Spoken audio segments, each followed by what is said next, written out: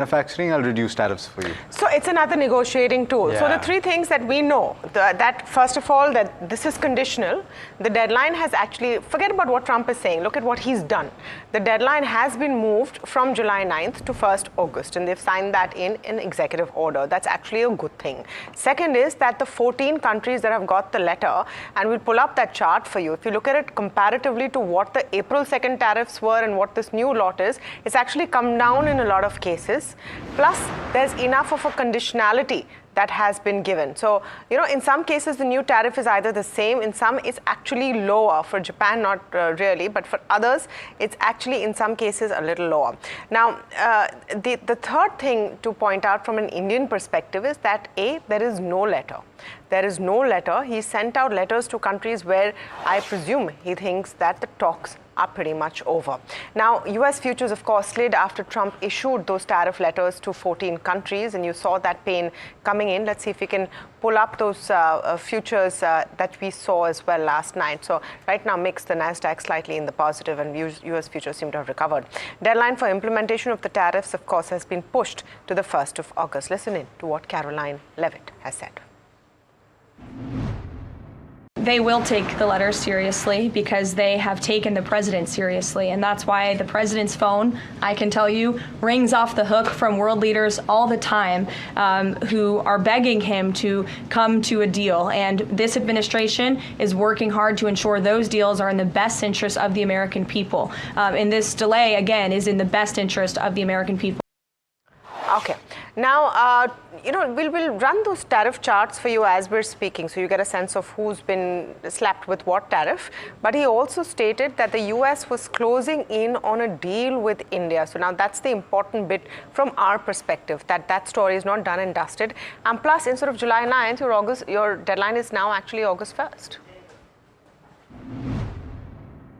Now we've made a deal with United Kingdom. We've made a deal with China. We've made a deal. We're close to making a deal with India.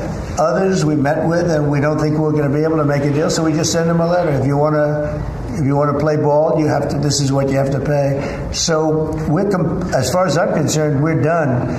We're sending out letters to various countries, telling them how much tariffs they have to pay. Some will maybe adjust a little bit, depending if they have a cause. We're not going to be unfair about it.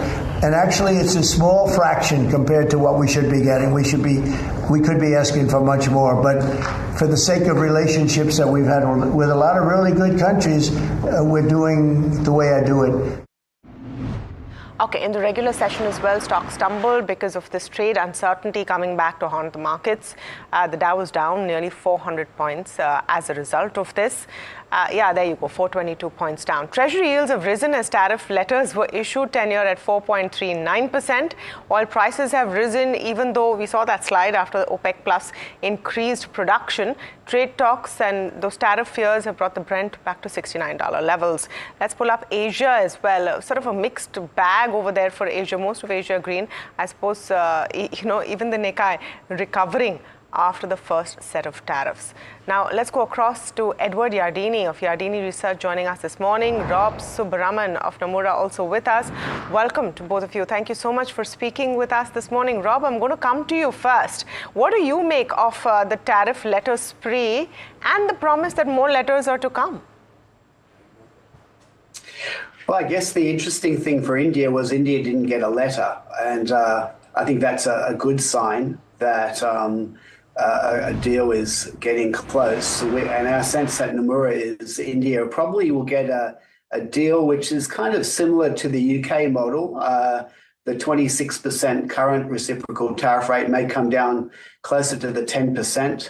I think the other interesting thing with these letters is for several of these Asian countries, pretty high tariff rates, 25%, Korea, Japan. For Southeast Asia, you've got several over 30%. And I think transshipments is a big focus as well. So I think this encirclement of China and US trying to stop China evading, bypassing US tariffs through third countries is a new big focus. Rob, hi, morning. Just trying to understand where you see this settling? Because ultimately these are seemingly still negotiating tactics, and there's expected to be further back and forth. And of course, as much as these countries are important in the large scheme of things, we're talking about the most important in the top 5. Of course, Japan is in this list, but as you've pointed out, India is not. I'm just wondering, global growth, global economic growth, what does this change, if at all, over the course of the coming months? Well, look, I think there is a general sense that the extension to August 1st is providing wiggle room. And I think in the markets, the reaction has been fairly benign, especially Asia today. So there is a sense in the markets that this is a classic Trump-style escalate to de-escalate. And so, where we end up could be come August 1, assuming no further extension, which is certainly possible, tariff rates could be lower. Personally, I feel the risk around this is markets are getting a little bit too sanguine that there'll be a big de-escalation. I think Trump is coming off many wins of foreign policy, of the One Big Beautiful Bill Act. And in addition to that, you look at the US equity market, it's close back to near record highs. I think the risk is Trump plays a bit harder ball this time around than the market is actually expecting. Okay, Rob, we'll leave it at that. Thanks so much for taking the time out and being with us and giving us your thoughts. Dr. Edward Yardeni is with us as well. Dr. Yardeni, I was leading your overnight post, and you talking about what Peter Navarro is saying, 90 deals in 90 days, and we have only 2 thus far, but there are letters to show, and yet another deadline which can be negotiated if the outcome is favorable. What's happening here? Well, I think the big deadline is actually a domestic political one, and that is, while the midterm elections seem to be far off, they were going to occur November of next year. The fact of the matter is the president really can't afford to have a trade war that causes a recession in coming months going into next year, because it would cost the Republicans the thin minorities that they have in the Senate and in the House of Representatives. So I think the market is correct in anticipating that this trade issue will be pretty much behind us by the end of the summer. Maybe we'll see what sort of things come to a head on August 1st and whether that gets delayed again. But I think the president has to get this issue behind him. And I think he'll do that by getting letters of understanding, frameworks, which is what we have with China. A lot of vague kind of 1 or 2 or 5-page documents that really won't be all that specific. And at the end of the day, I think he's going to have his 10% tariff. He needs that to raise about $400 billion to provide some cushion against the widening deficit. But other than that, I think increasingly he's going to just kind of put together all the successes he's had. He can't afford to have a loss with a recession, and he'll start doing more of these big meetings in sports arenas to gloat about his successes, in order to get the Republicans to keep their majorities in Congress. Dr. Yardeni, so point well made. All of this, as you pointed out, and we completely understand it, is playing out simultaneously in the political arena in the US as well, yes. And in the context of this big, beautiful bill that they've just signed. And so there is pressure, as you pointed out. So in your estimation, and I know that this is hard to estimate, how long do you think that this is going to take to settle down? And if it doesn't, at what point do you think global investors are going to look through it and say, hey, you know what, this is not something we pay too much attention to, go back to earnings, go back to the real data? I think we're kind of there now. Okay. Since March, I've been arguing that this issue would be behind us by the end of the summer, and it's pretty much going according to plan, because obviously what's important here for what I do, investment strategy, is the direction of the market. And I did think that we would have a correction on all the uncertainty, but as the uncertainty dissipated, as it abated, as we've sort of learned that Trump is negotiating, that a lot of his bluster, is the way he negotiates, and that at the end of the day, we may find that when all is said and done, things do settle down and the market can go back to focusing on earnings. Now, in the United States, first quarter earnings were much better than expected, and it looks like second quarter earnings will also be much better than expected because expectations have been knocked down so much by what I call Trump tariff turmoil. Trump tariff turmoil obviously still with us, but I think the market is taking it more in stride. It's not getting as upset about it. Mr. Yardeni, how do you see India? And earlier, Rob talked about how the fact that India has not got a letter is good. We have more time for negotiations is good. But we're also hearing that those red lines is something that India is not willing to cross. Opening up the dairy sector, the agricultural sector, that's still an issue. Yeah, well, I think Trump figured that the U.S. is the world's largest economy. The U.S. is the world's biggest importer. It's the biggest customer for a lot of countries, including India, and that would lead to very quick deals. But it hasn't quite worked out that way. And Peter Navarro, his trade representative, back in April 11th, said, we have 90 days of postponement of Liberation Day, and we'll get 90 deals in that time frame. Well, as you pointed out, we only have 2 deals with the UK and Vietnam and 1 framework with China. So it hasn't been easy at all. Countries do have their own self-interest. They're not just kind of going to roll over and do whatever the President Trump wants them to do. And so I think he's going to have to kind of declare victory by coming up with some vague agreements that don't necessarily address all the specifics, like dairy issues with India. There are a lot of issues when it comes to trade. If you really sit down and negotiate a trade deal, it could take 2 years because there's so many details involved. There's so many domestic interests involved. It's not easy. And to assume that this could all be done in 90 days was rather naive, I think. But again, I think the president has a lot of successes so far. He doesn't need this trade war to really cause him problems with the U.S. economy. Yeah, you said it. Rob, the final word on the U.S. economy. I'm just wondering, of course, we are seeing in a few cases in the letters that got sent out a small reduction in the tariffs, but they're significantly higher than they were before.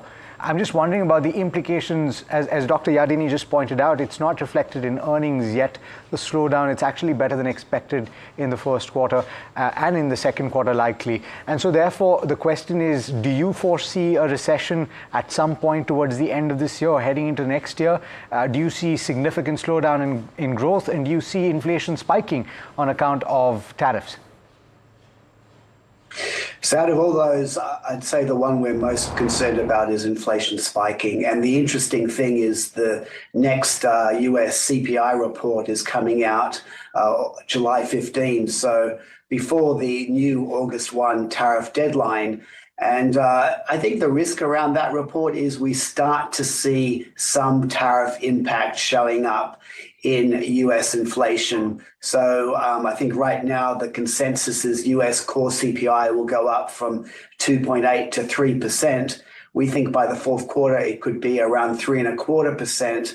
I think that will be very interesting because if US inflation does start to pick up a bit, it's going to put a lot more pressure on the Trump administration to say, hey, these tariffs are having some negative effect. It'll make it harder for the Fed to cut rates if inflation goes up. And so then maybe actually the economic data, the inflation data, may actually be a key factor that actually causes Trump to ease off on the tariff rhetoric and agree to lower rates come August 1. As Dr. Yardeni said, we do have the midterms approaching. Last thing I would say, just going back to India, the interesting thing for India is if India does get a pretty decent deal here, let's say something similar to the UK where an average tariff rate is close to around 10%, that is better than most other countries in Asia that we're seeing right now. And India in the medium term could benefit a lot from trade diversion, a lot more foreign direct investment coming to India, set up factories in India, because ultimately it's got a lower tariff rate with the US, the biggest consumer in the world. Rob, thanks so much for joining us this morning. Dr. Yardeni as well. Always a pleasure speaking with you, and look forward to the next chat as well. Thank you. All right, let's talk about what happened in trade yesterday, and as much as it has a significance because a lot has happened since last trade. But foreign institutions and domestic institutions buying on a net basis in trade, small number for foreign institutions to the extent of 321 crore rupees. It's after 5 or 6 sessions that they're turning net buyer, which is interesting. The benchmark Nifty 50 ended completely unchanged, and I haven't seen something like this in a while. It was absolutely pat at where it closed the previous day. Broader markets lost ground amid that weak market breadth, which actually turned over the course of the session. And you had the mid-cap index that lost about 0.25% and the small-cap index that ended about 0.2% lower. But the pack that did really well in trade yesterday, and you might see a few of these stocks react in trade today as well, is the FMCG counters. They shone amidst that positive quarterly update from a few of those. Godrej Consumer was by far and away the star. Dabur India reacting despite what some had thought were not the best quarterly updates, and HUL gaining 3%. Not every day that you see that happen.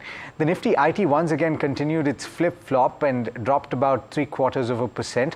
It has remained range-bound. I was looking at the chart since June 17th, which is its most recent high. It has not done too much. And that will be evident in the charts as well. The Nifty 50 has in that time frame gained 2.5%. Defense stocks see further signs of profit taking, and the index ended 1% lower. And so, by the way, if you are invested in either a defense index fund or an active fund, then bear that in mind. You've seen significant gains, and you might want to review how much of a share it has in your portfolio. Companies continue to react sharply to quarterly updates, and you could see some of that playing out today as well, Neeraj. Oh, big time. I'm 100% sure of that. But, just yesterday's trade set us up for something like that, right? Just lack of directional moves in a session with very subdued volumes as well. The volume activity was pretty low yesterday. Now, people will say that, oh, is this a factor of Jane Street and who knows now Millennium coming in and all of that. But it was subdued volumes on the cash market side for sure. So keep that in mind. And I think the Nifty, in technical parlance, as I was reading a couple of notes, is forming a lower high, lower low structure. And it's actually kind of facing a fairly significant supply zone and on the upside, which is a bit of a problem from a upside perspective. And frankly, look at all the things that are coming out thus far. We spoke about how retail numbers haven't necessarily set the stage on fire. Auto sales, power demand, digital transactions, all are kind of emitting weak signals. So is there a case for a dramatic uptick? Don't know. Can earnings do the trick in Q1? Maybe. Does IT need to deliver in Q1? Because we know banks will do okay, but that's anticipated. Can IT do the trick? Because certainly consumption, except for select FMCG, is not coming to the party right now. So bear that in mind. Okay, so I think the will they, won't they, wait and watch on trade deal is also one factor which will keep 100%. Volumes maybe thin today. Jane Street, is there more to come? That continues to be a factor to watch. So you could see muted action just as an upside for textile companies, because the high tariffs on Bangladesh, and Bangladesh's tariffs have actually gone up if I compare. I mean, it's all notional at this point, because he announces the tariff, Trump announces the tariff, then puts a pause on it, then gives a deadline for it to be in effect. Having said that, the tariffs on Bangladesh announced could be an advantage for Indian textile companies. Watch out for the textile pack today. Consumption will continue to be in focus. When all else fails, you know that the Indian consumer will come and have those basic needs coming in. So watch out for that. And look at what Jefferies is saying. They're talking about 47 covered companies with $170 billion in spends across 9 consumption subsectors, grew revenues by 13% year on year in FY25, same as FY24. Trends indicate urban slowdown being balanced by rural uptick. Consumer services doing better than consumer goods is what they're saying. That's a note from Mahesh Nandurkar. Bottom-up expectation of growth revival in FY26 may be at risk, he says, given the nominal GDP growth slowdown in FY26.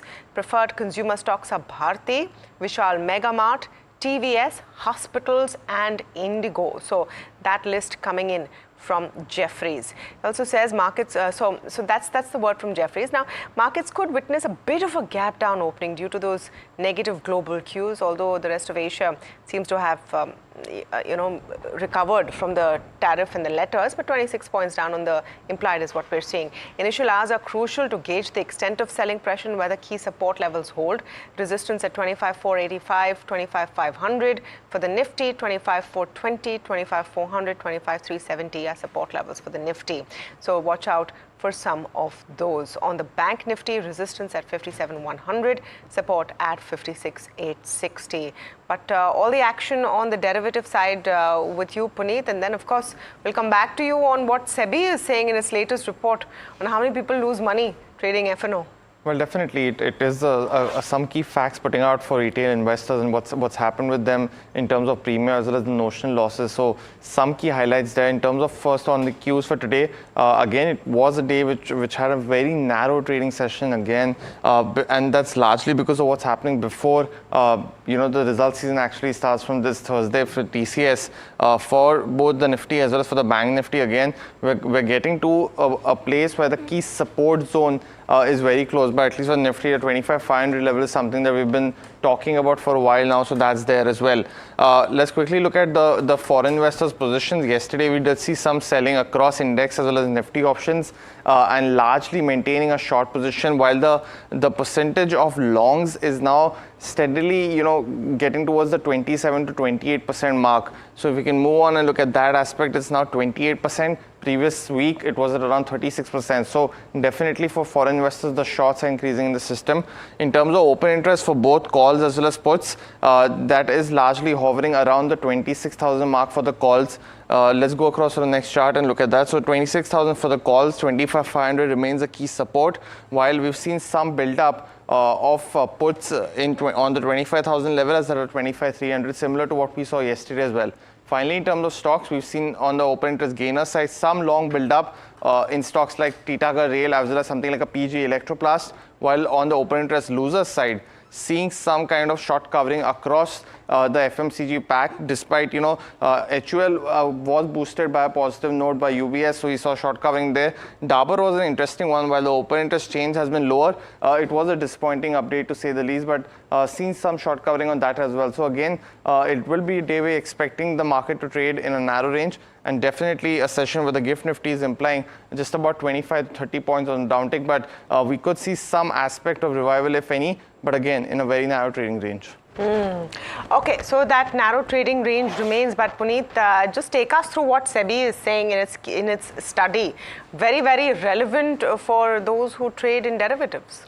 Well, unfortunately, the headline number is that 9 out of 10 retail investors that invest make losses in futures and options, and that is one of the key trends. They mentioned that because of the SEBI measures, though the index turnover has come down by almost 9%, and that's because of the key measures that SEBI has done in Q4 specifically. So that's reflected in the data. Now, compared to 2 years ago, it's still a growth. So while on a year-on-year basis, we have seen some loss in terms of premium turnover, compared to 2 years ago, the data is still high, indicating that while there has been some downtick, it still continues to be an area where retail investors try to come and make money, but haven't been able to. Specifically, the individual turnover also is down 11%, but again, it's up 36%. From almost 2 years ago as well. Finally, in terms of the number of individual traders, it continues to be that trend where compared to 2 years ago, that trend has been continuing. But the total losses for retail investors have actually widened despite participation from retail investors decreasing over the last 6 months. So that is a concerning trend. But hopefully with the current measures, we could see some, retail investors getting away who don't have expertise in futures and options. But currently, largely 9 out of 10 investors still making losses in futures and options, and the quantum seems to be increasing despite the retail participation decreasing trend. Okay, so 91% individual traders faced net losses. Remember that number was 95, but can't say it's very heartening either. All right, these are some of the stocks on our watch list this morning. I'm starting off with Hindustan Aeronautics. JP Morgan has a note on it. They've maintained an overweight with a target price of 6105. It's a thumbs up. They say steady progress continues. Strong order book provides visibility. Significant order pipeline. There is more clarity on future initiatives, and progress on the AMCA tender is key to watch out for. Long-term optionality as the aging fighter aircraft fleet gets upgraded. Now, in a sea of defense stocks which are moving up, HAL then stands out for this reason. The second one is Kotak Mahindra Bank, and a thumbs up there. The bank's net advances for the quarter ending June 30th grew by 14% year-on-year at 4.4 lakh crores, and total deposits grew by 14.6% year-on-year at 5.1 lakh crores. CASA deposits grew by 8% year-on-year at 2.1 lakh crores. So that's definitely a thumbs up for Kotak Mahindra Bank, and they've demonstrated the strongest sequential growth among mid to large banks, so which is another reason. Quarter end for the CASA has shrunk though, and average CASA also grew 2% Q-on-Q. So while deposit growth was slightly slower, quarterly average reflected strong growth of 5%. So that's the story on KMB. Watch out for it. Macquarie has a note on it today. They say Kotak Mahindra Bank maintains neutral with target price of 2300. Q1 pre-quarter better than expected performance on loan and deposit growth fronts seen. Quarter-on-quarter CASA decline can be attributed to Q1 seasonality. What to focus on? NIM compression and ability to manage credit costs. So those net interest margins getting compressed is something we need to watch out for. Jefferies, meanwhile, has maintained a buy with a target price of 2550. They say the Q1 pre-quarter shows a healthy loan growth. Deposit growth has picked up. Healthy loan growth despite moderation of 200 basis point in the system. Loan growth over the past few months. Bellrise is a third stock, and this is because of a buy initiation from Jefferies. So watch out for Bellrise as well. That's the third stock on my watch list. They've assigned a target price of 435 rupees. They say it's a good growth and attractive valuations. A leading two-wheeler metal component player. They expect a healthy 12% EBITDA growth, 12% EPS growth, and 12% EBITDA and revenue growth, and 18% EPS CAGR over FY25 to 28 estimated. They're positive on the rising two-wheeler demand, industry premiumization, increasing content per vehicle, and expansion in four-wheelers and exports. Given the strong growth outlook, valuations are attractive. Any simplification of group structure can further boost valuation. So that's perhaps something that they hope will happen. I think Bellrise is a stock to watch out for today. All right. Well, I'm going to start with the negative first, and it's not all negative. Let me get to the numbers and why I'm talking about it. Tata Motors is the first stock on my list, and on the face of it, let's talk about the negative numbers first. Jaguar Land Rover retail sales have dropped as much as 15.1% year-on-year in the first quarter and 12.8% sequentially. Those sales are affected, according to the company, by the stoppage of Jaguar production that was done in May 2024. So midway through the quarter in the year-ago period, you had a stoppage of Jaguar production. However, bear in mind that Jaguar, even at that time, did not account for a very large portion of the volumes. So that has had an impact, but what has also had an impact is that retail sales were impacted by a pause in US shipments in April because of that tariff turmoil. So that is the negative aspect of it. It's certainly going to have a bearing on the earnings. But there are a couple of positives as well for Jaguar Land Rover, and that is that the sales mix or the volume mix has improved during the quarter. Range Rover Sport and Defender accounted for 77.2% of the wholesale volumes, and that contribution in the first quarter of FY25, that is a year ago, was 66.3%, and it was 67.8% in the fourth quarter of the last financial year. Volume mix is important because it has a bearing on the EBITDA margins, And that, according to Morgan Stanley, has been pegged at 11.4% for the first quarter of this year. But they expect that the consolidated business margins will decline by 350 basis points. Tata Motors, of course, has been under a fair bit of pressure over the course of the last year, and a lot of investors have lost. So therefore, you could see another quarter of pain, at least on the earnings front, because Jaguar Land Rover accounts for a very large chunk of the consolidated revenue. Let's talk about the next stock. We've got Phoenix Mill, and this is a positive update. The retailer sales across its malls have grown 12% in the first quarter, and that compares with a growth of 7% in the first quarter last year. Yes, on a sequential basis, it has actually fallen, because in the fourth quarter, it had 15% growth and 21% in the third quarter FY25.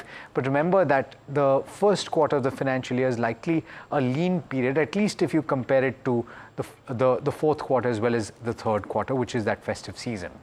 The trading occupancy has also dropped to 89% versus 91% in the fourth quarter, and the company says that that is on account of planned upgrades and certain vacancies that have been caused on account of that.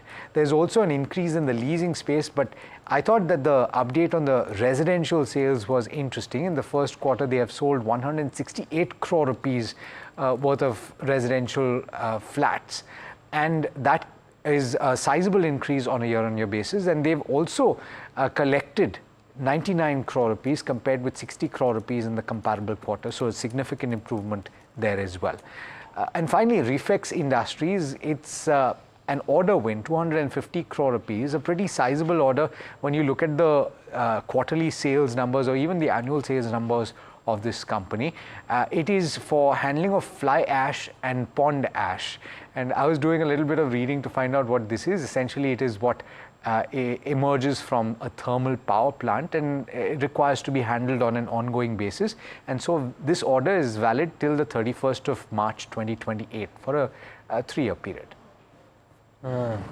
Okay, 3 stocks on my list, and then, by the way, viewers, there are a clutch of brokerage notes today which will make stocks move, a clutch of them, really. But on news, Lodha, and I'm calling it Lodha, not Macrotech, because from July 11th it's anyways going to be called Lodha. So let's stick with Lodha. So pre-sales grew about 10%, which was down, by the way, 7% quarter on Q. It's not 44 crores, it's 4,450 crores. But they are on track to achieve the guide. The company says it's on track to achieve a guidance of the pre-sales for FY26. So let the Q1 aberration be an aberration according to them. And the key is actually, to my mind, why it seems an okay update and a good quarter is because they added 5 new projects across the Indian landscape with a gross developable value of 22,700 crores relative to the guidance of 25,000 crores or whatever, nearly 90% achieved just by this GDV in 1 quarter alone. I think that is quite remarkable, and I would suspect that this development should help the stock sentiment today. So keep an eye out. Opposing factors at play here, but watch out for this one. Titan, no opposing factors at play. Very likely a slam dunk today. 17% growth in the jewelry business. It seems impressive, but the recent trends are 25% growth. The LTL growth is in early double digits, which is weaker versus the 18 to 19% that is seen for peers. And now brokerages believe that the street's expectation of a high-teen jewelry growth for FY26 with stable margins is at risk. And why is this so? Because this 17% growth that is coming, excuse me, my chair is a bit wobbly, but this 17% growth in quarter 1 comes on a weak base of a 9% growth, and the rest of FY26 has a strong base of 25% growth. So will Titan be able to show that growth also or no, when they couldn't show it in a quarter of a good base for them? So that's the problem. And the last point is the mix on Titan. The higher margin products are low, and coins, etc., they have been high, and therefore I would suspect Titan could see a bit of a slam dunk today. PN Guardian, again, 19.4%, it's okay. 7 growth. The franchise operations, though, surged by 109%, which is actually very good. E-commerce segment surging 126%, maybe a bit tad better, but maybe Titan a slam dunk. Lodha undecided. And guys, I mean, there are maybe at least 8 notes out there, but just 2 or 3, and Tamanna probably has one too. But I thought, and we'll talk about this at 9:05, but the Jeffries note on Adani Power, when they are saying EBITDA could double by FY30, is quite stellar, and therefore maybe Adani Power reacts. And Schloss, which is the Leela operator, 2 initiating coverage notes on Schloss with target prices northwards of 500. Could make that stock interesting because it's at 4 or 6 if I'm not wrong currently. So that stock could do well. And it was quite a dampener compared to its issue price as well. Yes. So if that's but expensive, by very slam dunk, expensive. you mean आज अच्छा रहेगा कि नहीं बुरा बुरा रहेगा. Titan तो आज पिटेगा. ठीक है. So slam dunk is usually a good thing, yeah. नहीं, but वो slam dunk वजह नीचे गिरेगा. No, but in basketball, if you have a slam dunk, It's then a positive. So okay, so we've cleared What I that meant up. was Titan actually will get पिटेगा. हाँ आज पिटेगा. I think Titan should go down today. Okay, all right. So wrestling wala slam dunk. okay, so which sport is that? Let's change the terminology the next time. No, so agreed. A lot of notes, just divvies I want to add to that because of this HSBC upgrade to a buy. Hikes target to 7,900. It's a long runway to growth is what they say, led by tirzepatide, other peptides and contrast media in medium term. They see revenue potential of $450 million from peptides by 2030. They see revenue potential of $260 million from contrast media by 2030 and expect FY25 to 28 EPS CAGR of 23%. So quite a few of those that we're going to talk about through the day. We'll tell you about our watch list as well as we go into the break, but stay tuned. We're coming back with all the top trading strategies.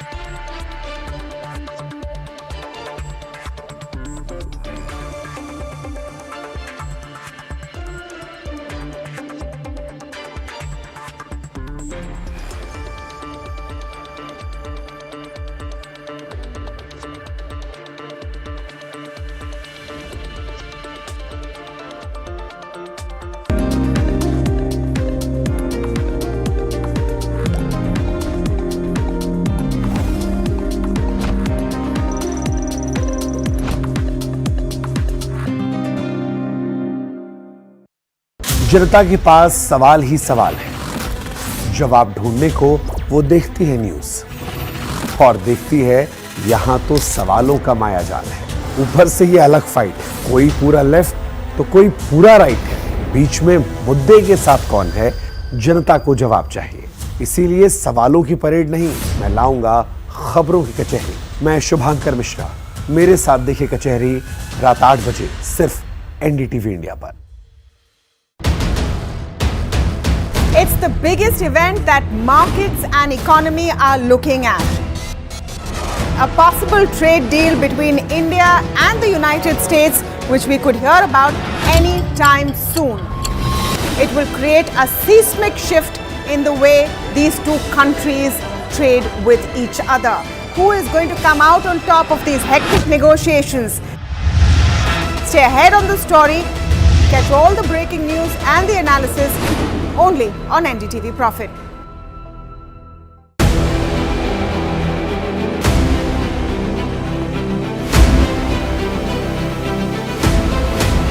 Imports become the exception.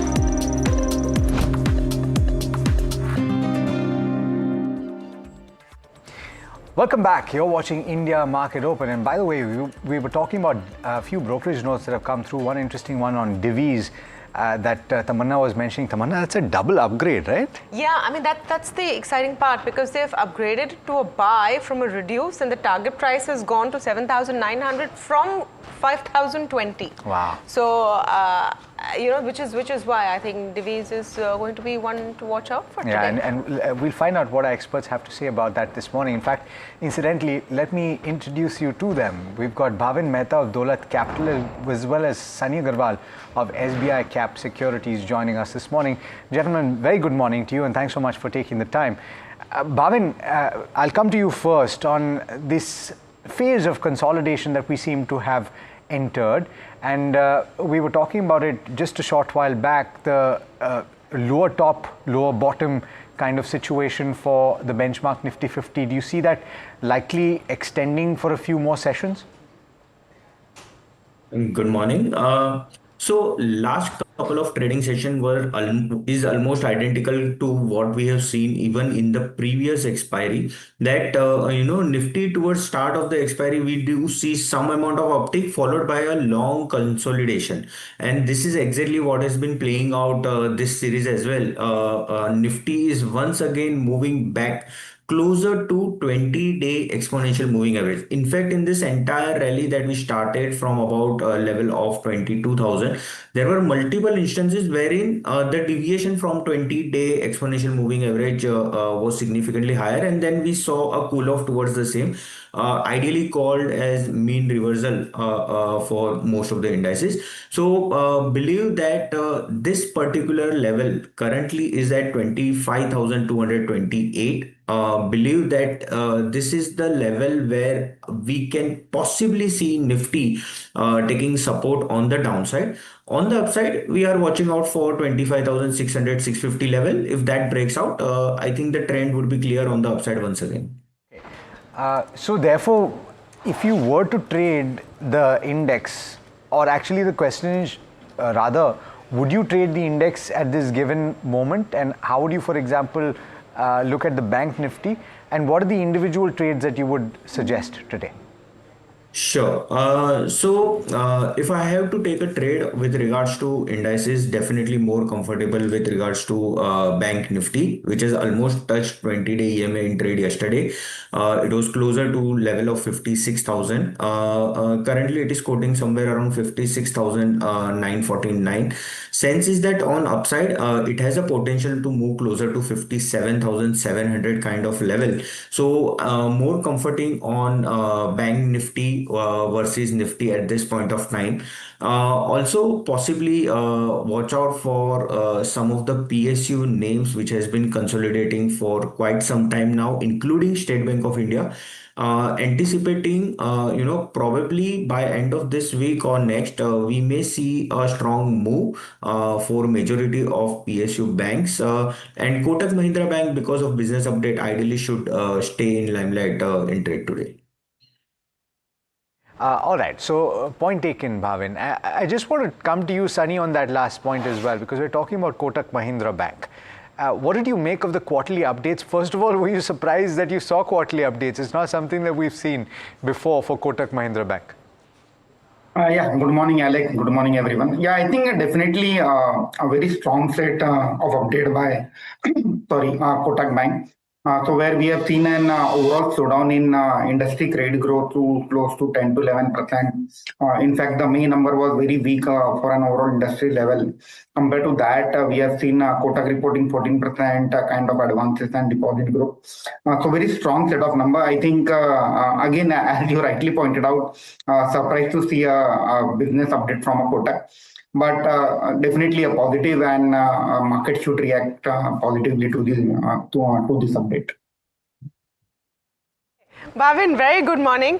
Let's come to you on your top stocks today. Is this a good day with a lot to choose from? I mean, even brokerages seem to have had issuing their own set of letters, I suppose, have their own picks, and quite a few picks today. What's on your list? Yes, so definitely today what we have seen is, though yesterday markets volumes were significantly lower, we are likely to see significantly higher amount of stock specific activity. That is what we believe. We have been anticipating this. So on my radar, there are two stocks particularly. First one, Cipla. The stock has been consolidating for quite some time now. There are, if you look at pharma as a sector, there are two sets of stocks. One stocks like Divis, which are in an extremely strong momentum. Be it Divis, Laurus, Biocon, this series, we have seen some strong move. So this stock continues to trade with an extremely strong momentum. On other hand, we have stocks like Sun Pharma, Cipla, Lupin, which are just consolidating in a narrow range. Our sense is that possibly going forward, high probability that these stocks will also start witnessing a momentum on the upside, given that strong base has been formed. So recommending buy on Cipla with the stop loss of 1480 for target price of 1550. This stock has been quite ranged between level of 1510 to 1500 for some time now. Second stock on my radar is Tata Consumer. So we have seen very strong move across FMCG sector in trade yesterday. Tata Consumer was trying to close above 50-day EMA after witnessing a reversal on MACD and RSI earlier. We have seen some decent OI addition, so anticipating a move possibly towards level of 1180. Stop loss for this stock should be kept around level of 1050 on downside. Viewers, do you sense that? I mean, the two ideas that have come in are both from the defensive side. There is pharma and there is FMCG, and that's very interesting. Is it the sign of what the market is going through right now? A bit of a fatigue at higher levels and maybe defensives coming to the fore. Not quite seeing defense names out there. We'll talk about Titan, we'll talk about PN Gadgil, we'll talk about Phoenix Mills and a lot more. But it's 8:45, that time of the show, wherein we get in our colleague Somit Sarkar, who joins in with all the key chatter from the dealing rooms. Somit, good morning. What's on your list today? Well, multiple stocks. Firstly, it's Bharat Electronics. Now, dealers are indicating that there are sell flows on DI desk when it comes to BL. And one of the reasons or one of the concerns that dealers have indicated is the fact that the company's valuations are at a lifetime high, and that could be one of the reasons why there are sell flows on BL. When it comes to ICICI Lombard, despite the weak non-life insurance data, dealers are indicating that there are buy flows. Large HNIs have been accumulating this counter. A potential price hike announcement is something that they're expecting could come in for ICICI Lombard, so keep an eye out for ICICI Lombard as well. For Shriram Finance, dealers are indicating that there are buy flows on FI desk. For Ganesha Housing, the stock was consolidating for the last month. There were some sell flows. Dealers are indicating that the sell flows are largely over and the stock could see a bounce back from current levels. For Orion Pro Solution, the stock at one point of time had hit, was up around 12% in trade, and there were buy flows on HNI desk, and this was on anticipation of a large order win announcement that could come in from Orion Pro Solution, and hence the stock was buzzing in trade yesterday. Apart from that, a month back we did indicate you guys about the Navin Fluorine QIP that could come in, and yes, they have launched the QIP. 750 crore is what they're looking to raise. Most of the fund will be used by the company towards debt repayment. They have a net debt of around 920 odd crore rupees. So a large part of the debt would move out of the company, and the equity dilution would be around 3.2%. And after speaking with multiple dealers, what I'm picking up right now is that the demand has been quite strong. In fact, the demand is nearly 3 to 4x of what the company is looking to raise. All the existing domestic institutional investors have shown interest in putting in more money in this QIP. So it will be interesting to see how the stock reacts.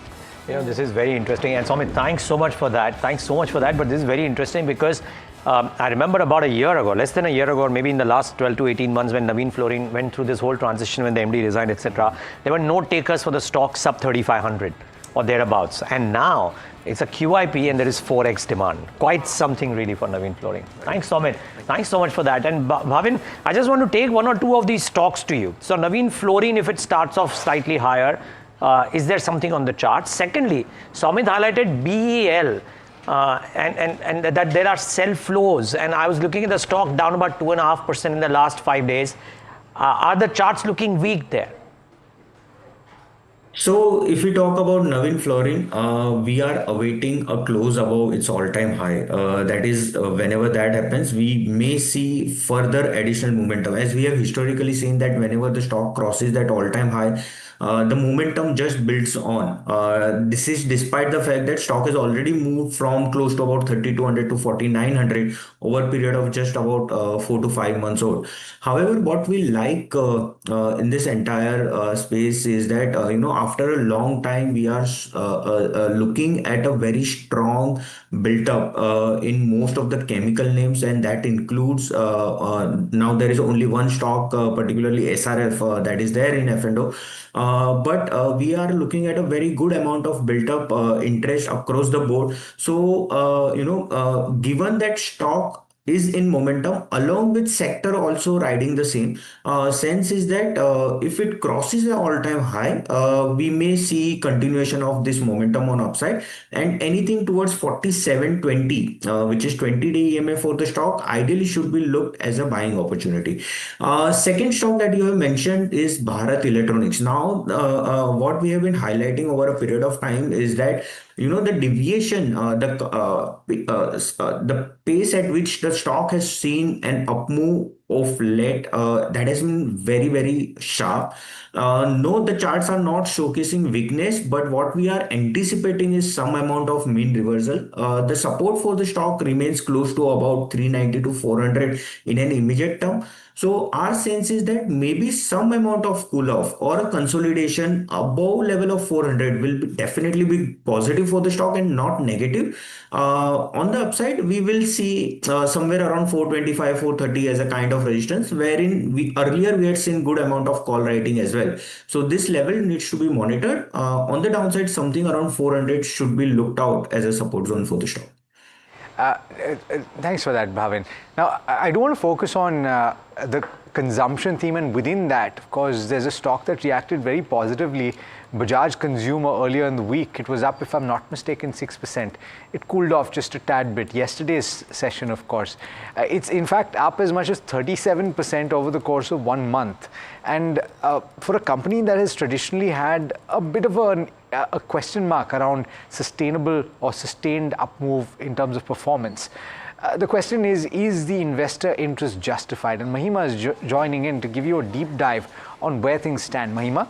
Right. So, Alex, as you rightly mentioned, fundamentally there has been consistent weak performance in Bajaj Consumer, but lately we have seen that there is high investor interest in the counter. So, let us take a look at whether this kind of interest is justified or not. First of all, in terms of stock performance, overall 37% growth in the past 1 odd month, 18% away from its 52-week high now, 12% however down in 1 year, and past 5 years, it's hardly given 66% returns. Now, in terms of what's not working for the counter, couple of factors. The 3-year compounded sales growth has been a mere 3%. In terms of 3 years compounded profit growth, that has degrown by around 9%. Declining dividend payouts is one of the factors that probably the street should look out for. Plus, the working capital has significantly risen. The working capital days ratio has significantly risen in the past few odd years.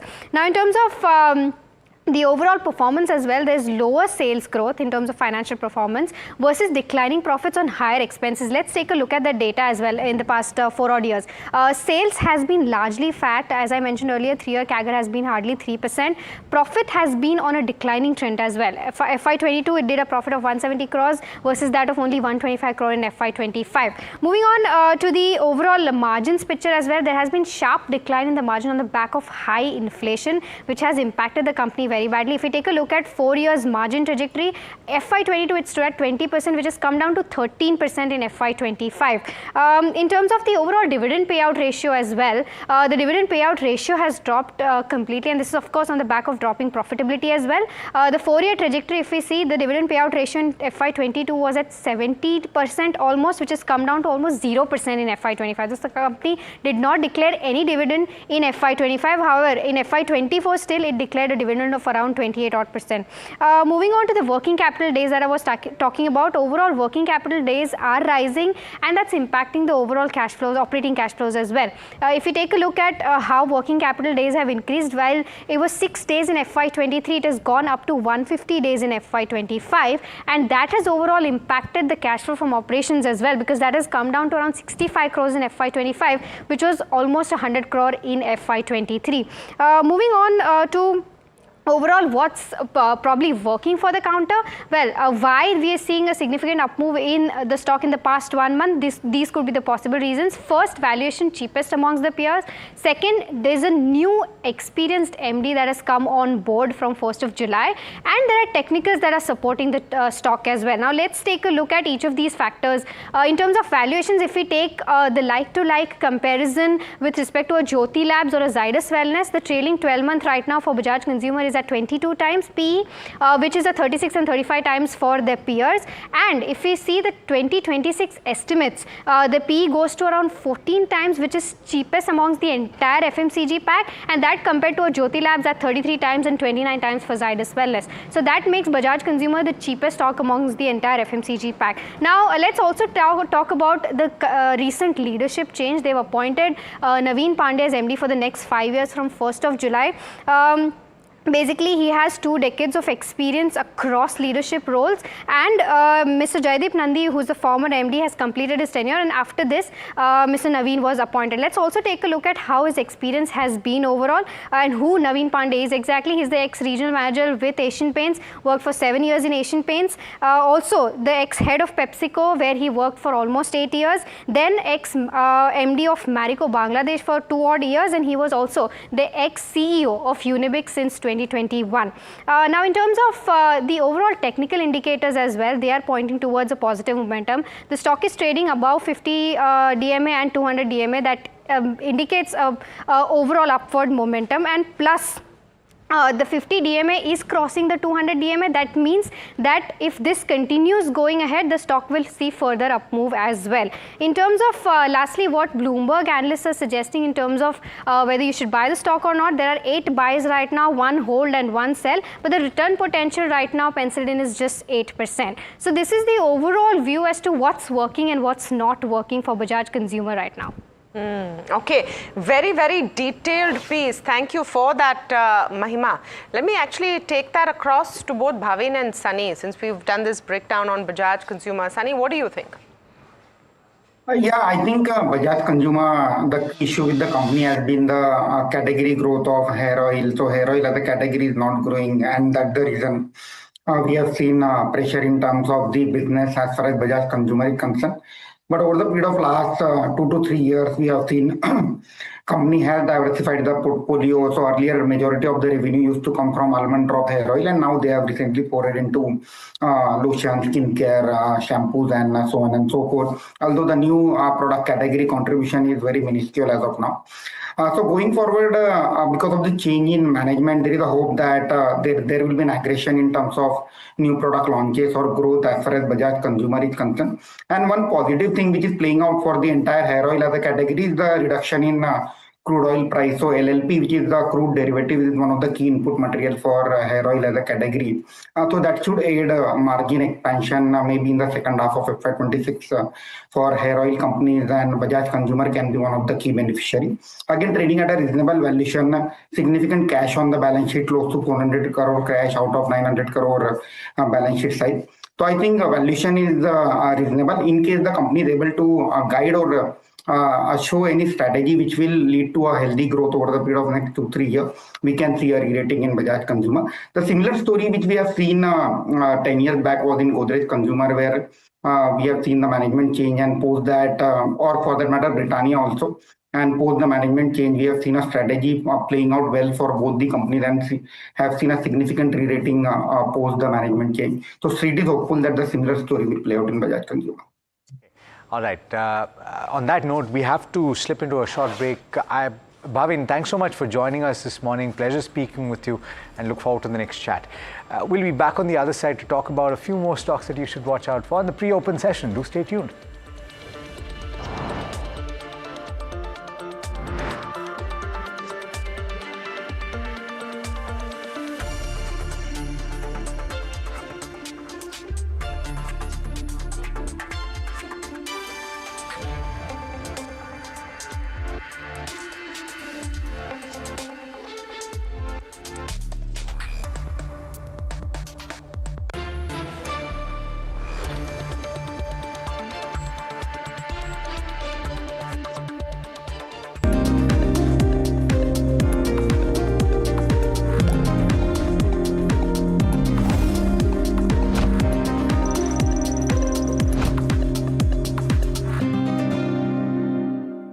जनता के पास सवाल ही सवाल है, जवाब ढूंढने को वो देखती है न्यूज़ और देखती है यहां तो सवालों का मायाजाल है।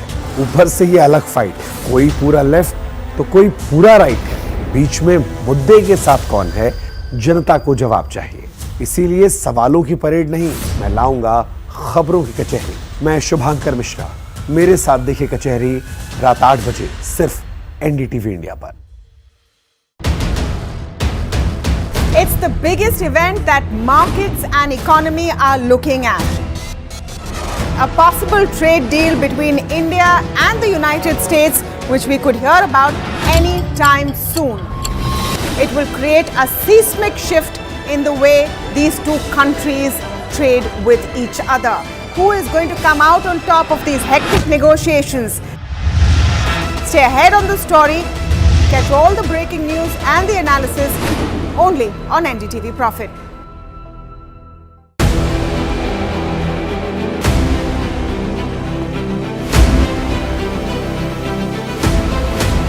Imports become the exception rather than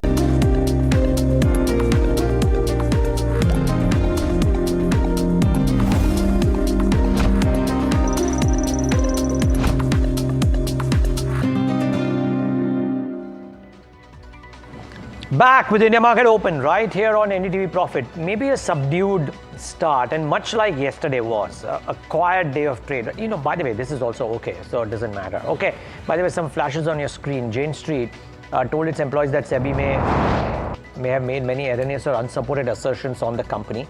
This is on the SEBI action, and of course, they've already said that they are going to contest this, so doesn't surprise this at all. We'll of course take the story forward as well with Mark Matthews a bit later on in the day. But for now, Sunny, on to stocks which will get impacted. And by the way, the pre-open session is begin.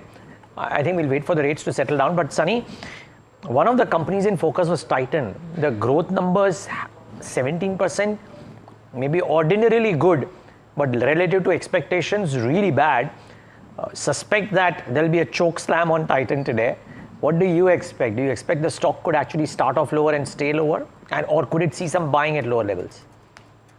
I think, Neeraj bhai, basically Titan on a large base have delivered a decent 17% growth, but compared to it, other peers like Kalyan, Senco, or for that matter, PN Gadgil, all these three companies have reported close to 30% kind of growth number with a very strong like-to-like sales growth by all these smaller peers. On a larger base, I think Titan has have posted a decent growth. But again, I feel the valuations are slightly expensive. So I believe that stock can react marginally negative in the trade today. But again, we believe the fair value of the business is close to 3,800, 3,900 rupees. So maybe kind of a neutral view as far as Titan is concerned. So we continue to remain bullish on smaller peers, whether it is PN Gadgil or Kalyan or Senco. So all the three names are doing relatively better as compared to Titan.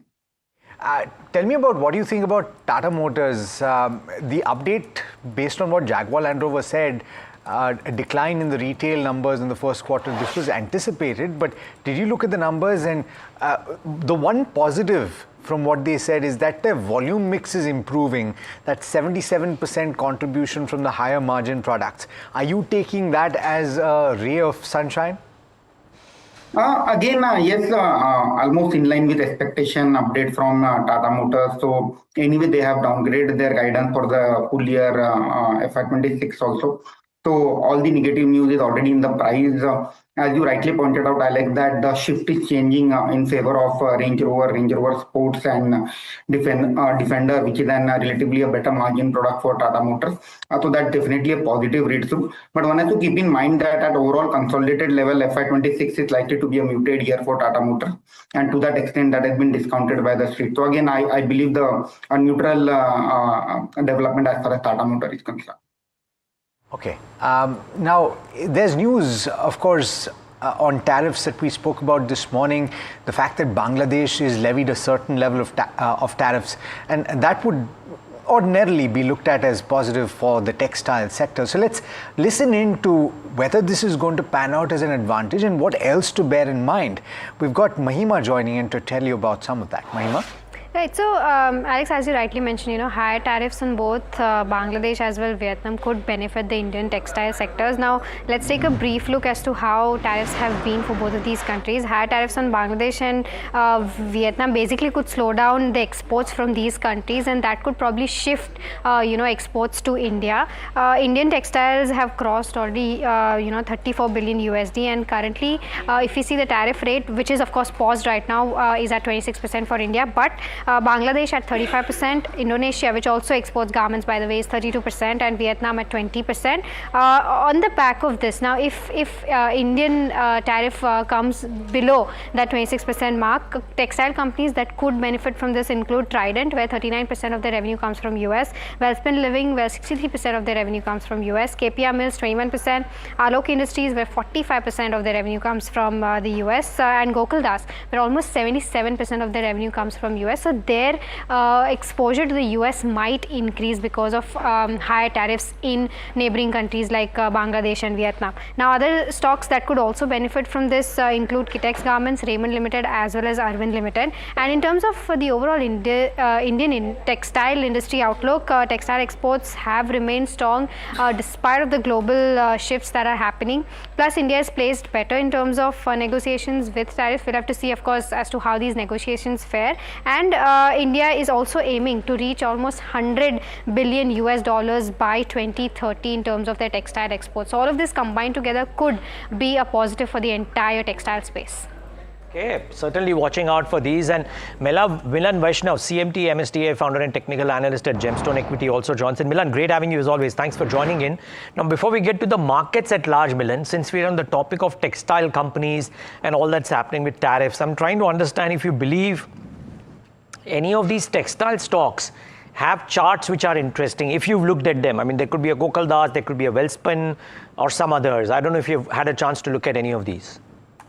I had a chance to look a few of them, of course, and one of them that catches my eye is Wellspun Living, because Wellspun Living has been attempting reversal since last couple of months, and right now it is in the process of reversing the trend, but in the process of confirming that reversal of trend. So might be this external news can help, and any move above 146 or 148. Right now the stock has closed at 143. Any move above 147, 148 can propel the stock higher. So at least the technical structure is showing that something good might be expected on the charts. Good morning, Milan. Very quickly, your picks this morning. Good morning. Two stocks that I'm looking at. One is Hindustan Aeronautics. I'm looking to buy about 5010. And the target I'll put it would be around 5500 with a protective stop at 4780. And the second stock is Uno Minda, looking to buy about 1090 with a protective stop at 1050, and the target I would expect would be 1170 on it. Hindustan Aeronautics also on our watch list. There's a JP Morgan note out on it, which is pretty positive. Now, today is going to be about brokerage calls, and their impact is going to be about specific stocks and news based on business updates. So keep that in mind. We're going to try and pack as much information as we can before markets open. So let me go across to Harsh quickly. Harsh, let's talk about the Jefferies initiation of a buy rating on Adani Power. Well, yes, 15% upside is what Jefferies is penciling in, 690 being the target price. Now, I'll try and sum this up in 3 quick points. One, they met with management. They're saying 29% capacity growth FY23 to FY25 is impressive. Current capacity at around 17.5 gigawatts. Around 2.5 gigawatts out of the 3.9 gigawatts have been added through acquisitions of late, and the target is to hit 30 gigawatts by FY30. Now 11.5 gigawatts orders already placed, so there's good visibility for that. There's an acceleration with regard to execution happening, so that is evident. Now the second point being the payments from Bangladesh. This was a challenge. Around 384 million US dollars has already come through in June of 2025. Key positive trigger point. They're saying that this is a big confidence boost. Mind you, FY25 in terms of average receivable days was 83, but ex-Bangladesh was 55. So this is a big positive. Last off, there is plenty of PPAs also in the pipeline. and that limits the risk with regard to Adani Power. It has a faster growth versus NTPC. Upside surprise possible given the FY30 target. It's a listed pure play thermal power play, and apart from NTPC, to a large extent thermal, there aren't too many of those plays, is what Jefferies is saying. 1.7 times capacity versus 1.3 ramp up in NTPC, so clearly that is faster, the ramp up, and the value at 15 times EV EBITDA is at a 36% premium to NTPC, justifiably so, is what they're saying. All right, so Adani Power in focus there, the disclaimer on your screen. I think I want to talk about Schloss Bangalore as well. Again, a new listing. Morgan Stanley has initiated with an overweight and a target price of 549 rupees, saying Leela is the luxury play, one of the limited ways to play the India luxury story. Their overweight rating is driven by a higher for longer upcycle. They see a strong demand for luxury experiences as iconic assets with a low net debt position and attractive valuation.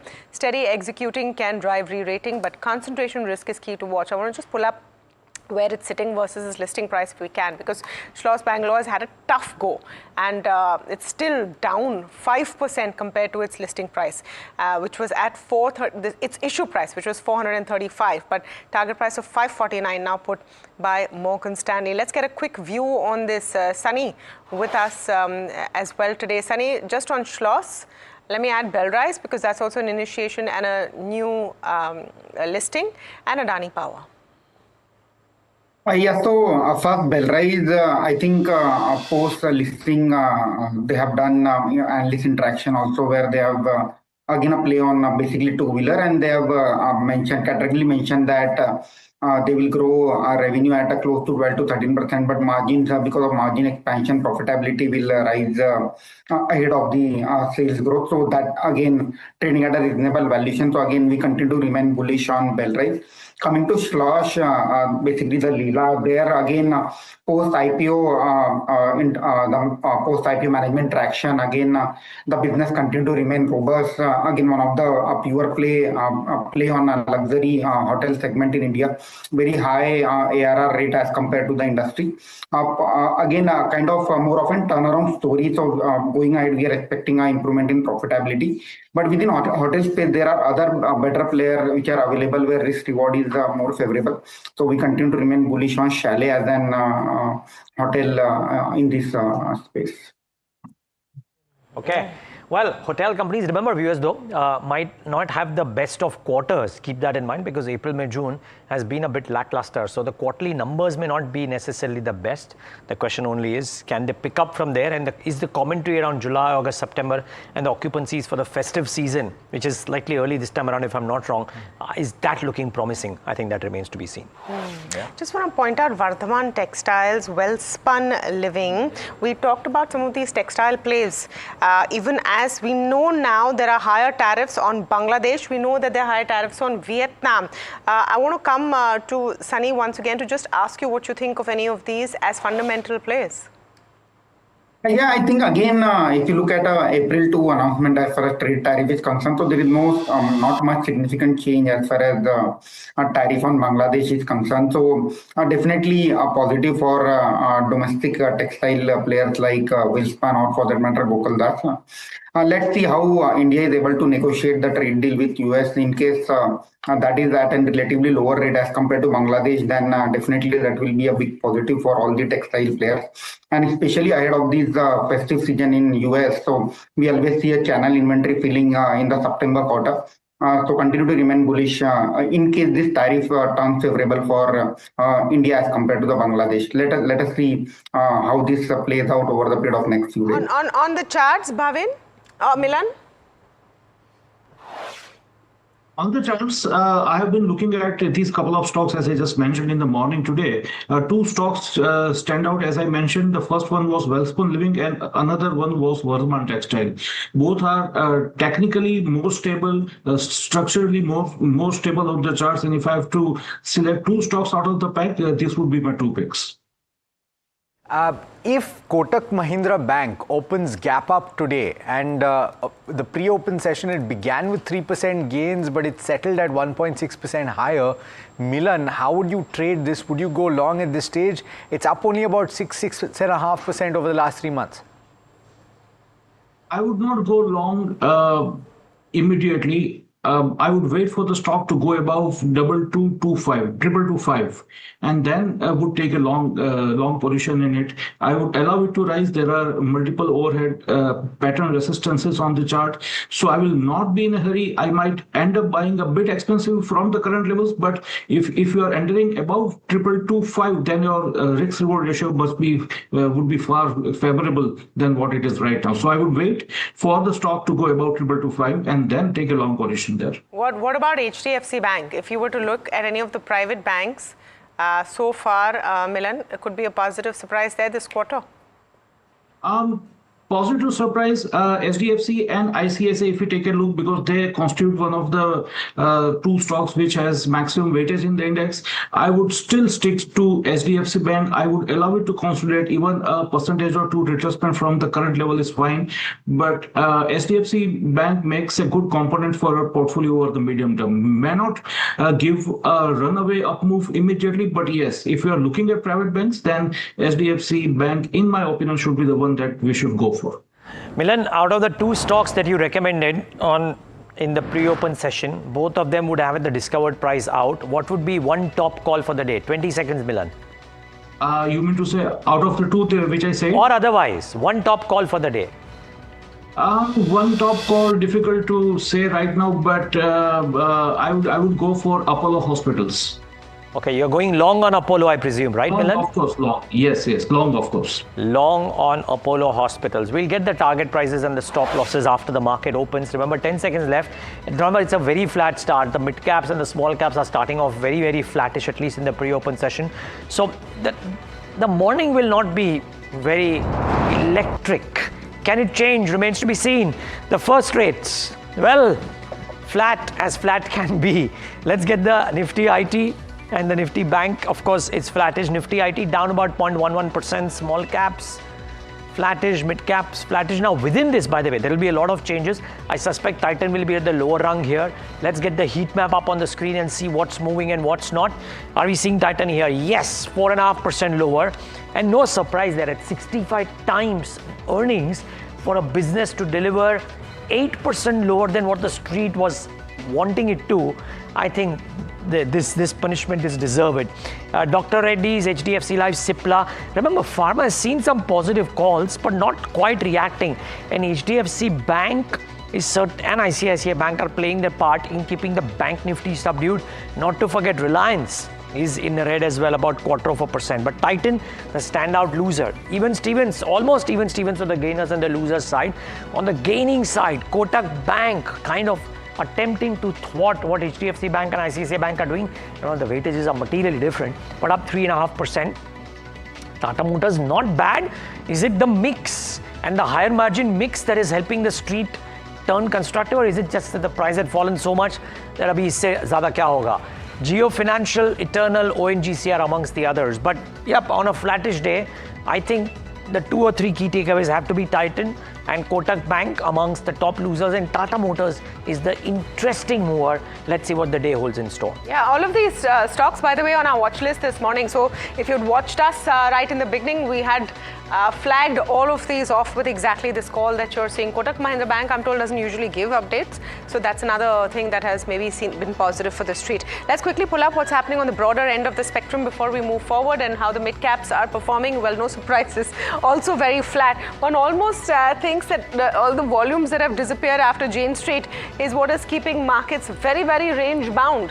Likewise for the small cap 250. We'll pull up the sectoral heat map for you and tell you what's moving there this morning. Private banks, I suspect Kotak Mahindra Bank has a lot to do with it. Nifty Bank also doing okay. You're seeing J&K Bank also buzzing. So maybe that's leading to it. BFSI and flavor metals are fine. But you know, among an era of uncertainty and who will get a letter, who will not get a letter, what happens to the trade deal, you're seeing markets being very, very careful. Nifty consumer durable pulled down by Titan. More than anything else is seeing a bit of a knock. Everything else is middling. The screen more green than red, if you can call it an advantage, but so flat, such minimal gains, so range bound that nothing to really celebrate at this point. It's all stock specific action. This is turned into a stock pickers market, so let's pull that up. Pulling up business updates, Sobha and Lodha. A lot of the other business updates we've covered in the Nifty, so I'm not going over them again. But on the realty side, both looking mildly positive. Sobha about 0.5% up, not too much action over there. A lot of brokerage notes, and I want to see if that's having any impact on the street, if that's being taken seriously. Schloss Bangalore, initiation of coverage. Bellrise, initiation of coverage. Divi's Lab, double upgrade from HSBC, we mentioned that. Jefferies has initiated a buy on Bellrise. Adani Power, also positive notes so far, and Siemens Energy as well. So you're seeing that impact of brokerages this morning coming in. JP Power has been a buzzer in yesterday's trade. Does it continue? Yes, it does. On that acquisition buzz, 1% up on the stock. Textiles, we told you in the factors to watch this morning that you should watch out for what's happening with textiles because tariffs on Bangladesh coming in higher than expected. Advantage India. Right now, we're still at 10% as we speak. So KPR Mills, Wellspun Living. I don't know if we pulled up Gokuldas, but if we can look at Gokuldas, there you have it. 6.5% up. Vardhaman, 6% up. So that's where all of the action comes in this morning, and we'll get some of those textile companies in to speak with us as well, just to understand what their perspective is. But these are some of the buzzers this morning, and hard to spot them because it's all about individual stories.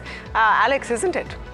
You said it, and in fact, I find that the biggest moves are in the last pack that you pointed out. The textile stocks are the ones that are interesting. Of course, Kotak Mahindra Bank, 3.7% higher, 2228. Now, we're Milan at the level that you had spoken about, so I want to come first to you on that. We've hit that mark. Would you, at this juncture, therefore, suggest going long on Kotak Mahindra Bank? Yes, we can go long, and we can keep a protective stop at around 2190, and we can take a long position in Kotak. Okay, so that's the view on Kotak Mahindra Bank. Sharp up move on the back of a quarterly update. But let's talk about, Sunny, these textile companies, and we pulled up some of them. Let's pull them up again. The likes of Vardhaman Textiles, the likes of Gokuldas, Wellspun Living not reacting to the extent that Vardhaman and Gokuldas are moving. Vardhaman Textiles up as much as 6%, Gokuldas also 6% higher. Which ones of these would you buy, or would you say that it's a little too early, too premature? We don't know the contours of the trade deal, if at all it's struck with India. And so right now, perhaps reacting because your partners, your neighbors are getting hit worse than you are.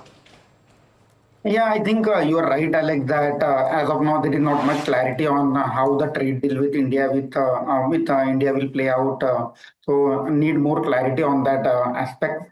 But having said that, the way the companies are doling out commentary on a decent demand environment in US and the stability in the input prices as far as cotton and yarn is concerned, so that should augur well for key exporter to North America market. So players like Gokuldas, where we have seen a recent fundraise, also capacity expansion. So Gokuldas export is a clear winner on both the front on demand environment.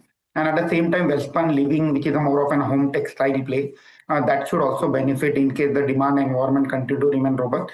But having said that, the trade deal with India and the clarity on trade deal with India is something which street will look forward to.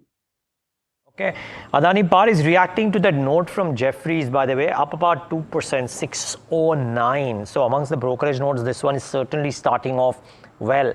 Sunny, this. Any thoughts on this whole power space? It's been quiet now for a while. So Adani Power specifically, if you guys have coverage, and if not, anything within this power generation or power transmission space? Yeah, I think, Neeraj, we are more bullish on power ancillary as a play. So transformer as a sector is one of the key beneficiary. Again, a proxy play on rapid expansion on renewable as well as thermal side. So transmission players with a newly listed demerged entity like Siemens Energy, so one of the large cap player where we are bullish on. T&D Power again play on power EPC as well as the transmission sector.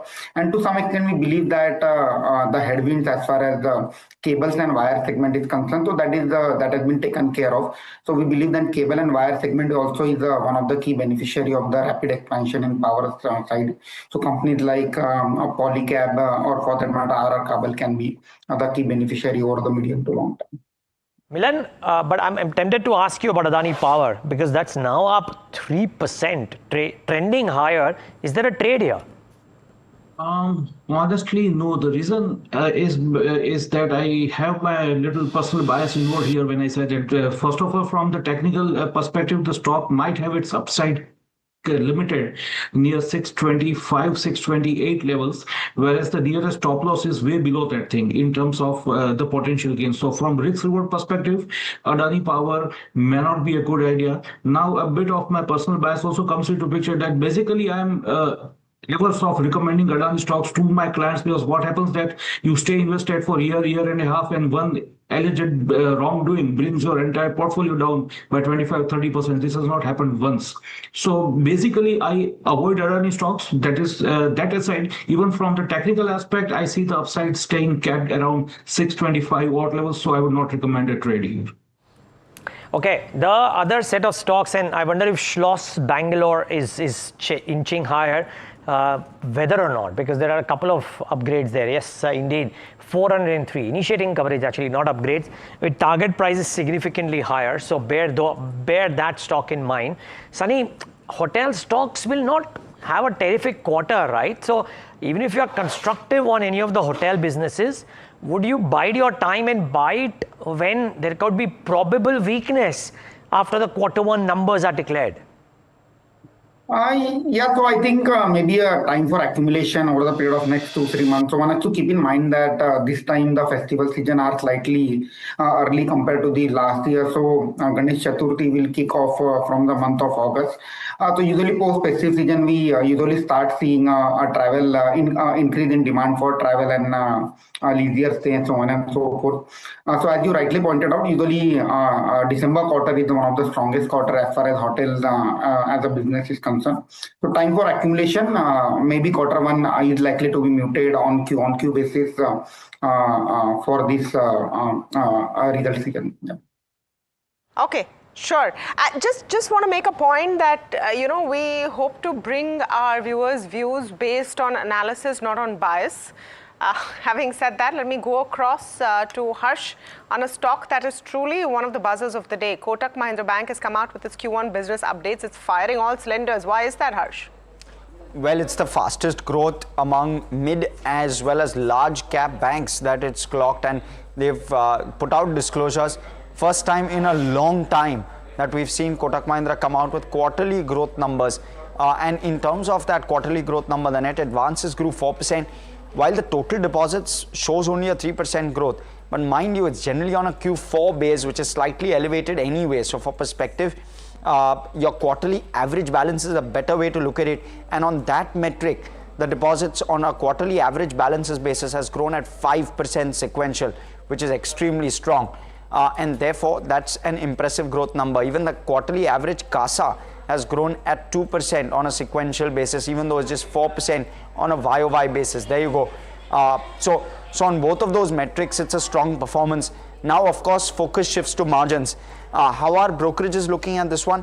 Macquarie is saying that the Q1 pre-quarter update is better than expected, both as on the loans as well as on the deposits front. CASA decline can be attributed to Q1 seasonality. They are now focused in on margins as well as ability to manage credit cost. Now, Jefferies, they are also saying that the numbers look very, very healthy at the outset, and they're saying that the healthy loan growth, despite a moderation of 200 bips in system loan growth over the past few months, is the impressive part of it. So positive all across. The entire pack. Thanks so much, Harsh, for that. And Kotak, by the way, up 3.5%. and contributing quite a bit at this juncture to the Bank Nifty. Let's see if that pans out over the course of the day. But the pack that really is the bright spot today is the entire textile pack, and everything from a Vardhman Textile to Gokuldas Exports, all buzzing and moving higher even as we speak. Let's talk about why this is occurring, and seemingly Mahima is joining in to tell you this. Mahima, seemingly it's because of the tariff impact on other countries. Right, Alex, so as you rightly mentioned, higher tariffs on Bangladesh and Vietnam is certainly a positive for Indian textile sector. Now, just to give viewers a perspective, higher tariffs on Bangladesh and Vietnam could slow down the textile exports from those countries, and any slowdown in sales from export of these countries is a positive on India because those exports will flow to India. Overall, India is the fourth largest exporter of textiles in the world, and Indian textile exports crossed $34 billion in FY25. India is currently at a tariff rate of 26%, which is at a pause, of course. But in terms of how tariffs have been imposed on other countries, Bangladesh at 35%, Vietnam at 20%, and Indonesia, which is also a garment exporter, at around 32%. So higher tariffs right now as compared to what the flat rate for India is. In terms of stocks that could benefit from this, if tariffs are lower for India, stocks like Trident, which has 39% of revenue coming from US, Welspun 63% coming from US, KPR Mills at 21% coming from US, Alok Industries 45% coming from the US, and Gokuldas almost 77% of the revenue comes from US. Other names that could also see some impact includes your Kitex Garments, Raymond Limited, as well as Irwin Limited. Now, just to give viewers a perspective of how Indian textiles is expected to grow in the next 5 odd years, the textile exports have remained, first of all, strong amid the global shifts that are happening. And India is, of course, placed better in terms of tariff negotiations, and India is aiming to reach a $30 billion, $100 by 2030 is what Bloomberg analysts are suggesting. So that could possibly be a big positive for the textile sector, and this could contribute to that 100 billion going forward as well. Okay, thank you so much for that, Mahima. So textiles are buzzing. Our focus though now on IT, and we have a very exciting conversation coming up with CLSA on the entire IT sector. It couldn't come at a more opportune time because we're talking just ahead of the earnings season this week, but the street is bracing for a diversion quarter. The key trends are expected to continue with tier 2 IT companies likely to outpace their larger peers. Let's start off with Puneet telling us what brokerages are expecting from IT companies in the first quarter. Well, thanks so much for that. So 4 key macro trends is what we're seeing across brokerages. The first one is that the environment, actually the macro environment, hasn't deteriorated further from March of 2025, which is a sign that despite the volatility, the macro trends have remained largely stable. So that's a key positive. The second key trend is that almost all companies have announced solid large deals in this particular time, despite being a volatile time, as I just mentioned. So that's the second key trend visible amongst brokerages. The third, you rightly mentioned that they're seeing that the tier 2 IT companies are likely to outperform tier 1 companies similar to the previous quarter, and brokerages are suggesting that the demand will largely be driven in terms of growth from the BFSI, which is the banking vertical of all these companies. And the fourth key trend is that the tech spends cannot be held back for more longer, and that could eventually be growth from the second half for all these companies. In terms of quarter 1, we are expecting all IT companies to show growth on a slower end for tier 1 specifically, as visible on your screen. And the key aspect for something like an Infosys is that there are only a couple of brokerages. This is of course from the Bloomberg consensus, and hence you're seeing the consensus actually showing degrowth in terms of revenue for all 5 tier 1 IT companies. Infosys is seeing only from a couple of them, which is 2 negative. So Infosys actually could have higher growth and in the green, if any.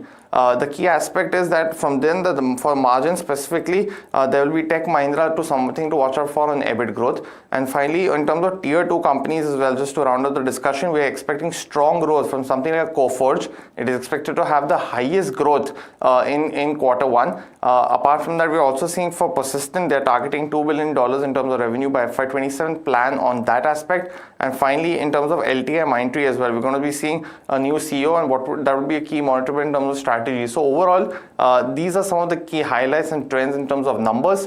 How much of that is, of course, of CLS as estimates, that will be one of the key aspects of this conversation. All right. Thank you so much for that, Puneet. In fact, Sumit Jain joining our senior research analyst at CLSA, looking at the IT sector very, very closely. And I was going through your report, Sumit.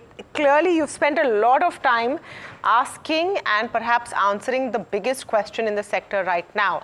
How definitive will be the Gen AI rollout on companies' profitability? Is there some time before we start seeing the benefits which everyone's talking about? And what have you found? Yeah, thanks for having me on your session. And I think on the Gen AI, the jury is still out. I think the House is still divided as to how the impact will play out. But, I think it will happen over the next 3 to 5 years or maybe even longer. I mean, we know that cloud has been in the market for the last 2 decades, and we have seen still 40 to 50% of workloads are on public cloud, and majority of the workloads are still on-premise. So I guess Gen AI has a very complex technologies stack, and it will take time for companies to adopt.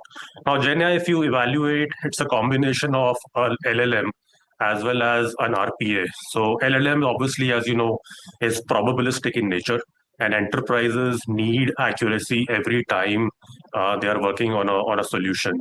So which is where I think the Gen AI will take time, and the House is divided as to whether the deflationary threat will be ahead of the volume opportunity or vice versa. So I guess every 6 months, we'd host this virtual or physical Gen AI tours, and we get more information on ground from the company CTOs as well as startups. So very interesting times, clearly. Interesting. How you see Indian companies faring, and TCS is not necessarily at the top of that pecking order in the context specifically of Gen AI rollout, isn't it? So see, I mean, in terms of capabilities, we find TCS to be extremely good, because you have to realize that the Gen AI technology, when it is being rolled out, there are a lot of grounds of work which need to be done. And that grounds of work is actually around data analytics and engineering. So, as per various consultants like McKinsey, BCG, 70 to 80% of the work in any Gen AI deal is around data analytics. So you need to have a structured format of data in a proper lakehouse or a warehouse. Similarly, a lot of your data should be either on cloud, or let's say if it is on-premise, you need to secure NVIDIA GPUs to upgrade your on-prem infrastructure. And similarly, you need strong cybersecurity tools. You need to integrate SaaS solutions which are infused with Gen AI, where if you look at Salesforce, SAP, they have all come up with their agent forces. And then, of course, you need a very strong RPA automation practice. So we have identified these 5 areas, which are the backbone of developing Gen AI solutions. I think typically we have seen TCS as a company which rolls out these solutions pretty fast once the technology is mature and scaled up, so that it doesn't hit their profitability. But we believe, over the next few quarters or years, you will see that event playing out, and that's where the opportunity will roll up in the hands of TCS. So we are quite positive on that name as well. Sumit, good morning, Neeraj here.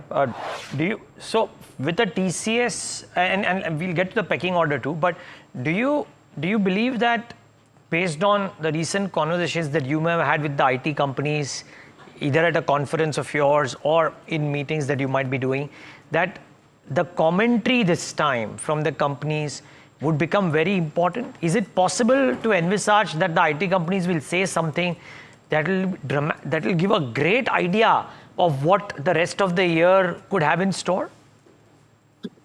So Neeraj, I think great question, and I believe a lot of pent-up demand is out there as far as digital transformation is concerned, particularly beyond BFSI vertical. And that's where, if you remember last year when there was this talk that the US Fed will start cutting down interest rates over the next 1 year, but that probably did not pan out because of sticky inflation and then the tariff-related uncertainty. But now, I think that question will be again on top of mind for every investor, and let's see if companies give any clarity as to what kind of interest rates or inflation and the Fed action will lead to discretionary demand revival over the coming quarters beyond BFSI. And there is always this trend that BFSI is one of the first vertical to see discretionary demand revival, and then other verticals follow the suit with certain quarter lag. So it's been more than 4 quarters now And we believe that over the next 2 to 4 quarters, that discretionary demand revival beyond BFSI should start to happen. So having said that, I don't see a material change in the commentary of the company managements compared to a month back. But still, I think the overall macro news has been stable since April, when the guidances were issued by, let's say, Infosys, HCL, and Wipro. Got it. And Sumit, the other thing would be the valuations at which the companies trade at. Now, one is what the companies do in terms of earnings. Two is what you, for example, are comfortable assigning a valuation at. Is the new normal higher than the averages of the last 5 years or the last 10 years, as the case may be? Or do you believe there could be a derating if indeed the companies fail to deliver for another couple of quarters? Yeah, Neeraj, I think that's a great question and the most debatable point among the investor community. And there, we believe that if you look at the growth in BFSI vertical in the last 1 year, it has given a 2.5% CQGR kind of a growth. So, if the overall potential for IT services is more like low to mid single digit growth overall, that is what we have seen for the last 3 years, then BFSI vertical itself should not have grown at 2.5% CQGR. So, we believe that that growth for the sector should more be like mid to high single digits. That has been the last 8 to 9 year CAGR for this sector, because I think obviously we had a sharp V-shaped COVID recovery in 21 and 22, and then a sharp deceleration over the last 3 years. But you look at the last 7-8 year CAGR, it is around 7 to 8%. So that's what we believe the sector growth should revive back next year, when the Fed cuts down their interest rates by 2 to 3 times, or let's say the overall macro in US is better and we see discretionary demand revival beyond BFSI. Okay, so all things considered, TCS remains most constructive. How do you look at some of the other majors? And do you think that there's further upside, Sumit, maybe in the mid-tier IT companies? Yeah, so see, I can't comment too much about stock specific what we are expecting, but we generally are quite positive on the overall space. I mean, like Infosys, we are expecting a sequential growth this quarter because of the seasonality. Plus, the overall order booking by all Indian IT companies has been better than what it was in March quarter. So maybe, that could be a trend that in June quarter, Indian IT companies were more aggressive than Accenture, where if you remember, Accenture reported a weak order booking number also because of unfavorable base. So we like the overall sector given the fact that we're expecting a V-shaped recovery in the coming quarters as well as in FY27. And the valuations part, which Neeraj also talked about, it is attractive if you compare on a last 5 year average basis, maybe not on a 10-year basis. So overall, we like the sector. And of course, Infosys, Tech Mahindra, Persistent, these are some things we are more positive upon the near term. Okay. Just let me not get stock specific then, but Sumit, I think the bit of the, I won't say confusion, but the mixed view on Indian IT is in context of what's happening with the American economy, what's happening with tariffs, what's happening with American government spending and the business outlook there. What side of the fence are you on right now? Because the street doesn't seem to be able to make up its mind on whether this quarter is going to be decent for Indian IT or not. Yeah, no, I think, obviously we are too fixated upon the near-term quarterly commentary by the company managements and maybe ignore the big picture out there. But if you look at the US economy, it is still quite resilient, despite the talk about inflation picking up quite materially because of tariffs. We haven't seen that actually happening as far as the data is concerned. The overall job prospects have been pretty decent in US. Of course, some of the tariff-related impact is being absorbed by the companies in US in terms of lower margins. But still the overall economy looks pretty good. And then if you look at, CY26 in US over CY25, you will have midterm elections then, and the economy will be growing off a favorable base of CY25, where particularly retail and manufacturing sectors will have a weak growth this year because of tariff uncertainty, which I think should go away next year. So which is where we believe, if you look at the overall macro context, the interest rate cuts in US, the overall maybe reduced fiscal deficit because of tariff-related revenues coming in for US economy, and then of course a favorable base to grow upon with midterm elections. So I think if you combine these 3-4 factors and plus last 3 years of subdued growth for the IT services sector, where a lot of pent-up demand is out there as far as digital transformation projects are concerned, we see the setup being quite positive for the next financial year and maybe next couple of quarters itself. Sumit, because now I'm just divvying up between large caps and non-nifty names, right? And because the large caps or the larger businesses have this traditional business as well, which probably will scale down as a result of AI or otherwise. But is there a case that some of the smaller businesses which have the ability to be more agile and more nimble still continue to show decent growth, and therefore the street's still rewarding them? I'm not asking you to say names, but just so that the viewers understand, the valuation multiples for the Persistence, the Coforges, etc., is very, very high, right? And maybe with reason. Do you reckon that continues? Yeah, no, Iraj, I definitely believe that, Gen AI is creating a level playing field across IT service firms. So actually the size really does not matter, although the larger size firms will have to cannibalize their legacy services to some extent. Now it all depends on how willing they are to do it. But we had experts on our Gen AI session, the Gen AI Access Day, a couple of weeks back, where most of those experts are of the view that the speed of acting out here in Gen AI is extremely critical. And even the large caps who are executing well can grow strongly in the Gen AI space. So it all depends on how quickly you are acting, how quickly you are willing to cannibalize your legacy business. Because, this is a new field which is emerging called services as a software. And that, as per few consultants, could be a $1.5 trillion market in the next decade, taking away share from both IT services as well as the SaaS market. So both IT service firms and the SaaS companies going forward can have a very similar kind of business model where you have AI agents being rolled out, and the pricing model will be either outcome based or it will be consumption based in terms of usage of cloud or tokens going forward. Okay. So with quick 30 seconds, we're out of time completely, but are you negative ER&D companies, especially auto ER&D? Quick 30 seconds, please. So, we don't officially cover it, but valuations are always, tricky in that space. So, but yeah, I would refrain to comment since we don't cover it. Fair call. Sumit, leave it at that. But thank you so much. Really appreciate you taking the time out and being with us. And maybe we should do a review conversation once the quarter is out, Sumit, to just get a sense of how it lived up to your billing.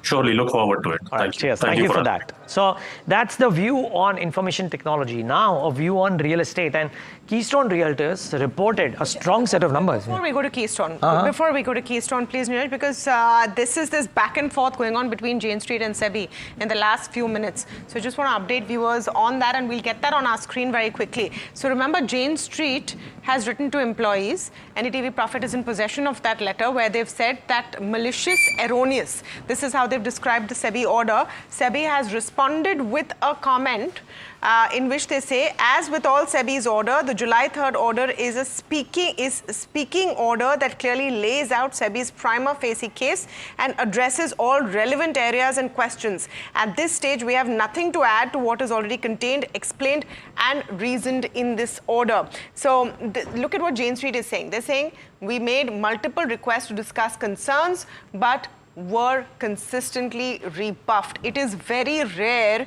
that you see this kind of a statement versus statement out in the open by a large investor cohort who has been put in the dock by SEBI.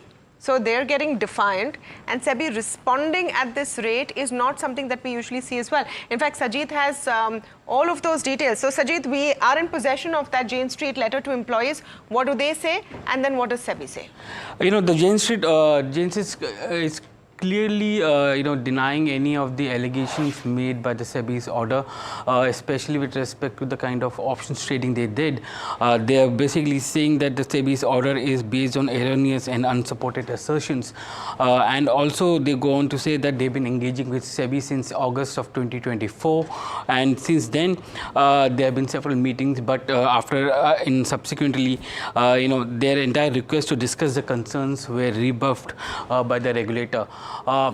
We've been talking to the regulator for the last couple of days, and now the regulator has responded that, as you read out, that it's a speaking order of July 3rd, and it basically means that they have to submit the entire amount in an escrow account unless if they want to continue trading in the Indian markets. So SEBI has not barred them from trading per se, but the gains or the illegal gains which SEBI is claiming that Jane Street made on 21 days of since Jan of 23 to March 2025, that gains have to be deposited in escrow account till further investigation is done and the entire investigation is completed. What SEBI is also trying to say is that they have just done the superficial analysis of the numbers, and that's why it's a speaking order. It needs a detailed examination of all the trades that has happened in that period, and it will also mean that looking at each and every day of trade of Jane Street, not only Jane Street, but if there are other entities also which are in, and looking at similar strategies which are coming into the market and in other indices as well. So far it has been only restricted to Bank Nifty. It may go to Nifty, it may go to Fin Nifty, and it may also look at Sensex. So these are some of the indices which will be under investigation. Remember, this is a huge amount of data which needs to be processed, and processing of this data will take some time, and that's what SEBI is saying, that the final orders may take at least 6 months to a year before a final conclusion can come in, or basically thank you for that, Sajid. Neeraj, what really strikes me is that Jane Street is coming back strong, they're coming back hard, and they are now making a counter accusation that we tried to reach out to you, SEBI, but you rebuffed us. They're playing the victim card. Yeah, and partly you could expect this to happen as well, but considering the fact that SEBI would have done its homework on making an order of this magnitude on an institution this large, and this may not be the only action, because we hear murmurs, Tamanna, of it may not only be restricted to Jane Street. I would suspect that while this will continue to be ugly, as we had discussed, right, when this came out, that this is not the end of it, this is probably just the beginning of it. The question only remains, how far does this go, and for how long does this go? I would suspect fairly long. For those of us who know the specific whole-time member of SEBI who's authored this, Anant Narayan, I mean, his credentials as someone who does his homework is impeccable. As meticulous as they come. Yeah, it comes from academia. I mean, just that, to me, lends a lot of credibility. Okay, Sajid wants to come in with a point on this. Yes, Sajid? Tamanna, Jane Street has been in touch and SEBI has been in touch with Jane Street since August of 2024. And it was in December or January of this year that they found that there's something wrong in the kind of trades that has been done by Jane Street, and they were engaging with them. After February, there was a lull in the trading pattern of Jane Street as per SEBI sources.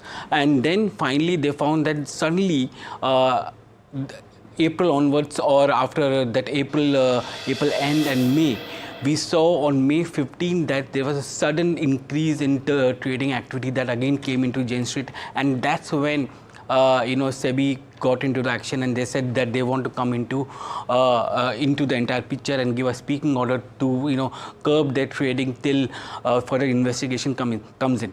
Remember, this is a huge trading data which has to be analyzed, and they were doing that quietly, and they were engaging with Jane Street, and Jane Street did go for a pause after February of 2025 for a couple of months, and then again they started the trading in May, and on May 15th when and they saw that there was a huge trade that happened on the Nifty, and it was trying to manipulate the Nifty or change the direction of the market. That's when they decided to come back heavily and put this peaking order. Yeah, so I think it's erroneous and malicious of Jane Street to say that SEBI never spoke to them, because from what Sajid is telling us, this is a conversation that has been ongoing, and we definitely have to take that in mind. Also remember, we were the first and the only channel to get this comment on video from SEBI. And the whole time member, Mr. Vashni, spoke to us, and we'll get that for you in a bit. All right, that's the big story that we're tracking, of course, on NDTV Profit. But let's move to focus on reality and Keystone Realtors. Apologies to the management for keeping you waiting. We had to go in and break that story very quickly. They've reported a very strong set of numbers in their Q1 business updates, including announcement of a twin redevelopment deal in Mumbai. Before we chat with the management, Anushi is taking us through what those updates are very, very quickly. Anushi. Hi, morning, Tamanna. It's a couple of big updates that we are seeing for Keystone Realtors. Firstly, the Q1 FY26 update, wherein they've seen about a 75% of a jump in terms of where the pre-sales are concerned. They've achieved 57% of guidance for their new launches, while for business development, they've surpassed the guidance of FY26 in the first quarter itself. Other than that, if we are looking at the other recent update also, they have been selected as a large-scale cluster redevelopment project. This is for 8 housing societies with a development potential of 3,000 crore, along with a redevelopment project in Sion, which adds up to 4,521 crore. Do remember that the company has guided for a 33% of a growth in terms of pre-sales and are aiming for a gross debt to equity levels of 0.75 to 1.1x. So this is the overall picture that we are seeing for Keystone Realtors. Strong set of updates that we're seeing in the recent days. Okay, let me go across to Chandresh Mehta, who's joining in for more on this conversation. Mr. Mehta, thank you for speaking with us. And first of all, apologies for the delay. There was important breaking news that we had to address. But let me just come to you on these Q1 business updates and what they're looking like. What do you think is different in FY26 versus FY25? Because the first set of numbers that we're seeing from you for FY26 are looking very robust. Thank you, Tamanna, and thank you for having me here. I guess we have always been guiding that we'll be doing very strong numbers. And true to our guidance, we've been focusing on launches. We've been focusing on execution. We are focusing on reducing our timelines, whether they are for acquisition or bringing the project to the market in terms of rare registration or delivering the project. So I guess strong execution focus is what is dovetailing into the numbers that you see. What approvals? Are your approval timelines easing? Are you seeing more launches and project additions? Yes, definitely. We have acquired close to around 18 projects in the last few years, about 2.5 years, with a total GDV of around 20,000 crores. And this is and this quarter we have added another 7,000 crores of projects. So yes, we are bringing in, continuously augmenting our pipeline. And of course, approvals, I guess we have a very strong focus in terms of getting the approvals, and the team is doing a stellar job in terms of approvals. And to specifically answer your questions, is approval slowing down? I guess not. Not slowing down in Mumbai. Okay, Mr. Mehta, good morning, Neeraj here. What is the kind of acceptability to price rise that might be there in the launches and the bookings that are happening right now? The general belief is that costs would have gone up, but prices not in as much a proportionate fashion. In Mumbai, or MMR at least. So we have been continuously be able to, at least protect our margins. So if there are any cost increases, and yes, there are certain cost increases, we have been able to pass it on to the end consumer, and the end consumer is willing to absorb those. And you can see that in the numbers, the pre-sales numbers that we have done in the last quarter, and that speaks the story of that the consumer is willing to accept at least the cost increases that have happened over the period of time. The other question would be, I presume, and correct me if I'm wrong, but you are largely or predominantly MMR. Now, MMR itself, if you take into account what MMR is right now versus what it could be 5 years down the line with all that's happening around Alibag, Navi Mumbai and the airport, etc., so on and so forth, the market size is expanding. Are you as a developer thinking of moving into those regions as well in a meaningful fashion, or do you believe the market in Mumbai itself currently, the basic MMR plus Thane, is lucrative enough for you not needing to move out? So Neeraj, Mumbai is a vast market, as you said. It is 11 markets, and we by and large aim to be present in all relevant micro markets. As you know, we have also ventured into plotted development in Kasara, which is an 88-acre plotted development, and we have got a very good response there. We are also actively exploring other plotted development markets, may they be Alibag or Palghar or anything in and around Mumbai. So yes, we are looking at these markets. We are already present in Vasai Virar region. We are present in Dombivli. We are present in Thana. We're looking at making an entry in Navi Mumbai. So by and large, we intend to be present in all relevant micro markets as far as MMR is concerned. MMR, as you know, constitutes close to around 42% of the recognized residential real estate market of the country, and that's a huge market. And we have got a strong brand in this particular market, and we intend to exploit that. Okay, Mr. Mehta, I just want to come to all the redevelopment news, especially in the MMR region as far as Keystone is concerned. So 8 housing societies you've mentioned have selected the company for large-scale cluster redevelopment. This is in Andheri. There's also an LOI executed with 5 societies and you have a gross development potential of 3,000 crores. What is the timeline on this? Because redevelopment, great on paper, sometimes very painful to execute. You're laughing because you know how it is in Mumbai. I guess it does carry that kind of a perception, but having said that, Tamanna, we have been in the redevelopment space since the last 2.5 decades.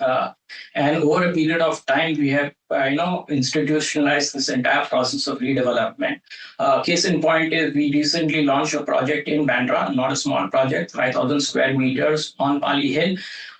We signed the development agreement on 8th of July 24, and we gave the society notice to vacate on 31st of December. And the society vacated. We launched the project on 1st of April 25 within a span of 170 days. So that's the kind of speed with which we at Rustomjee move in the redevelopment space. So yes, it is a tough business, but we know the nuts and bolts. Most certainly do. Okay, how do you expect the rest of the year to be, Mr. Mehta? I mean, the Q1 has started off well. I believe the GDV of the newly backed projects is looking strong. If you had given a formal guidance, you reckon that is easily eclipsable, or you don't want to talk about it right now? So Neeraj, we normally under-promise and over-deliver. That's the DNA of the company. By and large, first quarter normally is a slow quarter, and we have grown 75% year on year. So, and quarter on quarter also, we have seen a 25% growth. So in terms of doing our numbers, we are well on our way. We have given a guidance of about 4,000 crores for this particular financial year. We have already done 1/3 of it, 1/4 of it in the first quarter, and we are well on our way to surpass our guidance. And what is happening with the Nagpur foray? I think you announced it in November, or it's going to happen in November. Why this market? Because Keystone has always been very, very clearly an MMR play. Okay, Tamanna, we firmly believe that wherever development goes, wherever infrastructure goes, development has to follow. And the kind of money that has been spent in the MMR region the last decade, I think we all are seeing the fruits of that spend of infrastructure in terms of the kind of development and the opportunity that has put up for the real estate players in this market.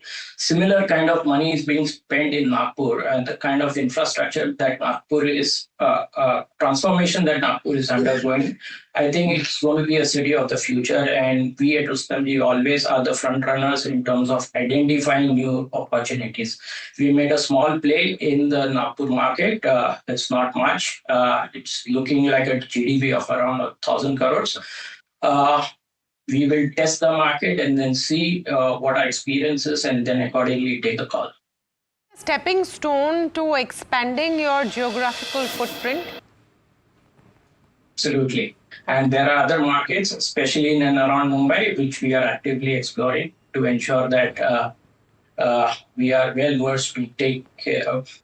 So far from Pan India yet, just MMR and beyond, and Maharashtra right now. Maharashtra right now. Okay, right now is the key word there. Thank you so much.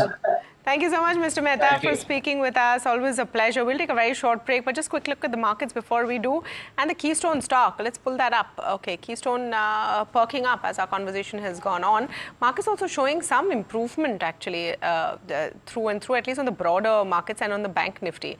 Nifty still languishing in that very, very flattish zone, but Bank Nifty is not doing half bad, nearly 0.5% up right now. We'll take a very quick break, but when we come back, all of the latest stories, what's buzzing, what's not, all of that coming up after the break. But as we go into the break, let's listen in to that exclusive response from whole-time member Kamlesh Chandravarshini of SEBI on the Jane Street action. The Jane Street order came today, and it is quite a shocking order with a big quantum. What is the regulator's stance against something that is so big in quantum, especially in terms of manipulation of Indian markets from a foreign player or entities like that? So as we say always that we don't generally react on individual cases, but as a general, as I have said earlier, whenever SEBI sees violation taking place, we enter the picture. We try to correct the violation, we take enforcement action, but all our enforcement actions are without any bias, completely on merit and proportionate. So we make it a point that all of our enforcement actions fulfill these three criteria, completely on merit, without any bias, and proportionate. So I think with this I will leave it over there, and it is for all others to judge.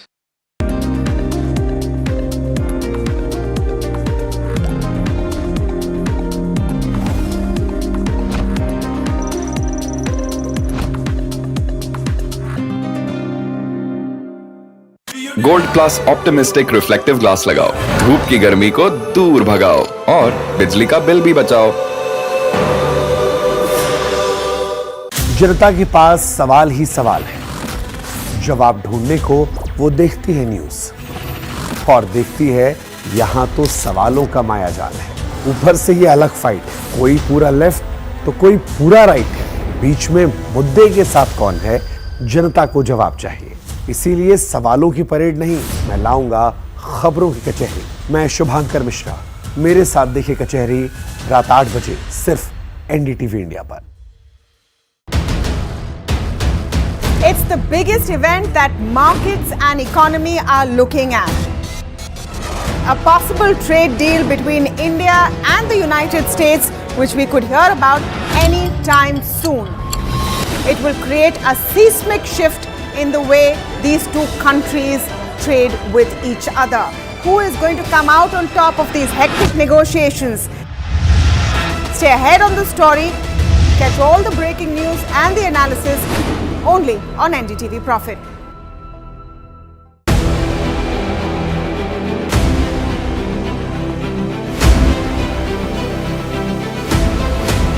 Imports become the exception rather than the norm.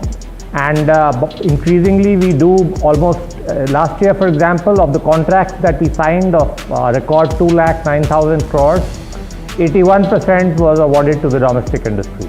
Our intent is to manufacture in India, preferably with design also in India.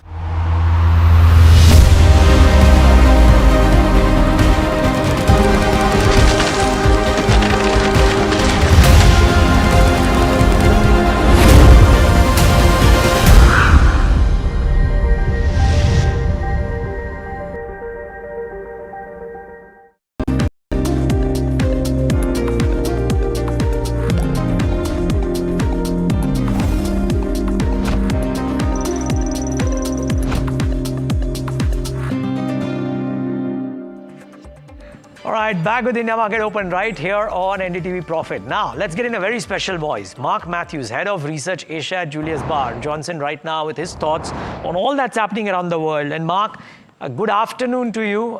Thank you so much. It's always a pleasure talking to you, and you know that. So thank you for taking the time out. And I hope all is well. But is all well with the world at a point of time when the US and Donald Trump are giving a deadline and changing it, saying that the new deadline is also negotiable, but at the same time launching tariffs and trade deals or some trade deals which are, well, slightly different than what they'd promised? I'm fine, thank you, by the way, and it's an honor as always to be on the program.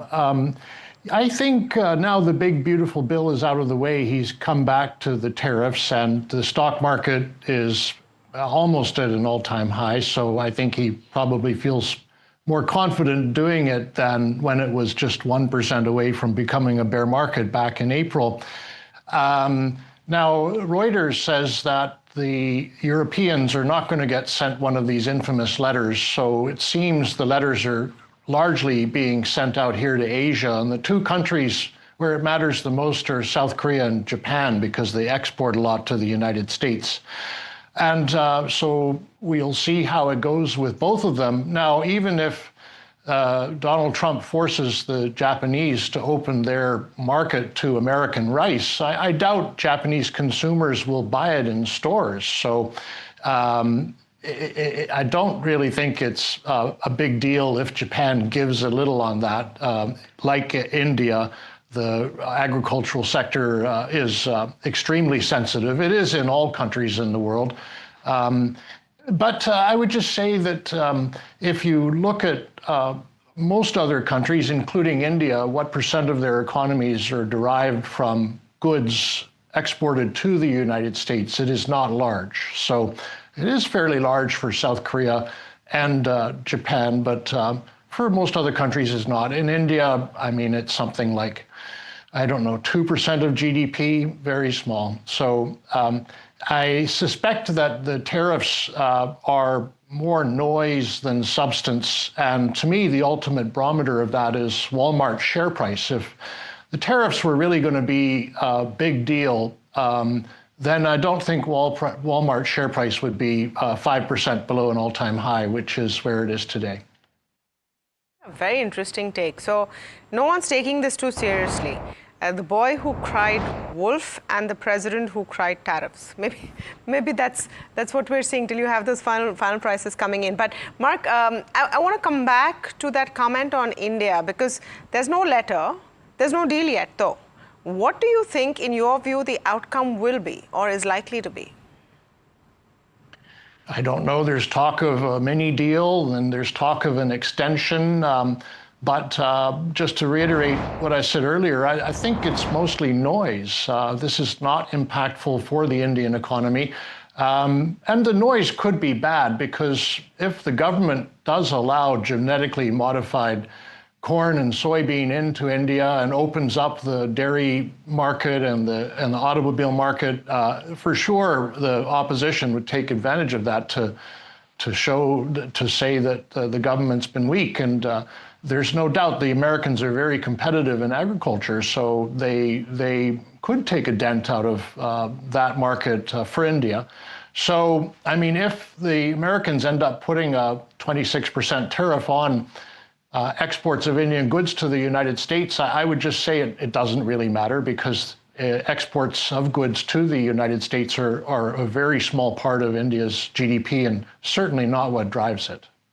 Even the worst case scenario of 26% doesn't really matter. I mean, what we're learning is that those red lines on agriculture are unlikely to be crossed as far as the Indian negotiating team is concerned.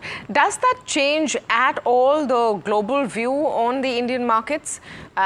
Trade deal or no trade deal?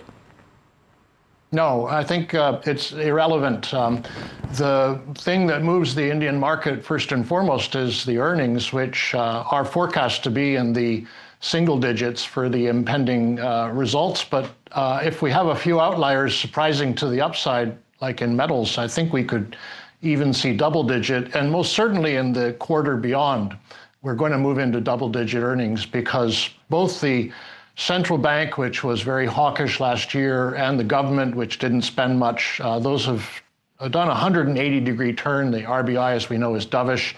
And I think that will translate into credit growth rising into the teens again in the next few quarters, and that'll percolate through into the economy and earnings. And the government is spending again. So with that backdrop, I don't see much to take the Indian market down unless there's a big global correction, because it is a market that is sensitive to the world market. But on its own, I think it looks very good.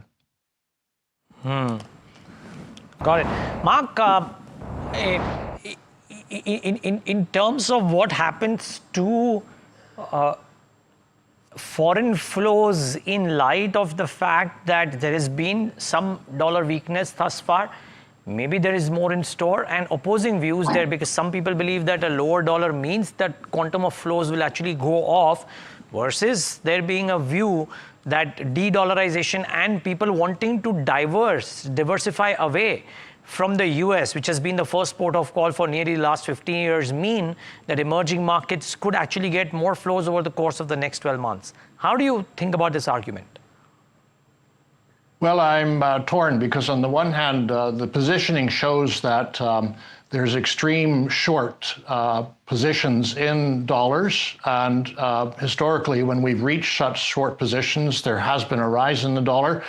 But on the other hand, there's a good reason for those shorts, which is the big, beautiful bill is going to require a lot more debt to finance the budget, and that will widen the deficit, which is currently at 7% of GDP. Now, historically, the US has run a deficit to GDP of about 2 to 3%, which is what most developed economies do. And so to keep it at 7%, and the Congressional Budget Office estimates it's going to go up to as high as 9% 10 years from now, would certainly mean a reduced credit rating and therefore a lower value in the dollar. So I'm kind of torn between the technicals and the fundamentals. I suppose the way I'd put it is that short term we could see a dollar rally simply because of those extreme positionings in the futures market, but longer term, the fundamentals do not bode well for the dollar. Mark, did you have a chance, or have you looked at the recent SEBI verdict on Jane Street? And it's in some sense, it's a big one, and there have been some to and fro, so we do not know which way this will settle. But have you had a chance to look at it? What do you make of it? Any impact on trading volumes? Any other views that you may have on the development? I would just say that this kind of thing happens once in a while, not just in India, but around the world. And because the investigation's ongoing, I don't think I can say any more. From the Indian earnings perspective, Mark, you talked briefly about metals possibly being an outlier. How are you looking at conditions, say, for Indian IT, considering all of the uncertainty around America, pharma? Do you see this as being impacted at all? If anything, beneficially, because the outlook for Indian IT was very gloomy just a couple of months ago. The online betting platforms were suggesting something like 70% probability of the US entering into a recession. Now that's down to about 20%. And apart from housing data, where you've got softness in house prices, generally speaking, I think the data in the US is still favorable. We saw that with the non-farm payrolls last week, which beat expectations. So I would say that the outlook for the US looks better, and that's not yet been reflected in commentary from the IT companies, but I would expect them to start to speak more positively about their operations in the US. So generally, I think it's looking better than it did a few months ago. Okay, so that's an interesting view, because it's been very confusing on Indian IT, and here Mark Matthews comes and says it's looking better than before. What about some strong domestic plays like BFSI? If you're seeing the Indian economy grow at a steady clip, do you think that there are still pockets of growth in some of these segments? I'm sorry, I don't have the local depth that would be required to answer the question, but I would go back to what I said earlier, that if credit growth does accelerate from around 9%, we think it's going to get to 12% around 2 or 3 quarters from now, then one obvious beneficiary of that is banks, right? So I think banks are a good domestic play. Mark, what in terms of all the developments that have happened thus far, what's your overarching stance? Let's say on India, from a 3-year view, one of the fastest growing economies per se, even now, large economies at least, as so far in the trade deals or the lack of it has come out unscathed. And as you said, it is noise because the overall impact is restricted to 2% of GDP. But let's assume we kind of protect that, do more. India does more trade deals as well as FTAs with other geographies as well, and continues to grow at this 6.5%, 7%, which is the base case for most people. Does it stand to get flows over the course of the next 2 or 3 years, or do the flows remain at best unpredictable or anemic, as have been now for the last 2-3 years, wherein for a period they come in and then for a period there's just a consistent outflow? Yes, I think it stands to get inflows. Generally speaking, the emerging market asset class has been a terrible place to invest over the last 10, 20, 30 years. Big opportunity cost in being and investing and invested in emerging markets. One of the very few outliers is India, and so it has a proven track record of providing returns, even dollarized, to overseas investors that you can't find in Southeast Asia or Latin America or even in China or South Korea. Now, I would say, having mentioned China, that one thing that is interesting to watch is the gradual transformation in policy in China, which had been quite against the private sector there, and the big thing since 2022 has been so-called common prosperity, which means a redistribution of wealth from rich people to everybody. Of course, the market doesn't like that. Now, it seems that over the last year, there's multiple signs that they're moving back toward being friendlier toward the private sector. I think one reason is they recognize the technology sector in China offers so many products and services that are truly globally competitive, in some cases superior, from artificial intelligence to smartphones to semiconductors to electric vehicles. So why be mean to the companies that do those things? So anyway, I don't want to ramble, but I think you could get better news in China over the next few months, year. That would make people more disposed to investing in it again. Could take some of the shine off India, but I still think if you're talking on a 3-year view, that India is the best emerging market in the world. Thank you so much, Mark. Always a pleasure speaking with you. We love it when you join us right here on NDTV Profit. Mark Matthews of Julius Baer there. All right, quick look at what's happening with the markets and which pockets are showing some action, because the frontline indices are completely flat. But AMCs are buzzing in trade. This is after brokerage firm Antique Stock Broking has released a bullish note on the Indian mutual fund industry, projecting a 15% compounded annual growth in assets under management. Harsh joins in with more. Well, yes, they talk about SIP flows being strong. They also talk about passive flows being good, and both of those will likely aid the industry as a whole.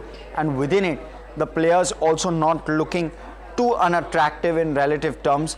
You have an HDFC AMC, which is currently trading sub 5200, but the target price given, for example, by an Antique is 6,000 rupees. So that's a strong strong mid-teen kind of return that they are penciling in. They're calling it India's second largest asset manager, of course, but strong fund performance will likely drive the numbers going forward. The SIP flows have grown 35% CAGR over the past 4 years for this one. That's what will drive numbers. They also have a positive coverage on Nippon Life India, 950 being the target price on that one. Also an Aditya Birla Sun Life where the target price is 900, and the UTI AMC where the target price is 1500. Again, strong SIP flows is the case that they are making where UTI AMC is concerned. 24% CAGR on that SIP number is what they have penciled in. Of course, the upside cap on this one, given that the target price is 1500. Okay, stay on with us, Harsh, because Kotak Mahindra Bank is the other stock that's buzzing and continues to be nearly 4% up in trade on an otherwise very listless, dull day, even holding up the bank nifty to some extent. They've come out with its Q1 business update. What is it that the street is liking? Well, it's the only mid-large kind of bank which has done 4% on net advances, which is extremely strong on a sequential basis. Deposit growth weak and it's only appearing weak. That's because your year-end Q4 FY25 numbers is always on an elevated base, and therefore that QOQ number not showing, but the average number is 5% QOQ. In fact, we had positive notes from Macquarie as well as Jefferies on a Kotak Mahindra Bank. So very strong numbers overall is what they are also suggesting, much better than what they had penciled in. Okay, thanks a lot for that. So that's the big gainer, right, which is Kotak Bank, 3.82. And by the way, it's now above that resistance level that the technical analyst was talking about as well. So keep an eye out for Kotak. Now, from the top gainer to the top loser, because jewelry major Titan, the growth has come in, but Mahima, suspect the growth is way lower than what the street was penciling it to be, and thereby with the valuations that Titan is trading at, it was expected that it will start off lower, isn't it? Absolutely, Neeraj. So basically two things. The street was expecting a growth of anywhere around 22%, but the consumer business saw growth of 20% and jewelry business saw growth of only 18%. So that's disappointing. Secondly, peers have seen a much better growth. Something like a Kalyan has seen a growth of 31%. So compared to that also, the jewelry growth has been disappointing overall. And that is why we're seeing the pressure on the stock. In terms of the overall performance, the business with respect to how the business update fared, CaratLane saw a good growth of 38%. Tanishq, Mia and Zoya grew only 17%, which is kind of weighing on the overall jewelry growth. Bio growth was flat, which was disappointing. Overall, customers are now preferring lightweight and lower carated jewelry, so that is also kind of hampering their overall margin business. Studded ratio was lower and plain gold saw a growth in mid-teens. The like-for-like growth was still in early double digits, so that's slightly positive on a positive note. Watches were the other segment that has done well this quarter, 23% growth there. It was largely led by analog watches and Fast Track and of course their international brands. Eye Care saw a growth of 12%, added 12 new stores, and they are in process of closing the non-performing Eye Care stores. So Titan Eye, they've closed around 30 non-performing stores there. Emerging business again was a surprise because good growth of 36% there. Overall fragrances grew 56%, women's bag grew 61%, and Taneira also saw a double-digit growth first time, since it started. That's around 15%. International business saw a growth of 49%. One store they did add in UAE this quarter, and Tanishq in US markets have overall the performance has doubled. So that's also on a positive note. But overall, in terms of what brokerages are saying about the Q1 business update, Citi has maintained neutral with a target price of 3,800. They're saying that studded mix continues to decline, which is disappointing. The like-for-like growth was driven entirely by the ticket size growth, and margins will be the key to sustain the current valuations. JP Morgan again has maintained neutral with a target price of 3,350. They're saying that jewelry shine has faded in Q1 and overall revenue growth is moderated and worse than what was feared. So this is the overall view as to why Titan growth has been disappointing. Yeah, so pain for Titan, 5% down on the stock is what we're saying. Stay on with us, Mahima, because we also want to talk about textile stocks. Higher tariffs on Bangladesh and Vietnam. Will they benefit Indian textile companies? This is something that the street is assuming. Look at how Gokuldas, etc. are firing today. But what I want to ask you, Mahima, is that is there any real sense to it? Because all of these tariffs are right now up in the air. Nothing is final.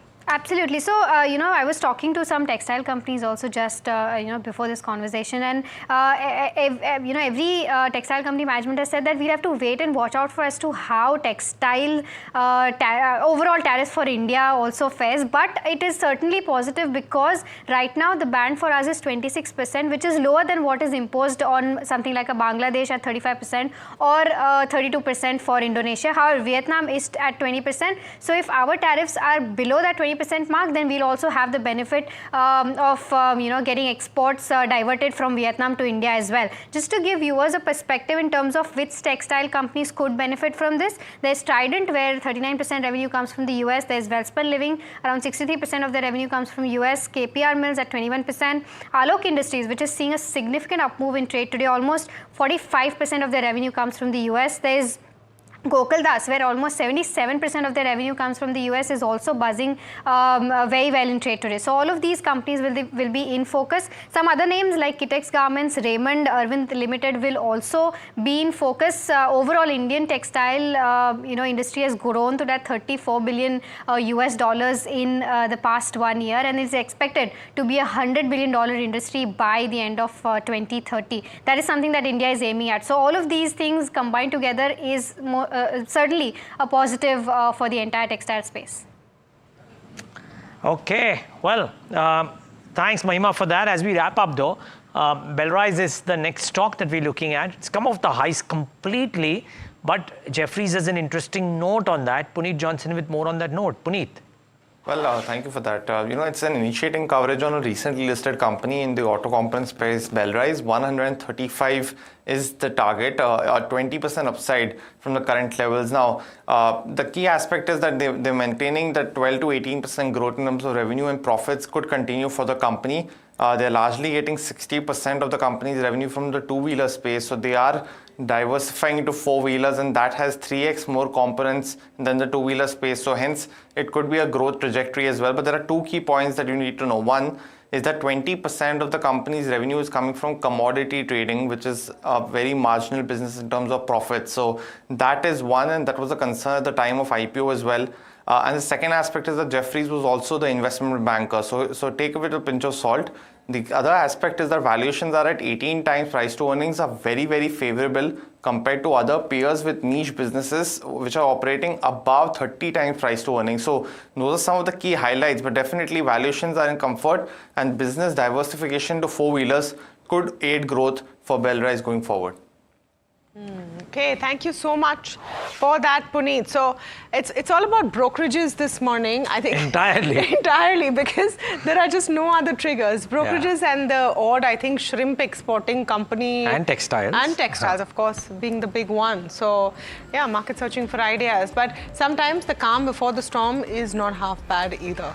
So on that note, that's all the time we have on India Market Open. Stay tuned. Ask Profit up next.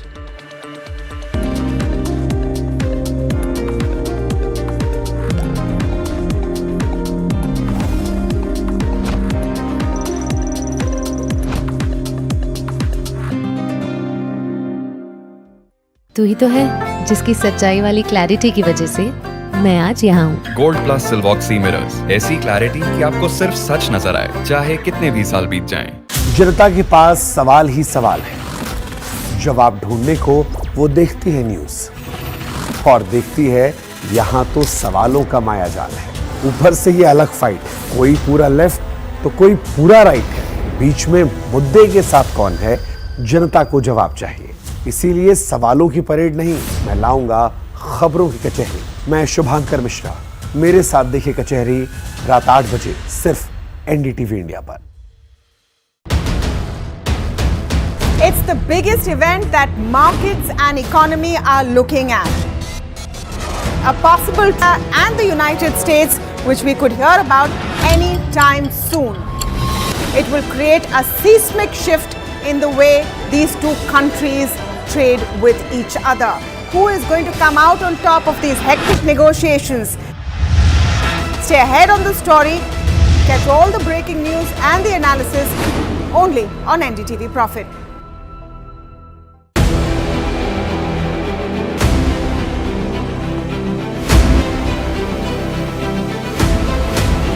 imports become the exception rather than the norm.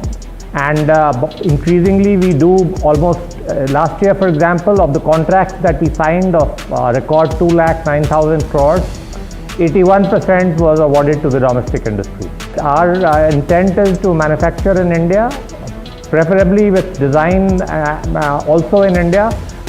I am so elated to be on the same screen as the Defense Secretary, and I get a chance to talk about what he said. In certain areas, like for example, artillery guns and armored vehicles, or in some categories of missiles like the BrahMos and the Akash, we've come of age. What Defense Secretary Sir said is 100% true, and today private industry can really increase their involvement in R&D. I am very proud to say that we make, in our categories that we have been supplying to our defense forces, some of the best platforms in the world.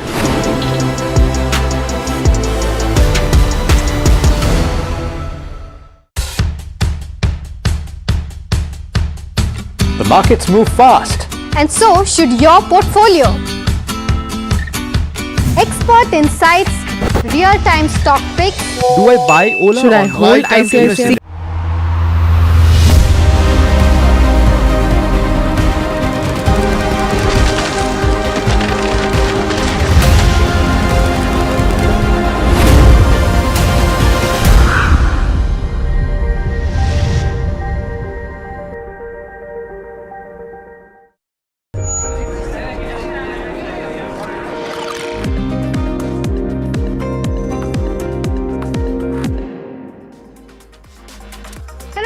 You're watching Ask Profit. I'm Mahima Vachhrajani and with me is Alex Matthew. Today, we're going to take a quick look at a new IPO that is Glen Industries from the SME space that we're going to talk about. It's a very interesting company because it's into sustainable packaging, and they've started this since 2019. It's a B2B manufacturer and manufactures eco-friendly recyclable food service packaging products. So that includes your PLA straws, your food containers, your paper straw, etc. And they provide these sustainable packaging to QSRs plus HoReCa, beverage industry and the dairy industry as well. To take this conversation ahead, and of course this is a fresh issue of 63 odd crores, and to take this conversation ahead, we are joined by Lalit Agrawal, Chairman and Promoter and Director of Glen Industries, who's joining us now. Mr. Agrawal, hi, a very good morning to you. Before I move on to company specific questions, Mr. Agrawal, your quick take on why this fundraising of 63 crores and how will you be putting that to use? Why this fundraising of 63 crore is basically to fund our new project. Most of it will go into setting up a new facility, which is costing about 100 crore, and 50 crore we will raise by way of term loan, and balance is from the equity. Agrawal, yeah, go ahead. Yeah, now this new project is mainly to manufacture again the similar type of products, injection molded and thermoformed thin wall food containers, as well as paper based packaging for the food packaging. So all in the sustainable space. And just to give viewers a perspective, what is the capacity right now that you have combined for all your capex that you have right now? And considering that this new facility will also be introduced, what's the kind of capacity that will raise, and what are the utilizations looking like? Yeah, right now we have capacity for thin wall food container about 665 metric ton per month. And for the straw, paper straw is about 110 metric ton per month, and for PLA straw is about 120 metric ton per month. Okay. And when we set up the new facility, we'll be almost multiplying the food container capacity from 665, it will go to almost 1900, 2000 metric ton per month. And in the paper, one more in the paper space, we'll be expanding in around a capacity of 700 to 750 metric ton per month. Okay, and when do you think this will be operational? We are targeting for next January 26.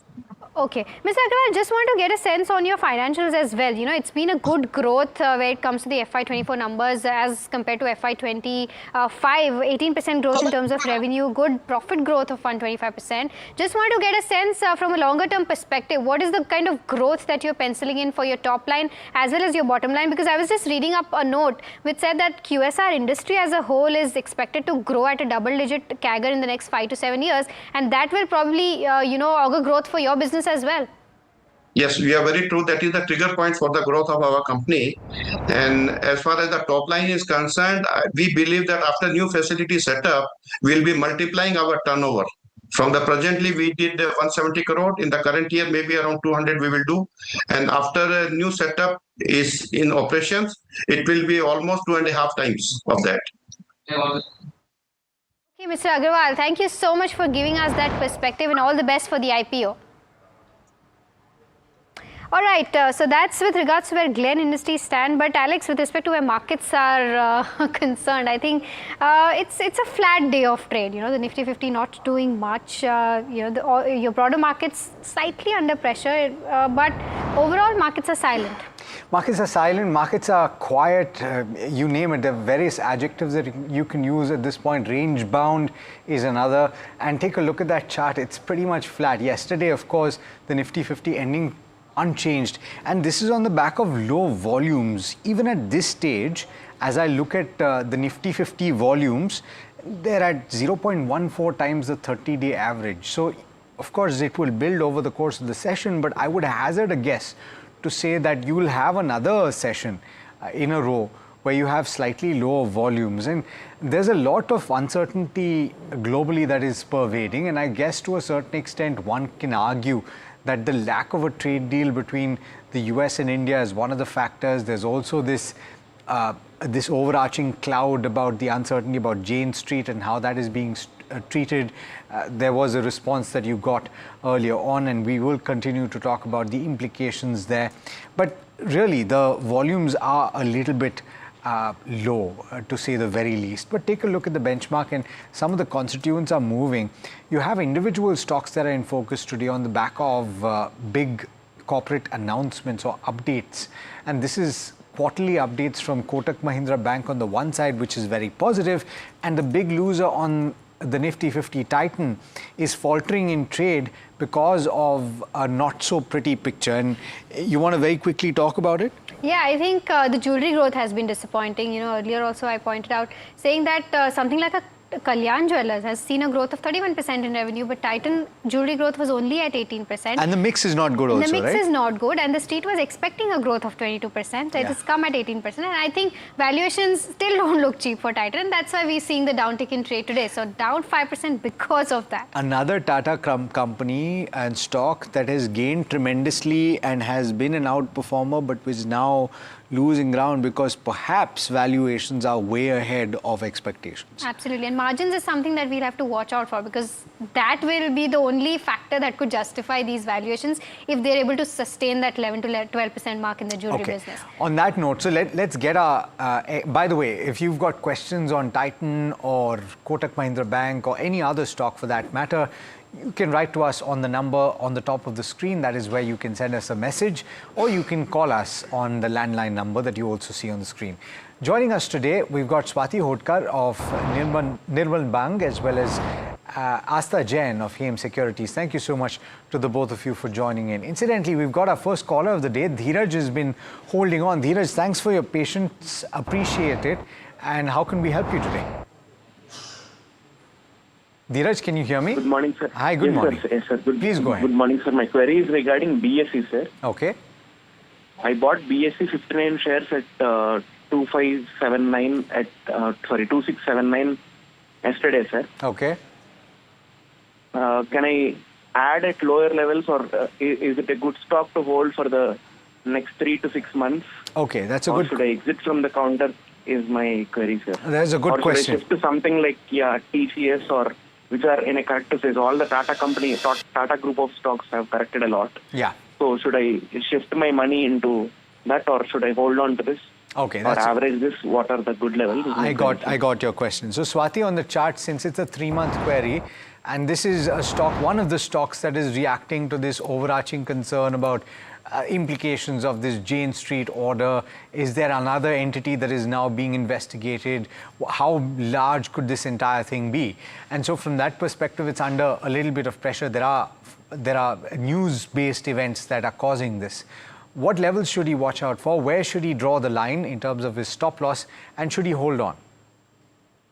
First of all, good morning, all of you. The view is a bit cautious on the BSC front because why the counter today has given the breakdown of the 50 days moving average, which was coming at around 2560 levels. On intraday basis, it has given the breakdown. Now we need to keep an eye on whether it's maintaining a negative closing on the today basis or not. If yes, then the selling pressure is likely to be continued, and Alex, this might counter will come down towards at least 2400 to 2380 levels. Up to that level, we might witness some sort of a corrections. Positive momentums cannot be seen unless and until it doesn't give the breakout of 2650 levels on the higher side. So my view is a little bit cautious. If you want to add on the quantity in this particular stock, I will suggest to wait for some more time. If the stock comes down towards the 2400 or 2380 level, that level will be the attractive levels to take a fresh long positions, but not at the current market price. So you should wait for some more of deeps on if you're getting to, if you want to take a buy call on the downside. Okay, so that's with regards to where BSE stands. Our next question is from Ramesh, who's writing in from Hyderabad. He says that he would like to invest 1 lakh each in Anantraj as well as ITC Hotel at the current market price from a longer term investment, and wants to know from a longer term perspective or view. Asa, hi, good morning to you, and I'll come to you on this one. Anantraj and ITC, what's the view like? Hi, good morning to everyone out there. So we believe that Anantraj is looking good in the longer term perspective, but right now my idea is to wait for some more dips to arrive in and then make an entry into this counter, because what we believe, we are just going through all sort of Q1 figures regarding the reality companies and whatever developments are coming in. I think that all are signaling good pre-sales number. So same can happen to Anantraj, but we really need to see exactly that is happening, and hence would like to wait for some more time. My idea is to make an entry at the lower level of around 520 to 515 odd levels. Regarding ITC hotels, this is looking good to us right now. I believe that hotel industry as a whole is going through a very good phase, and we believe that ITC hotels is one of the beneficiary among them. One can make entry into this counter at the present moment of time, but for Anantraj, I would like to recommend wait for some more time before making any sort of entry. Okay, Anantraj, wait for some time. ITC hotels you can buy right now. But Asta, just out of curiosity, if you were to invest 2 lakh rupees right now, what would the counters be? Because I believe that power sector is looking good to us. In fact, today also we are seeing some sort of momentum in the power stocks. So in that space, we are very much positive on the counters like Voltam transformer, although it is not pure power play counter, but I believe that is very good. So Voltam is looking very good to us, and we are recommending it to our clients as well for the possible target of 10,000 and above. So first counter is that. Secondly, we are liking Hexaware Technologies in the IT space. I think that is the one of the counter which after the IPO listing has not performed that strongly, but I believe there is more steam in this counter. So Hexaware is another choice with a price target of again 1,000 in this counter. So these two are some of the counters which we are finding attractive to play long-term bets on. Voltamp and Hexaware Tech are the picks that Asta would go ahead and buy. All right, our next caller, Pradeep, is calling in from Bengaluru. Pradeep, hi, a very good morning to you. How can we help you today? Very good morning to all of you. Ma'am, I am having 100 shares of Himadri Specialties. Okay. Bought at 415 rupees. I had expected this stock to go up quite because it is closely linked with, it's a proxy play to EV.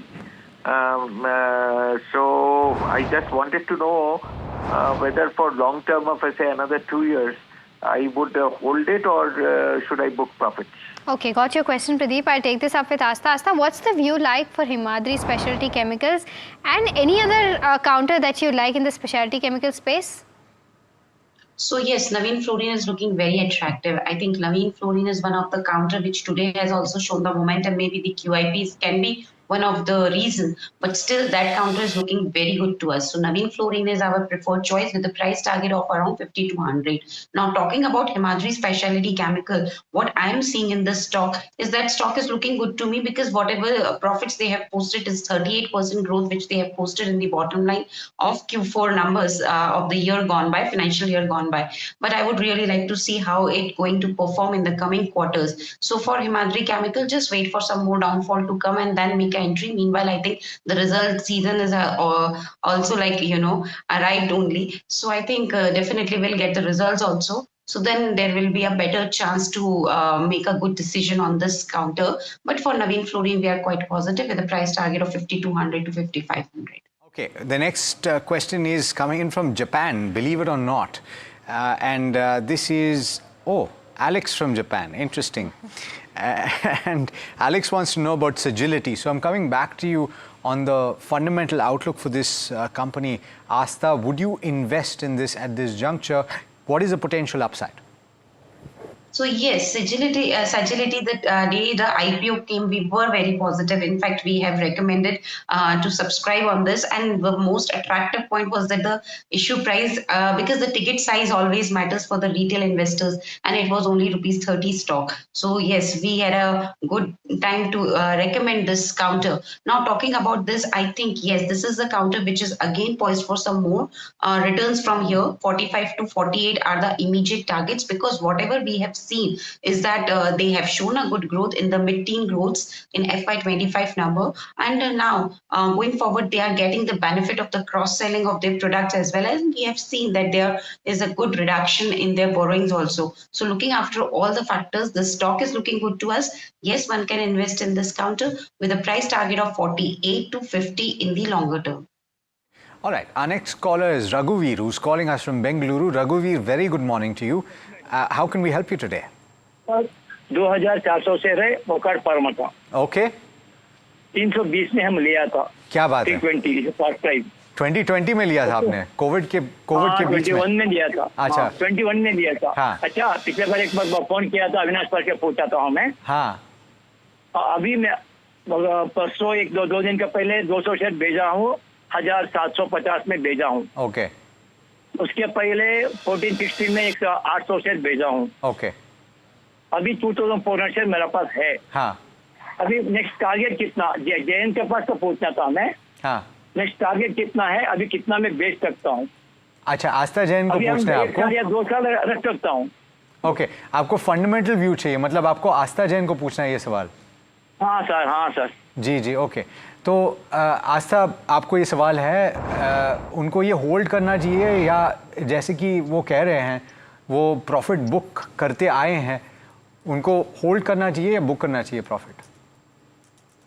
So regarding book had, if you permit me, shall I answer in Hindi? That is preferred, Astha. That is preferred.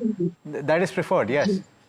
हाँ, तो नमस्कार sir. आपने बहुत अच्छा किया कि आप time पे इस पे प्रॉफिट बुक करते गए, लेकिन मुझे ऐसा लगता है कि थोड़ा सा अभी प्रेजेंट अगर हम बात करें टाइम की, तो थोड़ा ये और अभी मोमेंटम डाउनसाइड का दिखा सकता है. लेकिन अगर आप अपना धैर्य बनाए रख सकते हैं तो प्लीज इसको आप कंटिन्यू करें अपनी होल्डिंग को. मुझे लगता है कि इसका जो नेक्स्ट पड़ाव आएगा वो इसे 1800 से 1900 तक आराम से लेके जाएगा. अब मैं फंडामेंटल्स की भी बात करूं तो जिस तरह से हम जानते हैं कि दवा बनाने की ये कंपनी है और इनका जो व्यापार है वो विश्व में काफी जगह फैला हुआ है, तकरीबन 12 जगहों पर इनका व्यापार फैला हुआ है और बहुत अच्छा, और इन्होंने विभिन्न तरीकों से, मतलब रीजन से इनका व्यापार आता है, तो एक ही जगह पूरा कंसंट्रेशन नहीं है, जो इनका सबसे पॉजिटिव पॉइंट है. नतीजे ठीक ठाक थे, नतीजों में कोई बहुत बढ़िया उछाल हमें देखने को नहीं मिला, लेकिन लॉन्ग टर्म के लिए, लंबे समय के लिए 1800 तक जाने की पूरी क्षमता रखता है.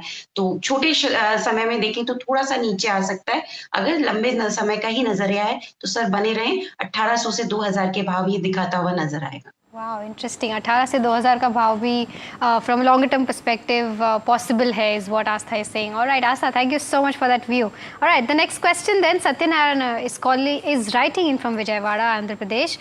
He's got ASM Technologies, 100 odd shares bought at 2,500 a piece, and wants to continue to hold this from a longer term perspective of 3 odd years, and wants to know a view on this. Astha, I'll again have to come to you for this one. Not sure if you have this under your coverage, but ASM Technology, if yes, what's the view like? Yes, it is not under our coverage, so I would not be able to comment on this. No worries. I'll take this up with Swati then. Swati, ASM Technologies, what are the charts indicating? Yeah, Mahima, there is no such strong formations on the chart as such, but on the high side, it has a very crucial resistance of 2600 levels, 2700 levels, which is provided by its swing resistance levels. If it surpasses that level, then only we can see some strong momentum towards to 2800, 2820 levels. Whereas on the downside, as of now, the immediate support lies at around 2580 levels. So as long as it holds that level, we can keep a hope that the strong stock might perform very well on the higher side. So as of now, I would suggest to hold on your particular stocks, but please try to maintain the strict stop loss of 2480 levels on the downside. Okay, so that's the technical view with regards to where ASM Technology stands. All right, our next caller, Narendra, is calling in from Hyderabad. Narendra, hi, a very good morning to you. How can we help you today? Yeah, hi team, good morning, and panel team everyone. So actually I have 2 points. So recently I bought 361 and Axis Gates. 361 around 20% I'm in profit, Axis Gates around 70%. So today's market it's a little bit down. It's 4% is down and 361. Axis Gates 2% is down. Okay. Can we hold or can we sell or what is the process? Like this, apart from like I have like 5 lakhs as of now. Can we investment in this textile market? Like as of now, today's market is good in the textile. So Narendra, I'll be able to take one question. You've given me 3 questions already. So the SOP is that you can ask us only one question. So you'll have to choose which question you want to get answered for, and then I'll take it up with the experts. So you have to make a choice now. Yeah. So which one would you choose? Yeah, Axis Gates and 361. Axis Gates and 361. Okay then, Narendra, I'll take this up with Astha quickly. Astha, what's the view like on Axis Gates and 361? He's already made investments there. Yes, regarding Axis Gate, actually we have done a coverage on this counter way back in December 2024. So HEM Securities has released one report, and at that time it was only 586. So what we have seen a strong jump from there. Now this counter we are finding attractive because they have got the diversified offering along the aerospace and the other spaces also, like defense, automotive, energy, etc. What we believe that the management guidance was very, very strong, and in fact management has guided for a strong growth in their revenue and with a CAGR growth of double digit. So overall, Axis Gate is looking very strong to us, and we still believe that there is a more upside left in the counter. But in the shorter term, maybe some sort of cooling off can be seen. So long-term perspective is quite optimistic for this counter. Remain invested with a price target of 1800 to 2000 in the longer term, where the time period can range from 6 months to 1 year. Okay, and a quick view on 361 as well. Would you hold on to that as well? Yeah, 361 is again a hold from our side, but right now we don't want to recommend a fresh buying in this counter, looking after the kind of valuation, and we are seeing also the price momentum is on the downside. So overall, in the longer term, it is a hold, but in the short term, we would like to recommend that one should not make a fresh entry in this counter at these levels. Got it. Swati, I'm coming to you on the next one. Manjunath from Bengaluru wants to know about Chennai Petro, which has been under a tad bit of pressure in the recent past. Yesterday it was down, if I'm not mistaken. The stock is up about 0.2% right now. He's bought at levels of 728, which is not too far away from the current market price. And he's planning to hold for only the next 3 to 6 months. What is the potential upside, and where would you put the stop loss? Alex, I'm really positive on this particular counter because from the last 3 to 4 months, the stock has started showing a very positive trend from the lower level. This month, we have seen almost a gain of 8.5% till the date. As of now, the counter is trading in the high tops, high bottom formations. I believe that it has a very strong potential to reach up to 840 to 900 in the coming 4 to 6 months duration. So you can definitely hold on the long positions. Downside, it has a very good support at around 670, 680 levels. Unless and until it doesn't give the breakdown of that support levels, the view will remain a positive for a target of 840 to 800 level, 840 to 900 levels on the high side. So my view is positive on this particular counter. Okay, positive on Chennai Petro is the view that Swati has with respect to where charts are concerned, of course. The next question is from Sandeep, who's writing in from Mumbai, and he's asking about Trident Limited. He's got 1,000 quantity bought at 46 a piece and wants to know if he can hold, average or exit. Asta, before I take up the question with regards to where Trident stands, your quick view on all of these textile companies. They've been buzzing today, and this is because of the entire tariff play, because right now Bangladesh is at 35% 25% tariff, Indonesia at 32%, Vietnam at 20%, but Indian tariff rates are yet to be decided, although the last negotiation was at 26%, which was at a pause, of course. But if these tariffs are higher for all of these companies, which are major textile exports, it's beneficial for Indian textile exports for sure. What's the view there? And then, of course, your view on Trident Limited. Yes, we are quite optimistic, and that's why we have also liking the Gokuldas exports. Although in the today's trading session, we have seen the stock is running like anything, but in the longer term, Gokuldas exports is still looking very solid to us with a price target of more than 1,050 to 1,100. Now, talking about Trident Limited, they have posted very strong set of numbers. The only problem is with the valuation, because they have moved ahead of the industry price to earning multiple of around 25, while their price to earning multiple is more than 30, I suppose. So the valuation is a major issue with the Trident, but we believe that on the basis of the kind of macro development which is happening, definitely all these textile stocks are poised to show more upside from here. So remain invested in this counter. In fact, the results they have posted for Q4 FY25 were also very strong. So overall, just on the basis of valuation, maybe the stock may not run as fast as other counters are, but still it has a potential to move till the level of 38, I suppose 35 to 38. So remain invested in this counter. Can we pull up the Dixon share, please? If we can just pull that up and see what the ticket price is right now. It's 15,330. So Karthik from Hyderabad has got a sizable amount of dry powder lying available, and he's saying he wants to buy 5 or 6 shares of Dixon Tech for the short term, and he's wondering whether he can buy the current price. So given that it has such a high ticket price, the question to you, Swati, is would you buy this, or is there another better opportunity in your opinion for the short term? Yeah, Alex, as of now, this counter is really doing very well from the last few weeks. If we look towards the weekly chart, the counter is on the verge of the formations of a W-shaped pattern, which gives an indication that on the technical front in the near-term future, we are likely to witness a very strong momentum rally. Today, the counter is down by almost 0.5%, but I believe this is the very good levels to take a fresh bet as well, because it's well placed above the short-term moving averages, which gives the positive indications. Momentum indicators are also very positive. So at the current level, at least you can buy 50% of quantity, whatever you're planning to buy. Upside, it has a very good potential to reach up to 16,500 to 17,000 levels. So up to that level, I'm looking a positive rally on the high side. So it's definitely a buy call from my end. Okay, buy for Dixon and probably half the quantity right now, and then later buy on dips is the view that Swati has. All right, with that, it's time to slip into a very short break, but we'll be right back answering more queries on the other side, so do stay tuned.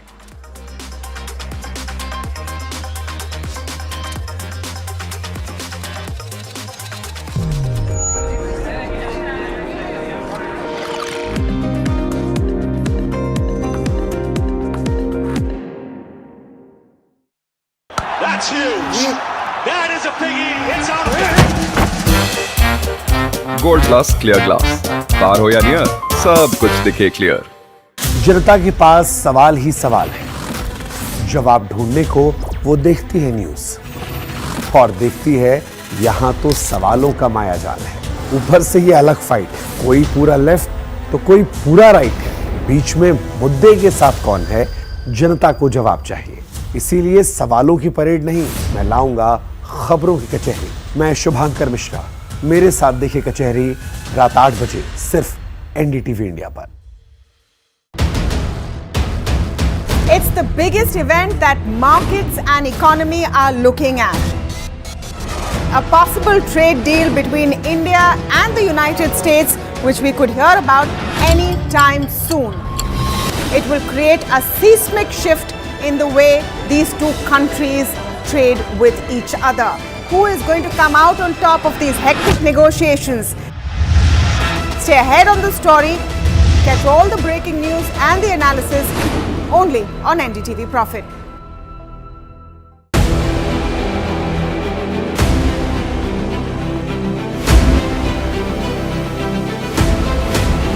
Imports become the exception rather than the norm, and increasingly we do almost last year, for example, of the contracts that we signed of record 2,09,000 crores, 81% was awarded to the domestic industry. Our intent is to manufacture in India, preferably with design also in India. I am so elated to be on the same screen as the Defense Secretary, and I get a chance to talk about what he said.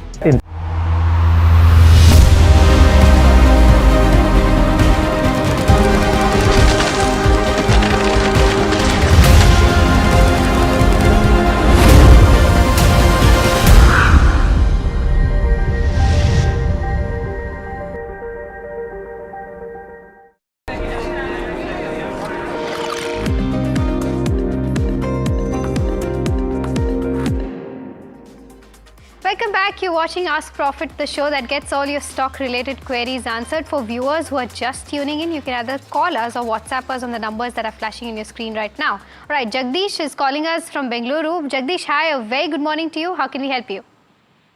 Hi, good morning. So I subscribed to Hyundai Motors during the IPO, have about 98 allocation, bought at 1960. Okay. Wanted to know what is the medium to long-term view. Should I hold or should I sell it off and book some small profit here? Okay, got your question, Jagdish. I'll take this up with Asta. Asta, he's been holding the Hyundai shares since the IPO time. What would you suggest? Should he book the 9,000 odd profit that he has, or should he continue to hold for further upside?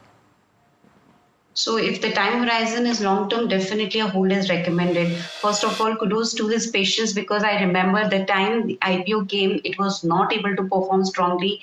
It went below 1900 also, but now the stock has yielded results. My idea here is on the basis of the kind of management guidance we are seeing, because management is guiding about the growth of more than 5 to 10% in the FY26 numbers as well as in their top line. And they have quite a strong portfolio of new launches, because for these auto companies, launches always play a very important role, and they have got a very strong portfolio of new launches by FY30. So although the time period is long, but still I believe that in the long term this counter is well poised to move upwards from here, because this is a global company and I believe that it will be there in the mutual funds portfolio. So definitely a hold is recommended from my side. Let the stock rise till the level of 22,200 to 2,300 and then again review your query. Right now, remain invested.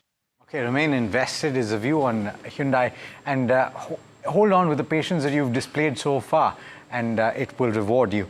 Parag Milk Products is the name of the counter we're talking about next. And Swati, this is a question for you. Neha from Bengaluru is asking this. She's saying that she's making 25% profits at this point, but she needs targets and a view for the next 2 to 3 months. So a stop loss from this point, and also the target that you would suggest. Alex, my view is definitely positive, because after a long period of time, the stock has showing a performance on the daily as well as on the weekly charts. The interesting formation that it has given the breakouts of a rounding bottom formations and trading in the pattern of the high tops, high bottom formations.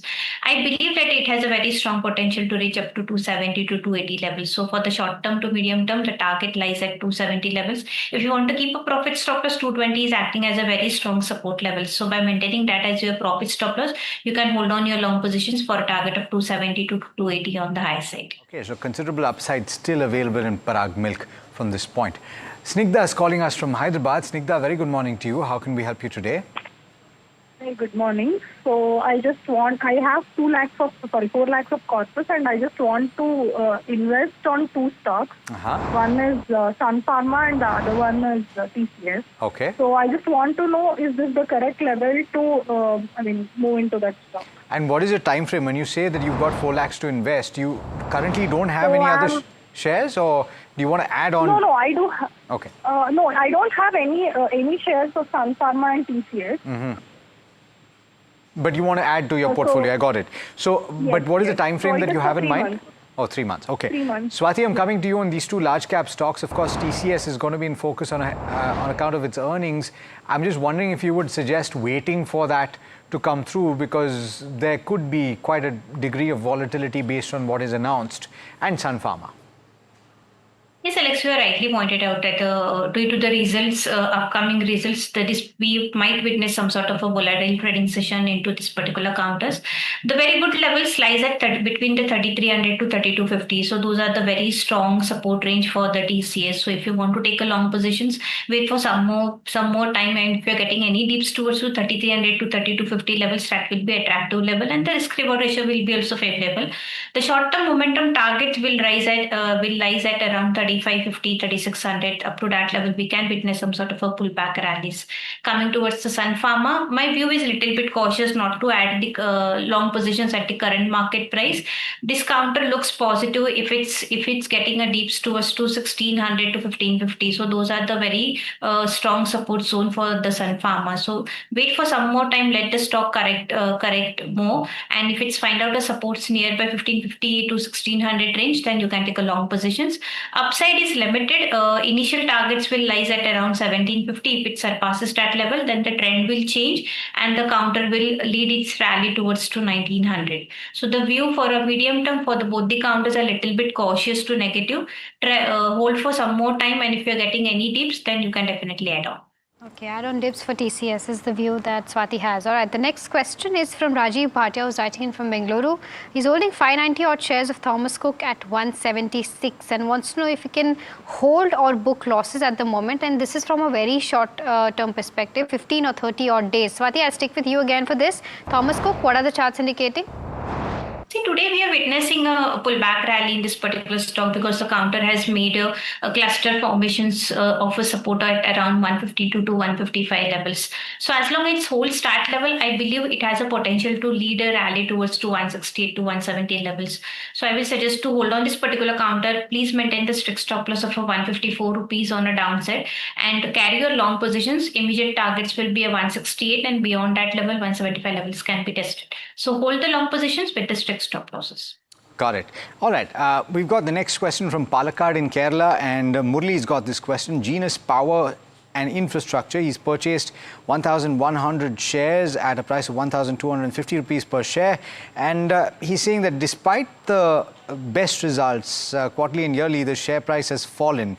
He says it's a good management, guidance and orders are in hand for the next 5 years.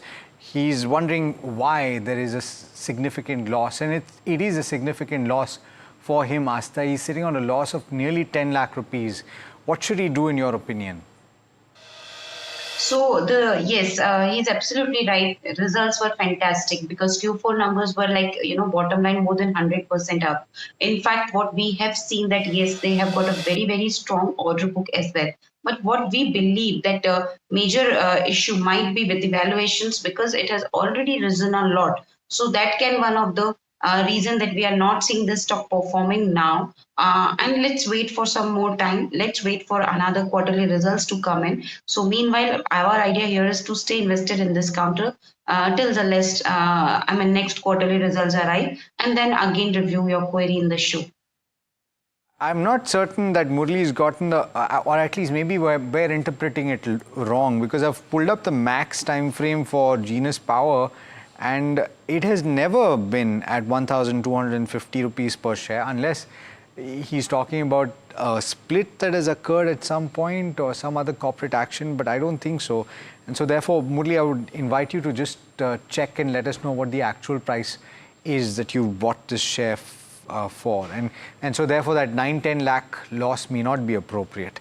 Let's go to the next one. Okay, the next question then is from Neelam, who's writing from Jaipur. She's making a 35% profit in AU Small Finance Bank and wants to know the strategy and target for the next couple of months. Swati, I'll come to you on this one. What are the charts indicating for AU Small?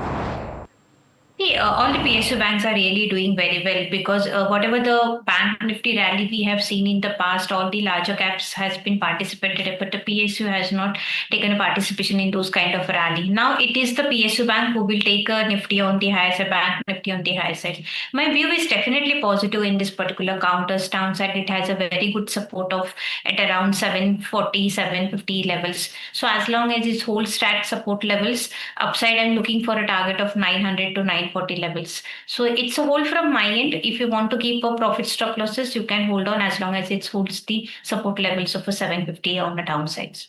Okay. There's an interesting question from Lalita, who's writing in from Kerala. and Adore Welding. The name of the company is ADOR Welding. Asta, I was looking at what this company is because frankly I was uncertain. It is 1,885 crore market capitalization. Apparently it's involved in providing customized solutions for contracts related to refineries, oil and gas, petrochemicals and certain other sectors. So she's been holding this for a period of 10 years and she's got 209 shares. I'm just wondering if you have any view. I won't blame you if you don't, and if she should hold on. In the past, we used to track, but right now we are not very much, into this company, so not able to comment on this. Okay. So, I mean, she's been holding for a long time. So, what is the view on the charts? At least if we can provide that, Swati. Adore Welding is the name of the counter. It's currently trading at 1084.7. Sure, Alex. The view is positive because from the last 2 to 3 months, we are continuously witnessing upward rising channel. The counter is trading in that formations.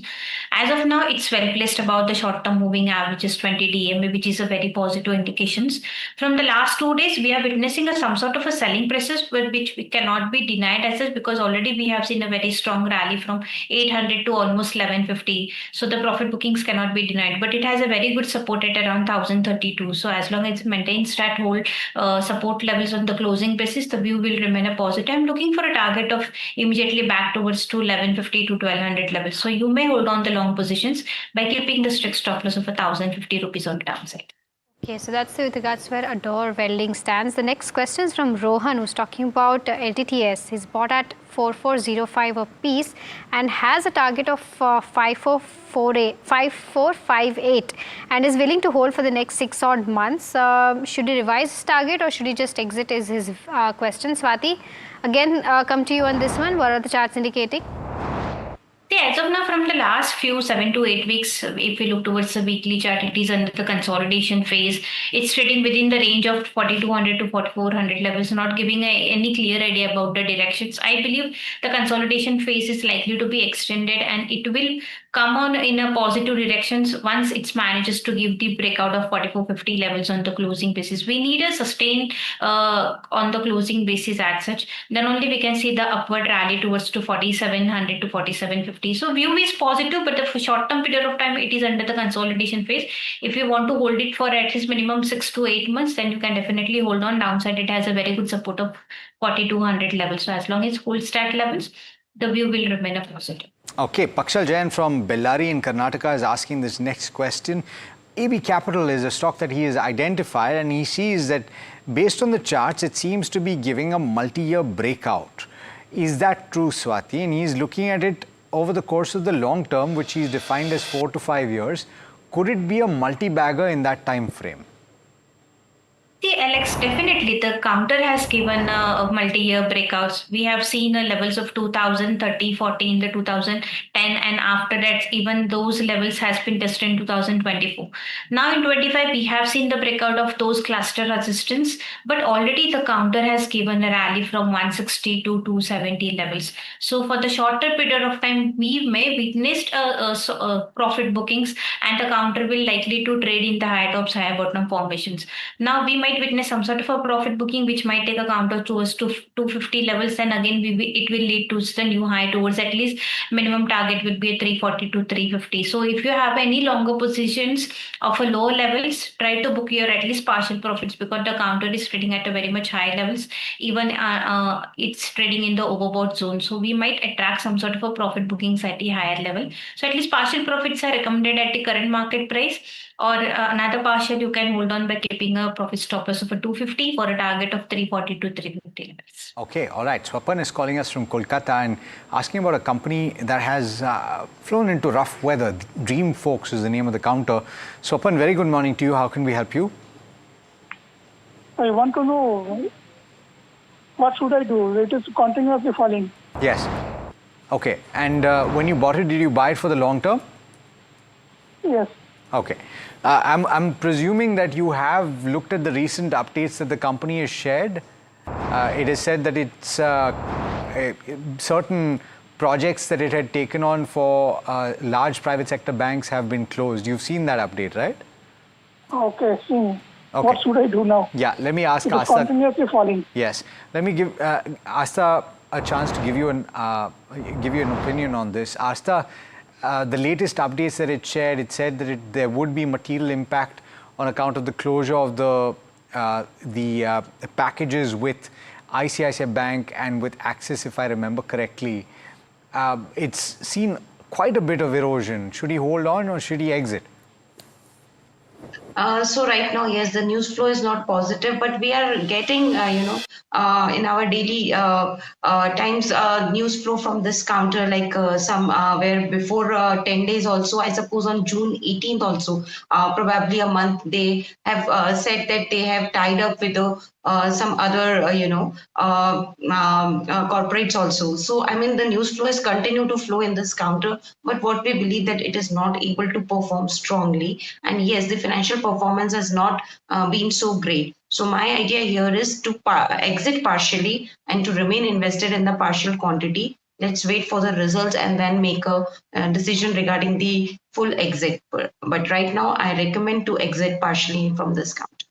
Okay, partially exit from the counter is the view that Asta has on Dream, folks, considering everything that's going on around the company. All right, the next question is from Narsima Reddy, who's writing it from Hyderabad.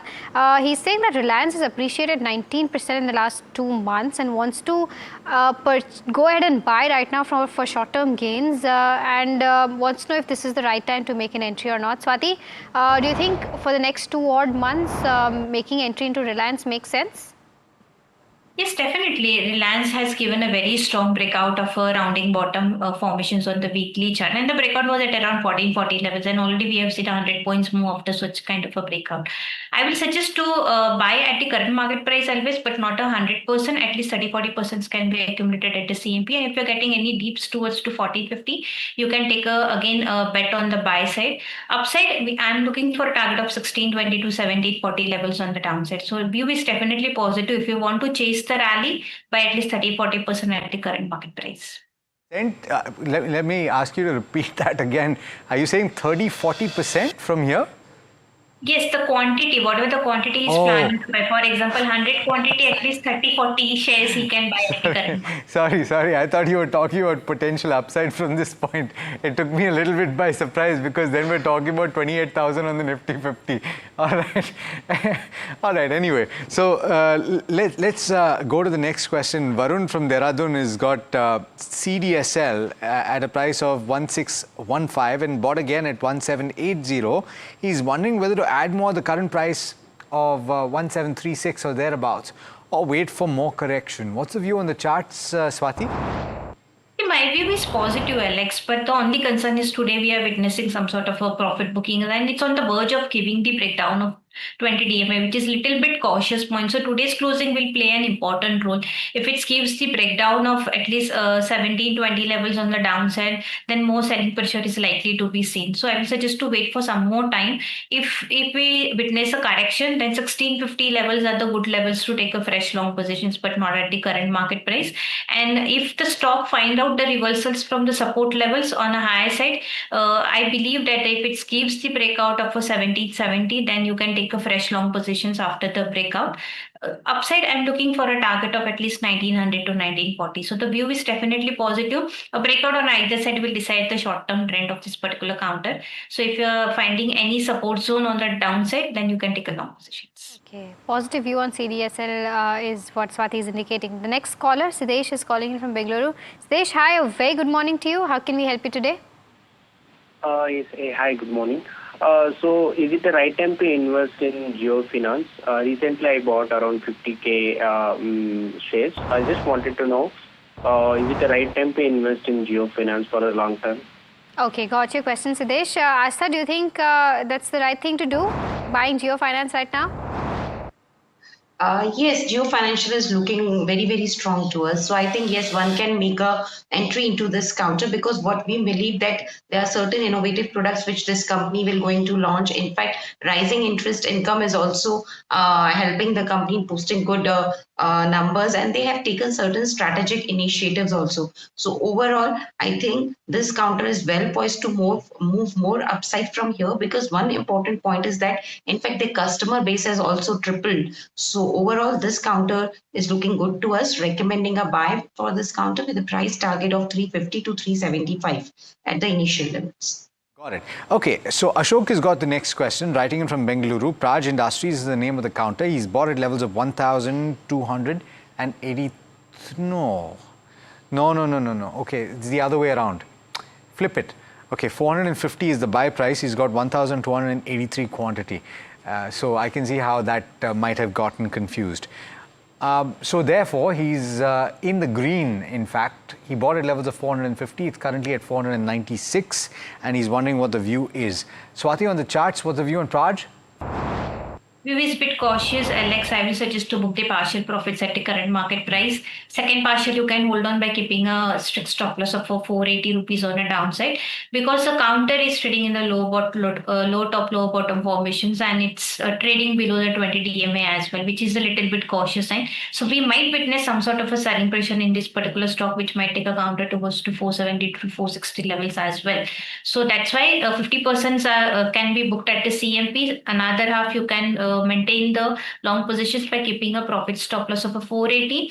Upside momentums can be seen only if it gives the breakout of 510, which is the previous swing's low. So unless until it doesn't give the breakout of 510 levels on the high side, a positive move cannot be witnessed. So it's as of now, I will suggest to book your partial profits. Okay, book partial profits for Praj Industries where technicals are concerned. The next question is for you again, Swati. Arun from Tamil Nadu is writing in. He's bought 1,000 odd shares of Kelton Tech at 122 a piece and wants to know the target price for the next 6 odd months. What are the charts indicating? Yes, as of now, this particular counter is really doing very well from the last few weeks, Mahima. I believe it has a strong potential to up to 150 to 160 levels for a shorter period of time. So you can hold on your long positions. Downside, it has a very good support of 130. So by keeping that as a stop loss, you can hold on the long positions for immediate target of 150 levels. Swati, sorry, I've gotten a clarification from Ashok, and he says that his buy price was not 450. It was in fact 690. And so therefore he's incurring a loss at this point. What is the advice? Does it change? You had initially said book partial profits. What would you suggest now? I will suggest to hold on, because at the current market price, you can't book so much losses. If you look to on a larger degree formations, the stock is under the consolidation phase on the weekly chart. So 480 is acting as a very crucial support levels. So as long as holds that levels, the view will remain a positive. On a higher side, as long as it doesn't give the breakout of 510 levels, a positive momentum cannot be seen. But for a longer term duration, I will suggest to hold on. If it manages to give the breakout of that levels, then definitely 550, 580 levels can be seen in the near term future. But you need to keep a patience and you should hold on the long positions, because the counter is already trading nearby the oversold zone. So the downside risk is limited compared to the on the higher sides. So I will suggest to hold on for the longer period of time as well. Okay, so that's with regards to where Praj Industries stands. The next question is from Ram Rao, who's writing in from Pune. He's holding 175 odd shares of Datamatics, bought at 53.8 a piece, and is saying that he's already sold around 25 odd shares about a year back at around 600 odd rupees. Wants to know as to what is the upside that is being seen on the charts from next 6 to 8 months perspective. Swati, Datamatics is the counter. 6 to 8 months, what's the target that you're penciling in? My view is positive on this particular counter, Mahima, because on the weekly chart, the stock is on the verge of giving the symmetrical triangle formations breakout, and there is a lot of cluster resistance at around 680. I believe it has a potential to give the breakout. I'm preempting the breakout at the current market price, so you can hold on the long positions. If it manages to give the breakout of those levels, 800 to 850 levels can be seen in the near term future. So you should definitely hold on this particular counter. Downside, it has a very strong formation, or we can say the support it lies at around 600 levels. So as long as it holds that level, the view will remain a positive for immediate target of 800 rupees. Okay, all right. The next caller is from Pune. Ranjana is calling us. Ranjana, namaskar. How can we help you today? Yes, actually I'm holding a share of STL Tech around 58 with an average price of 84 rupees. Okay. So I want to know whether I have an investment horizon of 6 months, whether I should invest more in this company. Okay. So congratulations, first of all, for making the profits that you have. Swati, she's got a 6-month time frame, bought at levels of 84. This is a stock that has gained quite considerably, but she's got 58 shares. Gains, therefore, are limited. Would you suggest booking out or adding more? I will not suggest to add more at the current market price because the buying prices will come up. But definitely, if you are getting any dips towards to 95 to 100 levels, those are very attractive levels because the counter is on the formations of the flag pattern. It's on the verge of giving the breakout. Upside, I'm looking for a target of 130 to 140 levels on the higher side. So you can definitely hold on your long position. If you want to add the quantity, let the stock find out a support back towards 200 to 95 levels. Those are the very attractive levels to take a fresh long positions. So it's a definitely hold from my end. Okay. It's time now, ladies, to hit the rapid fire round, and you know what that means. We'll throw as many questions at you as possible over the course of 2 minutes. The first one is on Adani Energy, and we've got Satish, who's bought at levels of 1,250 rupees. He's asking whether to hold or sell. Swati on the charts.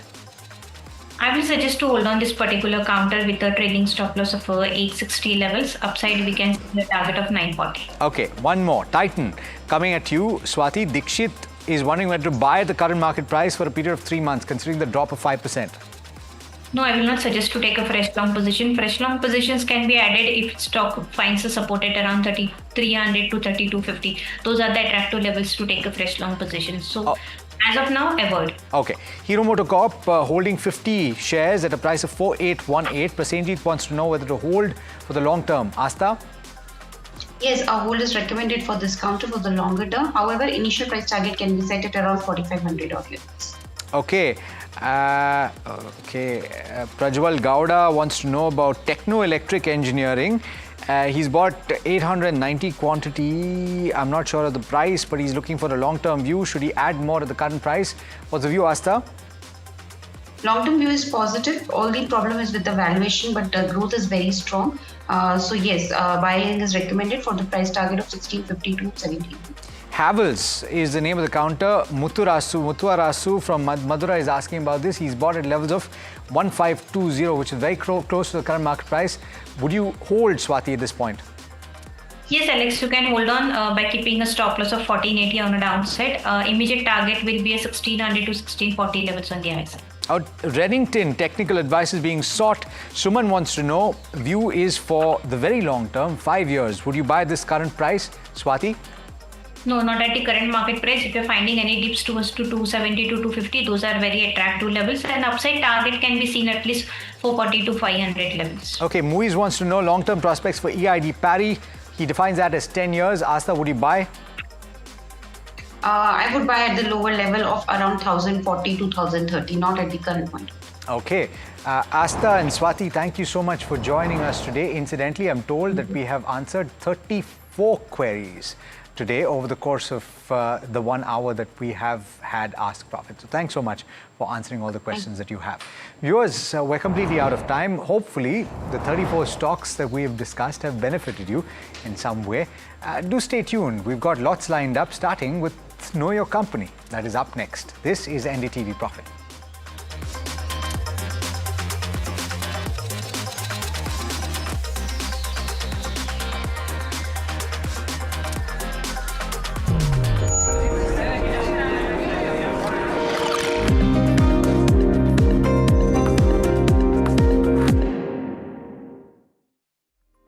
Gold plus optimistic reflective glass लगाओ, धूप की गर्मी को दूर भगाओ और बिजली का बिल भी बचाओ। जनता के पास सवाल ही सवाल है, जवाब ढूंढने को वो देखती है न्यूज और देखती है यहां तो सवालों का माया जाल है। ऊपर से ये अलग फाइट है, कोई पूरा लेफ्ट तो कोई पूरा राइट है, बीच में मुद्दे के साथ कौन है, जनता को जवाब चाहिए। इसीलिए सवालों की परेड नहीं, मैं लाऊंगा खबरों की कचहरी। मैं शुभांकर मिश्रा, मेरे साथ देखिए कचहरी रात 8 बजे सिर्फ एनडीटीवी इंडिया पर। It's the biggest event that markets and economy are looking at. A possible trade deal between India and the United States, which we could hear about any time soon. It will create a seismic shift in the way these two countries trade with each other. Who is going to come out on top of these hectic negotiations? Stay ahead on the story. Catch all the breaking news and the analysis only on NDTV Profit.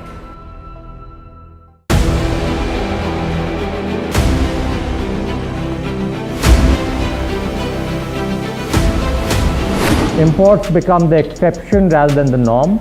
And increasingly we do almost, last year for example, of the contracts that we signed of record 2,09,000 crores, 81% was awarded to the domestic industry. Our intent is to manufacture in India, preferably with design also in India. I am so elated to be on the same screen as the Defense Secretary, and I get a chance to talk about what he said. In certain areas, like for example, artillery guns and armored vehicles, or in some categories of missiles like the BrahMos and the Akash, we've come of age. What Defense Secretary Sir said is 100% true, and today private industry can really increase their involvement in R&D.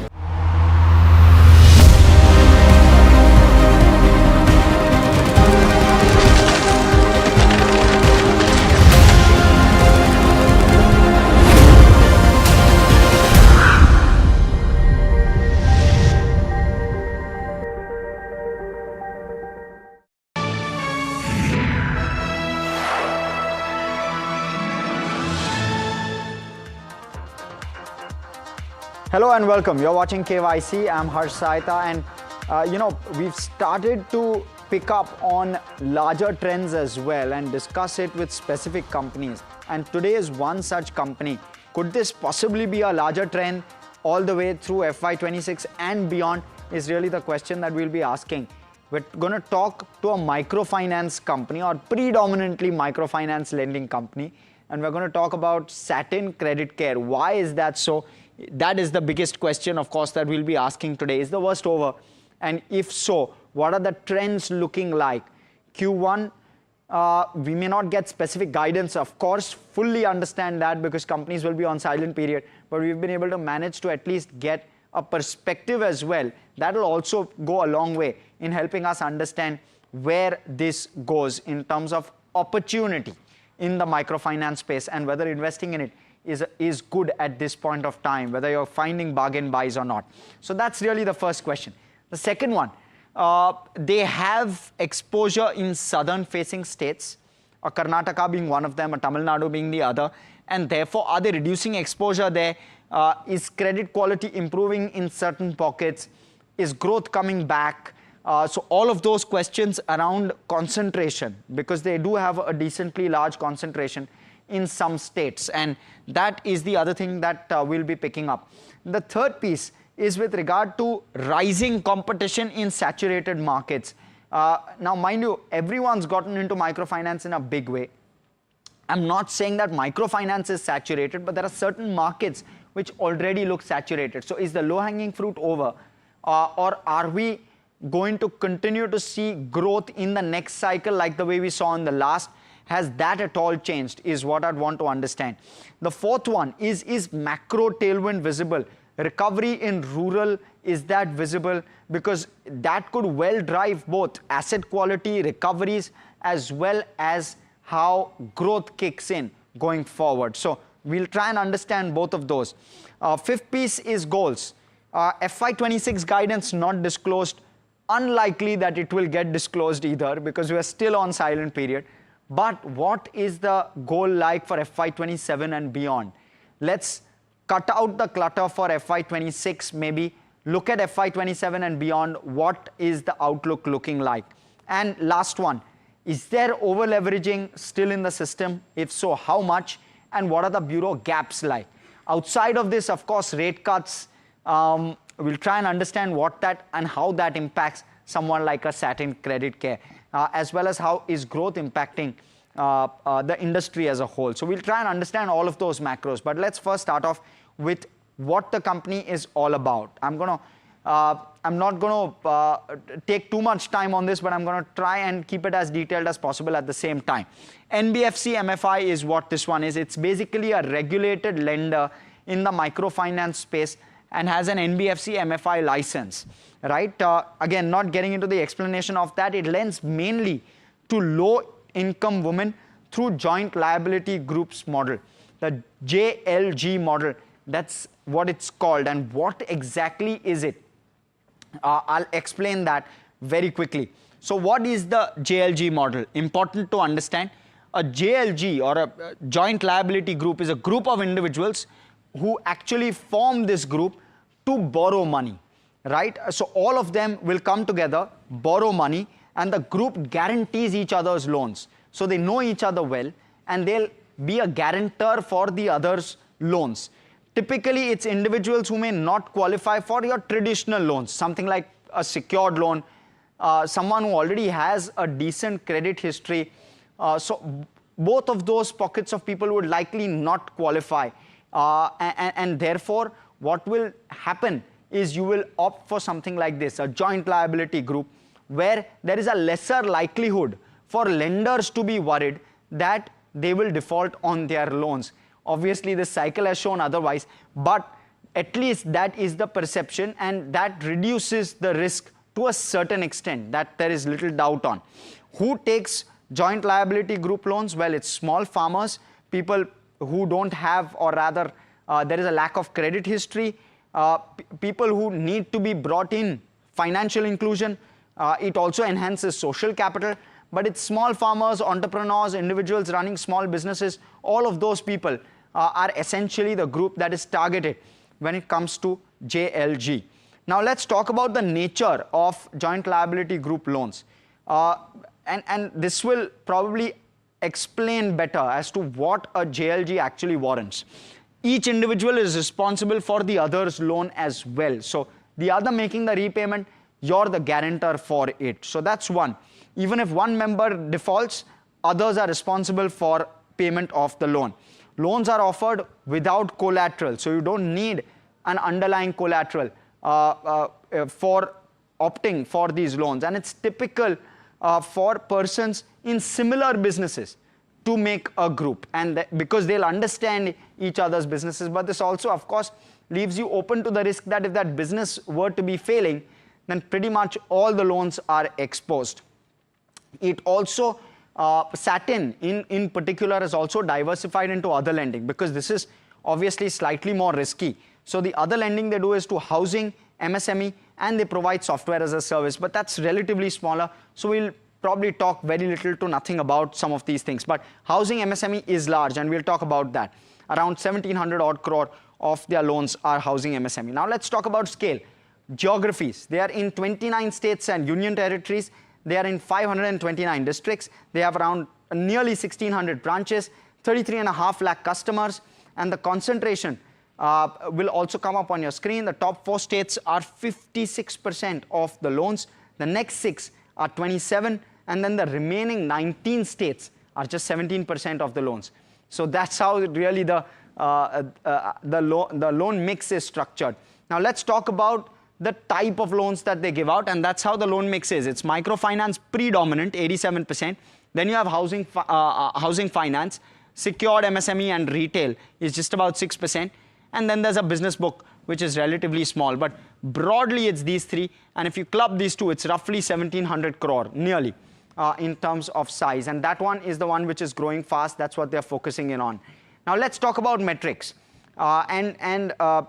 This is a lender, and therefore the metrics will obviously be slightly more nuanced. For those who have watched us will know.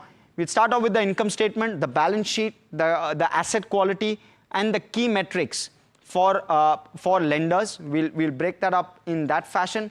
Thereafter, we'll look at shareholding, street cred, street coverage, and valuations. And we'll evaluate the company on the basis of these parameters. Let's start off. Let's talk about the income statement. In terms of growth, well, it's been a decent 3-year CAGR. They've done around a 27.5% growth on the net interest income number.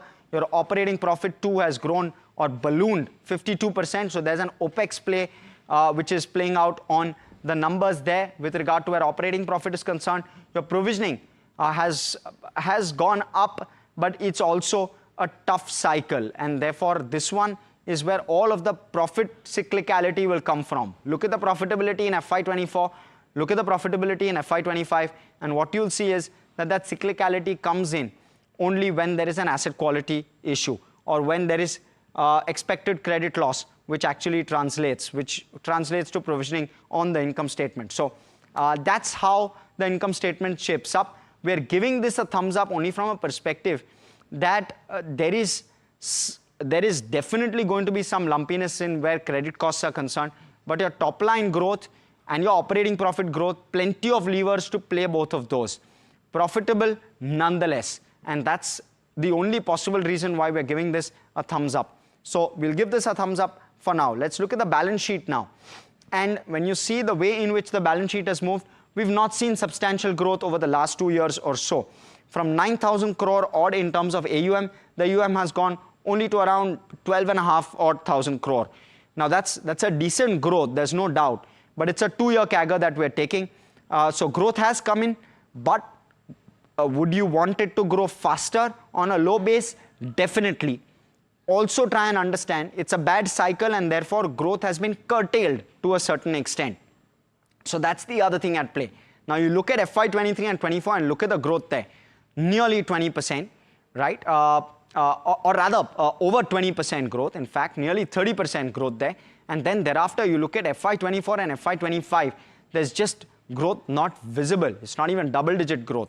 So that's where some of the concerns start to crop up, that it's a highly cyclical business, but that's the nature of the business. And we'll talk a little bit about that going forward as well. You look at the capital adequacy, fairly healthy in that sense, above 25% across all 3 years. So no concerns with regard to where capital adequacy is concerned. Now let's talk about asset quality for a bit. You see how asset quality has moved over the last 3 years. This is basis the company presentation itself, so we've picked it up straight from there. There's plenty of movement with regard to your NPA ratios. There's no control over that. At least that's what it seems to suggest. We've given this a neutral only from a perspective that it's not ballooned in significant fashion. We've not seen your GNPA go above 5% or 6%. And therefore, we've given this a neutral. It's a bad cycle that it's been through, for sure. Asset quality a concern, for sure. So that's something that you want to keep on your radar. But that's the nature of the business. Again, that's what I'm trying to say. Microfinance by its very nature is that way. And if you're invested in it, that cyclicality is part of what you're invested in the business for. So, and that builds into valuations as well. So you want to keep in mind all of those factors when you're looking at this particular metric. Now let's talk about key metrics. And again, you'll see some bit of that cyclicality on the ROA. While the margins are fairly steady to a large extent, look at the ROA. Flat or rather near zero at FY23 levels, FY24 sharp rebound, and FY25 at 1.7%. So that's the nature of the business. When you're investing in something relating to microfinance, you'll get very good yields. So you're getting an 18.5 to around a 21% yield on your product, which you'll probably never get anywhere else. But look at the margins as well, nearly 11 to 13% on the margin count as well. So again, it's a very, very healthy margin. You won't see these kind of margins, especially in the NBFC space, in too many places. So what you want to therefore also judge is the fact that you will always have a better margin, but there will always be a credit cost built into the margin, which kind of will impact your ROA, and that the worry is the chunkiness of the credit cost that comes into the margin. It should not dilute your ROA to such an extent that it wavers so much, which is exactly what is happening. But again, to a large extent, that's the nature of the business. But you have to keep in mind that this is very, very high margin to try and build in for that credit cost. Lending is always a business where you have to take care of credit cost with the top line that you're making, and thereafter arrive at your ROA. And if you're able to do a decent ROA even in bad cycles, then that gives you leverage. So that's the way one needs to think of microfinance and lending in general as well. If there is very, very low credit cost on your lending, then of course your margins will be lower, right? And therefore it's a mix of those two, which you have to judge on the basis of. And look at the OPEX to assets as well. There's been a bit of a taper in FY24, which has aided the ROA. We've seen a bump up with regard to cost to assets as well, or rather OPEX to average AUM as well in FY25. So that's how we're looking at all the key metrics. It's a very, very neutral set of numbers that we're seeing. We've given this a neutral as well. More to wait and watch on with regard to consistency of performance. That's something I believe the markets will be looking out for. Let's look at shareholding pattern now. The promoter ownership is around 36%, around nearly 5% owned by FIs. They've sold a bit of stake in March of 25 in terms of that quarter. DIs have bought an equal amount, and the public holds the rest. It's a small company, sub 2,000 crore in market cap. So some things that you need to look out for. Now let's talk about street cred. Last 1 month returns is just 3%. 3 months is around 17%. 6 months is around 8 odd percent, and the 1 year is negative 23%. So there's clear pain there, at least over the last year or so, for those who have invested over the last year. But you look at the last 5 years, it's a doubler. We've again given this one a neutral as well, because the last 5-year performance over the longer term, it's done okay. It's been a doubler in the last 5 years. And we're at the bottom end of the cycle, almost. And we'll find that out, obviously, when we speak with management. Now, let's talk about street coverage. There's one buy, there's one hold, there is no sells, 5% upside. One is there are very few people covering the stock, or very few analysts covering the stock. Second is the upside isn't not looking too attractive. Well, unless we get better information from management, we won't be able to understand exactly what is it that is being penciled in, which doesn't offer a decent upside. And if it doesn't, then maybe we stay away. What also we have to look for is valuations, and let's pull that up. Look at the way your price to book is currently. It's trading at 0.7 times current.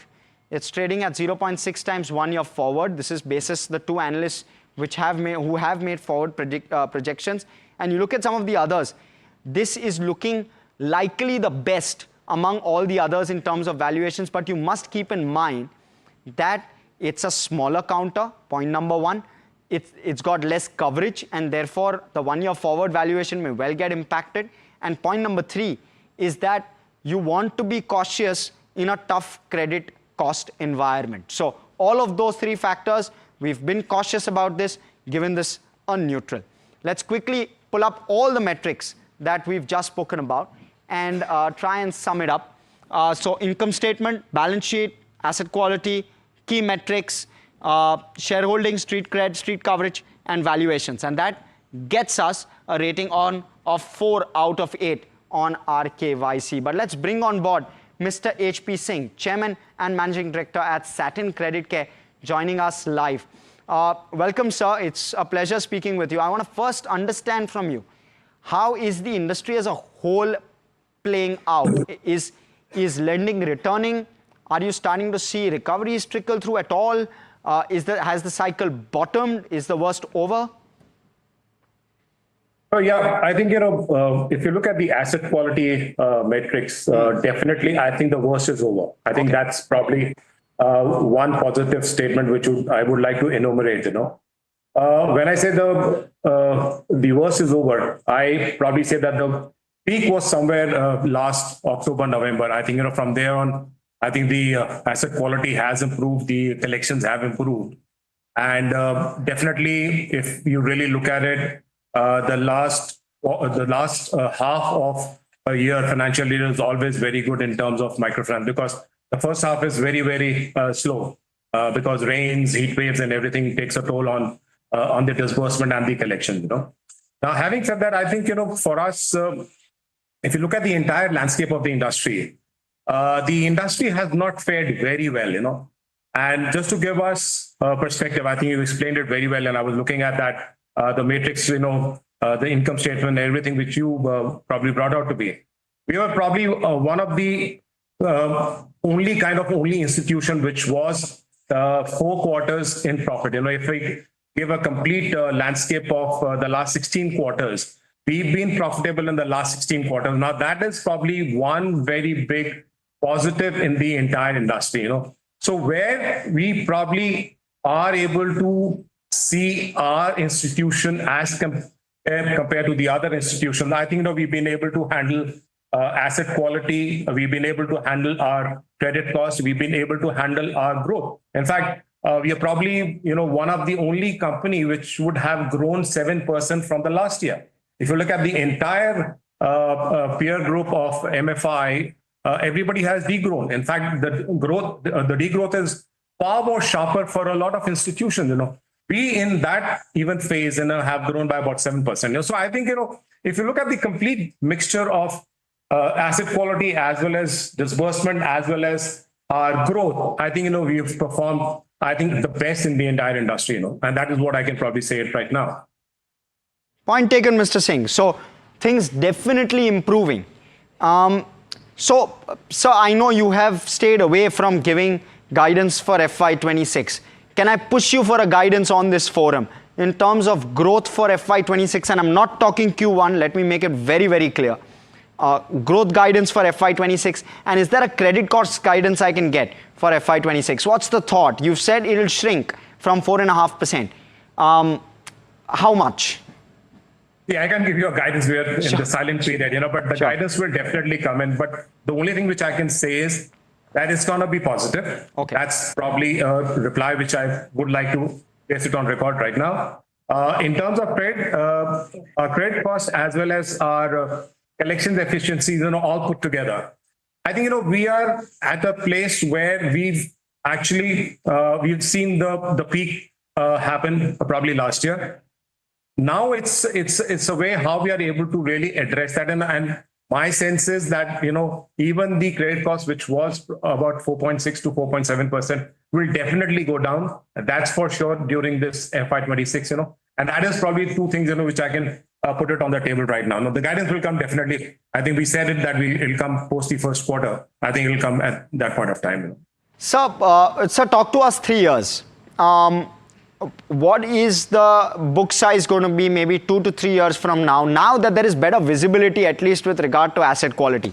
Do you double book in 3 years? Is that a reasonable expectation? Yeah, I think doubling a book is not what we want to really concentrate upon or look upon. For us, the biggest matrix is your asset quality.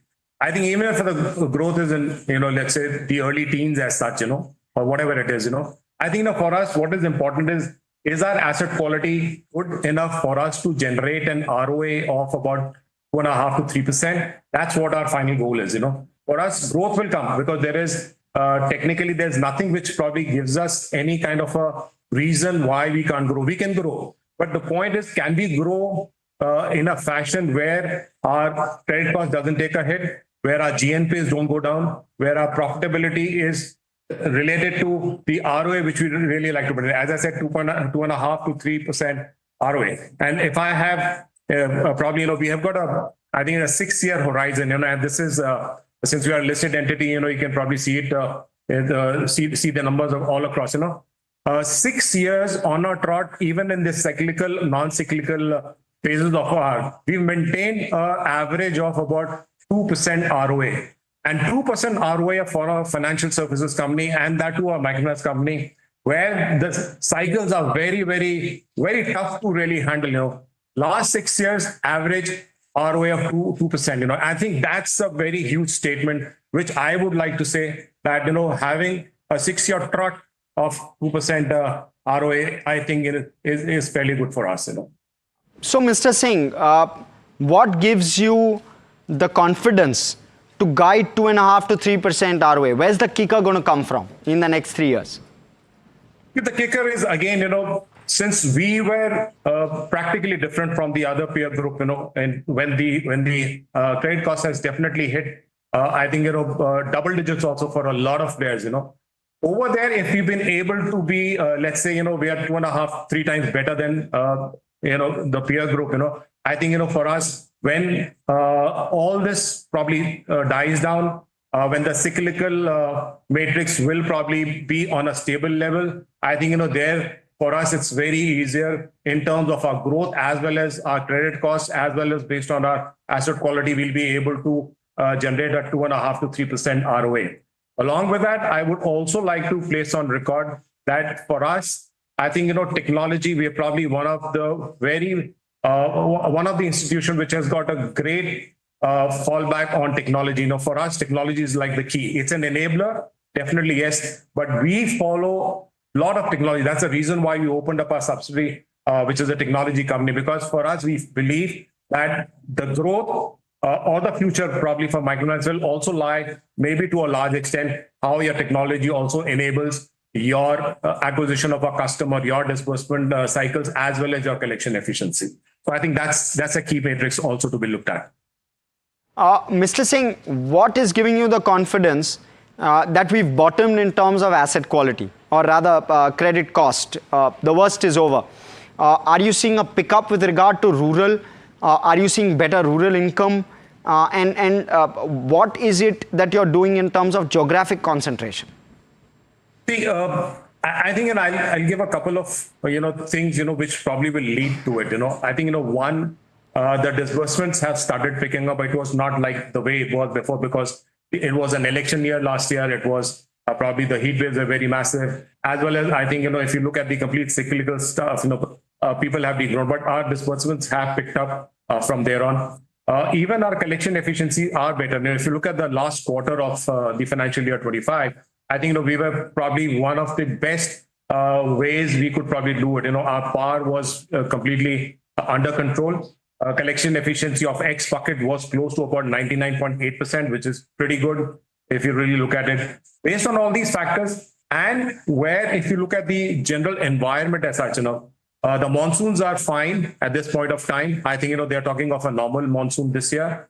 That also gives us a key insight into that the rural income, the farmer income, as well as agri and agri-allied income will also probably see an uptick. That is also one of the key reasons where kharif crops have been sown properly. I think it's probably 100%, and even the crop acreage has also increased over there. So my sense is, based on all these factors, I think we will probably look at a much better quality and a much better disbursement growth moving ahead from here. Mr. Singh, I have 30 seconds. A quick take. What changes in the next cycle versus the current? I have just 30 seconds, sir. So I think all our focus on credit quality, technology, as well as our acquisition, the way we acquire a customer based on credit bureau, and the score systems which we have inherently of our own company, I think that will give us an edge over probably a lot of people going forward ahead. Okay, thank you so much, Mr. Singh, for coming and speaking with us, giving us that perspective. For me, the headline, essentially, viewers, is that the worst is over with regard to where microfinance is concerned. We're going to see a likely kicker in FY26. That's what he's hinted towards. We'll have to wait and watch as to how Q1 pans out, and thereafter will come the key commentary which markets will quickly start pricing into. So keep your eye out on this one. It's an interesting space. But thanks so much for tuning in. That's all from our side, folks. Thanks for watching.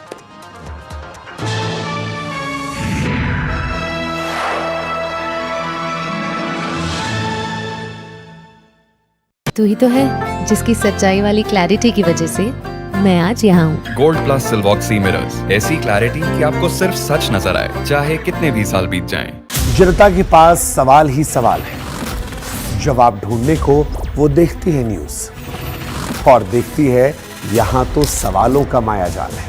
ऊपर से ये अलग fight है, कोई पूरा left तो कोई पूरा राइट है, बीच में मुद्दे के साथ कौन है, जनता को जवाब चाहिए। इसीलिए सवालों की परेड नहीं, मैं लाऊंगा खबरों की कचहरी। मैं शुभांकर मिश्रा, मेरे साथ देखिए कचहरी रात 8 बजे सिर्फ NDTV इंडिया पर। It's the biggest event that markets and economy are looking at. A possible trade deal between India and the United States, which we could hear about any time soon. It will create a seismic shift in the way these two countries trade with each other. Who is going to come out on top of these hectic negotiations? Stay ahead on the story. Catch all the breaking news and the analysis only on NDTV Profit.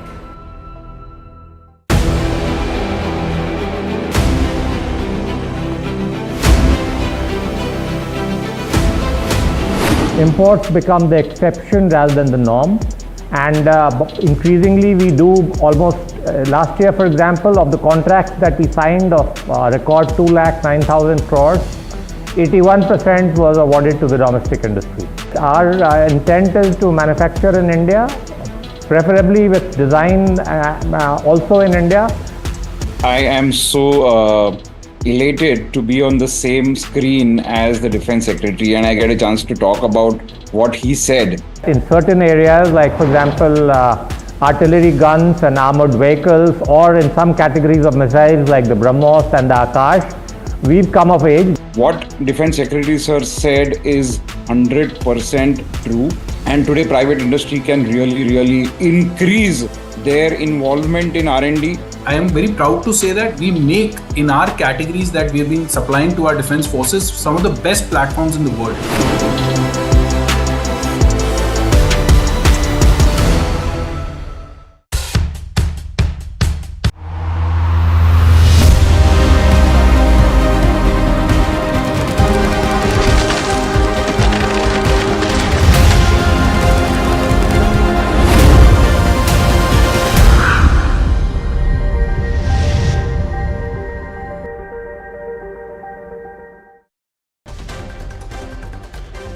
Markets trade as flat as a pancake. Nifty hovers around the 25,450 mark. Sectoral action makes Nifty bank and finance lead.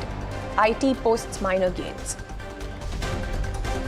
Meanwhile, it's Titan that is tumbling about 5% after posting a disappointing first quarter business update. Kotak Mahindra Bank, on the other hand, rises as advances and deposits show a healthy uptick.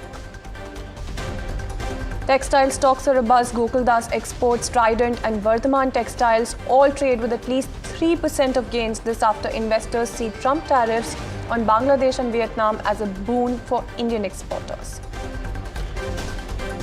And select AMC stocks see some smart moves. This after Antique releases a bullish note on the Indian mutual fund industry. Separately, positive outlook by Jefferies sends Bell rise 2% higher.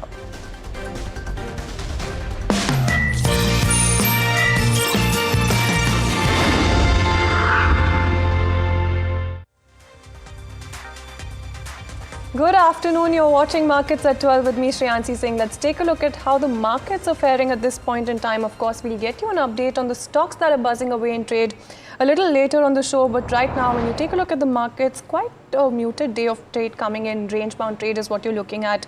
Whether you look at Nifty, that is hovering around 25,400 levels thereabout, or even when you take a look at Sensex, also not doing all that much. That's Sensex clinging on to a little bit of green at this point in time, but around those 83,400 levels thereabout. So that's Sensex that we're talking about, but let's also take a quick look at some of the top losers from within the Nifty 50 pack.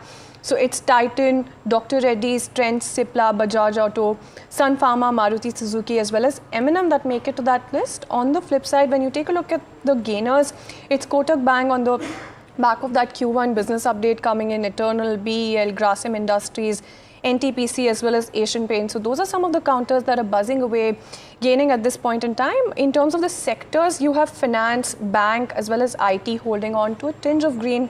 So finance is your top sectoral gainer, followed by bank, IT as well. Doing quite well at this, just somewhat, in fact, holding on to a tinge of green at this point in time. On the flip side, there is Pharma that is tanking away from within this pack. Of course, there is Aurobindo Pharma that is down about 4%. Like I mentioned, some of those other names, DRL as well as Cipla, that are not doing quite well from within this pack as well. Media, Auto, PSU Bank, Consumption, as well as Realty that are also not doing all that well. But let's also take a look at Kotak Mahindra Bank, because that counter, in that stock, in fact, the company has come out with its Q1 business update. The stock is buzzing with advances and deposits showing a healthy uptick. Let's bring in Harsh with more on this one.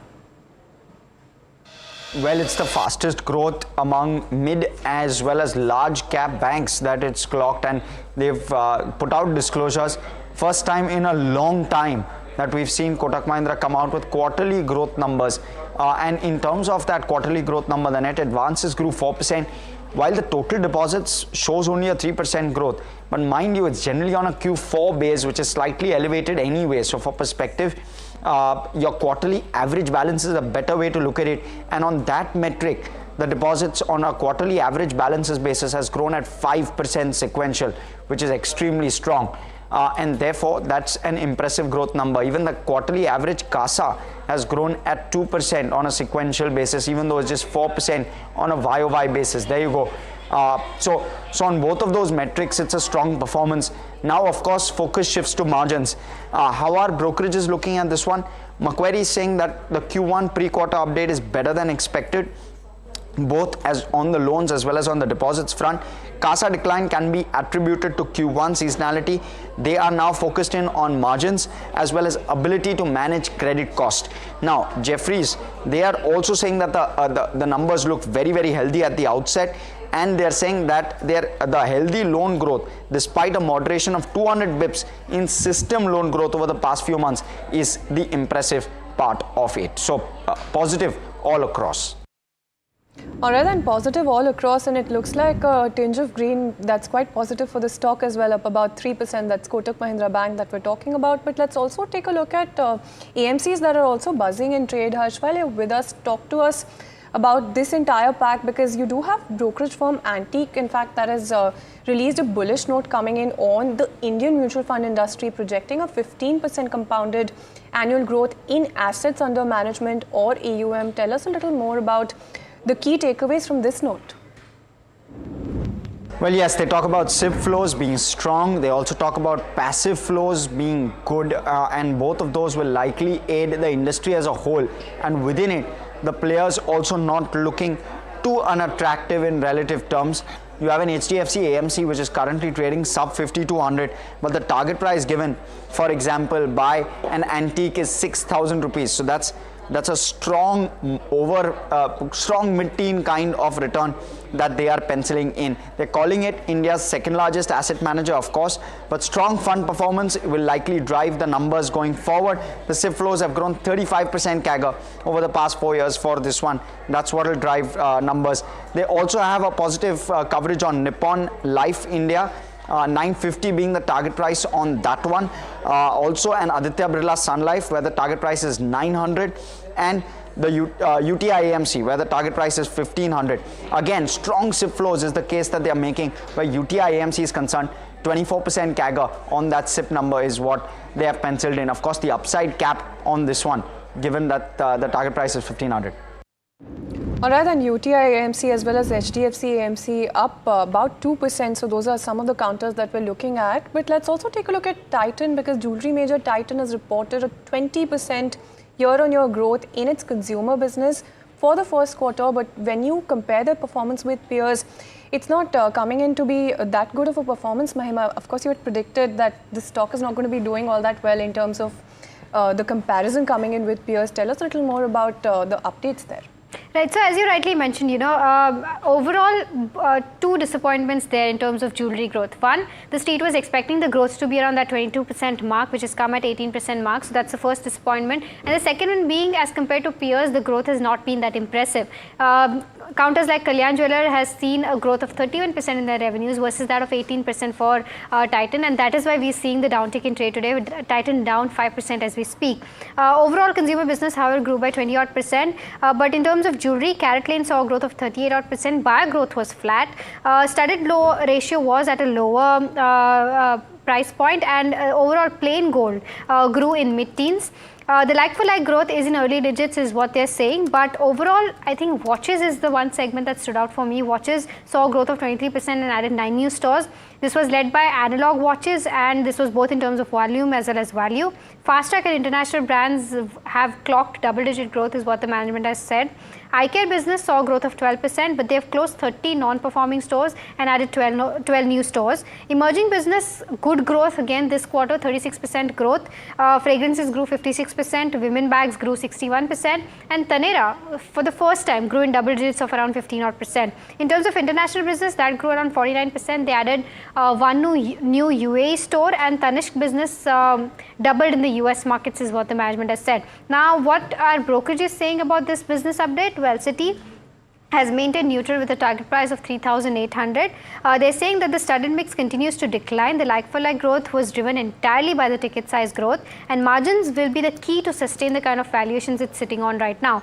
In terms of JP Morgan, they're saying that jewelry shine fades in Q1 FY26. They've maintained neutral with a target price of 3,350. They're saying revenue growth moderation is worse than what was feared actually, and moderation in like-to-like growth is too early in terms of double digits, and being lower than peers was a disappointing.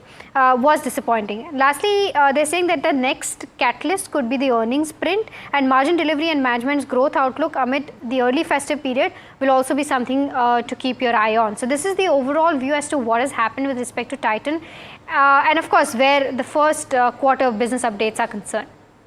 Well, absolutely. So that's Titan. That's down about 5% as we speak as well. But tell you what, let's take a look at some other buzzing counters before we zoom in on the textile space. Jasmeet, in fact, is joining in with that entire list. Well, right. Yes, thank you for that. First on my list is Krishna Diagnostics. While the Rajasthan High Court passes the order in the favor of the company and its subordinate, while the government also issued a new letter of acceptance for the company. This particular order is for providing laboratory services under free diagnostic initiatives on hubs and spokes model, while this is also under the initiative of National Health Mission of Rajasthan. The second one is by a brokerage that's Morgan Stanley on Schools Bangalore, while they initiate a buy overweight rating with a target, initiates overweight rating with a target price of 549. They say one of the limited ways to play with Indian luxury story, while they also mention overweight rating driven by higher for longer upcycle. They see a strong demand in the industry going forward, while they also mention iconic assets with low net debt position of the company, which is attractive valuation, while steady execution can drive a re-rating going forward if the risk is a key to watch, while these are the stocks to watch for the hour. Some of the counters that are buzzing away in trade, in fact, on one of those counters, Bangalore, you have 4.3% uptick coming in on that counter. But let's take a look at Belrise, because even this one is buzzing away in trade, 3% uptick coming in on this one. It has come off highs from what it had eked out previously. But let's also take a look at this one, because Jefferies, in fact, has now initiated coverage on the auto ancillary with a buy rating. Puneet is joining in with some more updates. It's an initiating coverage on a recently listed company in the auto component space, Belrise. 135 is the target, a 20% upside from the current levels. Now, the key aspect is that they're maintaining that 12 to 18% growth in terms of revenue, and profits could continue for the company. They're largely getting 60% of the company's revenue from the two-wheeler space. So they are diversifying into four-wheelers, and that has 3x more components than the two-wheeler space. So hence, it could be a growth trajectory as well. But there are two key points that you need to know. One is that 20% of the company's revenue is coming from commodity trading, which is a very marginal business in terms of profit. So that is one, and that was a concern at the time of IPO as well. And the second aspect is that Jefferies was also the investment banker. So take it with a pinch of salt. The other aspect is that valuations are at 18 times price to earnings, are very, very favorable compared to other peers with niche businesses which are operating above 30 times price to earnings. So those are some of the key highlights, but definitely valuations are in comfort, and business diversification to four-wheelers could aid growth for Belrise going forward. All right, and thanks for that update coming in as far as Belrise then is concerned. But let's go across and listen into an exclusive reaction from whole-time member Kamlesh Chandra Varshney, who said that the regulators' actions were in line with the violations found. The Jane Street order came today, and it is quite a shocking order with a big quantum. What is the regulator's stance against something that is so big in quantum, especially in terms of manipulation of Indian markets from a foreign player or entities like that? So as we say always that we don't generally react on individual cases, but as a general, as I have said earlier, whenever SEBI sees violation taking place, we enter the picture. We try to correct the violation, we take enforcement action, but all our enforcement actions are without any bias, completely on merit and proportionate. So we make it a point that all of our enforcement actions fulfill these three criteria, completely on merit, without any bias, and proportionate. So I think with this I will leave it over there, and it is for all others to judge. All right, and since we've managed to recap that conversation, let's also, in its first response, in fact, since last week's scathing order, you did have Jane Street in a communication to its employees that has rejected SEBI's findings in the strongest possible terms, and those were their exact words.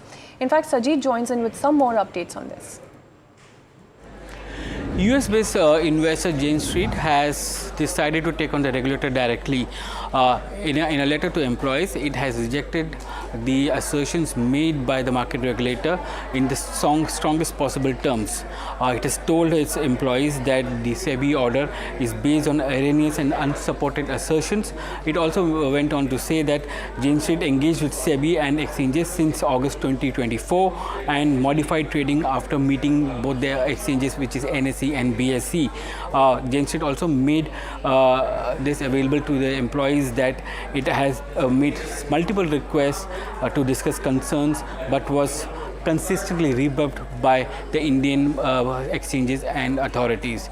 On its part, SEBI has made it very clear that the July 3rd and 4th order, which it asked Jane Street to impound nearly 4,800 crores in an escrow account, is a speaking order, and the further investigations are underway, and it doesn't want to comment at this point in time beyond what it has stated in the interim order.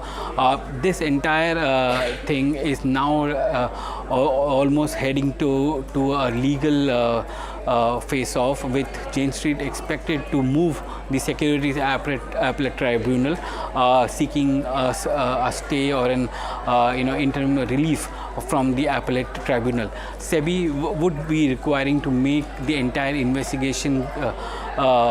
It will have to complete the entire investigation, but we understand from our sources that it will take between 6 months to a year before this investigation can be completed, because the current interim order is just based on the gains which was made in 21 days from Jan 23 to March 31st, 2025.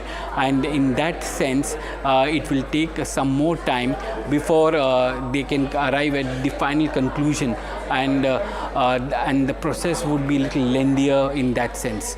So it's now Jane Street versus SEBI, and SEBI is sticking to his guns, and Jane Street is trying to contest what SEBI has to say with respect to the interim order. Well, absolutely. Thank you so much for all of those updates. So that is what sources had to tell NDTV Profit. But tell you what, let's take a look at, as promised, let's take a look at the textile space, because some of those counters are buzzing away in trade. Maima, I'll come to you with this one. Right. So, all of these textile companies are buzzing because there is higher tariffs that is being imposed on Bangladesh, Vietnam, as well as Indonesia, which are amongst the biggest textile exporters to the US. Now, higher tariff on Bangladesh and Vietnam and Indonesia could slow down their textile exports to US, and that could be beneficial to India. India is the 4th largest textile exporter, and as of 2025, it did an export worth almost rupees 34 billion US dollars. And currently, the rate at which we have agreed to, not agreed, but 26% was the tariff that was last laid, which was on a pause, of course, which is still on a pause and still under negotiation. But tariffs have been fixed for countries like Bangladesh at 35%, Vietnam at 20%, and Indonesia at 32%, which is still much higher than that of 26% for India. Now, companies that could benefit from this could include counters like Trident, Welspun Living, which 63% of revenues come from the US. There's KPR Mills, 21% revenue coming in from the US. There's Alok Industries, 45% revenues coming in from the US. Gokuldas, almost 77% coming from the US. So all of these counters could benefit on the back of this. Now, to take this conversation ahead, we are joined by Rajinder Gupta, chairman of Trident Group, joining us now. Rajinder, hi, very good afternoon to you, and thank you so much for taking out the time and speaking with us at NDTV Profit. Just want to get your sense, we're seeing a lot of buzz around the textile space, and considering that there's higher tariff in terms of both Bangladesh as well as something like Indonesia and Vietnam, that is certainly a positive for the textile sector. What is your reading there? Well, thank you very much for asking me, join. I'm just traveling, so I may not be knowing how good is my connectivity. Sure, no problem. You're loud and clear. Yeah. So let me say, first of all, everything is going good. I am not sure when we're going to get the Indian part of that. Yes, of course, the tariff coming on those countries is giving some ray of hope to us, but obviously we enter the home textile business, which possibly are not a very major share of those countries. But we're very optimistic, and I think we are going to have a much better business propositions in the US in times to come. That's my quick read, but let's wait for the timing. This is what I can make out is in a very positive and optimistic state for all of us. Gupta, just want to get a sense, there's lots happening in the textile space. There's UK FTA, which is positive. There's tariffs, which could be positive. The entire China also having higher tariffs is a positive for the Indian textile sector. Just want to get a sense as to what's the kind of growth that you're penciling in the entire industry, because I read somewhere that, recently textile exports amounted to around $34 billion US, which, by the way, India plans to, increase to almost $100 billion US by 2030. What do you think will be the levers that will, make us achieve that number, and is that a very possible number on the cards? I do agree with you that these are very possible numbers on the card, and you rightly asked what the levers, how we really work on the much better productivities and larger, bring our own brand to the marketplace, how we really move from a private label to our own brand. That's one area. And how then we work on a larger capacities to build in India, how we put larger capacities, much bigger capacities, which can really serve and get the market on. So if you really want those numbers, one really also needs investment of that kind in the Indian space. All right, Mr. Gupta, this is Shreyansi as well joining in the conversation. I also wanted to understand what you think about the roadmap going forward. Now, of course, you've talked about the growth roadmap, but I also wanted to understand in terms of the key challenges that you're penciling in when it comes to this entire industry, because India, of course, is the 4th largest exporter. We already have cemented our position. Is there anything that you see threatening sort of that position at this point in time? I see. Possibly, we always, always we look for a betterment, and although we're doing much better in many, many areas, but always there is scope to improve. I think complete supply chain has to be more simpler, leaner and cleaner. Logistics is the other part, and then how we really automate and getting more productivity per person instead of having now how we sweat the assets and how we get more productivity and larger modernization or automations instead of depending on too much of human capital. How to build a capex, then only depending on too much of manpower. I think cheap manpower is no more a very common buzzword for Indian industry, to my mind. It could be very individual, very personal experience. Mr. Gupta, I have a two-part question for you.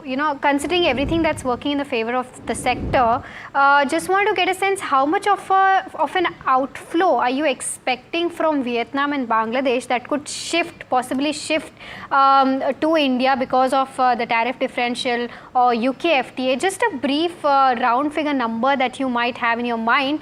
And secondly, do you think that the Indian textile right now has the capacity to take up that load, or there will be capex expansion plans for these companies going forward? You can also talk about Trident if you can. Well, you have a very right question. I think there's a very core question you're asking me. See, on the garmenting front or on the spinning front, there could be a upsurge of even 20%, even 30%, or even could go much better on that. In terms of home textiles, there could be a surge of about 10% plus, and I do believe that technology upgradations and the capex is needed, and the way the government is promoting the PM Mitra Park and various states, that's going to take a very, very quick pace, and they're going to move much faster in that. I think that's a great thing done by Indian government, the PM Mitra Park, and how to really build the assets, capex on that part will be a complete supply chain coming there, could really going to help grow our numbers, what we had in mind. And the way Indian government is working on the Kasturi cotton, their own branded cotton, will bring a very strong brand for Indian cotton, going to help the farmers all around.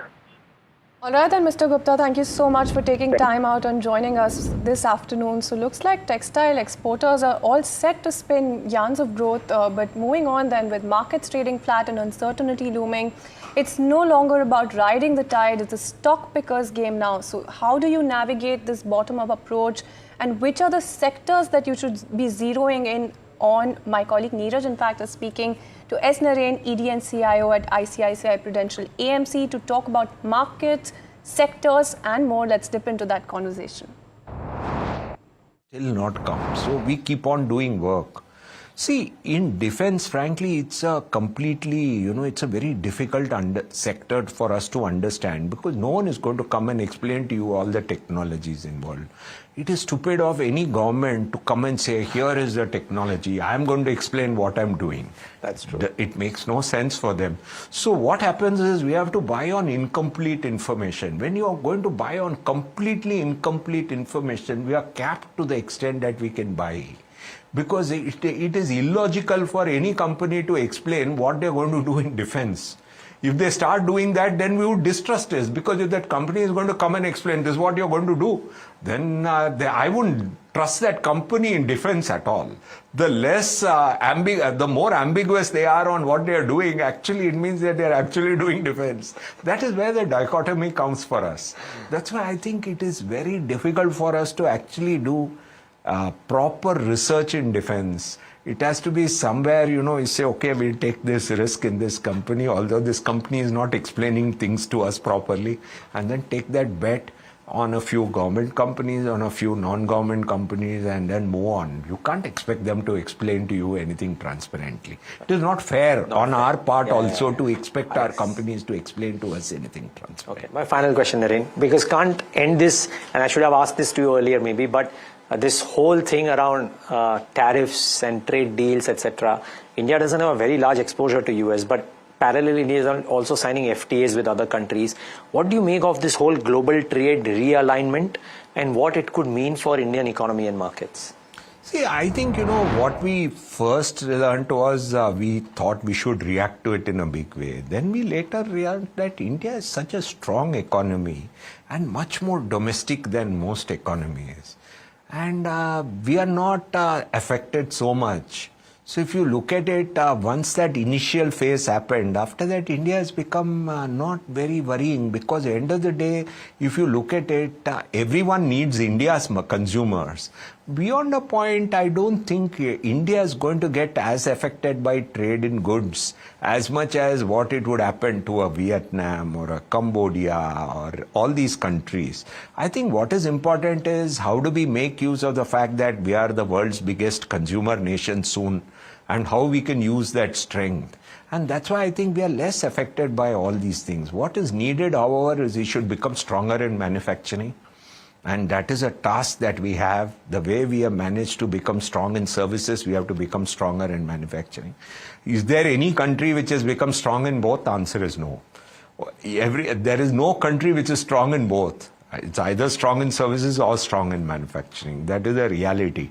And that is why I would say I won't over worry about it. That is why I am more worried, am I allocating money which is given to us by investors well? Are we doing it carefully? A little less return, but carefully, I'm happy. And given the amount of money that we are getting today from so many investors, that is what worries us, not these trade. Because every day morning we wake up to some tweet, we look at it, then how much to worry about it? We have to worry, are we managing money well? Are we not managing very well? That's what worries us every day. Alright, and that's the slice of the exclusive conversation that NDTV Profit had with S. Naren, where he talks about how to navigate Trump's tariff storm as well as finding pockets of value. But with that, we're completely timed out on this edition of Markets at 12. Thank you so much for tuning in.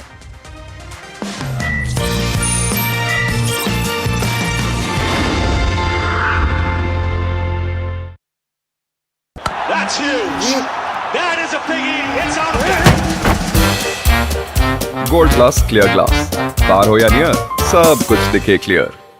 जनता के पास सवाल ही सवाल है, जवाब ढूंढने को वो देखती है न्यूज और देखती है यहां तो सवालों का माया जाल है। ऊपर से ये अलग फाइट है, कोई पूरा लेफ्ट तो कोई पूरा राइट है, बीच में मुद्दे के साथ कौन है, जनता को जवाब चाहिए। इसीलिए सवालों की परेड नहीं, मैं लाऊंगा खबरों की कचहरी। मैं शुभांकर मिश्रा, मेरे साथ देखिए कचहरी रात 8 बजे सिर्फ एनडीटीवी इंडिया पर। It's the biggest event that markets and economy are looking at. A possible trade deal between India and the United States, which we could hear about any time soon. It will create a seismic shift in the way these two countries trade with each other. Who is going to come out on top of these hectic negotiations? Stay ahead on the story. Catch all the breaking news and the analysis only on NDTV Profit.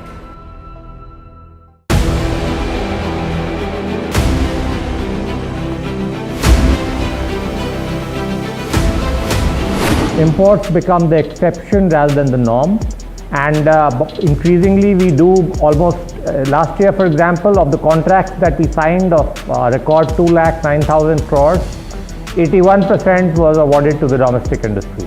Our intent is to manufacture in India, preferably with design also in India. I am so elated to be on the same screen as the Defense Secretary, and I get a chance to talk about what he said. In certain areas, like for example, artillery guns and armored vehicles, or in some categories of missiles like the BrahMos and the Akash, we've come of age. What Defense Secretary Sir said is 100% true, and today private industry can really increase their involvement in R&D.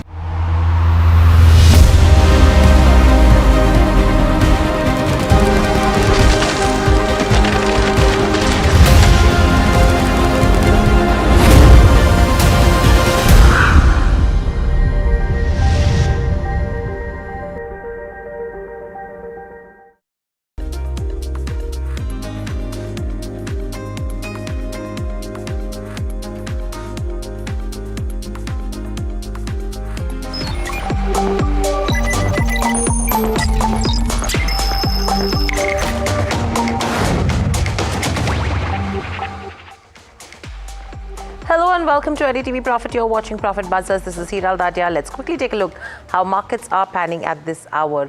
Interesting day of trade. No major up moves that you're seeing. You're seeing a marginal 65 points up move in terms of the Sensex and Nifty 50, which is absolutely trading flat but below the 25,500 mark. Again, a pretty flattish move is what you're seeing. Let's quickly pull up Bank Nifty as well, and then we'll see what the VIX is doing, because the way the VIX has been panning out has also been very interesting. Bank Nifty seeing gains of around 0.4%, clearly outperforming the benchmark indices. VIX again down 2.5%, but that's not relevant. What's relevant is that it's in that 12 to 13 kind of a band, which is absolutely interesting as well. Apart from that, if you see in terms of individual sectors, let's have the sectoral heat map, and then we'll look at the broader markets as well. If you see in terms of individual sectors, you have the private banking space, which is up in trade. IT is also seeing some positive moves, and this is ahead of TCS numbers that will start trickling in towards the end of the week. And oil and gas, which is absolutely flat. But consumer durables is taking a beating today, seeing cuts of over 2% coming in there. Media is under pressure. Pharma seeing cuts of around 1.3% as well. And if you look at other sectors, you have defense, which is also seeing profit booking along with auto. Let's quickly look at the mid-cap and the small-cap index and trade as well. If you see the mid-cap, 150 at the day's lowest levels, cuts of 0.5% coming in there, and the small-cap 250, which is seeing similar moves, but the cuts are deeper, 0.7% lower. So your broader markets are seeing a deeper correction as compared to what's happening in the benchmark indices. Advanced decline ratio also, you can see on the screens, absolutely in favor of the declines. Versus a 744 number in terms of advances, 1,500 stocks that are declining in trade. Let's look at the heat map in terms of individual sectors on Nifty 50, because that will also give you an idea of what that stat is looking like. There you go again. That's just the heat map of the sectors. Nifty 50 heat map, if we can get that one to understand the individual sectors, that will be important. There you go. Stocks, Kotak Mahindra Bank, the top gainer, and that's on the back of the quarterly update that has come in. Eternal is seeing some good moves. Grasim, BEL, NTPC are the ones which are in the positive. Titan, again on the back of the quarterly update, is down 5.5%. Dr. Reddy's, Trent, Cipla, Bajaj Auto and Sun Pharma, these are the ones which are under pressure. If you see in terms of broader markets as well, in terms of individual counters, let's quickly highlight a few of them. Alok Industries, 14% up move. Gabriel, 8.5%. Yatharth, Avaz, Venus Pipes is another one which is seeing some smart moves. Sharda Motors, PC Jewelers, Fusion and Galaxy Surfactants are a few of the other names which are trading under pressure. But let's also get in Lancelot Dicuna, CIO at ValueX Wealth Connect. Lancelot, good afternoon and welcome to the show, and always a pleasure to speak to you at NDTV Profit. seeing the way that the markets are reacting right now and the kind of letters that have gone to other countries from Donald Trump, the expectation in terms of India is that probably India will not get a letter because US is looking to strike a deal with Modi. Clearly from this aspect, if you have to recommend 2 or 3 top picks which could become good investment bets ahead of the earnings season that will start trickling in, what would you recommend? So I think it's very difficult to figure out, what Trump has in mind and what kind of a deal is going to get structured between India and the USA in terms of trade, and based on that, what would be the companies that would benefit in that kind of a scenario. So I think if you look at the broad parameters of what kind of deal everyone has been talking about, the companies that could get affected a lot are the companies that export, commodities like steel and copper, etc., to the US, and they have already got some tariffs imposed on them. So I think they will be negative. I think if the services sector is not touched, then that would be a positive sign. So maybe I think I would look at some of the companies in the IT space, which can be looked at as an investment, because from a valuation perspective, a lot of these companies had corrected quite a bit. And given that, the last year has been a little bit volatile in terms of, the global scenario has been volatile, and most companies have been, postponing their IT spends. And so I think that trend may get over because people will start to see this as the new normal, and then companies would get back to business. Okay. So that's something which the space you can look at. Sure. So lots of factors to watch out for. IT is what we're looking at. In fact, the earnings season for IT will kick off this week, but the street is bracing for a divergent quarter. The key trend is expected to continue, with Tier 2 IT companies likely to outpace their larger Tier 1 peers. We have Jasmeet, my colleague, who will be joining us to tell us what brokerages are expecting from IT in the first quarter of FY26. Jasmeet, over to you. Well, right, here is a preview for the Q1 FY26 with regards to IT. There are 4 key trends for this particular quarter to watch out for. Firstly, macro environment has not deteriorated further since March 2025. Well, that's a good news. Secondly, almost all companies have announced a solid large deal wins in this quarter, while for trend for Tier 2 companies is better when compared to Tier 1, and it shall continue, while brokerages also suggest that demand remains healthy in BFSI vertical, and they maintain that tech spends cannot be held back for much longer. But let's understand on company perspective about what the preview looks like for Q1. While for TCS, primarily due to ramp down of BSNL project could impact a bit on their revenues, while the brokerages expect Infosys to upgrade their FY26 earnings from 0 to 3% CC growth to 1 to 4% on CC YOY basis, while the brokerages also are divided when it comes to HCL Tech to see a 2 to 5% CC YOY growth. Wipro guidance for Q2 would remain on the focus and could be disappointing yet again as we have for Q1. While Tech Mahindra's management, also management's comments for FY27 will be something to watch out for. But when it comes to Tier 2 IT companies, here are the things to watch out for. While the LTI Mindtree's strategic priorities under the new CEO, firstly that. Secondly, Persistence targeting $2 billion by FY27. Their commentary on that will be very important. While the brokerages see a 15% CC growth when it comes to Persistent Systems.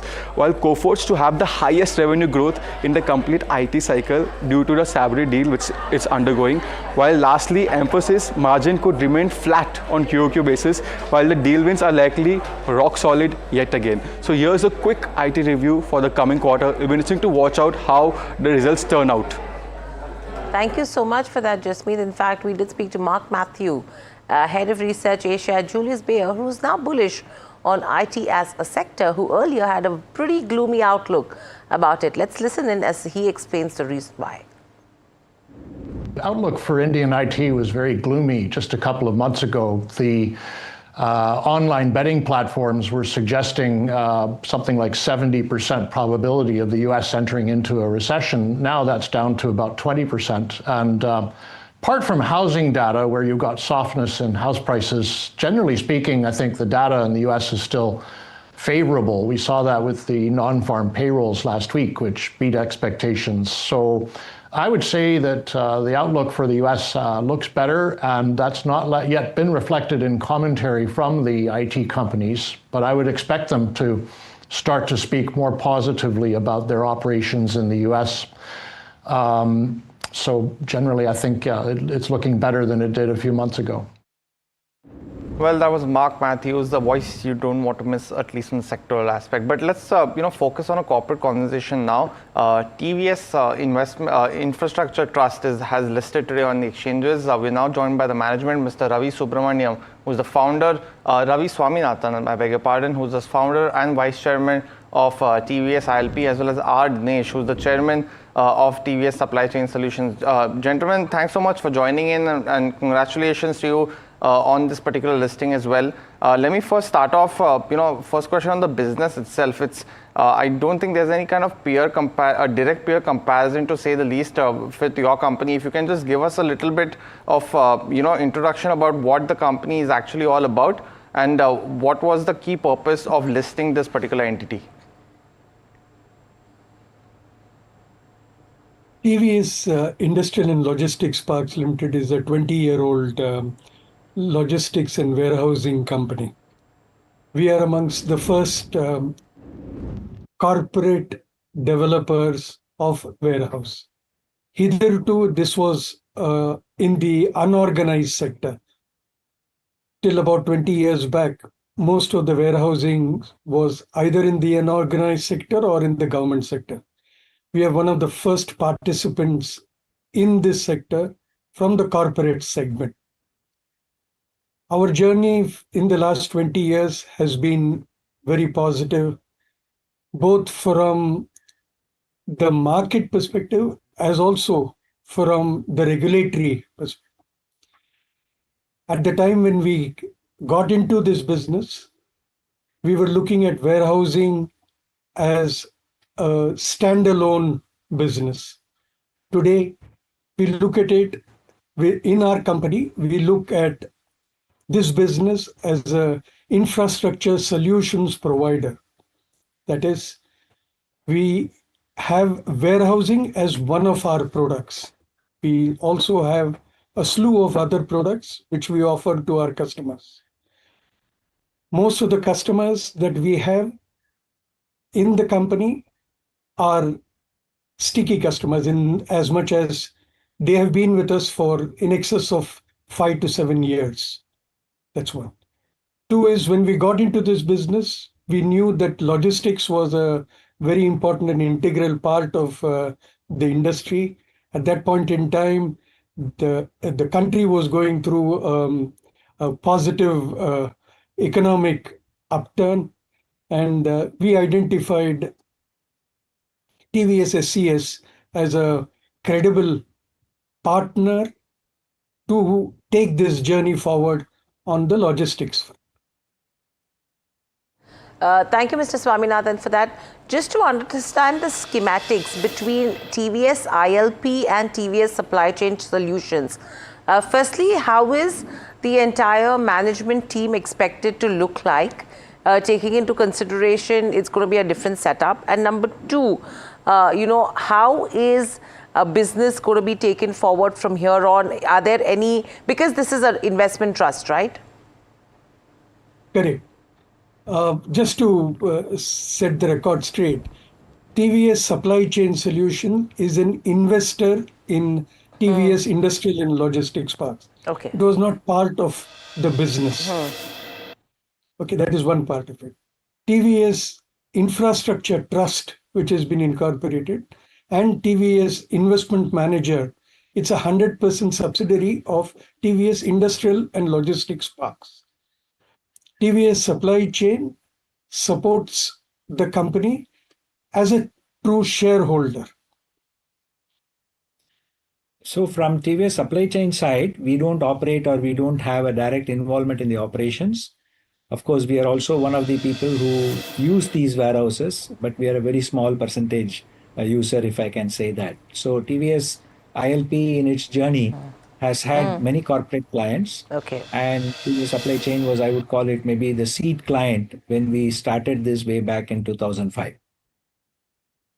Swaminathan, you mentioned that warehouses is not the only business that you have currently. If you can delve a little bit on that aspect as well specifically, and also for warehouses, how many do you have currently? And you mentioned about occupancy is also very strong. So is that long-term contracts that you have with your clients? Correct. Let me take the second part of your question first.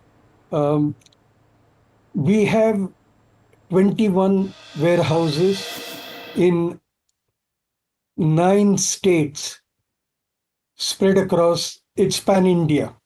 Right.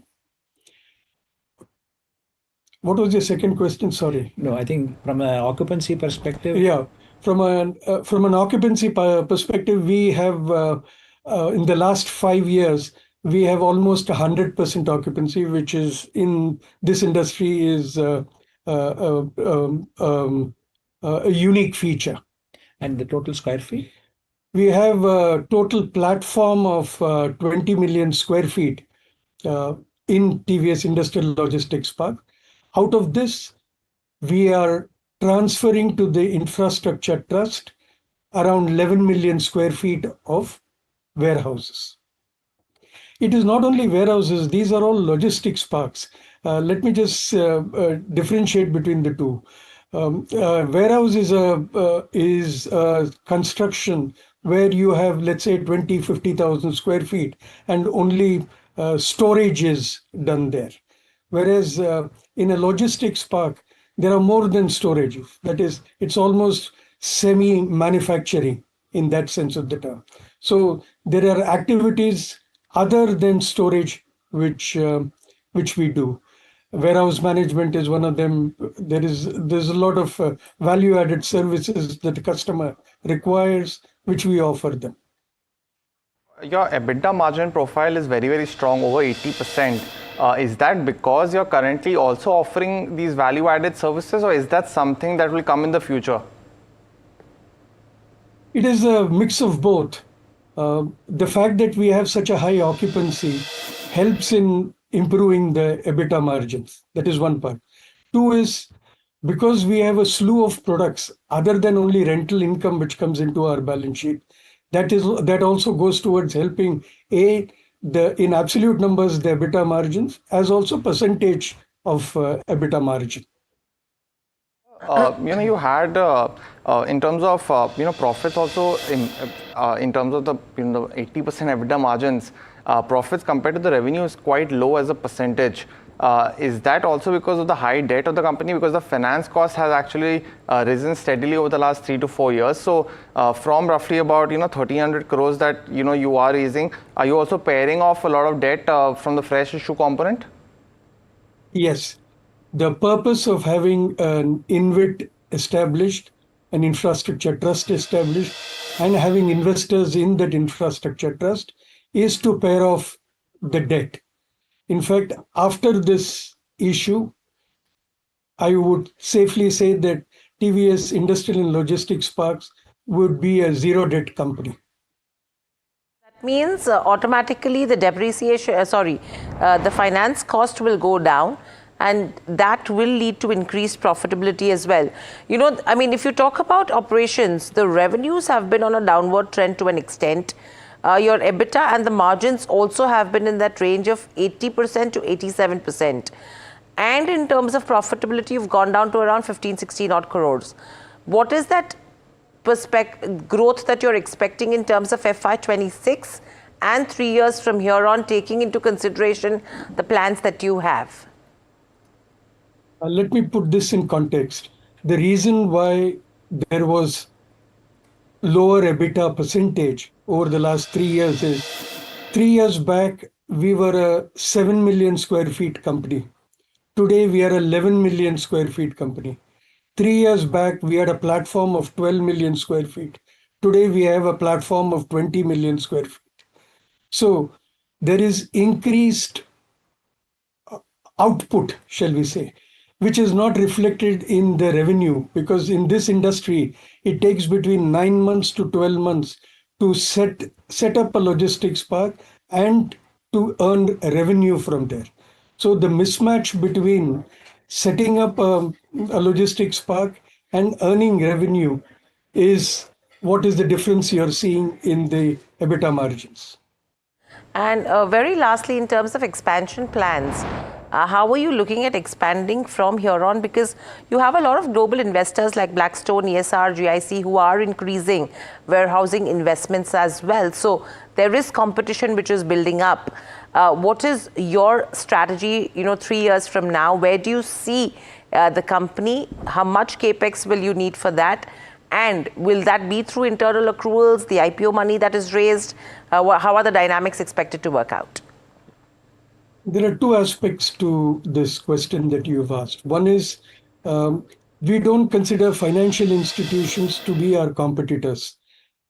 For those names that you just mentioned, this is another asset class for them. In this business, we are amongst the one and probably very few corporate developers in the trade. That's one. Two is, with regard to our capital requirement, if you see 5 years back, we teamed up with British International Investment, that is BII, originally CDC. As also 2 years back, we got in XR Group as a strategic partner. All these global investors were introduced into the company only from a long-term capital requirement point of view. That is one. Two, coming down to the InvIT, we had various options of choosing anchor investors.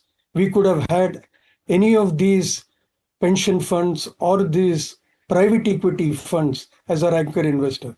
But we chose to go in with a developmental financial institution like IFC, the World Bank Group, and L&T as a strategic investor, only because they have deep pockets and they will satisfy our hunger for growth. One last question. In terms of growth over the next couple of years, because I can see your revenue trajectory has been between 150 to 180 crores over the last 3 years. From FY23 onwards. So in the medium term, at least in the short term, FY26, what is the growth aspiration for you in terms of revenue only?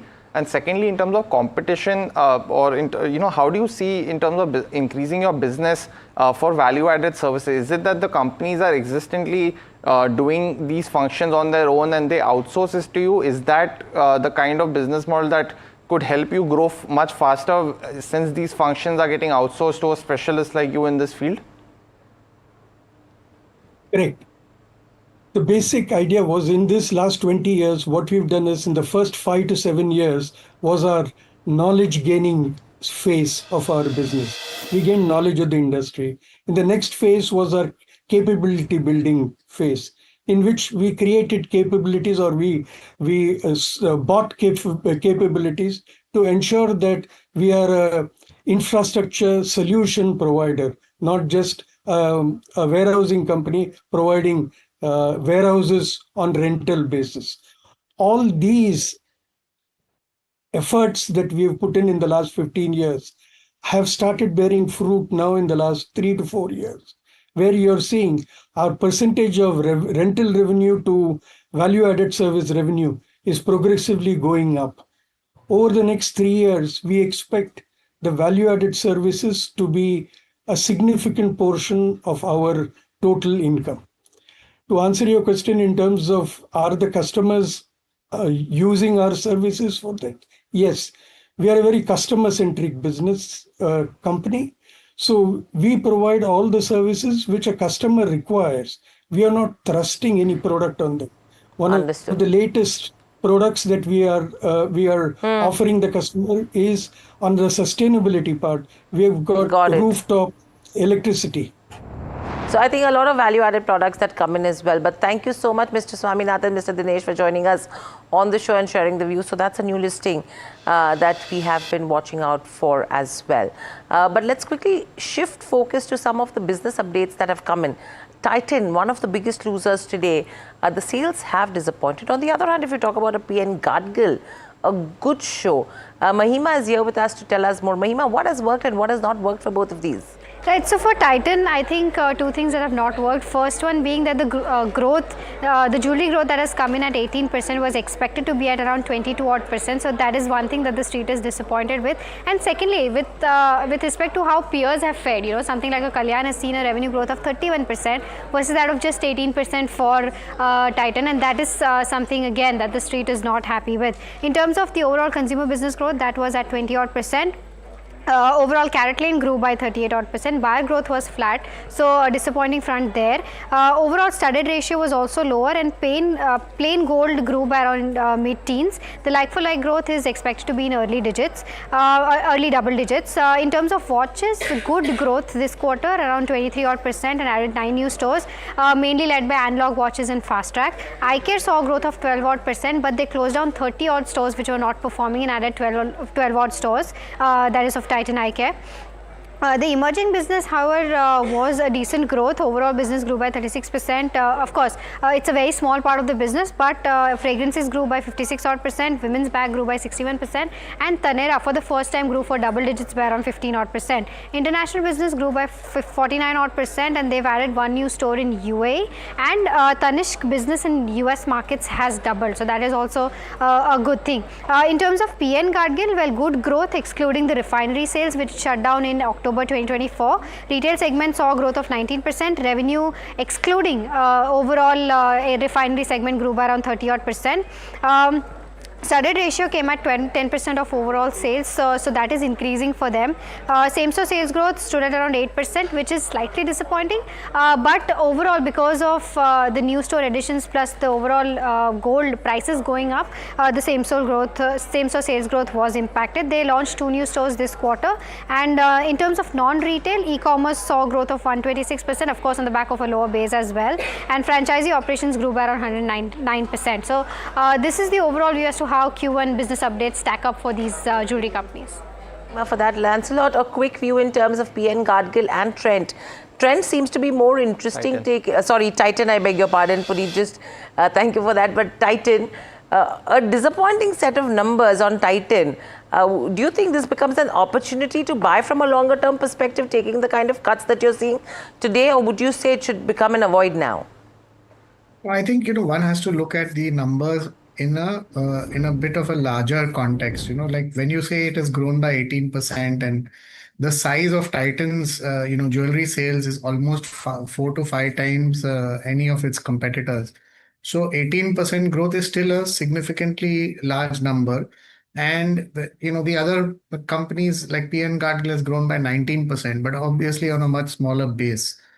So that's one aspect which I think needs to be given in view. Second is Titan also has a much wider range of other products, which are all lifestyle products. And you are seeing some growth. While it does not constitute a significant portion of the sales and profitability, over a period of time, these products are also going to start to contribute. And as long as they are contributing on an EBITDA basis, you will see growth, and in terms of it also justifies a higher valuation as compared to pure play jewelry companies.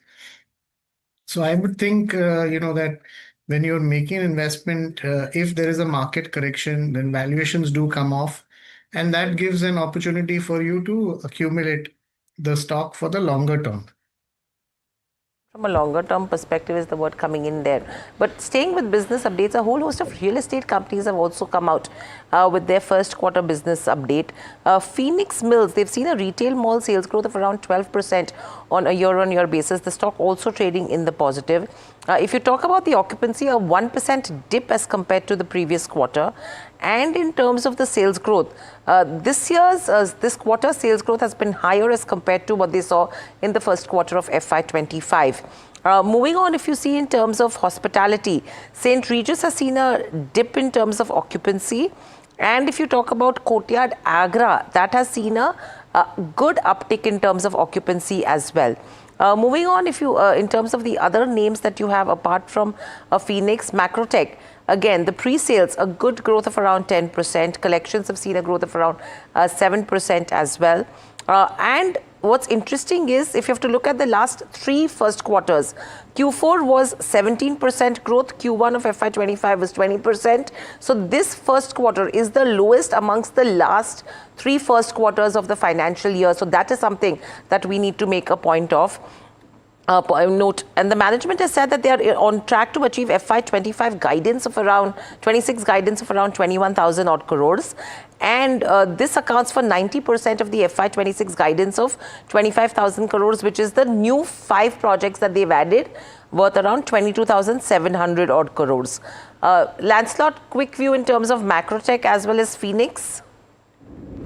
I think, if you're studying Macrotech, you are seeing that, while there was stupendous growth in the last couple of quarters and last years, that growth seems to be now, tapering off. And you are seeing a bit of impact, of, I wouldn't call it a slowdown, but the rate of growth is now starting to reduce. And obviously then the high valuations that the company has, doesn't justify that kind of high growth ratios. Similar, but on the whole, it is a strong company and it will perform well. It will give growth. But question is whether one should buy into it when the valuations are high, given that the rate of growth is slowing down. So I think one needs to probably wait and watch on this. As far as Phoenix Mills is concerned, I think we will see some improvement in the next 6 months as far as its as far as the sales, etc., is concerned, because there has been easing of liquidity in the system. So you will find that credit growth is a lot of times drives sales.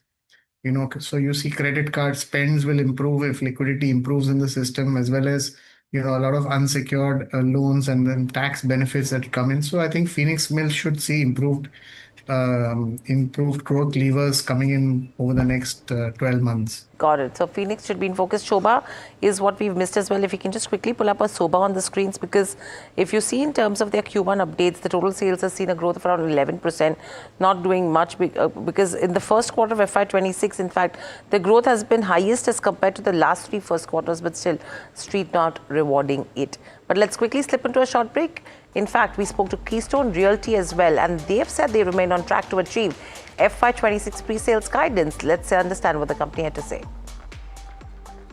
By and large, first quarter normally is a slow quarter, and we have grown 75% year on year. So, and quarter on quarter also, we have seen a 25% growth. So in terms of doing our numbers, we are well on our way. We have given a guidance of about 4,000 crores for this particular financial year. We have already done 1/4 of it, 1/4 of it in the first quarter, and we are well on our way to surpass our guidance.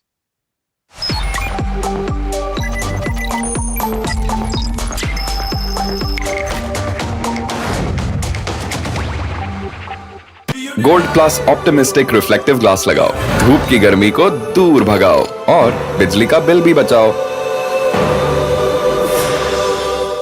जनता के पास सवाल ही सवाल है, जवाब ढूंढने को वो देखती है न्यूज और देखती है यहां तो सवालों का मायाजाल है। ऊपर से ये अलग फाइट है, कोई पूरा लेफ्ट तो कोई पूरा राइट है, बीच में मुद्दे के साथ कौन है, जनता को जवाब चाहिए। इसीलिए सवालों की परेड नहीं, मैं लाऊंगा खबरों की कचहरी। मैं शुभांकर मिश्रा, मेरे साथ देखिए कचहरी रात 8 बजे सिर्फ एनडीटीवी इंडिया पर। It's the biggest event that markets and economy are looking at. A possible trade deal between India and the United States, which we could hear about any time soon. It will create a seismic shift in the way these two countries trade with each other. Who is going to come out on top of these hectic negotiations? Stay ahead on the story. Catch all the breaking news and the analysis only on NDTV Profit.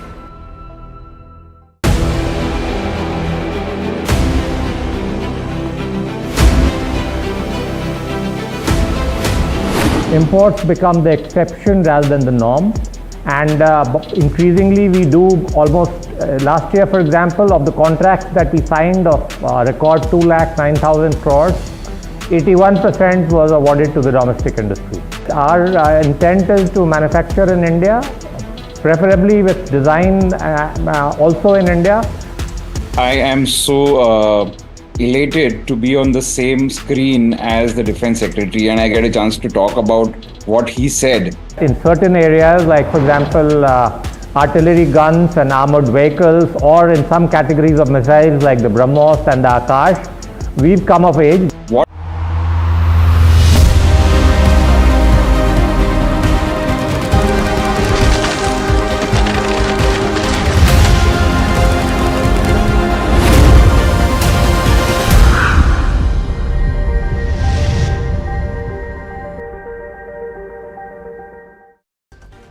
Markets trade absolutely flat. Nifty hovers around the 25,450 mark. Sectoral action mixed. Nifty Bank and Finance lead. IT posts minor gains. Well, Titan tumbles 5% after posting a disappointing first quarter business update. Kotak Mahindra Bank, on the other hand, rises as advances and deposit growth show healthy uptick. And textile stocks buzz. Gokuldas Exports, Trident and Vardhman Textiles all trade with at least 3% gains. And this is after investors see Trump tariffs on Bangladesh and Vietnam as a boon for Indian exporters. Select AMC stocks see some smart moves. This is after Antique releases a bullish note on the Indian mutual fund industry. Separately, positive outlook on Jefferies sends Bellrise 2% higher.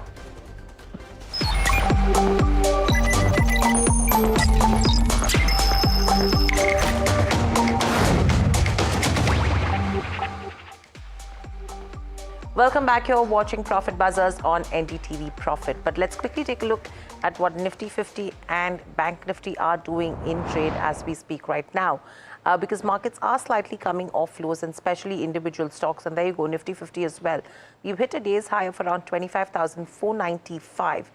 Pretty much hovering around those levels. But let's welcome in Kunal Sharma, Head of Marketing and Business Head, Modern Trade and E-Commerce, and Ayush Gupta, I beg your pardon, Business Head India at KRBL. Welcome to the show, gentlemen, and a pleasure to speak to you as always.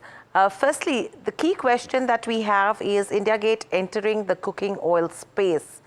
What is the plan? Why this step? And how are you looking at a strategy from here on?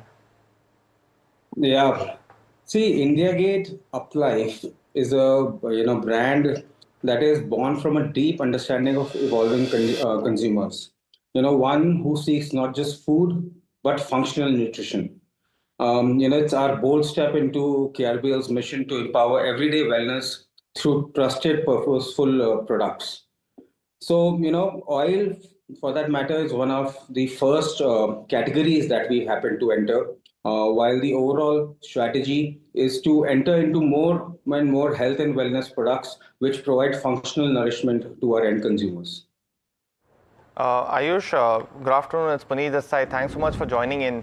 As a segment, though, cooking oil, has seen a lot of competition within India, as well as the margin profile is also very weak. So, what differentiates KRBL into entering this hyper-competitive space, where you think that you can have a moat as well as increase your competitive strength within this space? Yeah, that's a great question. Thank you. While we've evaluated the edible oil space, what we've seen is that the market largely has, over the past 2 decades, only been monopolized by one player in the health oil space. And that proposition also connotes to a very, I would say, an audience above 40 or 45 years of age. India in the last decade or so has transformed. There are a lot of young, emerging 25 plus consumers who have disposable incomes, are much more aware, are much more health conscious. I think with that vision in mind, we figured out white space in the healthy edible oil space. And both our products, which are Weight Watchers, which is the Weight Watcher Special, and the Gut Pro Oil, kind of resonate with the young India's need when it comes to health first functional foods. And you rightly said about the margin profile. While the margin profiles are a little bit bleak in the oil space, but our positioning and proposition will definitely help us gain a premium over the category. However, as I told you, India Gate Uplife is not just an oil brand. We look at it as a platform for health and wellness products. Hence, the overall, margin profile for the brand will be margin accretive for the company as a whole. Got that, Ayush. So essentially, if you're looking at it as a platform, can we also expect other adjacencies that you can enter with this particular platform as well going forward? Definitely, we are looking at fortified staples. We are looking at other pantry essentials where we can bring in clean labels. We can bring in better nutrition, depending on the considering the lifestyles that have become so sedentary for the young India. We want to give them products or food which which fit into their lifestyles and bring them functional nourishments. And specifically within the cooking oil space, you have entered a niche segment, which you have mentioned that it's been largely been ignored by the current competitors as well. So what is the medium-term plan in terms of if we can put some numbers as well, because in terms of your the main business is well over 5,000 odd crores in terms of revenue. So while the newer business might take some time to shape up, if you have any 3-year plan essentially where you're seeing this business sometime by FY28 in terms of numbers, if you can give us some context. Right. So as I told you, Uplife is a health forward platform. We have put down some numbers for us. I think about a 250 to a 300 crore top line is what we are envisaging by year 3 with multiple products in the portfolio. And just, since we have you here, one specific question I had was also on exports as well, because currently we're seeing a multitude effect of tariffs amongst other geopolitical tensions that are hampering the growth prospects of industries. And one of them is yours. How are you currently dealing with that aspect? And if you can also update us in terms of customers, what are the current conversations that you had on the ground? I know you're currently on silent period, so for quarter purposes, we don't need any kind of numbers, but what is the kind of conversation that you're having with the customers? Has it impacted your business by any means? Is there any kind of delay that you're seeing in terms of delivery as well?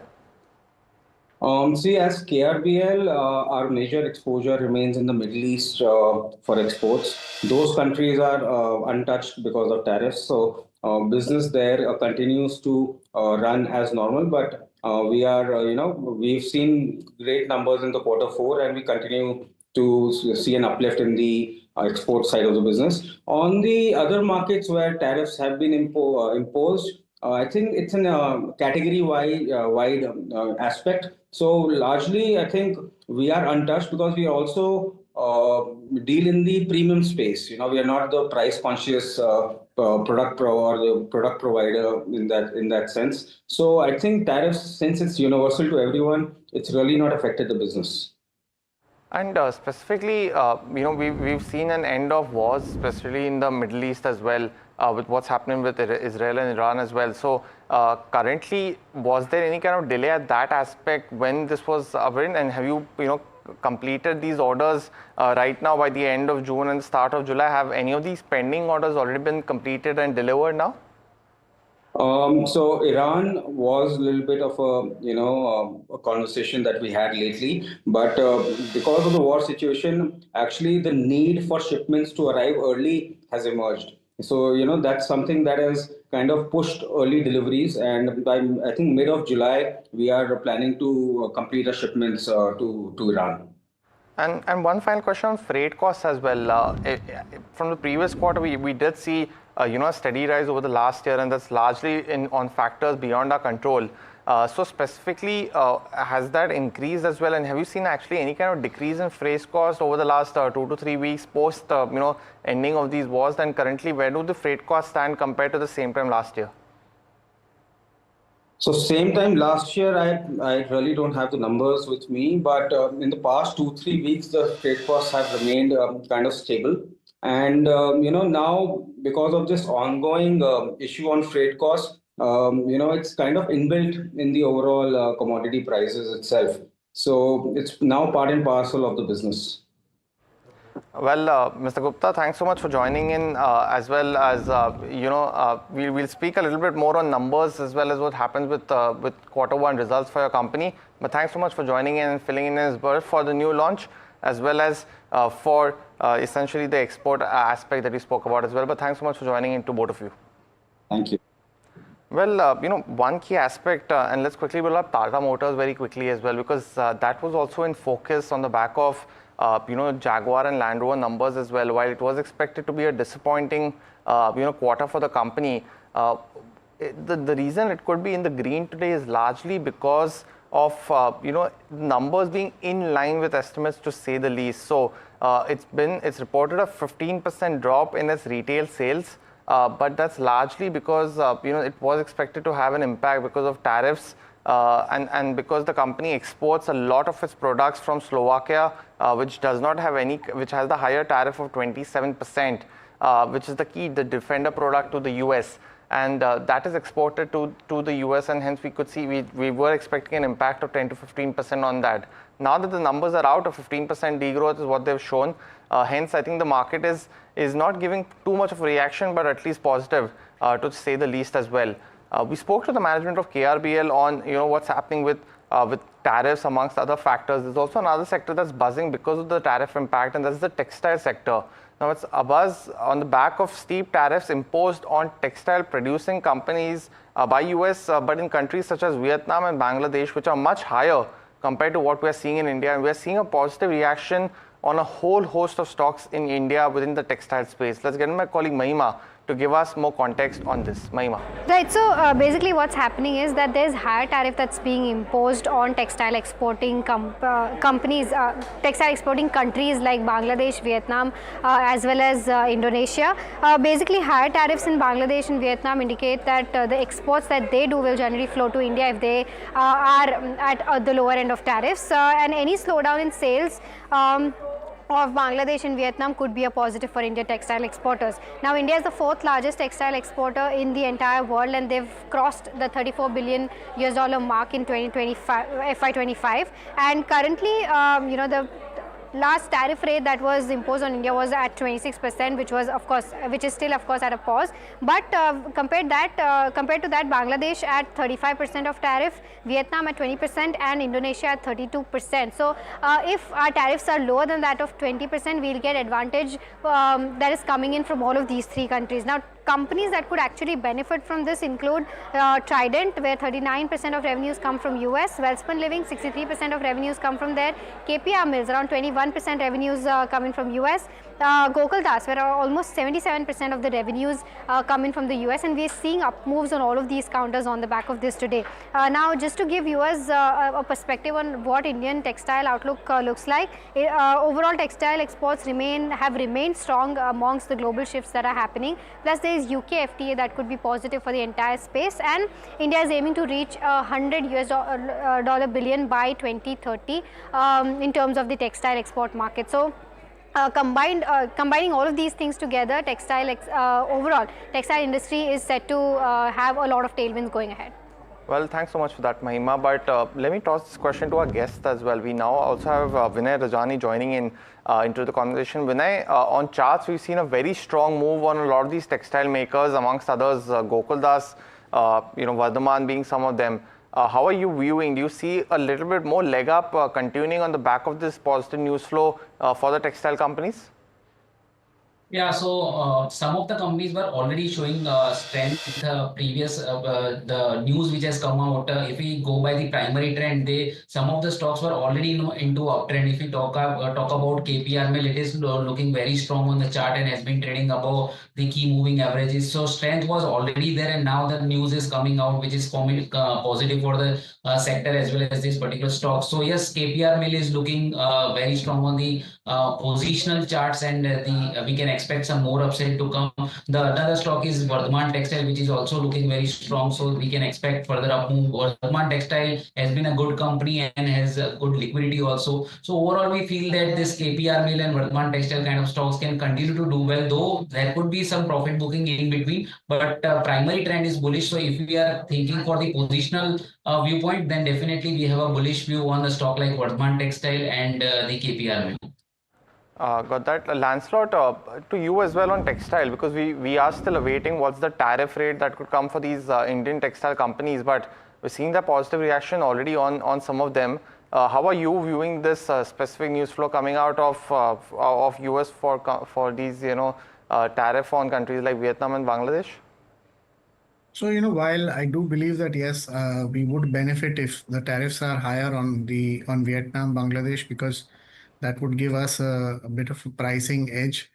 But at the same time, I think many of these companies have already moved up, in anticipation that India will do far better, and we are seeing, for profit growth, you need to look at not only the revenue going up, you also need, improvement in the margins as well as in the profitability. And many of these companies have to do a lot of modernization. They have to improve their product range, and they have to actually make investments in their business before they can actually take up the additional slack that would come up from these countries. So I think end of the day, when you consider that the investment needs to be made, and then only you'll start to see, the companies getting a major market share, it could impact the profitability in the near term. And hence I would rather wait to see how it plays out as far as profitability is concerned, and then look at buying into these stocks, from this point of view. Got that, Lancelot. But we had a slew of brokerages coming out on a lot of stocks today. Let's pull up one of them. Morgan Stanley came out with a note on Schloss Bangalore recently, which is the Leela maker. And they've come out very interesting notes. Stocks also up almost up 5% now. Let's get my colleague Mahima to give us more context on this. Mahima. Right, so as you rightly mentioned, Morgan Stanley has initiated overweight for Schloss Bangalore with a target price of 549. I think what they're liking about this particular counter is that it's a good luxury play to play the entire hospitality theme. They're also saying that one of the limited ways to play the Indian luxury story is via this particular counter. The overweight rating is driven by a higher for longer upscale journey that the company has, and they're seeing strong demand for luxury experiences as well, which could aid top line growth for this particular counter. The company also has iconic assets with low net debt position, and that is also available at an attractive valuation. So that is something that Morgan Stanley that in fact makes Morgan Stanley bullish on Schloss Bangalore. And lastly, they are saying that steady execution can drive re-rating, but concentration risk is something that one should watch out for most certainly. So this is the overall view as to what makes Morgan Stanley bullish on the Leela maker, that is Schloss Bangalore. Well, thanks so much for that, Mahima. But the other brokerage also called very interesting was on an initiating coverage by Jefferies on Adani Power. Now, they have given a target price of 690 rupees per share on this one.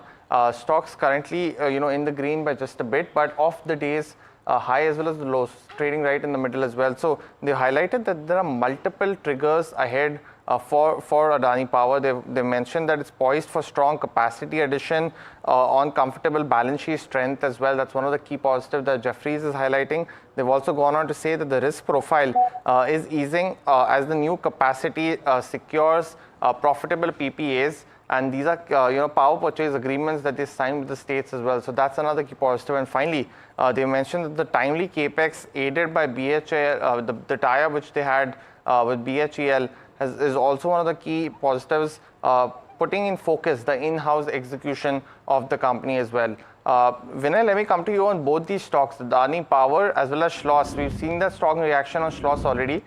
Any view that you have on either of these? Yeah, so the Leela is having a lesser history because it's a new listing and we don't have that much data to comment on. But yes, looking at the short-term chart, 410, 412 is a very strong support. So trader can look those level as a support and stop loss in the existing long position. The highest level since the listing we can see is around 440. So the trend has changed today. It has gone up with a good volumes also. So the only thing I can comment on the Leela is around 410. There is a strong support. As far as Adani Power is concerned, it is gradually getting strength on the chart. The stock is trading above key moving averages and it looks like that it is headed higher. The immediate resistance which I see positionally is around 680. So 680 is a very strong resistance going forward in the coming months. So for last 3-4 months, it has been gradually improving and technical setup is looking strong right now. As far as support is concerned, I see strong support around 550. So 550 is a strong base for the counter and immediate resistance is around 680, 685. So yes, the setup is quite good for the Adani Power if we think about the positional terms. So looking strong on the charts. Got that, Vinay. And just a standard disclaimer, the channel that you're watching is part of the NDTV group, which is also owned by the Adani group as well. The other stock that's really rising in trade is Bellrise, actually coming with the name, almost an 8% reaction. And we've seen immediately a very strong reaction over the last hour or so on that. And that could be because of another brokerage note, Jefferies as well. They've also initiated coverage on this one as well. So it's interesting because they've mentioned that it's a recent listing. Company has good growth as well as attractive valuation at 18 times price to earnings, which is compared to the other auto component makers where the company operates, it's quite cheap to say the least. It's one of the leading companies in the two-wheeler space. They make chassis for two-wheelers and they almost get 60% of their revenue from the two-wheeler space as well. Jefferies is estimating a 12% growth in revenue over the next 3 years, while profits could grow at a high of 18% in the next 3 years as well. They've also mentioned that the company is foraying into the four-wheeler space with the components as well, amongst chassis, amongst other things, and they see as key positives as visible on your screen as well, increasing the content per vehicle as well as increasing focus on the four-wheeler as well as the export part as well. Lancelot, on Bellrise, I know it's a recent listing, but anything on these three brokerages that we just spoke about, Bellrise, Adani Power, as well as something like a Schloss Bangalore, any view that you have on either of these stocks?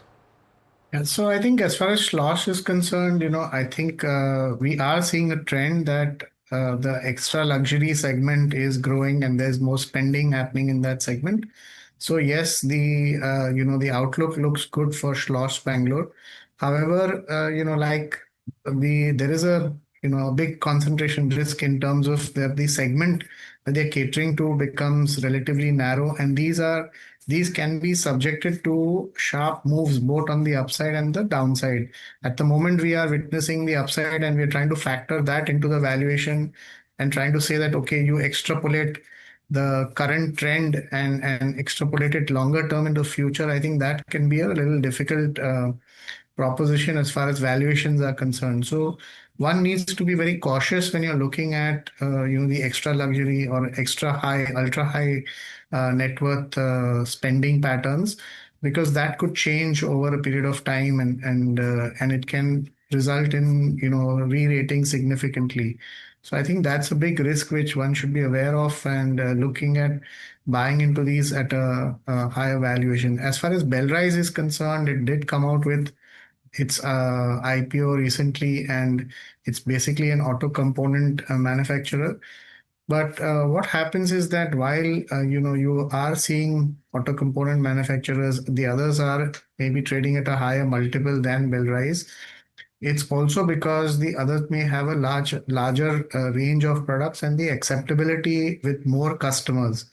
So I think Bellrise is fairly priced at this point in time, and while you are looking at growth, I think the growth will come if the entire automobile or auto ancillary segment grows.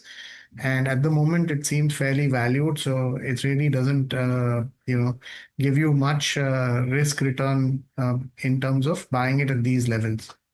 Got that, Lancelot. Vinay, any very quick view on Kotak as well, because they came out with their first ever quarterly business update of 14% growth in advances. Anything on the chart that suggests this positive move to continue? Yeah, it looks like that it has one of the outperformer. It has been one of the outperformer, and looks like that the data has come out positive and the stock is reacting. The sector has performed very well. It has outperformed the Nifty. So Kotak Bank is one of the key leader, we can say, in this market, and looks like that it should cross the recent high, which is the all-time high around 2300. So and if I go by the pattern, On the weekly chart, I can see a clear-cut in a bullish inverted head and shoulder pattern on the chart. So it is a very good continuation of the bullish trend, we can say. So yes, in the coming times, we can expect Kotak Bank to outperform the banking stocks also, and overall we can expect a good outperformance as against the Nifty. Got that, Vinay as well as Lancelot, thanks so much for joining in, giving us a whole host of views on a bunch of stocks. But with that, it's a wrap on this edition of Profit Buzzers. Stay tuned to NDTV Profit for more.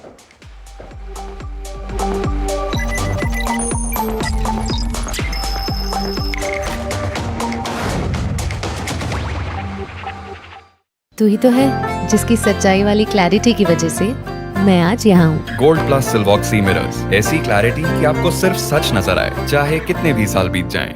जनता के पास सवाल ही सवाल है, जवाब ढूंढने को वो देखती है न्यूज और देखती है यहाँ तो सवालों का मायाजाल है। ऊपर से ये अलग फाइट है, कोई पूरा लेफ्ट तो कोई पूरा राइट है, बीच में मुद्दे के साथ कौन है, जनता को जवाब चाहिए। इसीलिए सवालों की परेड नहीं, मैं लाऊंगा खबरों की कचहरी। मैं शुभांकर मिश्रा, मेरे साथ देखिए कचहरी रात 8 बजे सिर्फ एनडीटीवी इंडिया पर। It's the biggest event that markets and economy are looking at. A possible trade deal between India and the United States, which we could hear about any time soon. It will create a seismic shift in the way these two countries trade with each other. Who is going to come out on top of these hectic negotiations? Stay ahead on the story. Catch all the breaking news and the analysis only on NDTV Profit.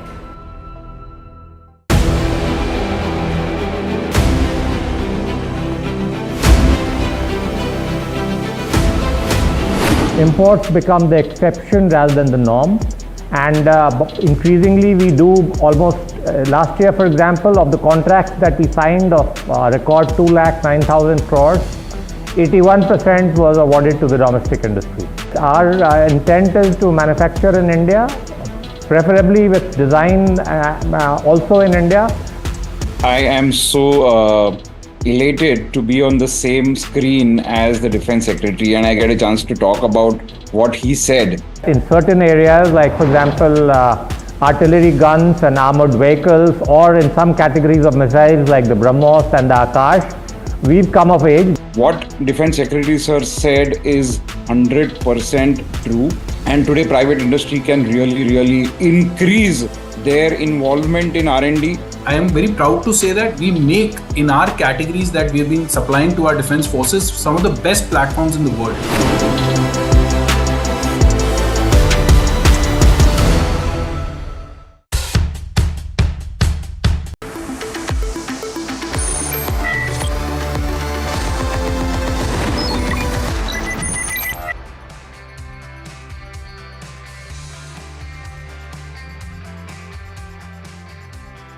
Hello and welcome. You're watching Top Trades on NDTV Profit with me, Somit Sarkar, and my co-anchor Anushi. Well, Anushi, if you look at the markets, not much of an action that we are seeing, at least when it comes to the benchmark, but the broader indices, be it the small cap or the mid cap indices, they have been underperforming the benchmark. Yeah, absolutely. It's been a lackluster day in terms of where the Nifty 50 is. Currently, if you look at it, flattish moves is what we are seeing. In the green, however, let's pull out the point contribution table to see which are some of the stocks in focus over here. So in terms of the Nifty 50 contribution table, if you look at Kotak Mahindra Bank is buzzing, and this is on the back of its business update is what we are looking at. Infosys, HDFC Bank, other stocks in focus contributing positively to the index. While what is leading to that pressure is Titan, and this is on the back of its first quarter business update as well. Reliance Industry, Bharti Airtel, some of the other counters which are in the red is what we are looking at. But in terms of the heat map also, if you are seeing, just to get a sense of the overall moves which is there in where the sectors are concerned, Nifty IT is the top performing sector for the day, up over 0.7%, while Nifty Realty also not that behind it, about 0.6% of gains is what we are seeing. But it's the Nifty Media and Nifty Pharma wherein we are seeing higher cuts over here. In fact, Nifty Pharma is down over 1.3%, 2%. Also some bit of pressure coming in from what is happening on the global side with tariff concerns remaining on the large. So that is on the sectoral side of the index is what we are looking at. But in terms of where the broader markets are concerned, as just Somit pointed out, there is some pressure building it here as well. Nifty mid cap 150 in fact is down over 0.3%. And if you look at Nifty small cap 250, even more pressure over here with cuts of over 0.5%. However, some bit of recovery after the last 1 hour wherein it was at the day's low point. But also let's see BSE 500 to get a gauge of the individual stocks and how they are faring in trade. Right at the top, we have Alok Industries up over 14%. Sonata Software up over 7%. Aavas Financials and CIAT are some of the other couple of stocks in focus, while Titan, Jubilant Pharma, Aarti Drugs are seeing cuts of over 3 to 5% in trade today. So Samit, that's the overall picture that we are building in for the broader as well as the benchmark indices. As you just rightly pointed out, not much of an action that we are seeing in the broader benchmark indices. Well, yes, volume seems to be missing from the benchmark index, but Ventive Hospitality is another stock that we need to keep an eye out for.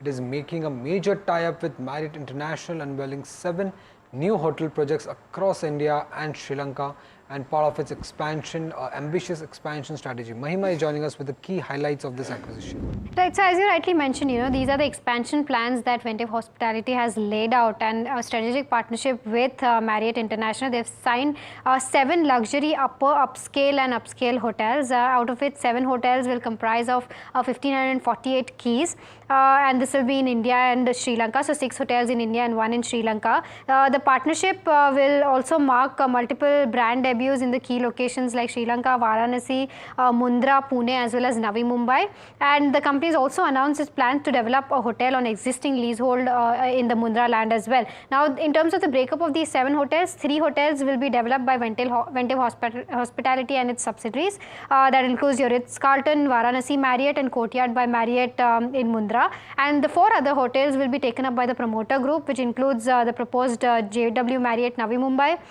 Moxie Navi Mumbai, Moxie Pune Vakad, and Pune Kharadi as well. Lastly, in terms of how this stacks up against the guidance, the management had said that they'll double the number of keys in the next 4 to 5 years post listing. They were at 2,000 odd keys, and now they're going to add 1,500 plus odd keys. So that takes their overall number to more than the 3,500 mark in terms of keys. So very close to achieving the 4,000 keys guidance. But overall, this is the view with respect to where the entire announcement of Ventive Hospitality and strategic plan of expansion stands. Okay, so that's the view that we are seeing for Ventive Hospitality. In fact, the stock is up over 4%, and we did speak to the management as well. It's Atul Chaudia, Chairman and Executive Director of Ventive Hospitality. So do listen in. Just want to get a sense as to what are the exact plans with regards to these 7 contracts, and what is the kind of idea behind going ahead and getting into these contracts. Hello, Mahima. Good afternoon. So we listed our hospitality platform on 30th December 2024, and we have had a great year. We have posted almost 1,012 crore EBITDA for 24-25. And as per our commitment during the listing process, that we would expand, we'll double up our inventory over a period of 4 to 5 years.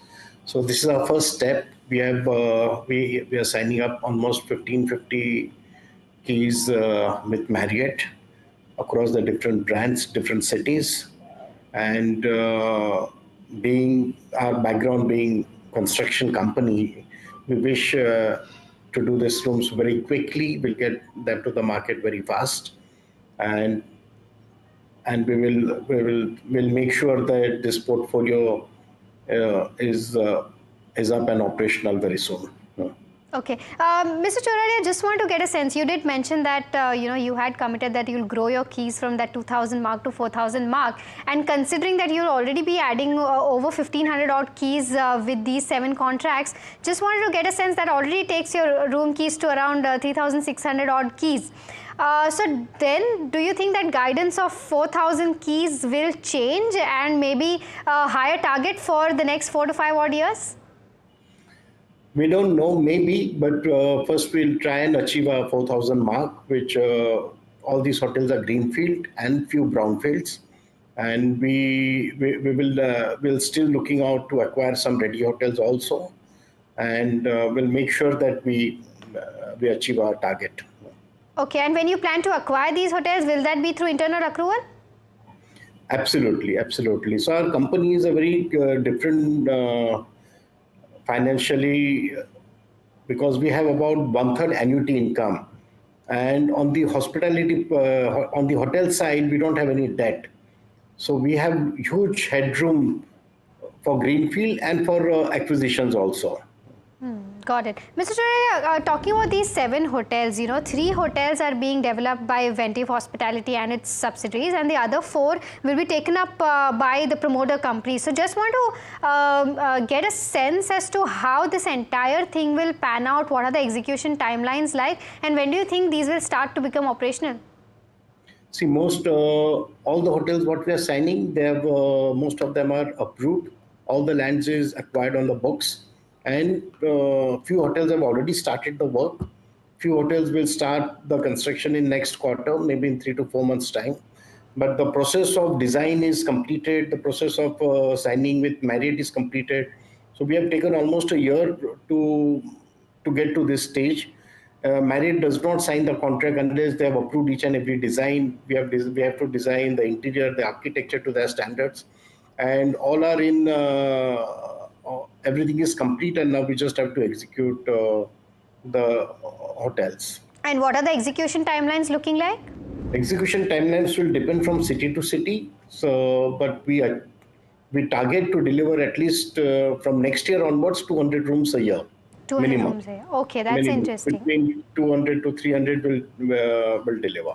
Okay, so considering the entire expansion plan into picture, from a longer term perspective, let's say 4 years down the line when all of these hotels become completely operational, what is the kind of revenue that you're targeting?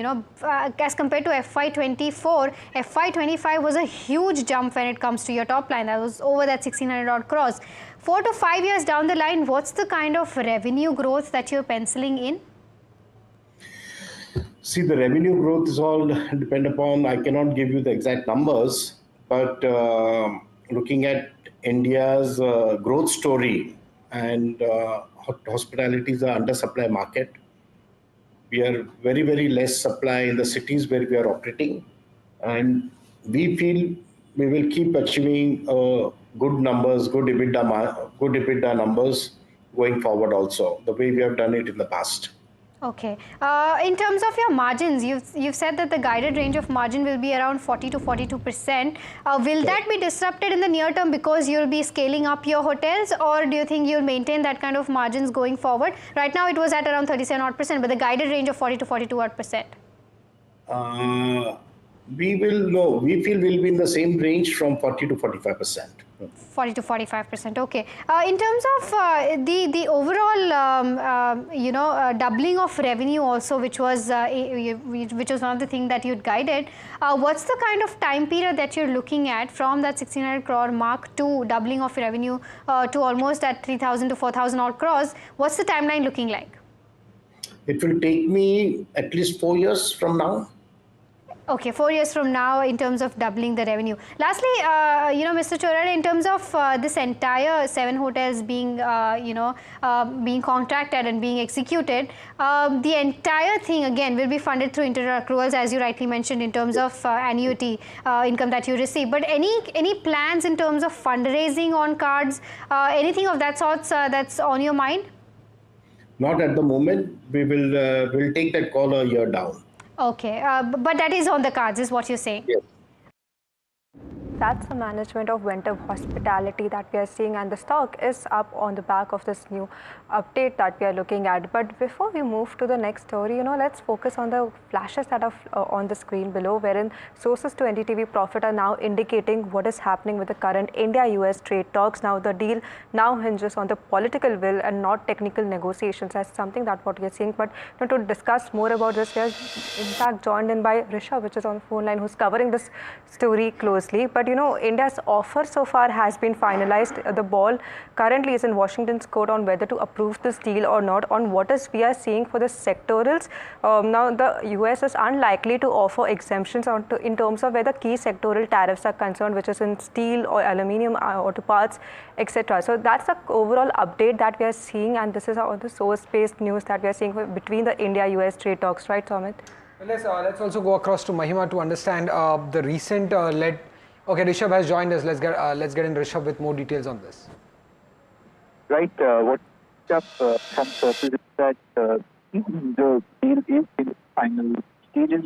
It all depends on political will now, not about what chief negotiators are offering each other. It's not about what the countries are offering to each other at the moment. It's more about political will and whether it gets approval from the highest shares in the country. Now, what we've been also seeing is that the ball has been in Washington court for a while now, and India's key focus with regards to mini deal of this interim trade deal remains securing preference and also increasing its competitiveness vis-a-vis other manufacturing economies like Vietnam, Thailand, Bangladesh, Cambodia, Laos.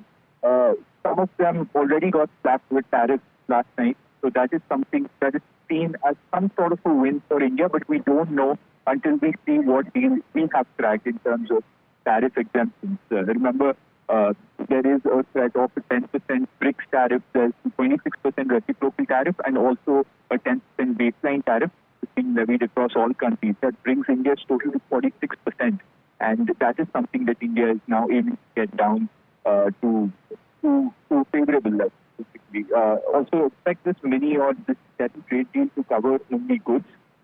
Don't expect broader issues like digital trade, IPs, and services. That will be kept out of the ambit for now. That will be discussed at a later stage in the first tranche that might come out in September or October this year, and then a full bigger tranche will come out later, maybe next year. So that is what we have currently, and we are keeping our eyes on Truth Social as well as any commentary coming in from governments of both countries. Right, Rishabh. Thank you for filling us with all those details. Moving on, or in fact, sticking to this trade, US trade data and in fact the US tariff data. And textile sector is one thing that has been buzzing in trade on the back of the steep tariffs imposed on textile producing companies by US. Mahima is joining us with more details on how India stands to benefit with more taxes on countries like Vietnam, Cambodia, Indonesia. Right, so as you rightly mentioned, there's higher tariffs that's being imposed on Bangladesh, Vietnam, as well as Indonesia. These are the countries that are, big exporters when it comes to textiles as well as garments. And any kind of higher tariffs on these countries could benefit for India because the exports from these countries will flow into India. Overall, India is the fourth largest exporter of textile in the entire world, and it's done, in fact, crossed textile exports in FY25 by around $34 billion. Currently, the tariff that is paused and then the rate that is fixed for India is at 26%, though it's paused right now. But Bangladesh plus Vietnam plus Indonesia have already received their letters with respect to the tariff rate. Bangladesh stands at 35%, Vietnam at 20%, and Indonesia at 32%, which is still higher as compared to where India stands. So India could definitely benefit from any lower tariffs as compared to what tariffs have been imposed on these companies. Now, small cap, textile stocks that are buzzing on the back of this include something like a Siaram Mills, Nitin Spinners, as well as Nahar, and some big names also include counters like Trident, Welspun, KPR Mills, Alok Industry, Gokuldas, which almost has 77% of its revenue coming in from the US. Lastly, to just give perspective to viewers as to how big the industry is, textile exports have remained resilient throughout the global shift that's been taking place. Plus, a lot of tailwinds happening in the sector. There's UK FTA, there's China Plus One strategy that's working in, and India also is aiming to reach the $100 billion mark by 2030 when it comes to the textile exports. So all of these things combined together definitely should work in favor of the entire sector. Right. Well, Avinash Gorakshaka, the Director of Research Profit March Securities, is joining us. Avinash, coming to you on this news that has come in globally, obviously Indian textile companies could stand to benefit. What is your view coming in, and which company among the small caps would be better placed from this? Yeah, I think good afternoon. My sense is, companies which are integrated, typically which add the actual, right from the yarn to the final product. These are companies which would benefit the most, and companies which largely operate in the home textile space. Typically companies like Arvind, or for that reason, Gokuldas Exports, Indocount Industries. I think, we have been quite positive on companies which have been tapping the US market for home textiles, which is a very large market for Indian companies.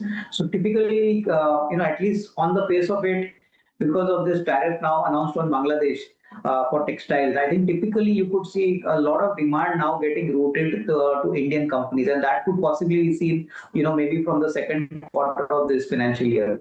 So I think, these could be the immediate kind of beneficiaries. We'll have to wait for the final details to come in. But I think broadly, Indocount, Gokuldas could possibly be, very well positioned going forward.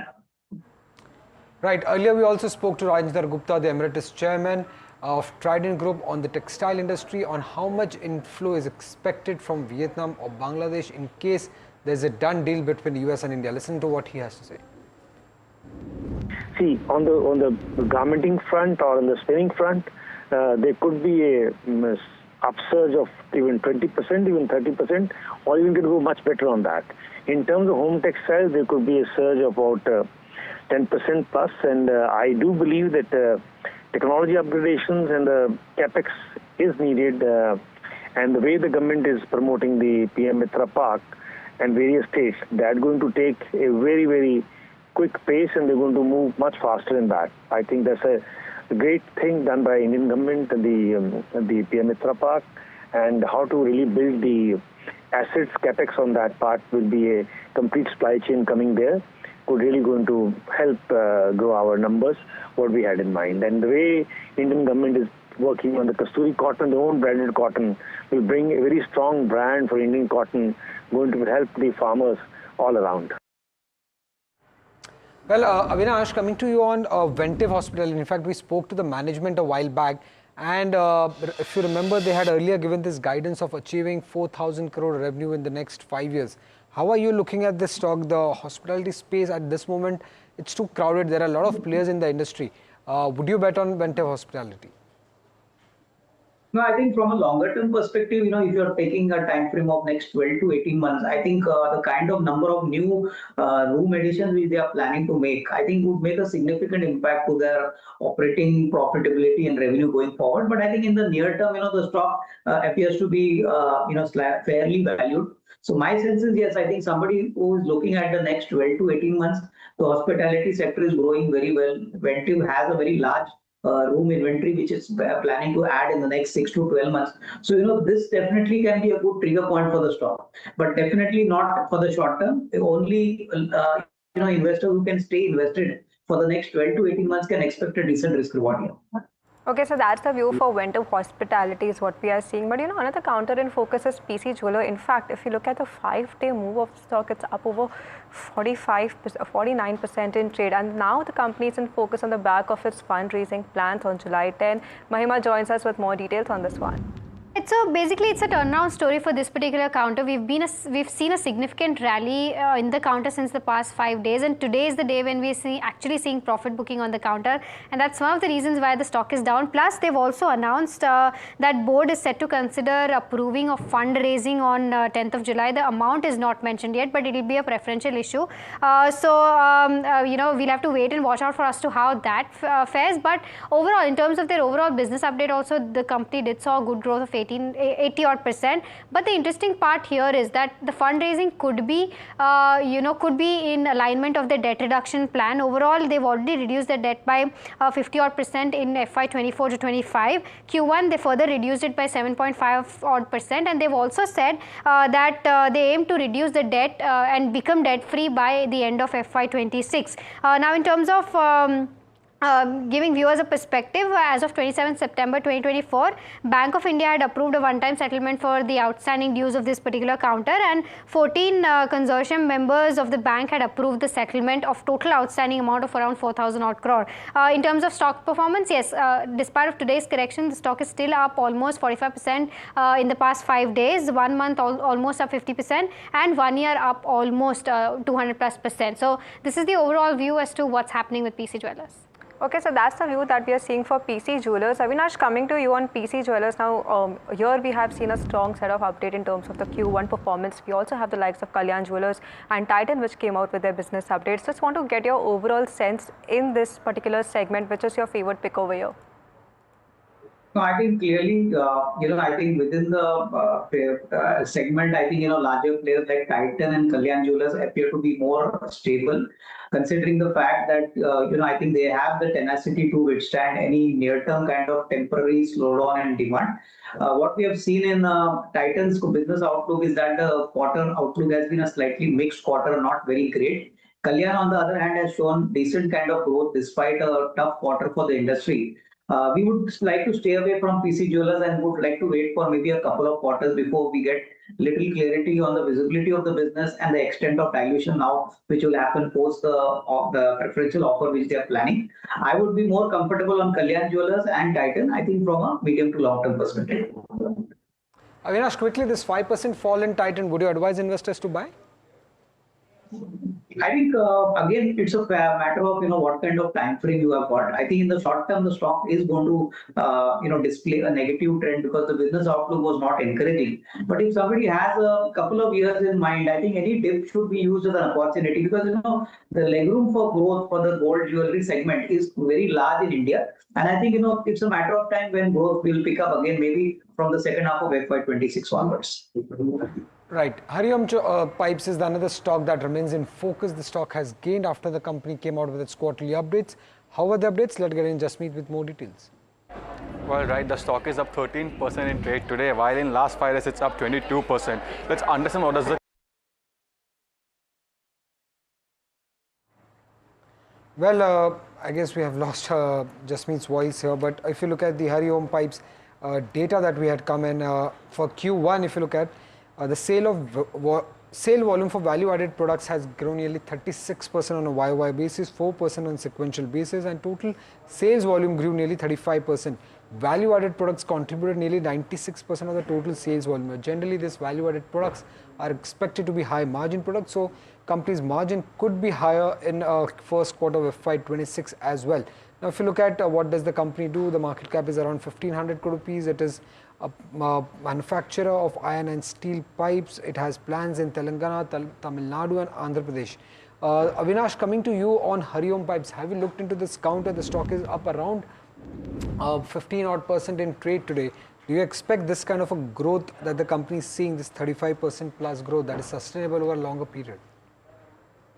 No, I think clearly, this 35% growth has largely come off because of incremental volume expansion, which the company did some time back. And most importantly, most of the pipe companies have been doing very well. They are sitting on a very large order book. And my sense is that, the business outlook, which has been shared by the company, clearly indicates that the quarter one is going to be pretty solid with such a strong kind of volume growth. My sense is that the contribution of value-added kind of mix in the products will make the margins more accretive. So I think, yes, maybe on a slight decline, one could look at accumulating the stock. Today, the stock is up by about 12-13%, but possibly, once you get the stock slightly lower level, that could be a good addition to the portfolio for the next 12 to 15 months. So, say among the pipe manufacturers like Venus, Hariom Pipe, then there is Ratnamani Metal, which would be a top bet here?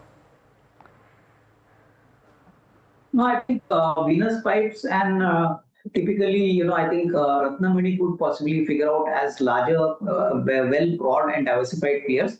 We are also positive on Maharashtra Seamless, which is a large player to the oil and gas sector. I think Maharashtra Seamless is one of the older players. So obviously, their fixed costs as well as their margins are much better. I think overall, one can definitely look at Ratnamani and Venus Pipes because these look to be decent bets at the current price levels. Okay, so that's the view we are seeing. Ratnamani and Venus currently placed attractively. But that's all the time that we had on this edition of Profit Top Trades. Do stay tuned for India Market Close coming up next.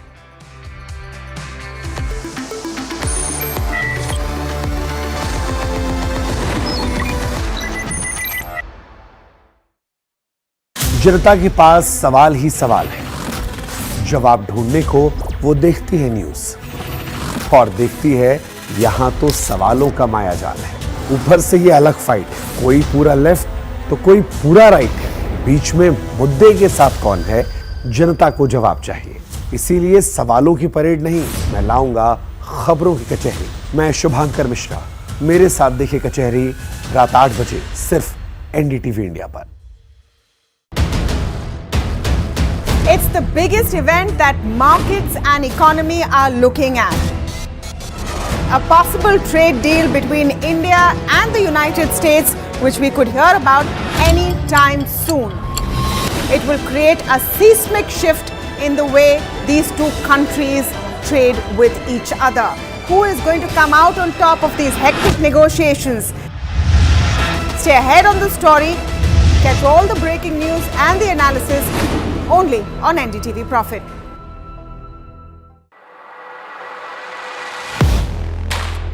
Do you really know the company you invest in? What is the real picture behind presentations and claims? Is the outlook as rosy as the company claims? Know Your Company, powered by NDTV Profit Research, shines a light on the biggest stock market movers.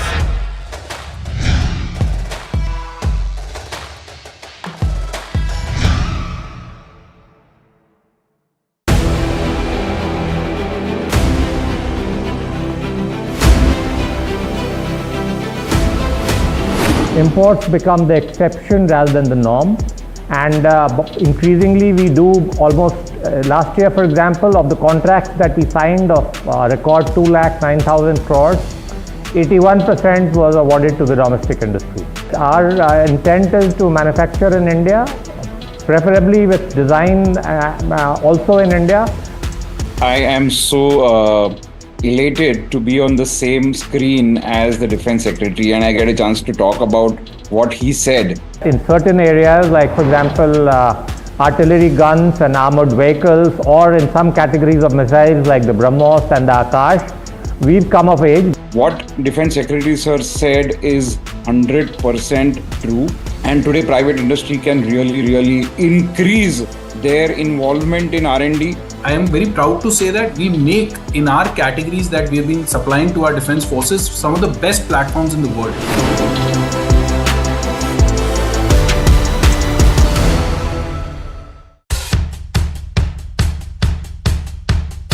The markets move fast. And so should your portfolio. Expert insights, real-time stock picks. Do I buy Ola? Should I hold CDSL for the long term? Buy, sell or hold. The answers you need, straight from the experts. Callers from India and across the world.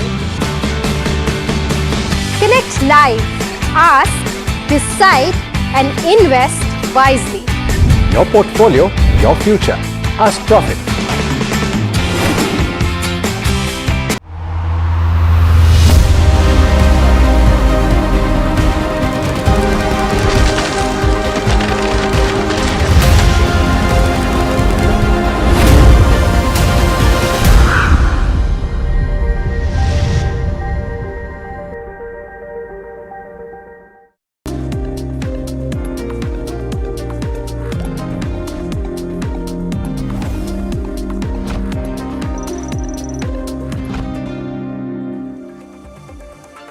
Hello and welcome. You're watching India Market Close with me, Somit Sarkar, and my co-anchor Anushi. Well, Anushi, if you look at the markets, the Nifty is largely flat, not much of a volume that we are seeing.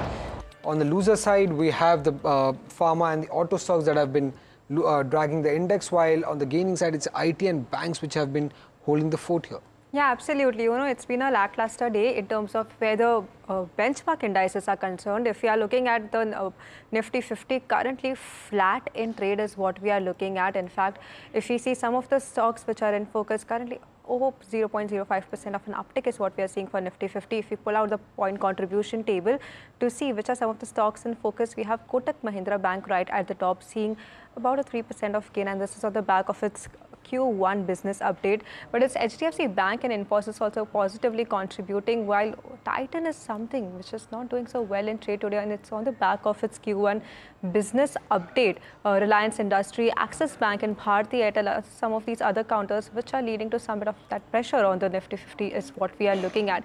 But in terms of where the sectoral picture is concerned, let's pull that one out as well. We have Nifty Realty right at the top. 0.8% of gains is what we are looking at, while Nifty Finance, Nifty Bank up over 0.3 to 0.4%.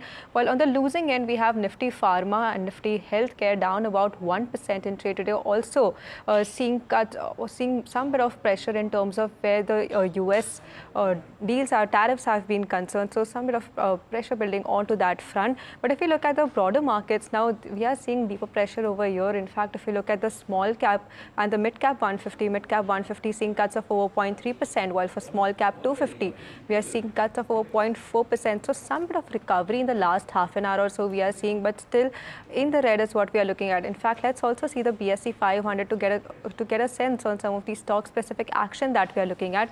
Right at the top, we have Alok Industries, Sonata Software up over 7% to 12% in trade today.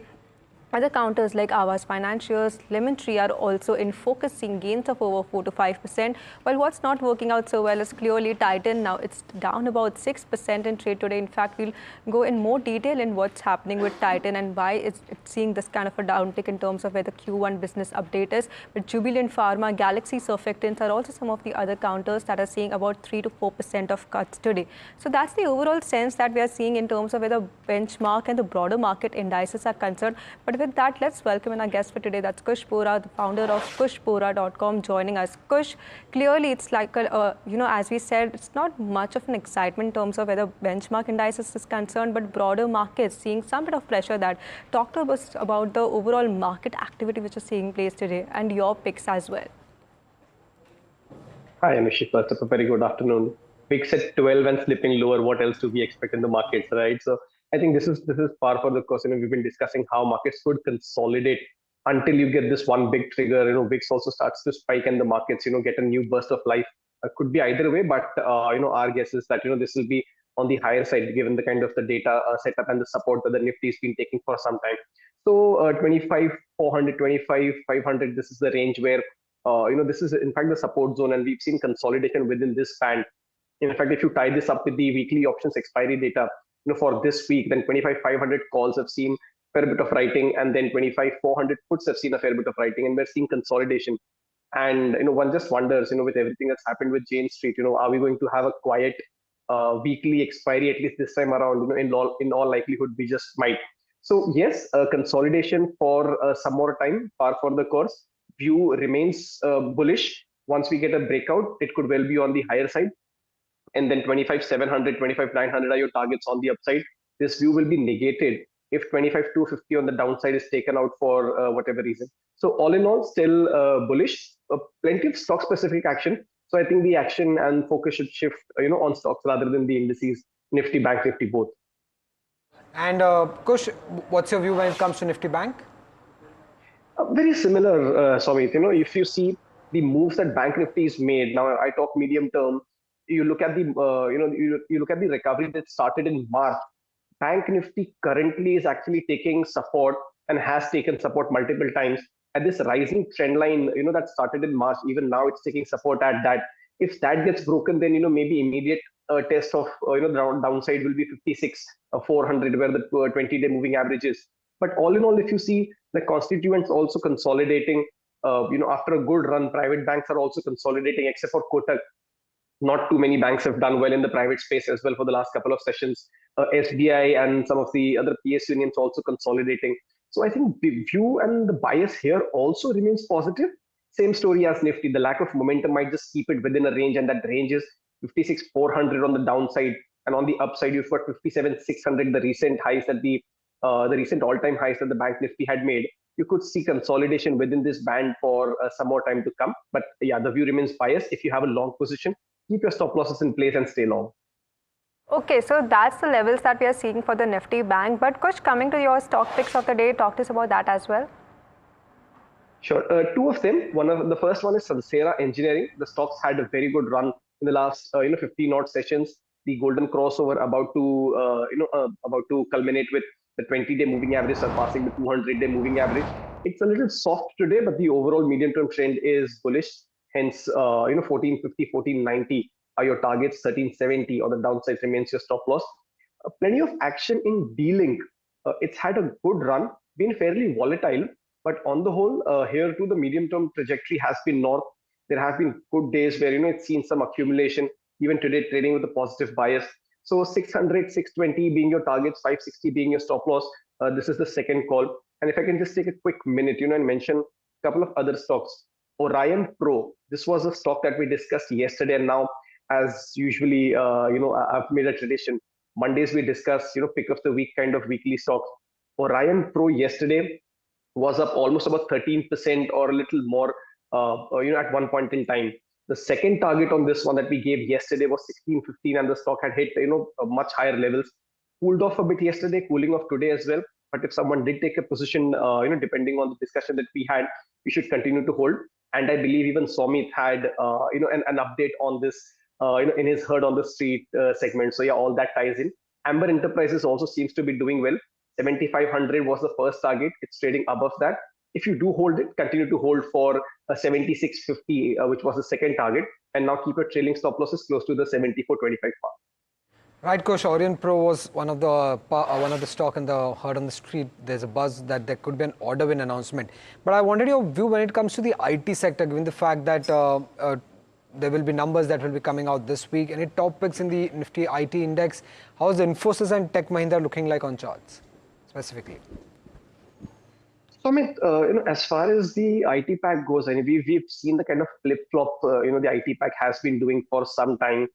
Infosys maybe, would have bucked the trend a little in the sense that, it's consolidated with a positive bias, much unlike the peers. If you see a TCS, it's had a fairly negative kind of a run. So if you have a position, not a bad idea to hold on to Infosys. I wouldn't, encourage a fresh long addition. Anyway, 1660 is a level where Infosys has resisted for the last month and a half, and the volumes are shrinking. So maybe the investors are also waiting for results to see, which way they go, and then take a directional play. As far as current positions are concerned, like I said, I wouldn't initiate a fresh one on Infosys, but if I did have one with a stop loss around the 1600 mark, I would continue to hold. If you do get a break above 1660, then yes, the higher levels of 1700, even 1735 are very much in play. Tech Mahindra had a very good run, was actually a shining light in the IT space, but even that is now started seeing gradual profit booking. 200-day moving average support near the 1615 mark, will act as an immediate support. If that's broken, you could see lower levels as well. So yeah, no fresh trades on the IT space. Just wait for the results to come out, see what kind of direction the stocks take. Anyway, we've seen a lot of flip-flop in the IT space for some time. Right, Nifty Pharma is another index which remains in focus. Is one of the top losers, though it has recovered from day's lowest point.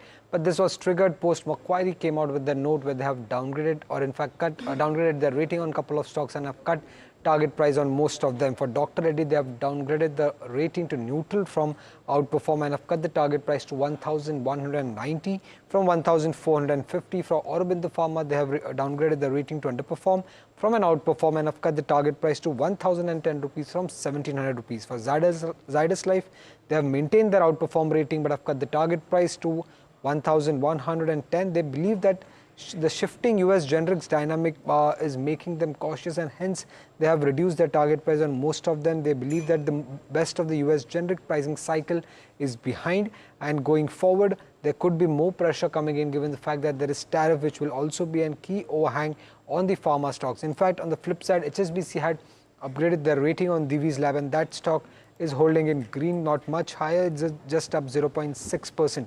Kush, coming to you on the pharma space, any topics here? Do you see this 3% fall or 3.5% fall that we are seeing currently in Aurobindo Pharma could be a good opportunity for for any investor to buy the stock? So within pharma also, we've got a lot of stocks and rather subsectors, doing their own thing. Healthcare broadly, would be perhaps a more suited, index to look at. But Aurobindo Pharma was in a rising channel, if you see for the last about 10 odd sessions. And today, with the kind of drop that it's had, it's given up that one. It's fallen out of that channel. Now the 20-day moving average has been the low that the stock has made today. It's attempting a recovery. While yes, the medium-term trend remains intact, I would wait and watch for one more day, see if this selling has some more follow-through, because the recovery hasn't really been as substantial. As far as some of the other picks go, two names that stand out for me. One of them is Divi's Lab. The stocks had a good run. What you're seeing today is, along with the other pharma names, some profit booking. Also, the 7,000 level acting as a resistance. If you see, there'll obviously be some call congestion here. So this is one stock that you could look at accumulating or buying. And here 68.50 will be your stop loss. On the higher side, you're looking at 7,000 and then 7070 as very near-term targets for this one. But the other standout stock in this case is Laurus Labs. Had a near vertical run, consolidation for the last two sessions with a mild negative bias, but the volumes on the way down haven't really been as high, suggesting that investors aren't really even in a mood to book profits on this one. So Laurus Labs is a standout trade in this one. Keep a stop loss near the 750 mark. On the way up, 795, 820 are the targets that you're looking at. So this one standout for me. Right. So we're breaking this programming a little bit and bringing you a special conversation. Actually, this is the person that we're speaking with, Mayank Bansal. He's a hedge fund options trader based out of the UAE. He's, of course, now very well known in the broader media, primarily because he's being tagged as a whistleblower who actually directed SEBI into the entire scandal that is happening at Jane Street and the kind of trades that they undertook in India. Mayank, welcome to this conversation. My name is Vishwanath Nair. I just wanted to first start off this conversation with the conversation with SEBI, right? You've claimed previously that you wrote, of course, to the top management at SEBI and you got a response from Anant Narayan, who eventually went on to write that order against Jane Street. He had invited you for a meeting. However, sources are telling us that SEBI was not actually acting on any whistleblower complaint specifically when it was looking into the Jane Street issue. But if you can tell us a little bit about how that conversation went and what exactly was SEBI looking at when they were discussing this issue with you. So basically, I had reached out to SEBI in December, on 17th of December 2024, which is when SEBI actually, as per the report itself, they've started investigating then itself. And then I did a presentation on 6th of January. And basically the patterns that I've pointed out to SEBI are part of the interim order that SEBI has released. So also I would like to just mention that I am not a whistleblower per se, as in I'm not internal to Jane Street. Obviously I've raised this for the industry, but I'm not internal to Jane Street. And yeah, so SEBI has been, initially it was handed over to NSE and they could not find anything, I think, which is when, as the extent of manipulation was increasing all through 2024, in December, I reached out to SEBI and they picked up the issue and they started investigating. Right. Since then, I've been in touch over mail. I'm sure I know a couple of brokerages also who reached out, after my reaching out. And there might be other people also who reached out to SEBI. It might not be solitarily me alone. But yes, a lot of the things that are mentioned in the interim order are from, the things that I presented to SEBI in the PPT, which is public now. Okay, let me get into the findings themselves. Specifically with regard to the kind of trades that they undertook over 2024. Now, I've read an interview you did with a newspaper where you talked about two kinds of trades that they were undertaking as part of their strategy. One was silent options, and then I think the other one was a volatile expiry. Could you tell us a little bit about what exactly it is that you found there? Yeah, so options have a parameter called implied volatility, which is a measure of how cheap or expensive the options are. Now, in the two kinds of constructs, what would happen on expiry day is that IVs would either completely get crushed, which is a measure of the expensiveness or the cheapness of the option, or they would just go through the roof. I will cover each of the constructs in greater detail. By the way, these constructs have been observed by practically all market participants across the industry. So it's not as if I am the only one who's experienced it. This is a far wider acknowledged phenomena that has been hampering Indian markets over the last 2 years. So just to sort of get into each type of expiry, the first kind of expiry is a quiet expiry, wherein the manipulator sells options in bulk. This leads to the options becoming extremely cheap.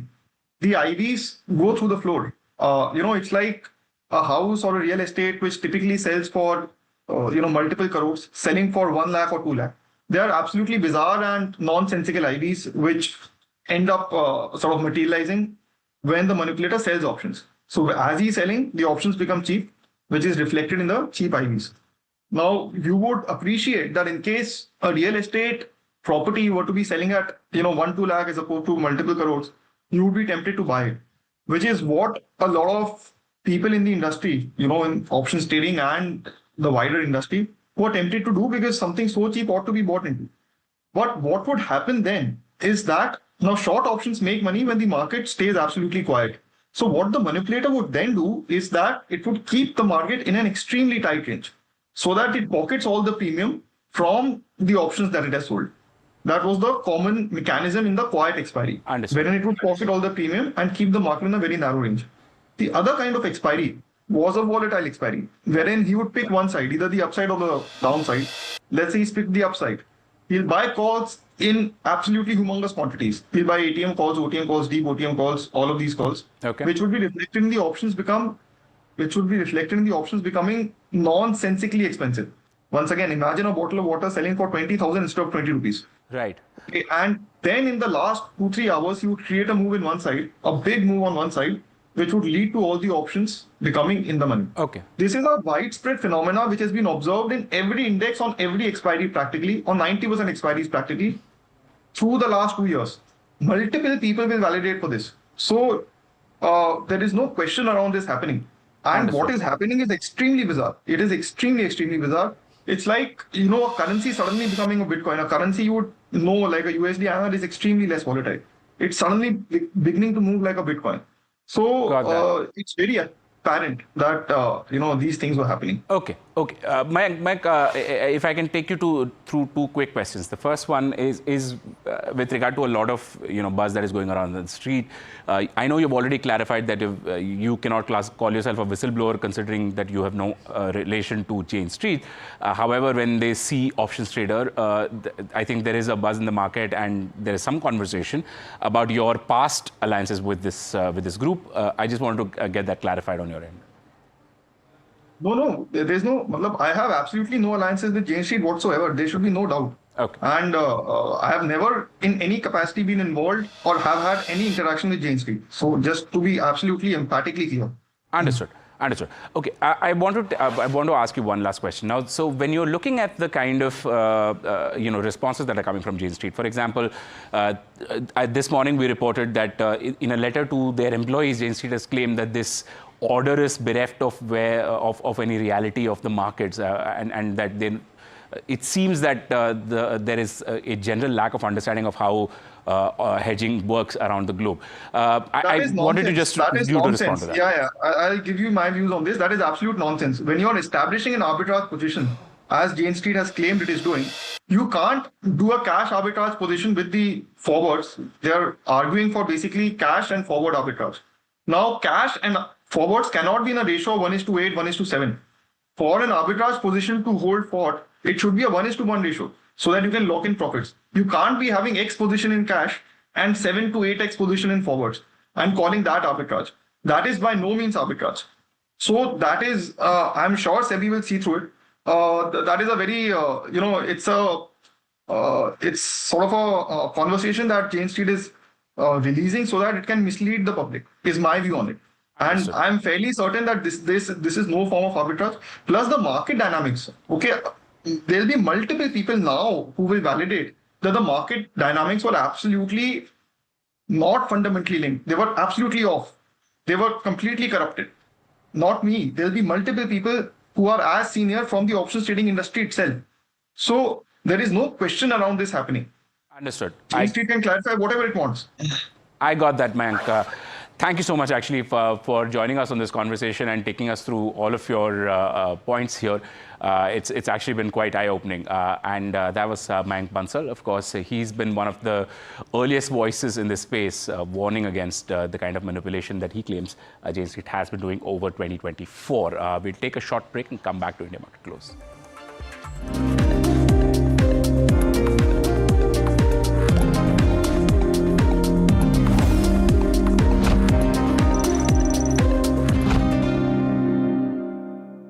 जनता के पास सवाल ही सवाल है। जवाब ढूंढने को वो देखती है न्यूज और देखती है यहां तो सवालों का मायाजाल है।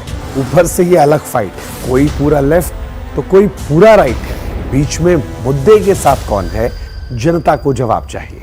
इसीलिए सवालों की परेड नहीं, मैं लाऊंगा खबरों की कचहरी। मैं शुभांकर मिश्रा, मेरे साथ देखिए कचहरी रात 8 बजे सिर्फ NDTV इंडिया पर। It's the biggest event that markets and economy are looking at. A possible trade deal between India and the United States, which we could hear about any time soon. It will create a seismic shift in the way these two countries trade with each other. Who is going to come out on top of these hectic negotiations? Stay ahead on the story. Catch all the breaking news and the analysis only on NDTV Profit.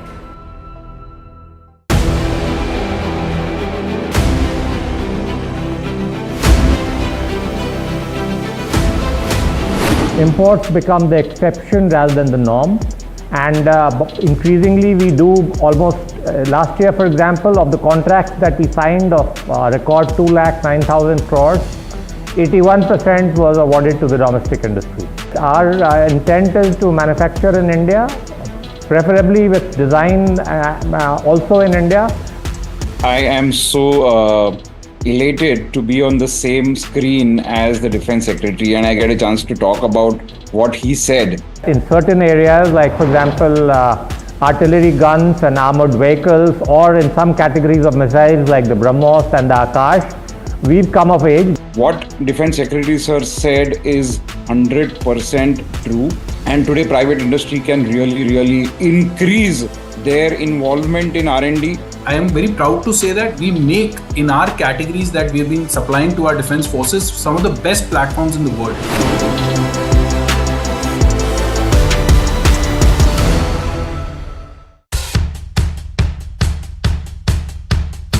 The markets move fast. And so should your portfolio. Expert insights, real-time stock picks. Do I buy Ola? Should I hold CDSL for the long term? Buy, sell or hold. The answers you need straight from the expert.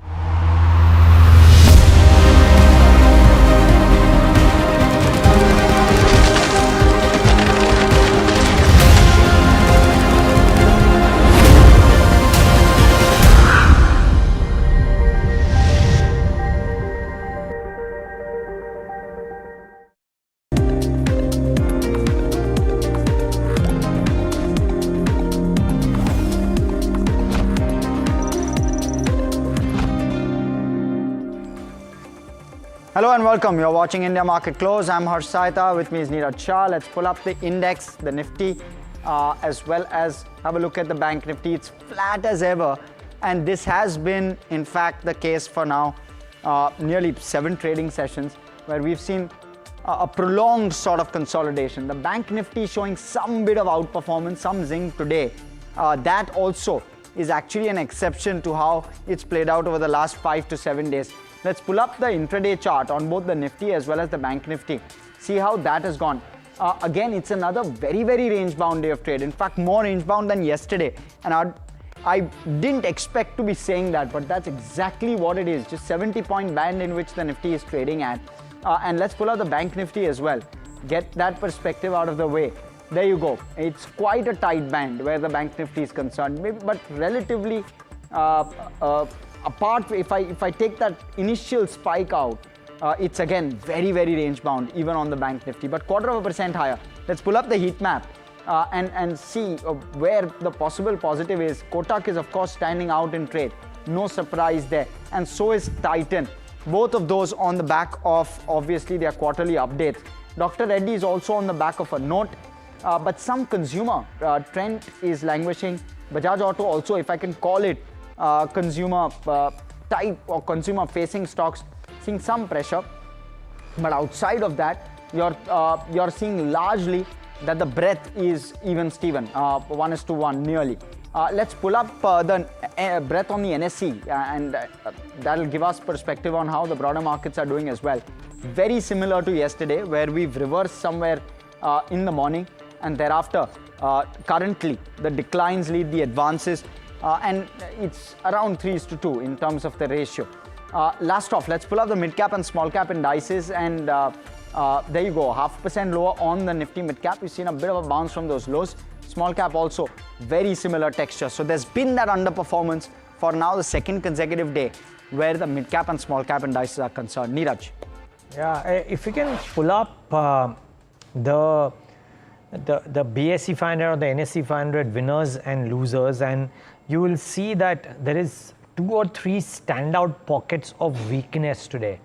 One, there is Titan, which is amongst the top losers. In fact, the top loser, 6%. Then the capital market plays, which might probably be impacted by volumes coming off post the Jane Street decision, are right up there. So Angel One and MCX stand out. And then a lot of pharmaceutical names stand out today. From a Jubilant Pharmanova to a Granules to a Lupin, Aurobindo Pharma, Aarti Drugs.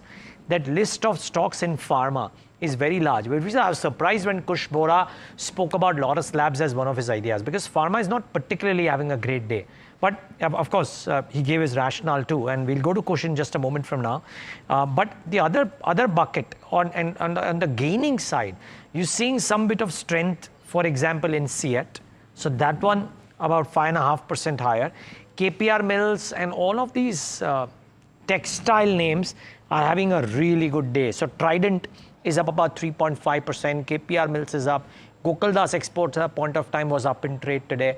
So that cohort of textile companies has had a decently good session, let's put it that way. Gokaldas, in fact, off the highs of the day. Well, in a moment, we'll get in Somit to talk about the key, things to be heard from the street. But Kush, thanks for staying by. And like I said, I was surprised that you mentioned Laurus, right? Because pharma as a bucket isn't quite doing well. But I buy your logic. You're seeing distribution out there. You're not seeing the stock buckling down the way the rest of the pharma pack might be. What is your view on the rest of the pharma pack? The names that I spoke about, like an Aurobindo, etc., all of them are down in trade today. How do you view that bucket?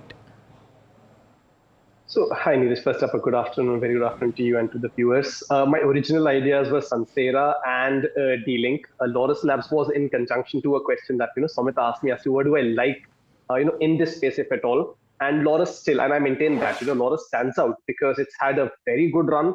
And, the last 2 sessions, including today, the profit booking, if we can call it that, is on the back of very thin volumes. So any kind of dips, in Laurus should be bought. But can't say the same for the rest of the names, that you just discussed. An Aurobindo, a Lupin, some of these names, they were just starting to pick up and it's starting to show some kind of steam. And then they've given away, that lead, and on the back of very high volumes, or rather relatively high volumes, at least more than the last 20 days average.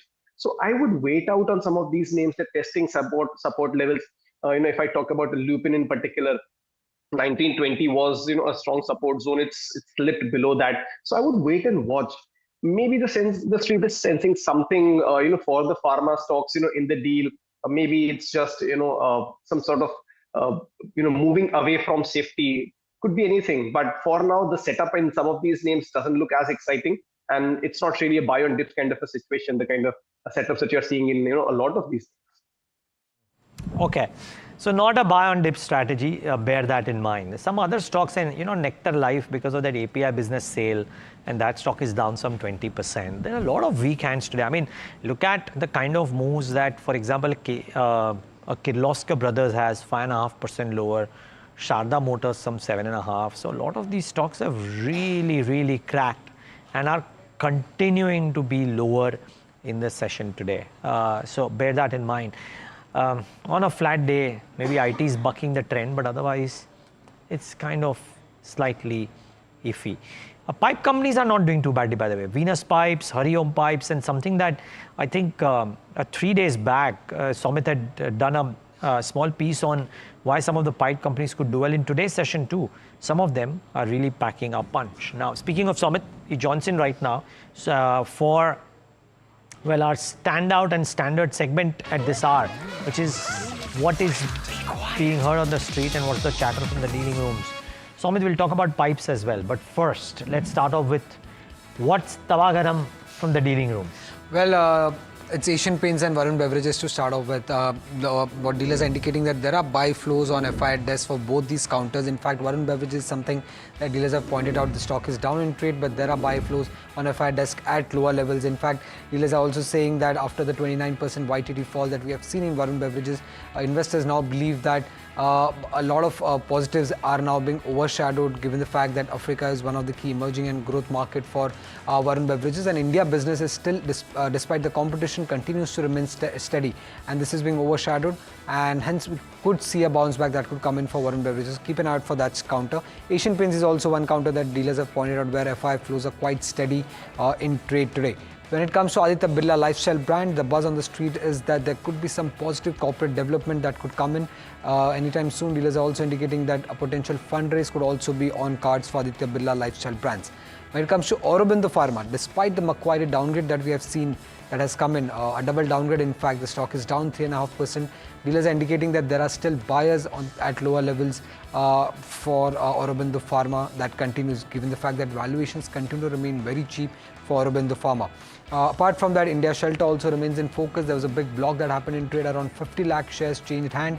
Dealers are indicating that Nexus Fund was one of the seller here, and quite strong demand was seen when it comes from insurance and mutual funds. So it will be interesting to see how India Shelter, whether what names come up in the bulk and the block deal data. And lastly, it's Velar Estate, which also remains in focus. Dealers are indicating that the record date regarding the hotel demerger could be announced in the next 3 to 4 days. So keep an eye out for Velar Estate as well. It's interesting, and certainly this is something. Velar Estate viewers, the erstwhile DB Realty. So keep that in mind. Somit, while you are with us though, because I remember you on the morning show, India Market Open, spoke about the pipe companies, right? Some of them. Right. Yeah.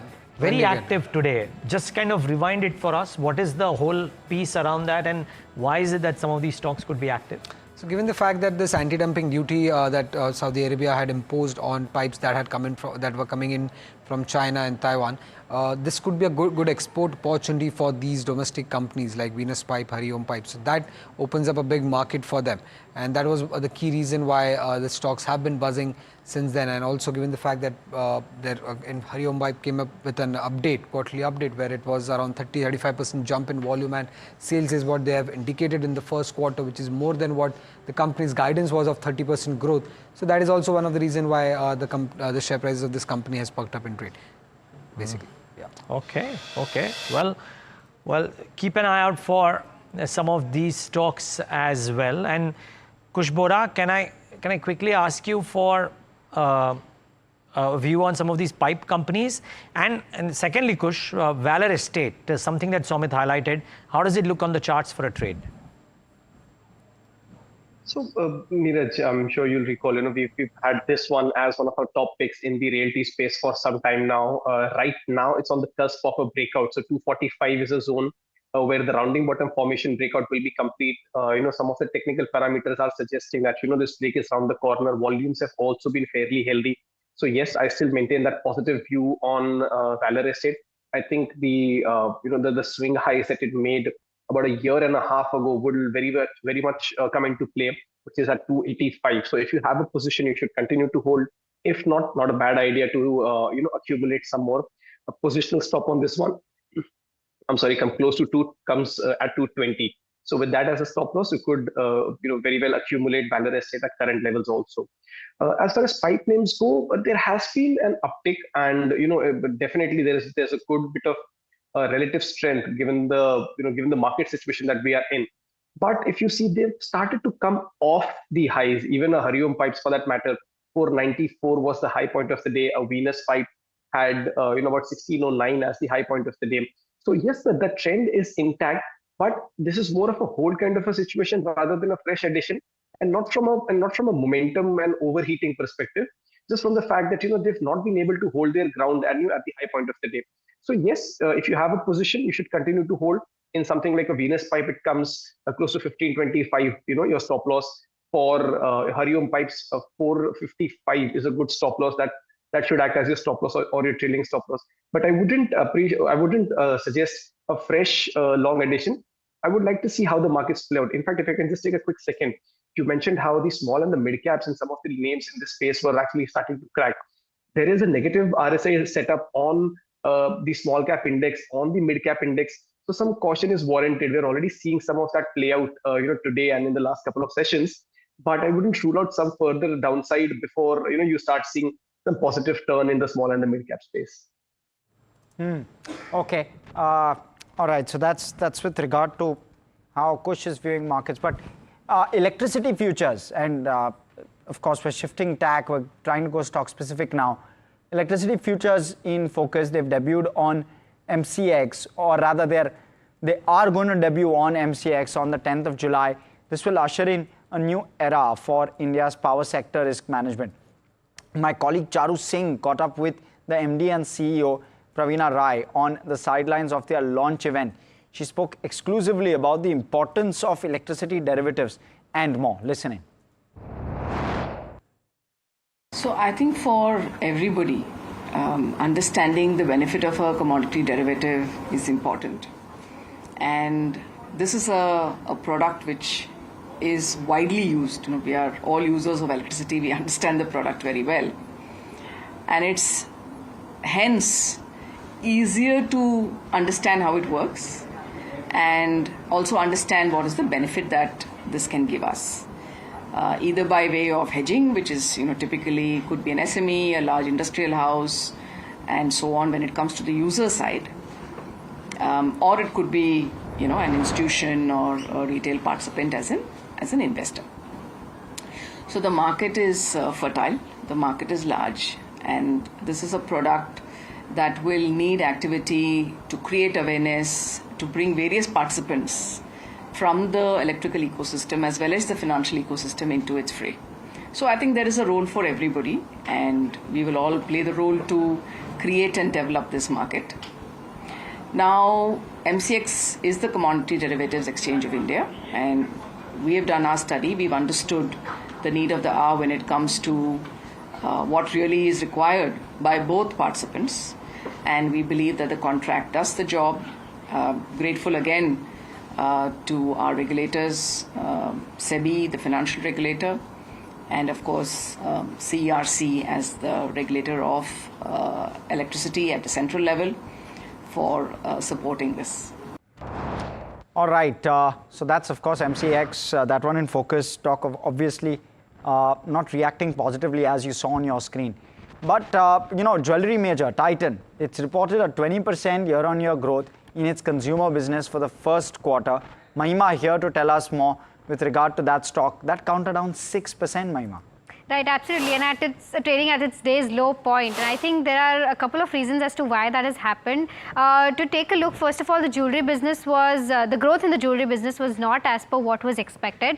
The jewelry business growth came in at 18% versus an street expectation of around 22%. So that's the first thing that the street is disappointed with now. And also, just to take a view as to how jewelry growth overall has fared in Q1 FY25 was around 9%, and Q1 FY23 was around, FY24 was around that 23% mark. But of course, this time 18% jewelry growth is also mostly on the back of rising gold prices as well. Secondly, I think what has not worked is that the growth is not as good as how the peers have performed. I mean, for example, Kalyan saw growth of around 31%, Senco 24%, PN Gadgil also saw growth of 19%, but jewelry growth for Titan only stood at 18%. So these are the two major factors as to why the stock is under pressure today. Plus, the buyer growth in the jewelry business was flat. Overall, customers are preferring lightweight and lower caratage jewelry because of rising gold prices. Studded mix continues to be lower, and this could overall impact the margins as well. And Tanishq, Mia as well as Zoya brands grew around 17%, and CaratLane saw a good growth of around 38%. Now, there's the other side where some segments of Titan, though not as big as jewelry, have worked well. Watches, strong performance this quarter, grew 23%. Analog watches is something that has seen growth, and Fast Track and international brands did clock a double-digit growth. In the eye care business, the business is fairly stable, growth of around 12% seen this particular quarter. International business grew by 49% on the back of lower base as well. They added one store in UAE also. And Tanishq business in US has doubled is something that is on the positive sides. Now, quickly to wrap up with respect to what brokerages are saying about this particular performance and Q1 business update, Citi has maintained neutral with a target price of 3,800. What they're saying is that margins will be the key to sustain the kind of valuations that Titan is trading at. And JP Morgan again has maintained neutral with a target price of 3,350. They're saying that the next catalyst could be the earnings sprint, and margin delivery and management's growth outlook amid an early festive season will be a key thing to monitor for Titan going ahead. So this is the overall view of what's worked and what's not worked for the counter, and why, of course, it's under pressure today. Okay, so that's with regard to Titan. Thank you so much for that perspective, Mahima. Sudeep Bandyopadhyay joining us at this hour, IndiTrade Capital, giving us perspective on the fundamental side of things. Sudeep, welcome. How are you seeing Titan's numbers? And contextualize this for us. There is a Kalyan as well, which has delivered numbers. There's Titan as well. Is there a trend playing out that gold prices, which have gone up 30+% on a YOY basis, there's still some catch-up to do where demand is concerned at that price? Well, good afternoon, Harsha. I think, we have to analyze the Titan results more minutely. Okay. Yes, the smaller jewelry chains have grown at a faster clip compared to Titan. But one has to look at, is it the same store sales growth, or is it they have grown by adding new stores or adding more franchises? Now, then probably we will have a like-to-like comparison. Beyond that also, Titan, the base for Titan is significantly higher compared to the, whether it's a PN Gadgil or a Senco or even a Kalyan. So on that base, growing 18% is definitely not bad. Of course, the expectation was 20+% growth, and that has come as 18. So yes, there's a bit of a worry. I'm more worried about the challenges which they may have on the margin front, because the studded volumes haven't really gone up, and it's the low-priced jewelry which is going more, which is selling more. So the margin pressure may be visible when they announce the financials later in the month.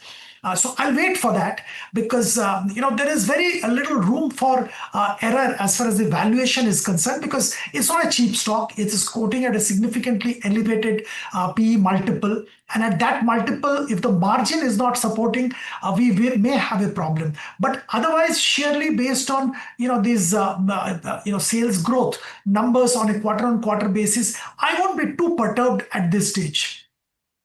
Okay, Kush, your take with regard to a Titan in particular, and any others within the jewelry space that you have observations on? So to begin with, Titan has a support around the 3,400 mark, which is a 200-day moving average. We've seen the stock rebound from those levels in the recent past.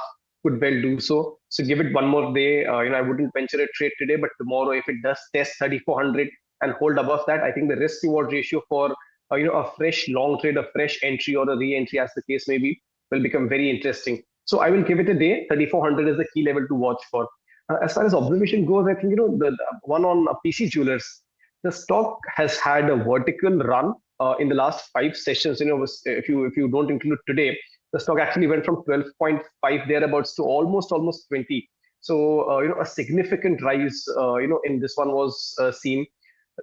Some profit booking along the way today, and the gap that was there around the 16.5 mark, that's being filled today. So this is actually more of a trading bet. If it does consolidate around these levels, then you could see a retest of 19.5 and 21 in the coming days, and 15.5 thereabouts becomes your stop loss. So highly volatile counter, but it's got momentum going for it. And today's fall also, although on the back of significantly high volumes, still shadows or rather the volumes in the last 2 to 3 sessions still overshadow the kind of volumes that we've had today. So it's had a good run on the back of good volumes. Today, what we are seeing is profit booking, maybe some consolidation, and then off to 21 again. Okay, so that's the take coming in with regard to some of the jewelry stocks, and the other set of stocks which are doing well in trade. There's the textile sector, buzz on the back of the steep tariffs imposed on textile producing companies by the US. Mahima joins us with a perspective on that, or rather still with us with a perspective on some of those textile counters. Mahima. Right, so basically what's happening here is there's higher tariff on textile exporters that export garments or textiles to the US, that is Bangladesh, Indonesia, Vietnam. In fact, so basically what happens here is that higher tariffs on all of these countries will be a positive for Indian textile exporters. Any kind of differential will in terms of export might flow to India, and that is positive for Indian textile companies. India in fact is the 4th largest textile exporter in the world and has crossed the $34 billion US mark in FY25 in terms of overall exports. Currently, the tariff rate that is there on India is 26%, which is of course the pause tariff rate. But with comparison with that, to other countries which have received the tariff letters, Bangladesh at 35%, Vietnam at 20%, Indonesia at 32%. So if our tariffs come lower than all of these percentage rates, India will be a beneficiary in terms of textile exports for sure. Now, companies that could benefit from this include names like Trident, which has 39% of the revenue coming in from the US exports, Welspun Living 63%, KPR Mills 21% revenue coming in from US exports. There are counters like Alok Industry, where 45% of the revenue comes from US, and Gokuldas, where 77% of the total revenue comes from the US. So all of these counters could benefit. Some other names also include counters like Raymond, Arvind Limited, as well as Skitex Garments that do export their textiles as well as garments to the US. Also, just to conclude and give perspective to viewers with respect to where textile industry stands, despite of the entire global shift that's happening, textile industry has remained and has had a steady growth. Plus, there are a lot of tailwinds in picture. There's UK FTA that's taking place, there's US tariffs, there's China plus one strategy that's working in the favor of the entire space, and lastly, India is aiming to grow this entire space to $100 billion US by 2030. So all of these things combined together will aid that kind of spur in growth in the entire textile space, and of course it's in focus today as well. Okay, well, most certainly in focus, and the way some of these stocks have shot up today and stayed higher. I mean, yes, Gokuldas has come off, but you look at, I mean, the top gainer market-wide, and if you consider Alok Industries a pure play textile company, then that's some like whatever 17-18% or no 10%, excuse me, even that's come off. But Gokuldas, Trident, Alok, everything has done well. Now, Sudeep, usually these stocks tend to flare up in an announcement and then go off too. There are very few like Pearl Global who've had a sustained shareholder return over the number of years, right? This announcement is good. Today we've seen a flare up. Will that stay that way? Well, it's very difficult to say, Neeraj. First of all, we don't know what's going to be India's tariff rate. Now, this is this is being speculated or being estimated based on the fact that let's say Bangladesh stays at 35 and we get a much lower tariff rate finally when it's announced. Same goes for Vietnam, Indonesia, and other countries which compete with India in the US market in particular on the textiles front. So we have to wait because we are still not sure that it's going to be a status quo, what's going to be US-India tariff rates. That's point number one. Point number two, there is two distinct, I would say, streams of export which go into US. One is garments. The other is home textile, which is, the bed sheets, bed covers, towels, and the rest of the stuff. Now, Welspun is big in the second category, which is home textiles, whereas Gokuldas and the others are big in the first category, which is apparels. Now the apparel part, the competition is intense with Bangladesh and an Indonesia and so many other countries, Vietnam, whereas the home textile, the competition is more with Turkey and other countries. So it's a different set of countries. So we have to wait and watch and see the relative position vis-a-vis India once the entire thing is settled. It's a little too early to kind of get too excited. Of course, it's a good development because the misery of the competing countries is being touted as a favorite thing for us or a good thing for us. Let's see what happens to us. Just talking about that trade deal, this is what we are learning right now, that it's now about political will and not technical negotiations. This is what we are hearing. India's offer has been finalized. Ball is in Washington's court whether to approve deal or not, and this is what we've been consistently saying. The negotiating team is back. Our version of the deal and what is acceptable to us is on the president's desk. Now it's really up to him. India's focus remains on securing preference, increasing competitiveness in labor-intensive sectors. US unlikely to offer exemptions on key sectoral tariffs. Steel, aluminum, auto parts, mini or interim trade deal to cover only goods. Broader issues like digital trade, IP and services have been kept out of this scope. There is so much news everywhere about when the timeline of the trade deal will come. All of last evening, the buzz was that it's going to come anytime now. There'll be letters on one end, a trade deal. Yeah. Now there's more buzz that will happen tonight. I would say let's hold our horses. Let's wait for an actual decision because that's what matters to the street at the end of the day. Where do you fall between 10% and 26? Agree. Tamanna, if my voice was as good as yours, I would have sung Chitti Aayi Hai. You've reversed it. I reversed it. For those who are wondering what's happening, go back and watch India Market Open. I did, yeah. But we do know you have a good voice, and people know that I don't. So. But on a serious note, I think preempting what happens on this has been a fool's errand. So therefore, might as well wait for this to come out. And if it's out in a day or two, we're likely going to start to see the impact this week if it's out, and therefore might as well wait if you waited this long. Which is why I think I like Sudeep's response when he's saying that India ka rate kya hai abhi pata nahi hai, so let's not take a call on textile companies right now. Let's wait for 2 days and then think. But if you recall, that's what Sunny Agarwal had also said in the morning. But since then, you've had stocks go up, massively. So it's a momentum trade, I suppose. I think the other important story to note is look at a BSE, look at an Angel One, look at an MCX, look at a 361 WAM.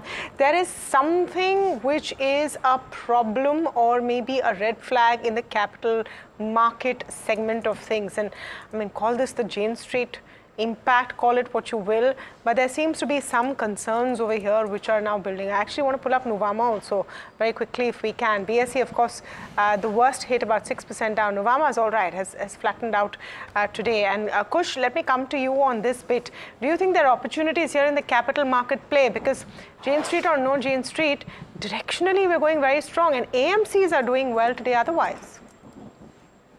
100%, 110, 20%. This is the time to buy, some of these names that, had run up so fast, so sharp, and you were waiting for a dip to come about. Mind you, that's not to say that, go out and buy today, because, something like a BSE is still showing some effects of, the discussions that are coming about. But then you look at something like a CDSL, it's starting to take support. You take something like a Nuvama, it's starting to take support at, key levels on the downside. So yes, I don't think the India story is over. And, I've had my fair bit of stint in the broking industry, and I know one thing for sure: whatever is bad for the client in the short term is bad for the company and the industry in the long term.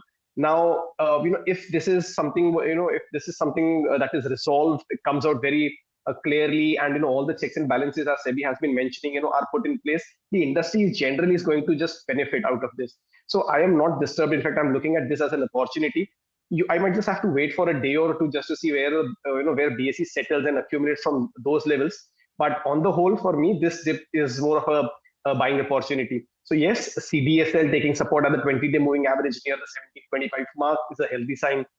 Nuvama, Angel One broking industry, I wouldn't touch right now. The only reason being that generally there has been pressure and volatility, in some of those stocks. But if you look at the other names like BSE, CDSL, this is more of an opportunity to buy. You might just want to see where the levels settle and then accumulate. But on the whole, buying opportunity. So what is your top pick then amongst those? Is it BSE? Would you look at some of the other exchanges? Would you look at a CDSL?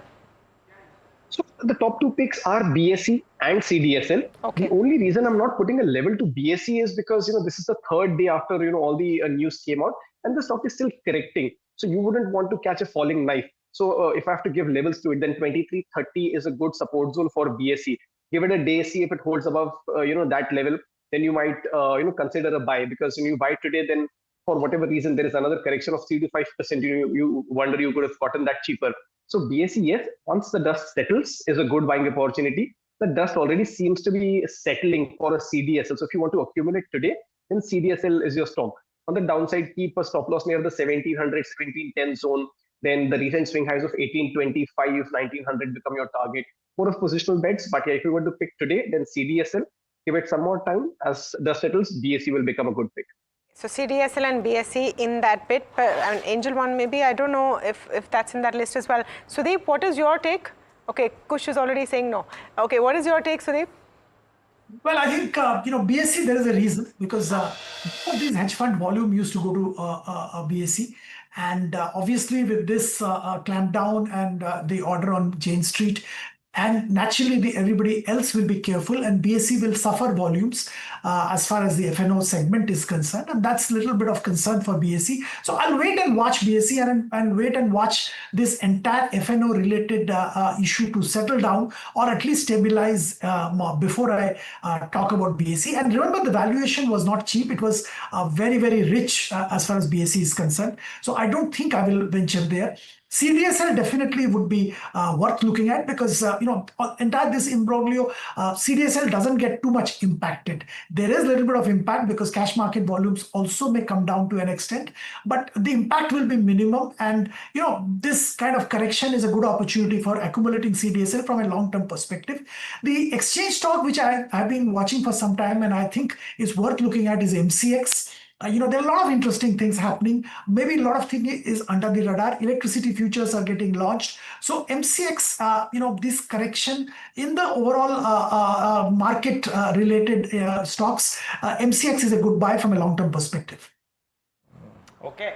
In fact, let's hear out S. Naren, EDNC at ICICI Prudential AMC, about his view on this whole Jane Street saga, and whether it has an impact or a larger impact as well on the markets. Hear him out.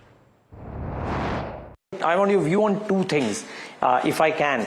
One is the RBI action in the recent past, and two, maybe I can start with that, the recent regulation or the recent moves by the regulator on, for example, Jane Street, right?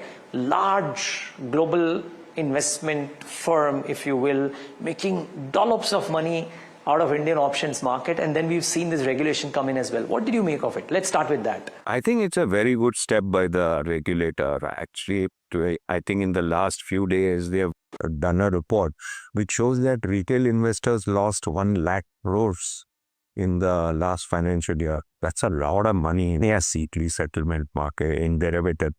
We've been also cautioning all the investors, and SEBI has done a beautiful job in releasing all these reports and actually doing this detailed investigation. See, at heart, derivatives is a sophisticated product, and it is important that the investors who trade in the derivative segment know about the risk.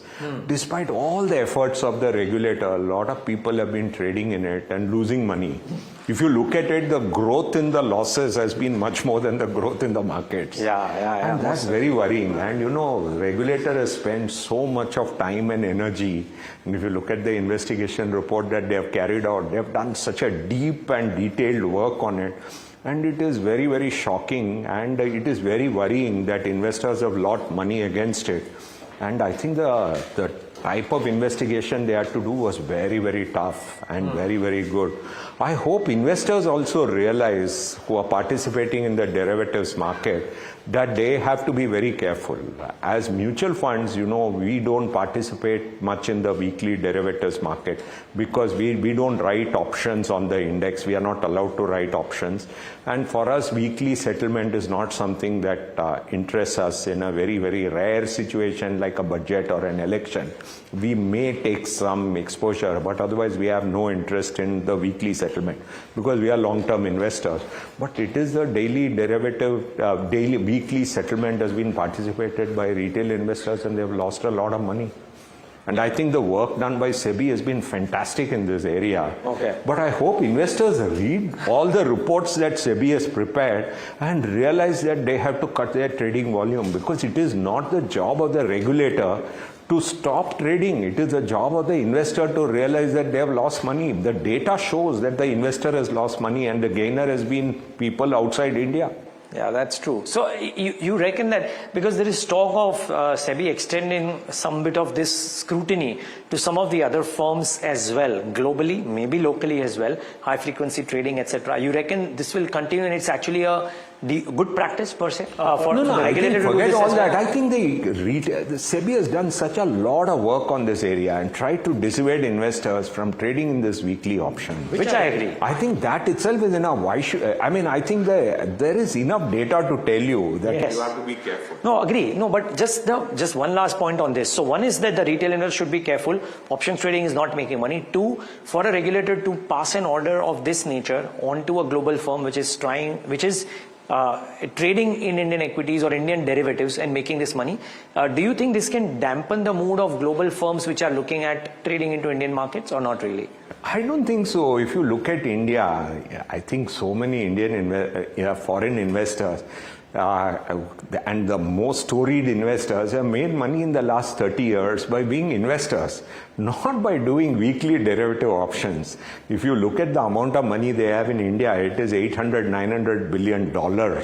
And they made money by investing for the long term, not by doing weekly derivative options. So I think it has no impact on all those long-term investors. I don't think the long-term FIIs are going to be affected by what happens in weekly derivative options. I think weekly derivative options is something a few investors have focused on. Most of the investors who've been there in India from 1994 till 2025 are very different type of investors. They have taken long-term bets on many companies, and they are big shareholders in most of the prominent companies in India. They are not weekly derivative exposures. We'll play out, of course, that entire exclusive conversation for you. Rare catch there. S. Naren talking about the perils of derivative trading and, of course, what Jane Street means for the F&O segment as well as retail investors. Let's look at the bull and bear segment. This is where we take the stock of the day and we give you both sides and both aspects of the bull case and the bear case. Today we're talking about Kotak Mahindra Bank, definitely buzzing, higher Q-on-Q growth versus peers, and the stock has held on to most of its gains through the day, about 3.5% up even now. What is the bull versus bear case, Harsh? Yeah, I want to start off with the Q that you've given me. So the bull case, to start off with, the QOQ numbers were strong, 4% growth on a sequential basis in net advances, surely looking good. It's the best growth QOQ among all the large to mid-cap kind of banks. So clearly standing out in a seasonally tough quarter. That's the bull case. But the bear case, let's zoom out a little bit, right? 14% growth. They've guided for 1.5 to 2x of nominal GDP growth guidance. That they've not been able to do. Okay, maybe Q1, and we'll have to wait for the GDP numbers to come for Q1. Maybe Q1, maybe that quarter in which they've actually done it. But outside of that, we've not seen that growth really kick in. Is this the turning point? Of course, we'll have to wait and watch. But that's broadly the bear case. Let's talk about the second metric, margins. They've held up well, they've sustained, but they've come off from those higher levels of 5.5%. Now they're sub 5, but they're sustaining there. The question, of course, is that can they replicate the Q4 performance in Q1 FY26? We'll have to wait and watch for that. And we had a note today also which said this, that it's going to be crucial to see margins because we've seen a sharp cut in the repo. Can margins sustain, and what is the guidance is really the question. Most banks are penciling in margin pressure, at least for the moment. Now let's talk about credit costs because that's the most important angle of lending. Microfinance delinquencies actually rose in Q4 FY25. That is actually my bear case. But slippages in personal loans, in the personal loan book has tapered. That's actually a bull case for me. So that's likely a positive, while microfinance delinquencies rising is a negative. Now let me talk valuations a little bit. When you're looking at the price to book, it's 2.5 times 1 year forward versus the 3.1 times a 5-year average price to book which Kotak commands. But the 12-month return is actually, or rather potential, basis the average analyst estimate on Bloomberg, is just 6%. Taking this argument forward, let's quickly look at what the Bloomberg, what the consensus analysts are estimating on Bloomberg. 27 buys, 12 holds, 5 sells, and a sharp outperformance that Kotak has already seen. Can it really sustain is the question. Back to you. Thank you for that, Harsh. In fact, let me take that question straight to Aditya Agarwala, who now joins us on the show. He's Head of Research and Investments at Invest4Edu. Of course, Sudeep is still with us. Aditya, very good afternoon to you. Let's start with Kotak Mahindra Bank and the breakout that it's shown. Do you see this sustaining? Good afternoon. Thanks for having the show. Oh, absolutely. In fact, as a disclosure, this is one stock which is there in our portfolio, recommended to our clients. And we are quite upbeat on the stock for this entire year. So we believe that Kotak Mahindra Bank and HDFC Bank are the two private sector large cap banks, which should be in your portfolio at least for at least 1 to 2 years. And you will see a decent upside from here on. If you're still looking to add the stock in your portfolio, I think this is still the right time to add the stock in your portfolio. I'm not looking for a 1 or 2 day trading time horizon. I'm looking for at least a 2600 kind of a target here on Kotak Mahindra Bank from here on, and place a stop loss somewhere around 2001 at about 2000 on the downside. And you will still see a decent upside in the coming quarters. So my sense is Kotak Mahindra Bank is definitely a buy.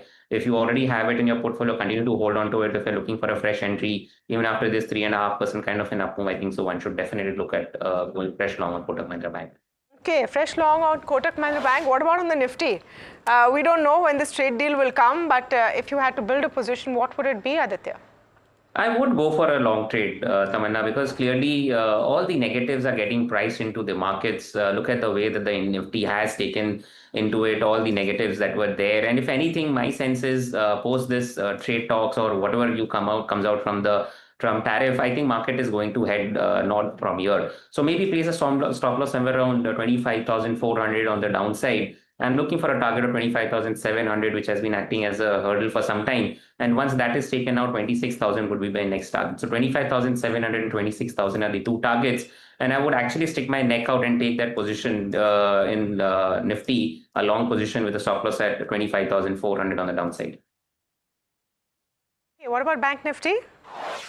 Bank Nifty, I think it's done its bit of move already. From here on, my preferred index would be a Nifty as compared to a Bank Nifty. Because for me, the upside in Bank Nifty is capped somewhere around 57,800 to about 57,900 on the upside. So for me, I see more room on Nifty as compared to the Bank Nifty from here on. Okay. Sudeep, there is a lot of traction around and announcements around the hospitality space. A couple of initiating coverage reports today on Schloss, and then Ventive gave out a fair degree of understanding around what's happening with their business as well. But we know that Q1 will likely show very wobbly numbers, and occupancies aren't great right now in the month of July either. So is it a prudent idea to wait for some pullbacks into the hotels and hospitality sector? Well, Neeraj, I don't see too much of pullback coming in this sector. I think there's a secular uptrend in this space. Travel and tourism has got a significant boost post-COVID. There's absolutely no denying the fact that the volume of travel, volume of requirement for hotel rooms have increased significantly. And add to that the incremental religious travel circuits which have come up. Apart from that, the small towns, short stays, and whole lot of things. So And if you compare that with the number of hotel rooms available overall in India and some other destinations like a Dubai or a Bangkok or some of the other tourist places, we can see that there is a significant gap. So I don't see the stock prices coming down or correcting sharply. Maybe one or two instances where there is company specific news and they may correct, but otherwise no.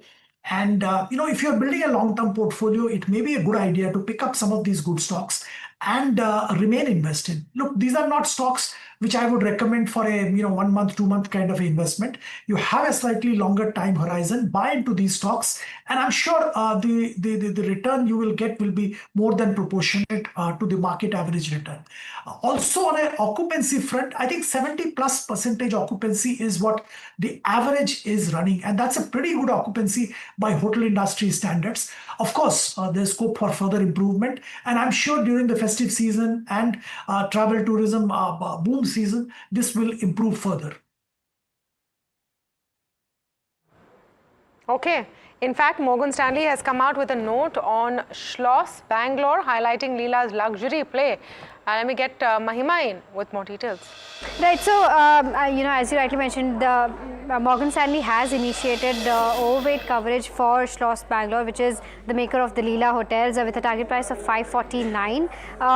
What they're saying is that Leela is the best way to play the luxury hotel space in India, and it's one of the limited ways, in fact, to play the entire luxury segment when it comes to hospitality in India. The overweight rating basically is driven by higher for longer upcycle is what they're saying, and they're seeing strong demand in terms of luxury experiences, and that is something that makes them positive with respect to where Schloss Bangalore is concerned. What they're saying is that it also has iconic assets, and that too with low net debt position, and that makes it attractive. Plus, what they're saying is that the valuations right now at which it is sitting is also at an attractive level, and that's something that makes them initiate the coverage as well. Lastly, they're also saying that steady execution can drive re-rating, but concentration risk is something that one needs to keep a watch on, and something to keep an eye out for. So this is the overall view as to what the note says about the counter and why, and what makes Morgan Stanley bullish on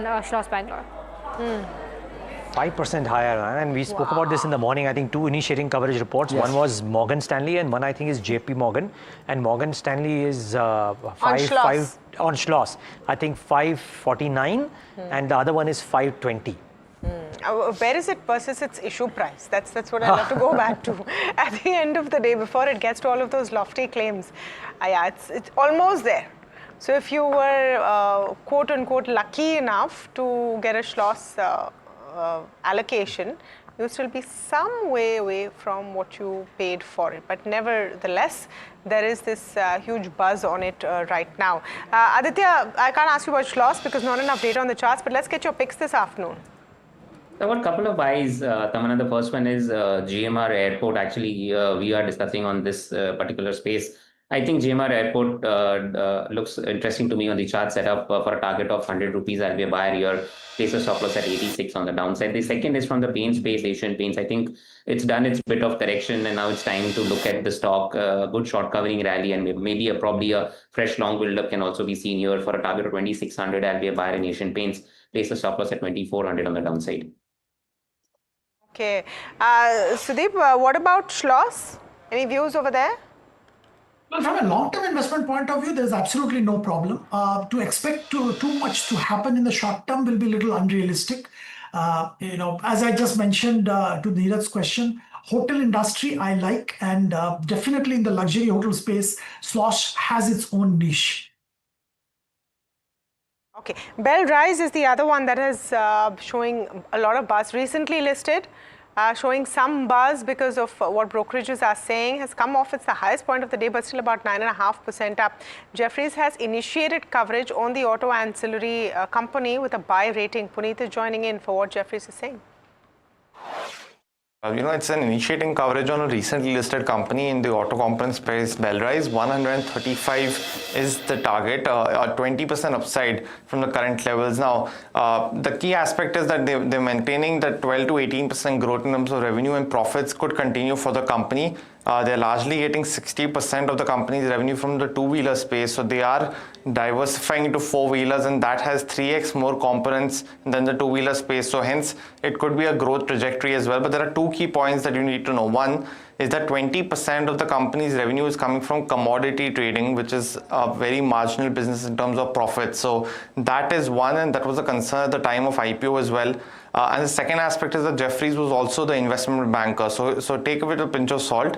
The other aspect is that valuations are at 18 times price to earnings, are very, very favorable compared to other peers with niche businesses which are operating above 30 times price to earnings. So those are some of the key highlights, but definitely valuations are in comfort, and business diversification to four-wheelers could aid growth for Bellrise going forward. Well, thanks, Puneet, for putting that into perspective. Now, auto ancillaries and Sudeep, it's an interesting bucket simply because a clutch of auto ancillaries, if earlier some of them used to be LED light manufacturers for the government of India and smart cities, now they are defense product manufacturers as well. So pure play auto anchs might not be as many, but Bellrise in that bucket. Jefferies is constructive. The stock has had a bit of a rally ever since it's gotten listed as well. Have you studied the model? Do you like it? I did, Neeraj. And in fact, before IPO itself, I had recommended this from an investor point of view. I think I do like the stock. I think they're doing good job. And, their brand moving into four-wheeler segment from two-wheeler where they have a significant hold is definitely a good development. Also, as I was being just now told, the valuation comfort is significant compared to the other peer group. So yes, I think it's a good buy at current level. Also, of course, it was a good buy. If you got an allotment of the IPO, I think it has got some way to go. It's well managed company, and I think investors will do well buying into it even now. Well, 9.78%. This would have very limited chart history, so I'm not going to ask Aditya about this.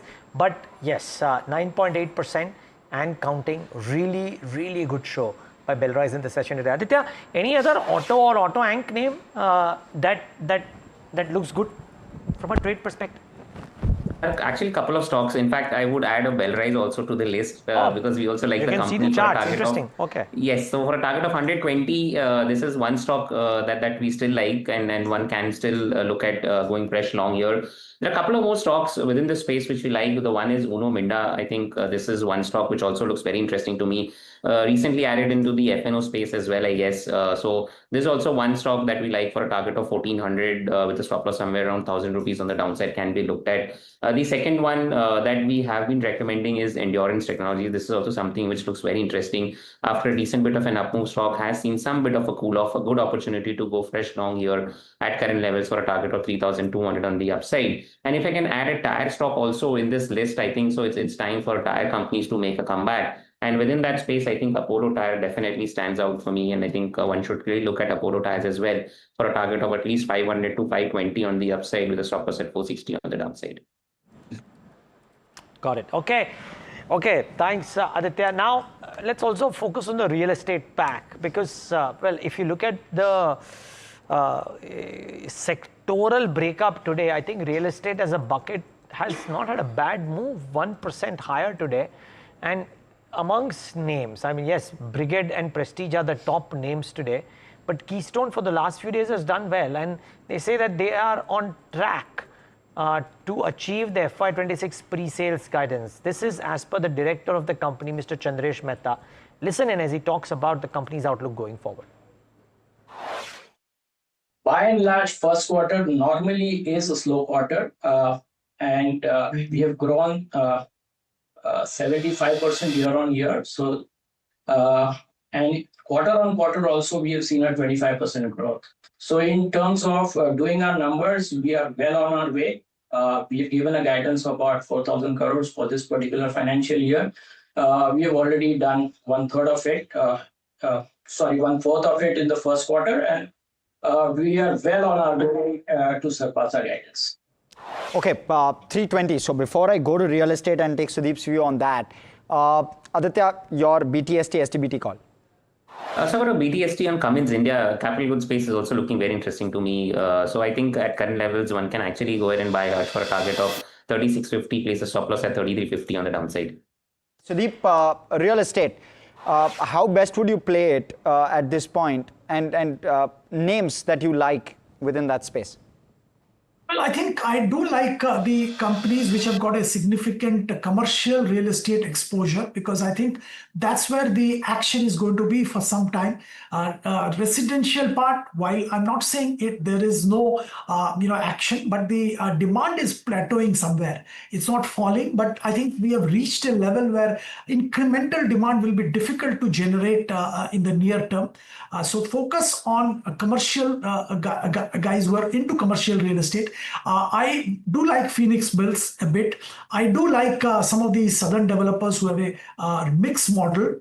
Of course, DLF continues to remain my favorite because of the land bank they are sitting on, and of course the comfort we have in the valuation. Okay, Aditya, I'm wondering how you would see some of these consumption plays. Titan especially. Titan has taken quite a bit of a knock today, but I don't know if it's if the street is overdoing the kind of numbers or updates we saw on Q1, because these are business updates overall. Do you see the positional play of a bounce back from here? Absolutely, Tamanna. I think give it a day more because we are seeing intense selling pressure, and today the trading session backed by healthy buy on high volumes as well. So my sense is it can continue its slide somewhat tomorrow as well. Closer to about 3,400 or 3,350 is where I see stock bottoming out, and eventually it should start its up move. In fact, again, as a disclosure, this is one stock that we have recommended to our clients in this downfall to add to our existing positions, and I think 3,350 is a good support area. From there, stock should recover and can hit levels of 4,000 again on the upside. So I think this is getting little overdone and should subside soon this fall, and should resume its uptrend. Okay, so that's the case with Titan. Sudeep, what about you? Is Titan a buy, or you'd stay away?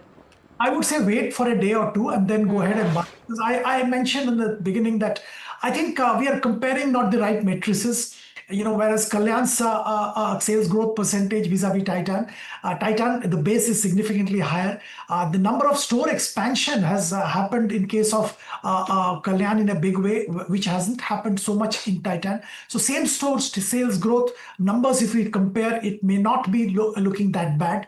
And third and final is the gold prices went up. I'm more worried about margin, and I want to see what kind of margin Titan comes up with. 6% lower though for Titan. I wonder what some of the others, and today I think PN Guardian was the other one in the whole Titan conversation. PN Guardian kind of got left out, but that stock too is down about 1.26% because the growth is 19%. I think if people are anticipating Titan to do 25%, I mean this one too could have done better, but not quite. We haven't. I mean somehow retailers kind of been left out this quarter. The updates haven't necessarily been very good, and Sudeep, I mean if I classify Titan not as just a jewelry company but a retail company, it's probably a mix of both. Trent, not a good quarter. Avenue Supermarts, not a good quarter. Do you bide your time with, I know you give your view on Titan 1 or 2 days and then buy, but what about the broader retail space? Go out and buy or stay on the sidelines? Well, I think, some of the names you mentioned, whether it's a Trent or a DMart, I think I will wait. Things are not really looking great there. And the valuation is not cheap in any of these stocks. They have all corrected. But even now, I think things are not really looking great. The competition is intense, whether you look at Trent, where their Zudio was doing so beautifully until recently. Now there is intense competition, both online as well as offline. The same goes for DMart, where their online delivery model is getting there, but there are too much of competition already there. So I'll wait and watch, but I will demarcate these guys from, let's say, pure play FMCG companies. That's not really retail, but FMCG, I'm positive, Neeraj. Sudeep, we'll let you go on that note. Thank you so much for taking the time out and being with us. Really appreciate your time. Aditya, any of these guys, the Trends and the Avenue Supermarts of the world, from a charts perspective? Trend, I think makes short sense trade? to buy. Yes, no, a long trade. Acha, In long trend. trade, okay. Actually, it's a good risk to reward that I think at current levels one should actually initiate a fresh long in trend, place a stop loss somewhere around 5200 or maybe 5150. And I'm looking at a target of 6,300 again, and maybe if it crosses that 7,000. I think this correction that we're getting in trend is a very good opportunity to go long on the stock if you're looking to add the stock in your portfolio. My sense is these are very good levels to add in a portfolio. I don't see any significant correction from here on. Maybe at max 5150, 5200 is what I'm looking at. But again, as I mentioned, I think trend is something which I would look at adding in my portfolio at these levels. An excellent opportunity rather. Okay. Yeah, I just want to look at what's happening with the Voltas stock. An interesting announcement this afternoon, and I'm not sure if we've addressed it, that, and it is India's #1 AC company. They've introduced ceiling fans and a whole series of ceiling fans, marking a new chapter in their commitment to delivering smart and innovative products. I mean, they are one of the leaders in this space, so I wonder why they're looking at it. Now, for some time, Voltas, Blue Star, all of them have been in pain because of early monsoon. Aditya, is this a space that you're looking at all? And of course, Voltas is going to be in focus? Yes, Naman, I think these stocks should be in your focus. Maybe not from a trading perspective because I don't see any momentum in these stocks. But yes, I would allocate some money to these stocks, and especially Voltas for that matter. I think 1500 to about 1600 is something that I'm looking at. Voltas is a slow and steady up move, waiting for a breakout from this consolidation that we're seeing, rounding bottom pattern. Moment it crosses above 1400, I think so stock will see levels of 1600 in the near term. So yes, definitely I'm upbeat on this space. And Voltas would definitely be one stock that I would look at adding in my portfolio, at least from a medium-term perspective. Okay, now talking about companies that are diversifying, we talked about an AC company which is now going to sell fans, and then there's KRBL, which is one of the largest rice exporting companies, which is going to now sell oil. They have entered the competitive edible oil market, and we caught up with Ayush Gupta, the business head of the company, who talked about why they want to go into this space, which is highly competitive. While we've evaluated the edible oil space, what we've seen is that the market largely has, over the past 2 decades, only been monopolized by one player in the health oil space. And that proposition also connotes to a very, I would say, an audience above 40 or 45 years of age. India in the last decade or so has transformed. There are a lot of young, emerging, 25 plus consumers who have disposable incomes, are much more aware, are much more health conscious. I think with that vision in mind, we figured out white space in the healthy edible oil space, and both our products, which are Weight Watchers, which is the Weight Watcher Special, and the Gut Pro Oil, kind of resonate with the young India's need when it comes to health first functional foods. That's KRBL for you. As we wrap up, Aditya, you've given your closing strategy for sure. Just one word, any pharma name, because that sector has been really taken to the cleaners. Is there a short trade on any pharma name? Lupin, Aurobindo, any other?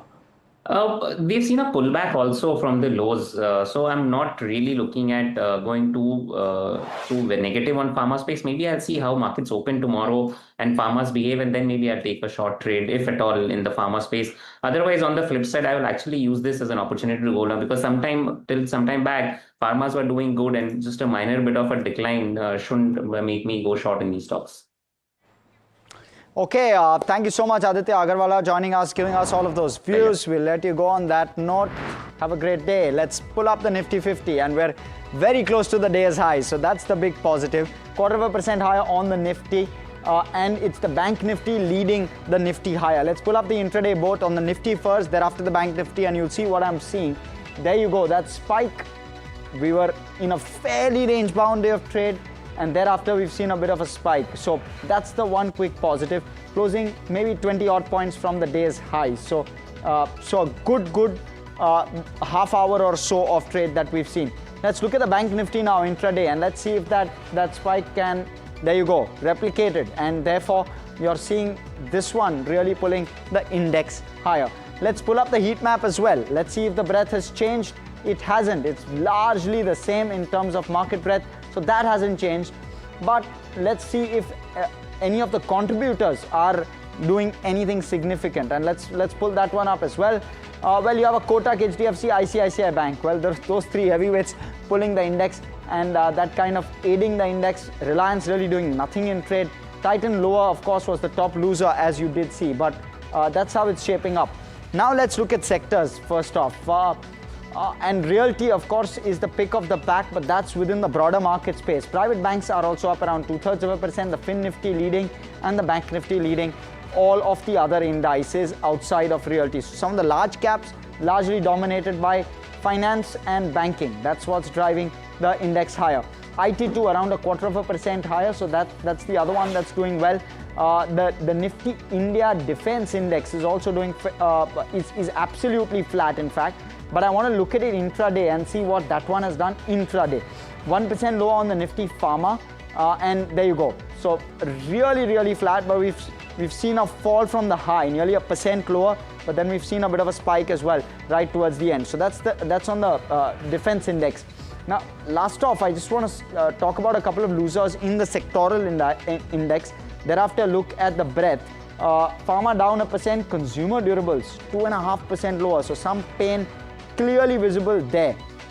FMCG otherwise doing nothing after the kind of move that it showed yesterday, and that's why I'm marking that out around 1/5% lower. The metal index also is absolutely flat, just a slight negative bias coming in on the Nifty metal index. Now I want to look at the breadth of the market, and on the NSE, there you go. It's improved as the day has gone by, especially in the last hour or so, rather, not as the day has gone by. It's improved quite well, and we've closed very close to 1:1, maybe 6:5 in favor of the declines, at least as we see it. Now let's look at the mid cap and small cap. Let's see if there's been a bit of a recovery there as well. Not really visible on the Nifty mid cap, but of course we're off the day's lows, and the Nifty small cap as well. Very similar chart structure on the Nifty small cap. The BSE 500 top gainers, top losers. Can we quickly pile that up? There you go. Those are some big names. Alok Industries, Lemon Tree doing well for itself, 6% higher, among other hotel counters. But Galaxy Surfactants and Titan sitting right up there on top, 6% lower, that one. And Angel One also down nearly 4%. So those are some names for you among the losers. Now in terms of what is it that we need to look out for tomorrow? Those are a couple of macro factors that we'll have our eye out on. And anything on the domestic front, there you go. Those are some dividend adjustments which will happen likely tomorrow. Similarly, Suzu, that one is on a fly, right? So maybe something to keep on your radar, but the stock has really been on a tear. So I'll be on the lookout for that to try and understand why that's happening. But those are some names again for you in terms of dividend adjustments, all of them rolling on your screen. But completely out of time on this edition of India Market Close. From Tamanna, Neeraj, myself, everyone who puts the show together, thanks so much for watching. But you know what? Stay tuned, because we'll give you in the next half hour a glimpse of how the day has gone and what the buzzers were. Stay tuned.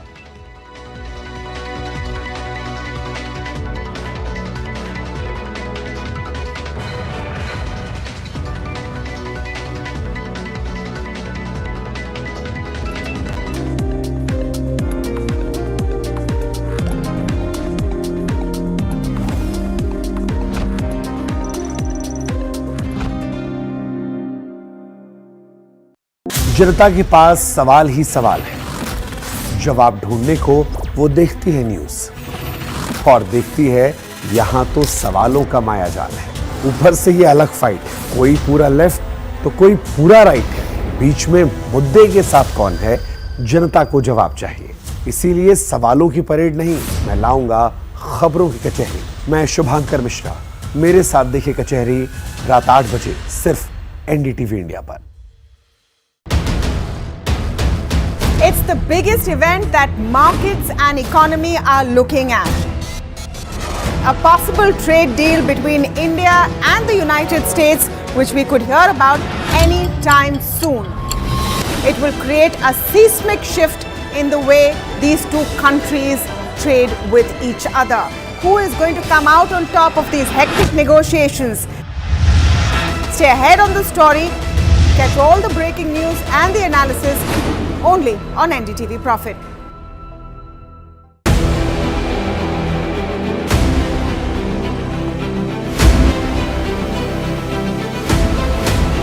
Imports become the exception rather than the norm, and increasingly we do almost last year, for example, of the contracts that we signed of record 2,09,000 crores, 81% was awarded to the domestic industry. Our intent is to manufacture in India, preferably with design also in India.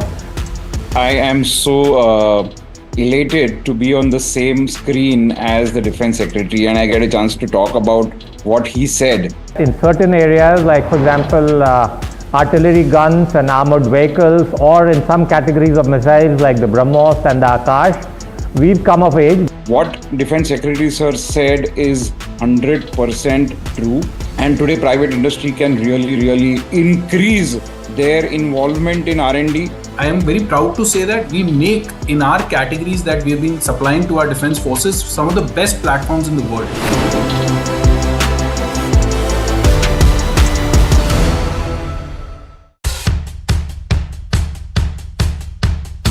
The markets move fast. And so should your portfolio. Expert insights, real-time stock picks. Do I buy Ola? Should I hold CDSL for the long term? Buy, sell or hold. The answers you need, straight from the experts. Callers from India and across the world. Connect live, ask, decide and invest wisely. Your portfolio, your future. Ask Profit.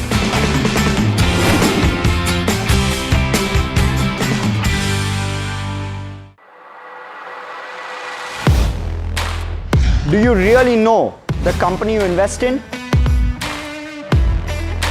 What is the real picture behind presentations and claims?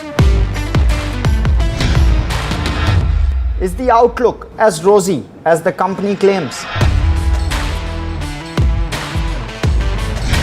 Know Your Company, powered by NDTV Profit Research, shines a light on the biggest stock market movers.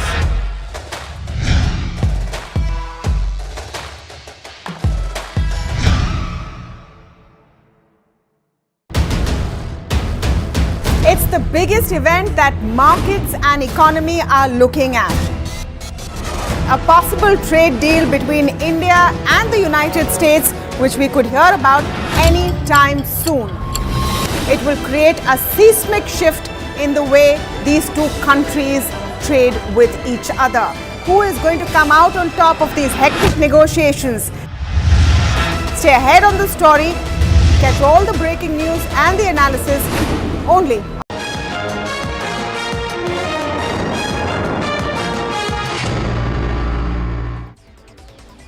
Hello and welcome. You're watching Market Express and I'm your host Himakshi Bahuguna. Now let's get straight into the show.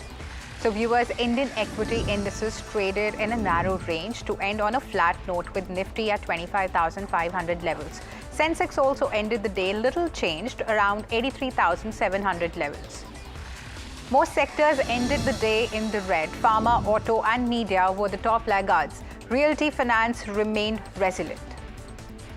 Titan is under pressure after a disappointing Q1 update. Now, the company posted 18% revenue growth for the first quarter of FY26, falling short of the analyst expectations of 22%. Now, this is a slowdown from the 23.5% growth seen in Q1 of FY24. Though it's an improvement over last year's 9%, Titan also lagged behind key competitors as Kalyan Jewellers reported 31% growth, Senco 24% and PN Gadgil 19%. So the main concerns are buyer growth being flat, customers opting for lighter, lower carat jewelry, and the share of studded jewelry continued to decline further, impacting the margins. Then brand-wise, Tanishq, Mia and Zoya grew 17%, while CaratLane stood out with a strong 38% jump. All in all, Titan's Q1 performance signals slowing momentum and rising competitive pressure in the jewelry sector. Now on to the brokerage verdict. Citi notes a declining studded mix and like-for-like growth driven by ticket size, emphasizing margins as key for valuation. So JP Morgan highlights a weaker than expected jewelry growth, with early double-digit like-for-like figures trailing peers like Kalyan Jewellers. So both brokerages see festive season outlook and margins as critical for Titan stock, which dropped 4% today after a subdued Q1 update.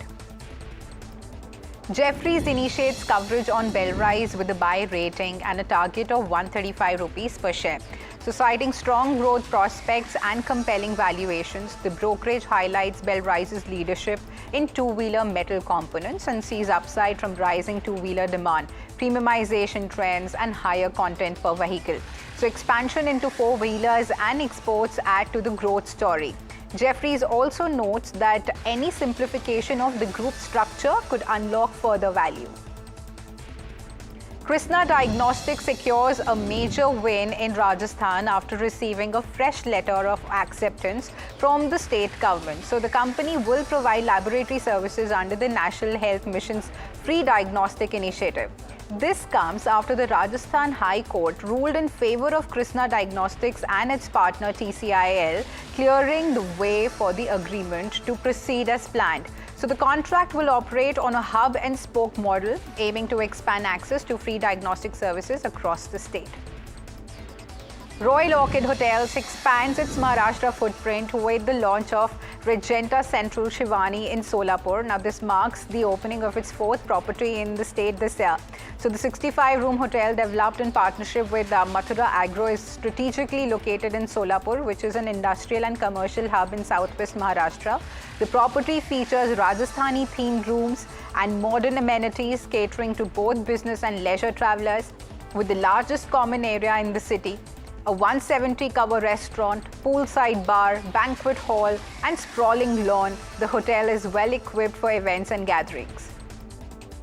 JSW Infra bags a major project worth 740 crore rupees from the Syama Prasad Mukherjee Port Authority. The infra major will upgrade Kolkata's Netaji Subhash Dock under the project. So the contract awarded on a 30-year public-private partnership covers the reconstruction of berth 8 and mechanization of berth 7 and 8, all under design, build, finance, operate and transfer model. So the project aims to significantly boost the port's container handling capacity and streamline cargo movement, with operations set to begin even during the 2-year construction phase. Naveen Fluorine launches qualified institutional placement to raise up to 750 crore rupees. The indicative issue price is set at 4,680 rupees per share. The QIP will result in a dilution of about 3.23% of the company's equity, with up to 16.03 lakh shares to be issued. The primary objective of this fundraise is to bring down the company's debt, which stood at 930 crore rupees as of end of FY25. The company plans to use the proceeds mainly for debt repayment.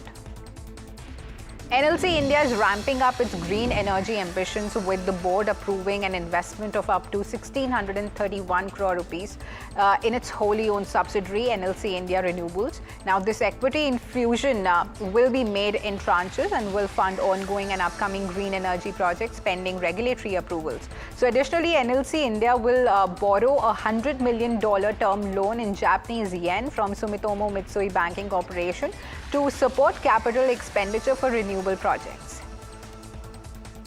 Lodha reports a 10% year-on-year rise in the Q1 of FY26 pre-sales at 4,450 crore rupees, despite a 7% sequential drop. So the company remains on track to meet its FY26 pre-sales guidance of 21,000 crore rupees, bolstered by a strong launch pipeline. So Lodha added 5 new projects across Mumbai, Pune, Bengaluru, with a gross development value of 22,700 crore rupees, surpassing 90% of its full-year target of 25,000 crore rupees. Collections grew 7% year-on-year to 2,880 crore rupees, with stronger performance expected in the second half of FY26.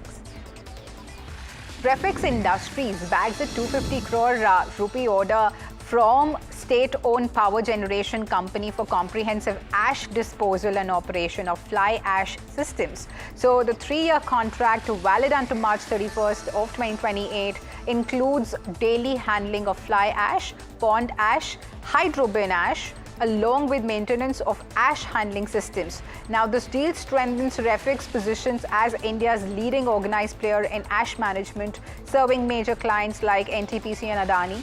The stock surged over 2% today, reflecting strong investor confidence in its growing environmental services portfolio.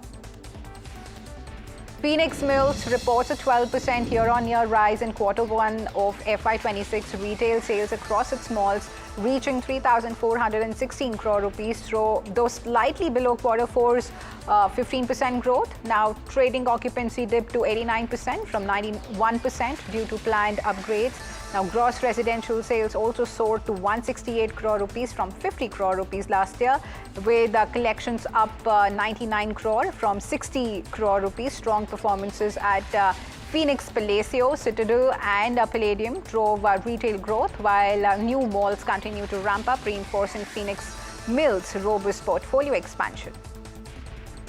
JP Morgan maintains its overweight rating on Hindustan Aeronautics Limited with a target price of 6,105 rupees. So the brokerage highlights HAL's steady progress, backed by a robust order book and a strong pipeline. So it notes that clarity on future initiatives is improving, while the AMCA tender remains a key monitorable. JP Morgan sees long-term potential as India upgrades its aging fighter fleet. The stock has already gained nearly 20% in 2025, reflecting investor confidence in the defense play. Jefferies initiates a buy on Adani Power with a target of 690 rupees, citing multiple growth catalysts. The company gears up for significant capacity additions backed by a healthy balance sheet. Collaboration with BHEL and in-house project execution keeps capex on track, while payments from Bangladesh help calm past investor concerns. Jefferies believes that the company momentum looks strong. Tata Motors Q1 update reveals a dip in the JLR performance. Wholesales declined 10.7% year-on-year to 87,200 units, while retail sales fall 15.1% year-on-year to 94,400 units. The wind down of older Jaguar models and US tariff drag volumes. However, the spotlight stays on the trio Range Rover, Range Rover Sport and Defender, which now make up 77.2% of JLR's wholesales.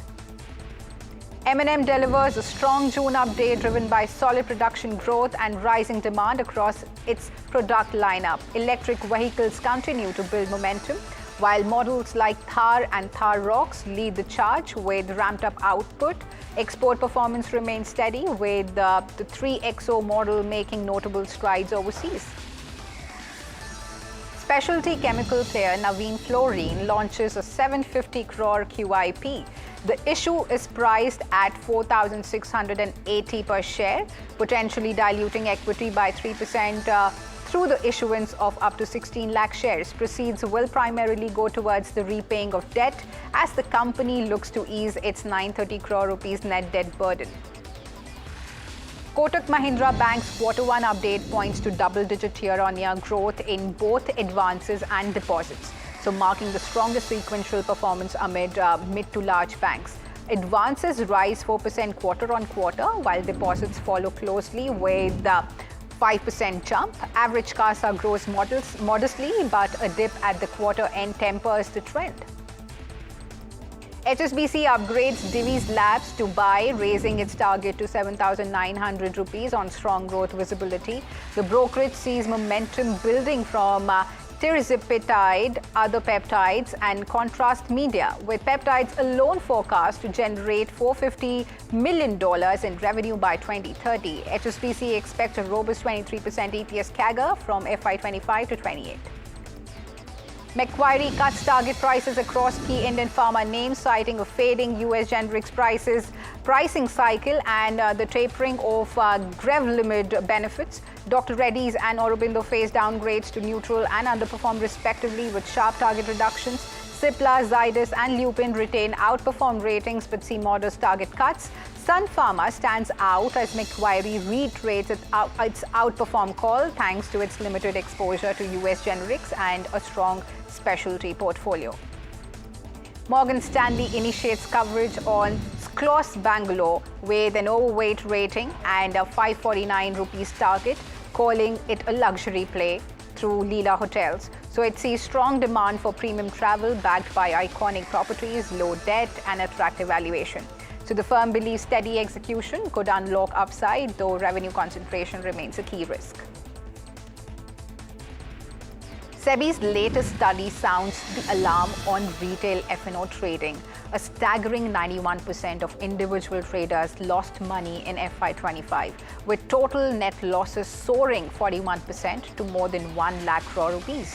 The average loss per trader jumped to 1.1 lakh rupees. Despite regulatory curbs introduced in the late 2024, retail participation remains elevated, especially in the index options. So SEBI has flagged this as a structural risk, urging stronger investor safeguards as the F&O frenzy continues to burn holes in the retail pockets. The much-anticipated India-US trade deal now hinges on political will, not technical hurdles, according to the sources. So India has finalized its offer with the ball firmly in Washington's court. The proposed mini-deal focuses solely on goods, leaving out complex issues like digital trade and services. India aims to secure tariff relief for labor-intensive exports, while the US remains firm on keeping duties on steel, aluminium and auto parts. Negotiators say that the framework is ready. What's needed now is a top-level push. Antique initiates coverage on India's asset management sector with a bullish outlook, citing a 15% CAGR in AUM and resilient SIP flows. So the brokerage sees stronger re-rating potential across the AMCs, driven by digital distribution, passive AUM growth, and rising investor participation. HDFC AMC, Nippon Life, AB Sun Life, and UTI AMC will receive buy ratings with robust targets. HDFC stands out for equity dominance and SIP momentum, while Nippon leads in ETFs. UTI's SIP strength and regional reach impress, and AB Sun Life is seen rebounding via passive diversification. Adani Power has boosted its presence in Maharashtra by taking over Vidarbha Industries Power, a bankrupt coal-fired plant in Nagpur, for 4,000 crore rupees. So the 600 megawatt plant was under insolvency, but Adani's resolution plan got NCLT's approval last month and was completed on July 7th. So the company says that this marks a major step in turning around stressed assets and expanding its power generation capacity. KRBL launched a new sub-brand called India Gate Up Life, which is all set to enter the highly competitive edible oil market. So we had a conversation with Ayush Gupta, the business head of the company. He said that the market has been monopolized by a single player for a very long time in the healthy oil space. He also made the point that India has become more health conscious and the company has identified enough white space to enter. Glen Industries, a B2B manufacturer of eco-friendly food service packaging, opens its 63 crore IPO today. So closing on July 10th with a price band of 92 to 97 rupees and a market lot of 1,200 shares, it targets a 233 crore market cap. So since 2019, Glen has served top QSR, Horeca beverage and dairy brands with products like thin wall food containers, PLA straws, paper straws and U-shaped straws. Now this IPO will fuel its mission to expand sustainable recyclable packaging solutions for a greener future. India's UPI system is about to get a smart tech boost. The NPCI is working on a new version of UPI that will work with Internet of Things devices, meaning smartwatches, connected cars, even your fridge or washing machine could soon make payments on their own. So from parking fees to metro tickets and subscription renewals, smart devices could actually handle it all instantly and automatically. Prime Minister Narendra Modi left for Brasilia last night after attending the 17th BRICS summit in Rio de Janeiro. He will hold talks with Brazilian President Lula da Silva to strengthen the strategic partnership between the two countries. So key focus areas include trade, defense, energy, space, technology, agriculture, health, and people-to-people ties. Now, ahead of the Bihar Assembly elections, Railway Minister Ashwini Vaishnav has announced the launch of 4 new Amrit Bharat trains connecting the state with major cities like Delhi and Lucknow. So the new routes include New Delhi to Patna, Darbhanga to Lucknow, Malda town to Lucknow, and Saharsa to Amritsar. So during his visit to Bihar, the minister also inaugurated several railway projects at Karpuri Gram Station in Samastipur and reviewed passenger facilities at Digha Bridge, halt in Patna, focusing on cleanliness, lighting, and security. In a bizarre turn of events, an Indigo flight from Surat to Jaipur was delayed by over an hour. So not due to weather or technical issues, but because of a swarm of bees. Yes, so the bees had gathered on the aircraft's open luggage door just as baggage was being loaded. So initial attempts to smoke them out didn't work, so prompting airport staff to call in the fire department. A fire engine was brought in to spray water and finally clear the swarm, allowing the flight to depart an hour behind schedule. The Aircraft Accident Investigation Bureau submitted its preliminary report on the Air India flight AI-171 crash in Ahmedabad to the Ministry of Civil Aviation on July 8 of 2025. Now, the Boeing 787-8 Dreamliner en route to London crashed on June 12, minutes after takeoff, killing off over 260 people, including 241 on board. So the report, based on initial findings and black box data decoded in Delhi, may point to dual engine failure, but as per the sources. So the investigation is led by the AAIB, where the US NTSB support is probing all the angles, including sabotage. Now, the report, expected to be public by July 11, aims to provide early insights. In another railway accident, 3 students were killed in Tamil Nadu when a school bus was struck by a train while trying to cross an unmanned railway track. Meanwhile, a Class 12 student and the driver on board sustained injuries in the collision. According to the Southern Railways, the school bus carrying 4 students was crossing the tracks at railway level crossing gate number 170 when the train rammed into it. Imports from 14 countries are set to face tea blanket tariffs starting August 1, President Donald Trump revealed. The president, in a series of social media posts, shared screenshots of letters dictating new tariff rates to Japan, South Korea, Malaysia, Kazakhstan, South Africa. So goods imported to the US from Japan, South Korea, Malaysia, Kazakhstan, and Tunisia are now set to face 25% tariff. South African goods to face 30% tariffs. Bangladesh gets 35% tariffs. Cambodia and Thailand are set for 36% tariffs rates. So imports from Laos and Myanmar will face a 40% duty. All of the letters say that the blanket tariff rates are separate from additional sector-specific duties on key product categories. Some more interesting commentary in each letter. Trump warned against retaliatory measures, writing, "If for any reason you decide to raise your tariffs, then whatever the number you choose to raise them by will be added onto the tariffs that we charge." So Trump also threatened an additional 10% tariff on countries aligning with the emerging BRICS bloc, accusing them of anti-Americanism after they criticized his trade policies at a summit held in Brazil's Rio. White House press secretary said that world leaders were continually calling Trump to strike deals. Trump says that US is close to sealing a deal with India following agreements already struck with UK and China.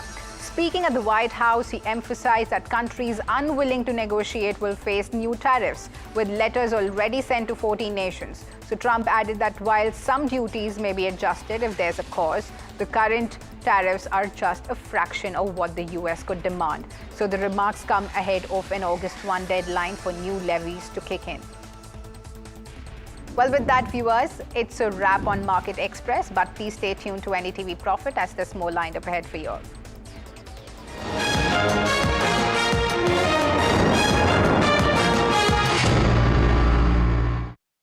जनता के पास सवाल ही सवाल है, जवाब ढूंढने को वो देखती है न्यूज और देखती है यहां तो सवालों का मायाजाल है।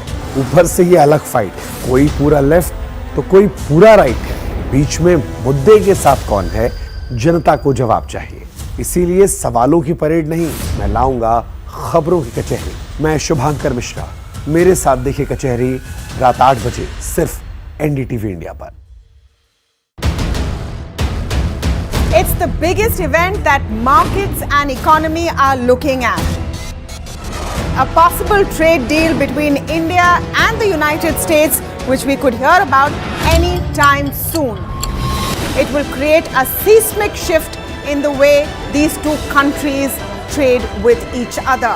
Who is going to come out on top of these hectic negotiations? Stay ahead on the story.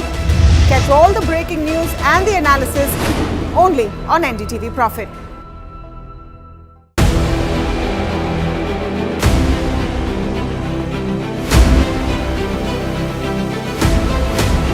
Imports become the exception rather than the norm, and increasingly we do almost last year, for example, of the contracts that we signed of record 2,09,000 crores, 81% was awarded to the domestic industry. Our intent is to manufacture in India, preferably with design also in India. I am so elated to be on the same screen as the Defense Secretary, and I get a chance to talk about what he said.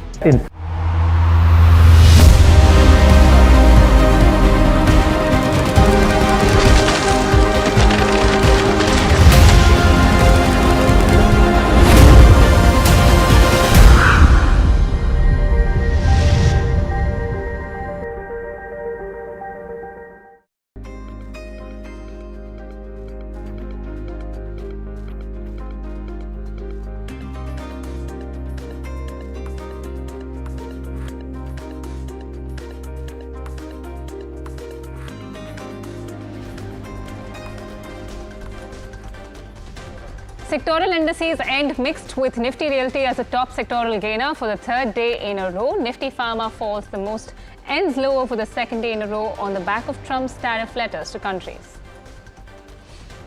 Sources tell NDTV Profit the India-US trade deal now hinges on political will, not technical negotiations, adding that India's offer has been finalized, but the ball is now in Washington's court whether to approve or not. According to an internal communication viewed by NDTV Profit, Jane Street tells its employees that attempts to engage with SEBI and exchanges since February were consistently rebuffed.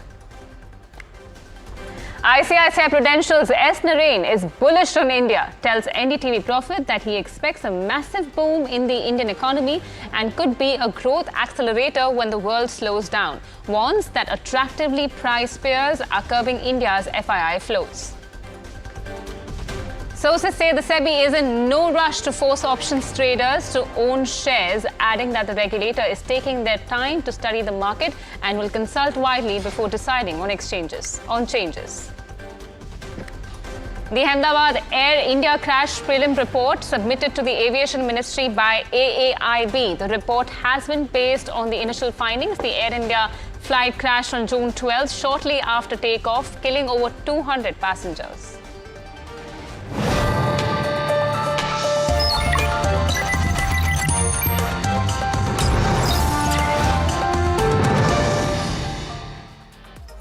Hello and welcome. A very good evening. This is Profit 360 on NDTV Profit, and I'm your host Malika Mishra. Along the next half an hour, we will be taking you through a lot of updates on national news as well as international news and also the markets, so stay tuned.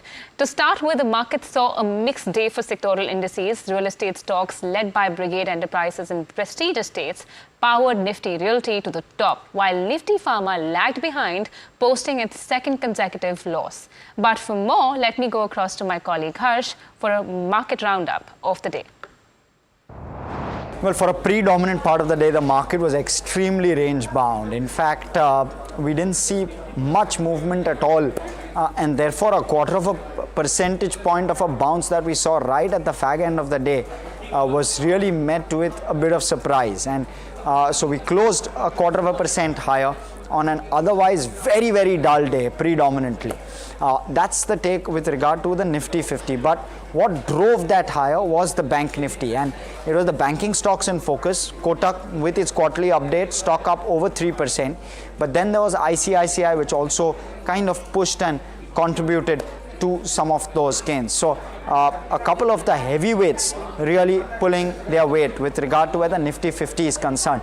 And if we pull up the intraday on the Nifty Bank as well, very similar chart structure, but the Nifty Bank was trading in a tight band in around the 0.25% higher mark, and therefore it closed around 0.5% higher at close. So again, we saw that bounce where the Nifty Bank is concerned. So that's on the benchmarks. Now let's talk a little bit about what hasn't done well as well. There was a Titan which was languishing in trade today. There was pressure on the back of its quarterly update and numbers, and we've seen retail really swinging either way. Either the numbers have been good and stocks have reacted well, or they haven't. Within that similar same basket is textiles as well, in focus because of a possible resolution on tariffs, which could well spur textile stocks, and we saw some zing on them today. So that's the one other pocket which did well. In terms of the top gainer, we did see good traction within banking, financial services. So some of those counters or sectors did well, but the realty index was the top performer. It was 1% higher, and consumer durables was down over 2% on a flat day of trade. Consumer durables stocks really took it on the chin. So 2.5% lower on the consumer durable index. The other one was the FMCG index, because the move that we saw yesterday in FMCG was extremely strong. 1.5% higher, but today so just a mild negative bias where the FMCG index is concerned. So that was the other one in focus. But outside of that, metals, pharma, very dull day for most of the other sectoral indices. Let's talk about broader markets, and the advanced decline ratio improved a wee bit versus yesterday, but we saw the broader markets continue to remain subdued and under pressure. A recovery from the lows on both the Nifty mid cap and small cap. The texture of the chart for the day on both the mid cap and small cap index very similar, but nonetheless they underperformed the benchmark clearly for a second straight day. So that was the other thing that played out. Right, Harsh. As we end another day of range-bound trade, Mark Matthews, head of research Asia, Julius Baer, is now bullish on the IT space, who had earlier had a gloomy outlook about it. Listen in as he explains the reason behind his affirmation on this space. The outlook for Indian IT was very gloomy just a couple of months ago. The online betting platforms were suggesting something like 70% probability of the US entering into a recession. Now that's down to about 20%. And apart from housing data, where you've got softness in house prices, generally speaking, I think the data in the US is still favorable. We saw that with the non-farm payrolls last week, which beat expectations. So I would say that the outlook for the US looks better, and that's not yet been reflected in commentary from the IT companies, but I would expect them to start to speak more positively about their operations in the US. So generally, I think it's looking better than it did a few months ago. And shifting focus from IT to jewelry, jewelry major Titan has delivered a strong start to the financial year, reporting a 20% year-on-year growth in its consumer business for the first quarter, despite navigating volatile gold prices. The company also expanded its footprint by adding a net of 10 new stores. For a deeper dive into what's driving these numbers and the key takeaways, let's go across to my colleague Mahima. Right, so for Titan, I think two things that have not worked. First one being that the the jewelry growth that has come in at 18% was expected to be at around 22%. So that is one thing that the street is disappointed with. And secondly, with respect to how peers have fared, you know, something like a Kalyan has seen a revenue growth of 31% versus that of just 18% for Titan, and that is something again that the street is not happy with. In terms of the overall consumer business growth, that was at 20%.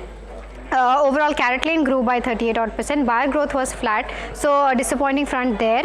Overall, studded ratio was also lower, and plain gold grew by around mid-teens. The like-for-like growth is expected to be in early double digits. In terms of watches, good growth this quarter, around 23% and added 9 new stores, mainly led by analog watches and fast track. iCare saw a growth of 12%, but they closed down 30 stores which were not performing and added 12 stores. That is of Titan iCare. The emerging business, however, was a decent growth. Overall business grew by 36%. Of course, it's a very small part of the business, but fragrances grew by 56%, women's bag grew by 61%, and Taneira for the first time grew for double digits by around 15%. International business grew by 49%, and they've added one new store in UAE, and Tanishq business in US markets has doubled. So that is also a good thing. In terms of PN Gadgil, well, good growth excluding the refinery sales which shut down in October 2024. Retail segment saw a growth of 19%. Revenue excluding overall refinery segment grew by around 30%. Studded ratio came at 10% of overall sales, so that is increasing for them. Same-store sales growth stood at around 8%, which is slightly disappointing. But overall, because of the new store additions plus the overall gold prices going up, the same-store sales growth was impacted. They launched 2 new stores this quarter, and in terms of non-retail, e-commerce saw growth of 126%, of course, on the back of a lower base as well. And franchisee operations grew by around 109%. So this is the overall view as to how Q1 business updates stack up for these jewelry companies. Thank you for that. And now, all eyes are on Washington as sources indicate that a crucial trade deal between India and the United States now hinges entirely on political will rather than further technical negotiations. India has reportedly finalized its offer, putting the ball squarely in Washington's court for approval. My colleague Rishabh, who's been closely tracking the deal, is joining us with more details. Rishabh, take us through the recent update that you have on this.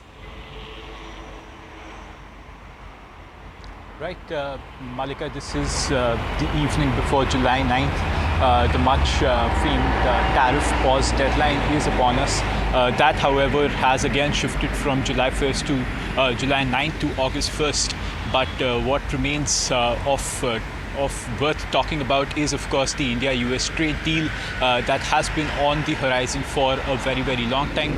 What we're picking up now is the fact that it is hinging on political will. It is hinging on what the top chairs in each of these countries, in India and the US, make of the deal.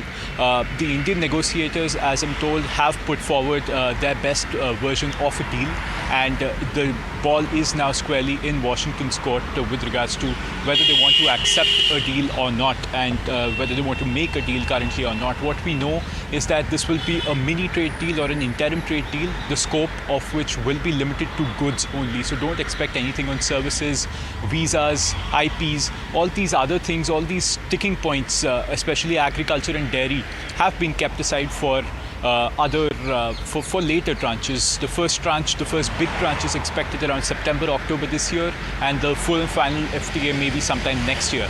But what we know from this one is that sectoral tariffs that the US imposed on steel, on aluminium, on auto and auto components, that is also set to stay.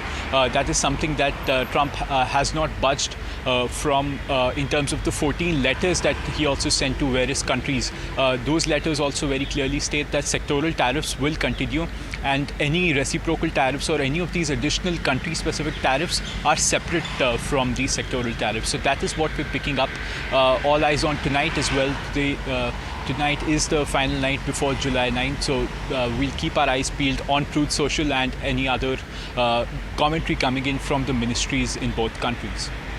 Shab, thanks so much for that, for giving us that update. As you rightly mentioned, that India's offer stands finalized, and all eyes now are going to be on how Washington really responds to this. But the global trade landscape is once again shifting, with US President Donald Trump setting a firm August 1st deadline for new tariffs. He confirmed that letters have been sent to 14 countries, many of them in Asia, informing them that higher import duties will kick in on August 1st unless they reach a trade deal with the United States. This includes major economies like Japan and South Korea, both facing 25% tariffs on their products.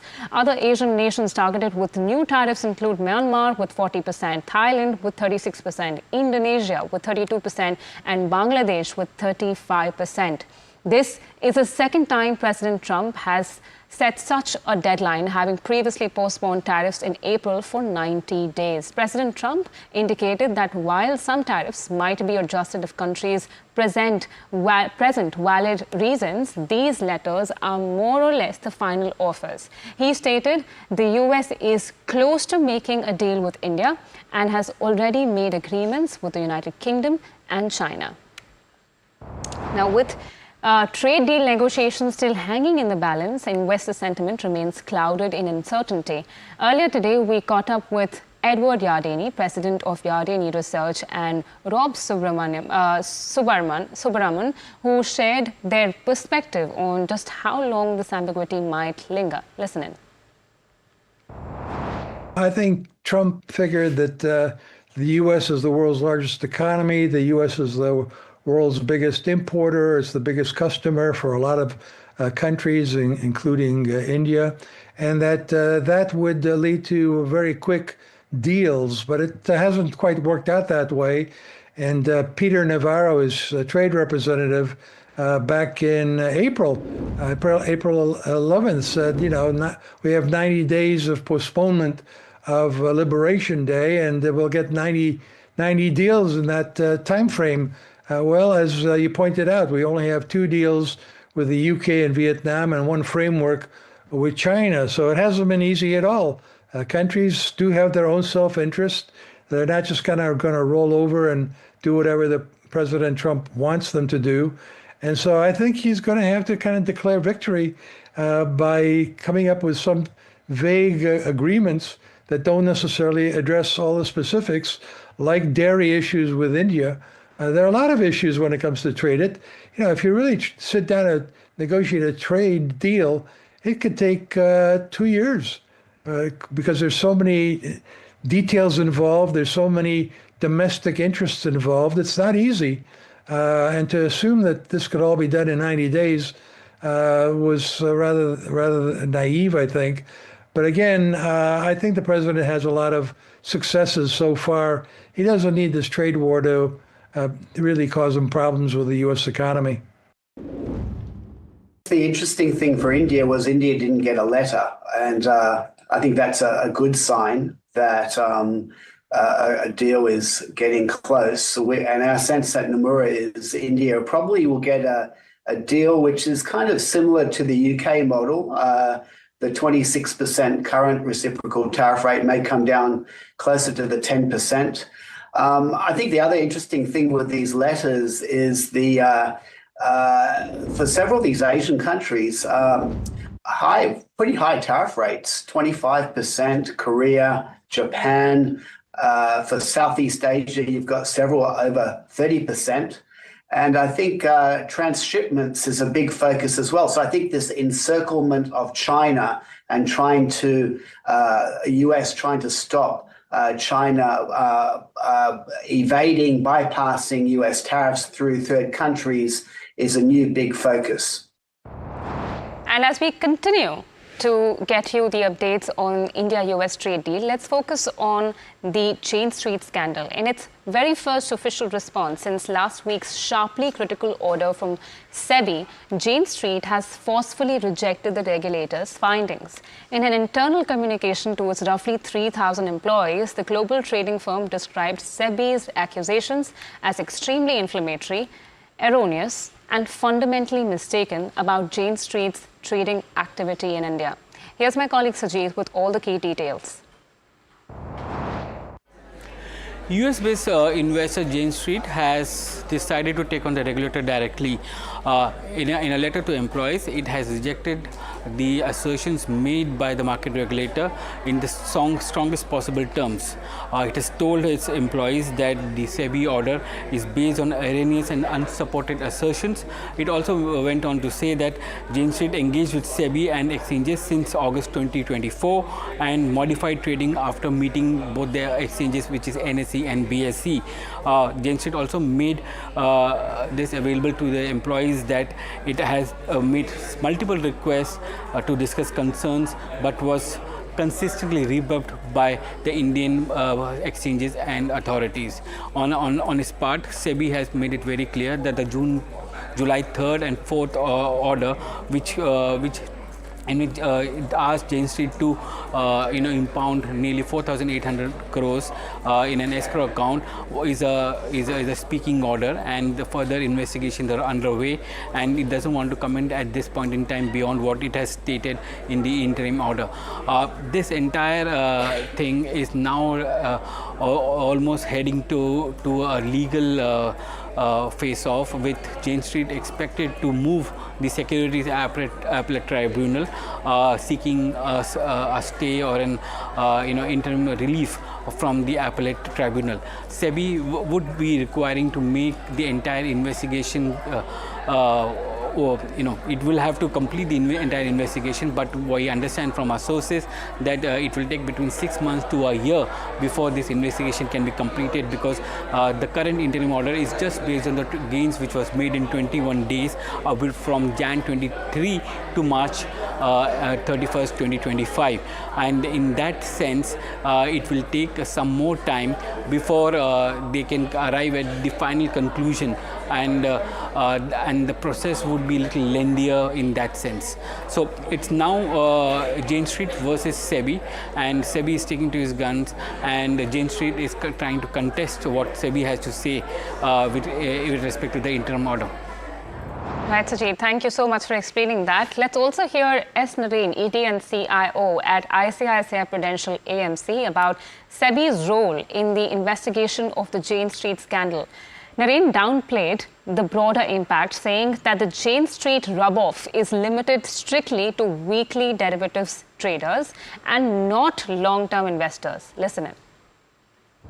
For a regulator to pass an order of this nature onto a global firm which is trading in Indian equities or Indian derivatives and making this money, do you think this can dampen the mood of global firms which are looking at trading into Indian markets, or not really? I don't think so. If you look at India, I think so many Indian foreign investors and the most storied investors have made money in the last 30 years by being investors, not by doing weekly derivative options. If you look at the amount of money they have in India, it is $800-900 billion. And they made money by investing for the long term, not by doing weekly derivative options. So I think it has no impact on all those long-term investors. I don't think the long-term FIIs are going to be affected by what happens in weekly derivative options. I think weekly derivative options is something a few investors have focused on. Most of the investors who've been there in India from 1994 till 2025 are very different type of investors. They have taken long-term bets on many companies, and they are big shareholders in most of the prominent companies in India. They are not weekly derivative exposures. Right, and president of UAE-based hedge fund Mayank Bansal also dismissed Jane Street's disputes of SEBI's findings. Let's listen in. When you are establishing an arbitrage position, as Jane Street has claimed it is doing, you can't do a cash arbitrage position with the forwards. They are arguing for basically cash and forward arbitrage. Now, cash and forwards cannot be in a ratio of 1:8, 1:7. For an arbitrage position to hold fort, it should be a 1:1 ratio so that you can lock in profits. You can't be having X position in cash and 7 to 8X position in forwards and calling that arbitrage. That is by no means arbitrage. So that is, I'm sure SEBI will see through it. That is a very,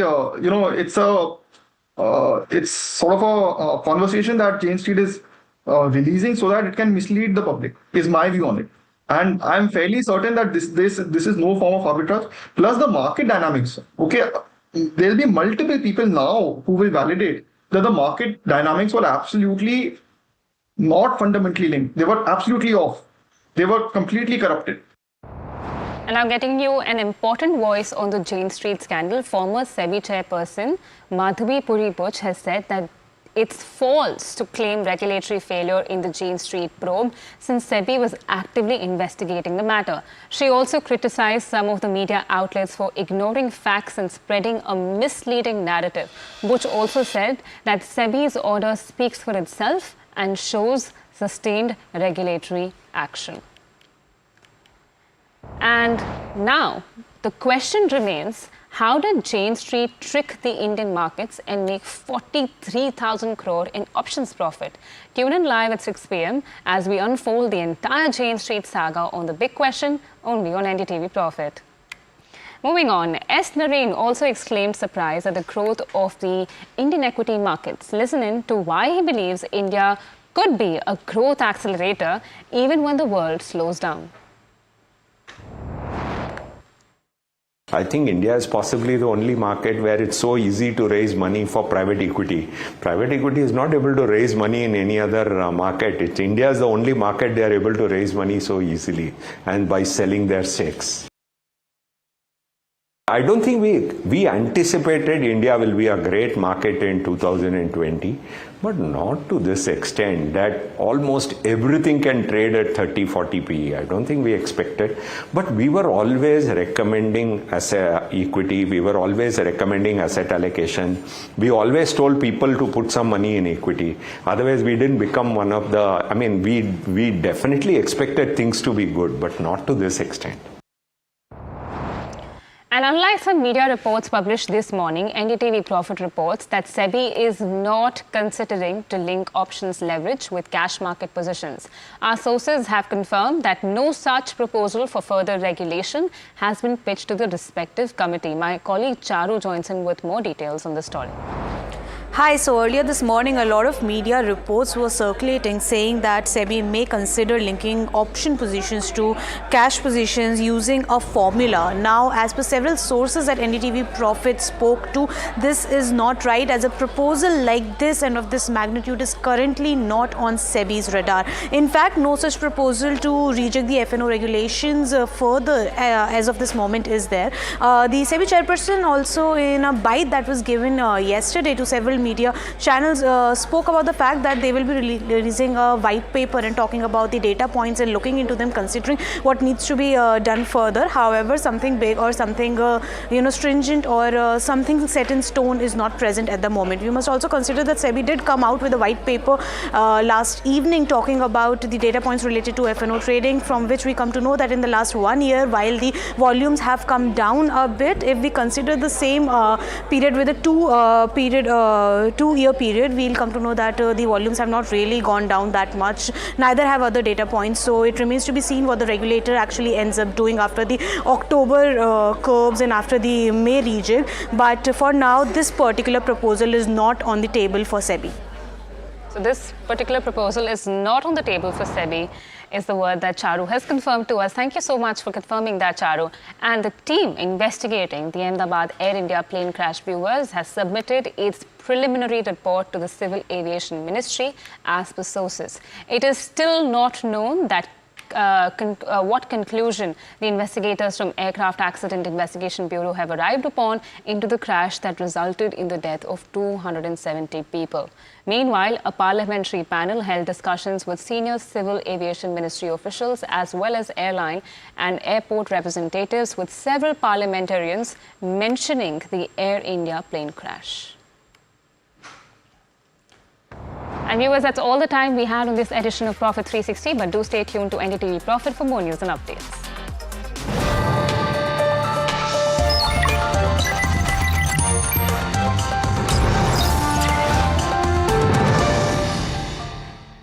जनता के पास सवाल ही सवाल है। जवाब ढूंढने को वो देखती है न्यूज़ और देखती है यहां तो सवालों का मायाजाल है। ऊपर से ये अलग फाइट है, कोई पूरा लेफ्ट तो कोई पूरा राइट है। बीच में मुद्दे के साथ कौन है, जनता को जवाब चाहिए। इसीलिए सवालों की परेड नहीं, मैं लाऊंगा खबरों की कचहरी। मैं शुभांकर मिश्रा, मेरे साथ देखिए कचहरी रात 8 बजे सिर्फ एनडीटीवी इंडिया पर।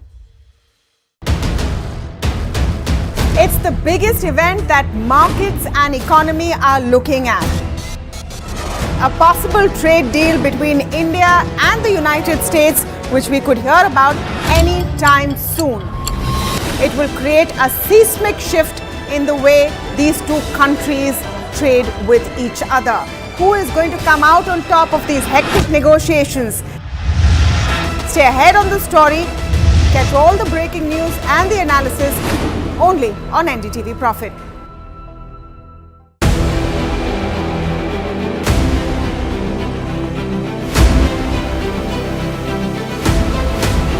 Imports become the exception rather than the norm, and increasingly we do almost last year, for example, of the contracts that we signed of record 2,09,000 crores, 81% was awarded to the domestic industry. Our intent is to manufacture in India, preferably with design also in India, I am so elated to be on the same screen as the Defense Secretary, and I get a chance to talk about what he said. In certain areas, like for example, artillery guns and armored vehicles, or in some categories of missiles like the BrahMos and the Akash, we've come of age. What Defense Secretary Sir said is 100% true, and today private industry can really increase their involvement in R&D. I am very proud to say that we make, in our categories that we have been supplying to our defense forces, some of the best platforms in the world.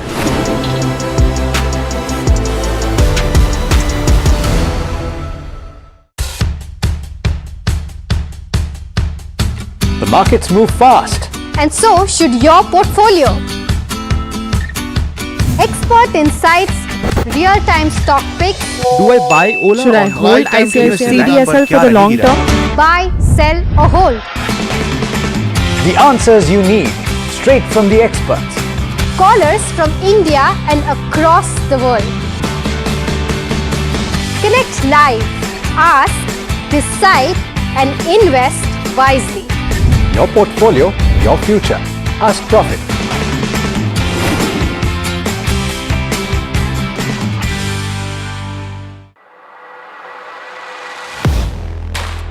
Do you really know the company you invest in? What is the real picture behind presentations and claims? Is the outlook as rosy as the company claims? Know Your Company, powered by NDTV Profit Research, shines a light on the biggest stock market movers.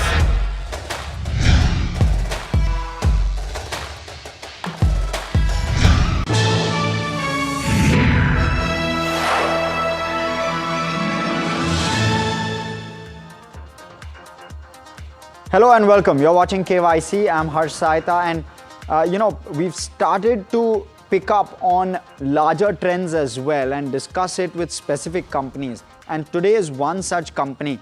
Could this possibly be a larger trend all the way through FY26 and beyond is really the question that we'll be asking. We're going to talk to a microfinance company or predominantly microfinance lending company. And we're going to talk about Satin Credit Care. Why is that so? That is the biggest question, of course, that we'll be asking today. Is the worst over? And if so, what are the trends looking like? Q1, we may not get specific guidance, of course, fully understand that because companies will be on silent period, but we've been able to manage to at least get a perspective as well. That will also go a long way in helping us understand where this goes in terms of opportunity in the microfinance space and whether investing in it is good at this point of time, whether you're finding bargain buys or not. So that's really the first question. The second one, they have exposure in southern facing states, Karnataka being one of them, Tamil Nadu being the other, and therefore are they reducing exposure there? Is credit quality improving in certain pockets? Is growth coming back? So all of those questions around concentration, because they do have a decently large concentration in some states, and that is the other thing that we'll be picking up. The third piece is with regard to rising competition in saturated markets. Now, mind you, everyone's gotten into microfinance in a big way. I'm not saying that microfinance is saturated, but there are certain markets which already look saturated. So is the low-hanging fruit over, or are we going to continue to see growth in the next cycle like the way we saw in the last? Has that at all changed is what I'd want to understand. The fourth one is macro tailwind visible? Recovery in rural, is that visible? Because that could well drive both asset quality, recoveries, as well as how growth kicks in going forward. So we'll try and understand both of those. Fifth piece is goals. FY26 guidance not disclosed. Unlikely that it will get disclosed either because we are still on silent period. But what is the goal like for FY27 and beyond? Let's cut out the clutter for FY26 maybe. Look at FY27 and beyond. What is the outlook looking like? And last one, is there over leveraging still in the system? If so, how much? And what are the bureau gaps like? Outside of this, of course, rate cuts, We'll try and understand what that and how that impacts someone like a Satin Credit Care, as well as how is growth impacting the industry as a whole. So we'll try and understand all of those macros. But let's first start off with what the company is all about. I'm not going to take too much time on this, but I'm going to try and keep it as detailed as possible at the same time. NBFC MFI is what this one is. It's basically a regulated lender in the microfinance space and has an NBFC MFI license, right? Again, not getting into the explanation of that, it lends mainly to low-income women through joint liability groups model, the JLG model. That's what it's called. And what exactly is it? I'll explain that very quickly. So what is the JLG model? Important to understand. A JLG, or a joint liability group, is a group of individuals who actually form this group to borrow money, right? So all of them will come together, borrow money, and the group guarantees each other's loans. So they know each other well, and they'll be a guarantor for the other's loans. Typically, it's individuals who may not qualify for your traditional loans, something like a secured loan, someone who already has a decent credit history. So both of those pockets of people would likely not qualify. And therefore, what will happen is you will opt for something like this, a joint liability group, where there is a lesser likelihood for lenders to be worried that they will default on their loans. Obviously, this cycle has shown otherwise, but at least that is the perception, and that reduces the risk to a certain extent that there is little doubt on. Who takes joint liability group loans? Well, it's small farmers, people who don't have, or rather there is a lack of credit history, people who need to be brought in, financial inclusion. It also enhances social capital, but it's small farmers, entrepreneurs, individuals running small businesses. All of those people are essentially the group that is targeted when it comes to JLG. Now let's talk about the nature of joint liability group loans. And this will probably explain better as to what a JLG actually warrants. Each individual is responsible for the other's loan as well. So the other making the repayment, you're the guarantor for it. So that's one. Even if one member defaults, others are responsible for payment of the loan. Loans are offered without collateral, so you don't need an underlying collateral for opting for these loans. And it's typical for persons in similar businesses to make a group, and because they'll understand each other's businesses. But this also, of course, leaves you open to the risk that if that business were to be failing, then pretty much all the loans are exposed. It also, Satin in particular, is also diversified into other lending, because this is obviously slightly more risky. So the other lending they do is to housing, MSME, and they provide software as a service, but that's relatively smaller. So we'll probably talk very little to nothing about some of these things. But housing MSME is large, and we'll talk about that. Around 1,700 odd crore of their loans are housing MSME. Now let's talk about scale. Geographies. They are in 29 states and union territories. They are in 529 districts. They have around nearly 1,600 branches, 33.5 lakh customers, and the concentration will also come up on your screen. The top 4 states are 56% of the loans. The next 6 are 27, and then the remaining 19 states are just 17% of the loans. So that's how really the loan mix is structured. Now let's talk about the type of loans that they give out, and that's how the loan mix is. It's microfinance predominant, 87%. Then you have housing finance, secured MSME and retail is just about 6%. And then there's a business book, which is relatively small. But broadly, it's these three. And if you club these two, it's roughly 1,700 crore, nearly, in terms of size. And that one is the one which is growing fast. That's what they're focusing in on. Now, let's talk about metrics. This is a lender, and therefore the metrics will obviously be slightly more nuanced. For those who have watched us will know.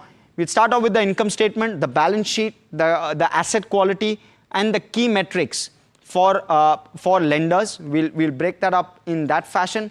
Thereafter, we'll look at shareholding, street cred, street coverage, and valuations. And we'll evaluate the company on the basis of these parameters. Let's start off.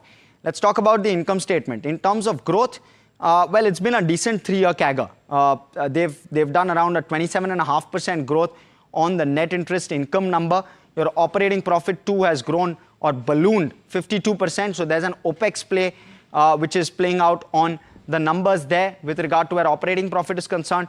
Your provisioning has gone up, but it's also a tough cycle, and therefore this one is where all of the profit cyclicality will come from. Look at the profitability in FY24, look at the profitability in FY25, and what you'll see is that cyclicality comes in only when there is an asset quality issue or when there is expected credit loss, which actually translates to provisioning on the income statement. So that's how the income statement shapes up. We are giving this a thumbs up only from a perspective that there is definitely going to be some lumpiness in where credit costs are concerned, but your top line growth and your operating profit growth, plenty of levers to play both of those. Profitable nonetheless, and that's the only possible reason why we're giving this a thumbs up. So we'll give this a thumbs up for now. Let's look at the balance sheet now. And when you see the way in which the balance sheet has moved, we've not seen substantial growth over the last 2 years or so. From 9,000 crore odd in terms of AUM, the AUM has gone only to around 12.5 odd thousand crore. Now that's a decent growth, there's no doubt, but it's a 2-year CAGR that we're taking. So growth has come in, but would you want it to grow faster on a low base? Definitely. Also try and understand it's a bad cycle and therefore growth has been curtailed to a certain extent. So that's the other thing at play. Now you look at FY23 and 24 and look at the growth there. Nearly 20%, right? Or rather over 20% growth, in fact nearly 30% growth there, and then thereafter you look at FY24 and FY25, there's just growth not visible. It's not even double-digit growth. So that's where some of the concerns start to crop up, that it's a highly cyclical business, but that's the nature of the business, and we'll talk a little bit about that going forward as well. You look at the capital adequacy, fairly healthy in that sense, above 25% across all 3 years. So no concerns with regard to where capital adequacy is concerned. Now let's talk about asset quality for a bit. You see how asset quality has moved over the last 3 years. This is basis the company presentation itself. So we've picked it up straight from there. There's plenty of movement with regard to your NPA ratios. There's no control over that. At least that's what it seems to suggest. We've given this a neutral only from a perspective that it's not ballooned in significant fashion. We've not seen your GNPA go above 5% or 6%.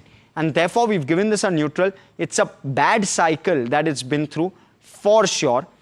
Asset quality a concern for sure. So that's something that you want to keep on your radar. But that's the nature of the business. Again, that's what I'm trying to say. Microfinance by its very nature is that way. And if you're invested in it, that cyclicality is part of what you're invested in the business for. So, and that builds into valuations as well. So you want to keep in mind all of those factors when you're looking at this particular metric. Now let's talk about key metrics. And again, you'll see some bit of that cyclicality on the ROA. While the margins are fairly steady to a large extent, look at the ROA. Flat or rather near zero at FY23 levels, FY24 sharp rebound, and FY25 at 1.7%. So that's the nature of the business. When you're investing in something relating to microfinance, you'll get very good yields. So you're getting an 18.5 to around a 21% yield on your product, which you'll probably never get anywhere else. But look at the margins as well, nearly 11 to 13% on the margin count as well. So again, it's a very, very healthy margin. You won't see these kind of margins, especially in the NBFC space, in too many places. So what you want to therefore also judge is the fact that you will always have a better margin, but there will always be a credit cost built into the margin, which kind of will impact your ROA, and that the worry is the chunkiness of the credit cost that comes into the margin. It should not dilute your ROA to such an extent that it wavers so much, which is exactly what is happening. But again, to a large extent, that's the nature of the business. But you have to keep in mind that this is very, very high margin to try and build in for that credit cost. Lending is always a business where you have to take care of credit cost with the top line that you're making, and thereafter arrive at your ROA. And if you're able to do a decent ROA even in bad cycles, then that gives you leverage. So that's the way one needs to think of microfinance and lending in general as well. If there is very, very low credit cost on your lending, then of course your margins will be lower, right? And therefore it's a mix of those two, which you have to judge on the basis of. And look at the OPEX to assets as well. There's been a bit of a taper in FY24, which has aided the ROA. We've seen a bump up with regard to cost to assets as well, or rather OPEX to average AUM as well in FY25. So that's how we're looking at all the key metrics. It's a very, very neutral set of numbers that we're seeing. We've given this a neutral as well. More to wait and watch on with regard to consistency of performance. That's something I believe the markets will be looking out for. Let's look at shareholding pattern now. The promoter ownership is around 36%, around nearly 5% owned by FIs. They've sold a bit of stake in March of 25 in terms of that quarter. DIs have bought an equal amount, and the public holds the rest. It's a small company, sub 2,000 crore in market cap. So some things that you need to look out for. Now let's talk about street cred. Last 1 month returns is just 3%.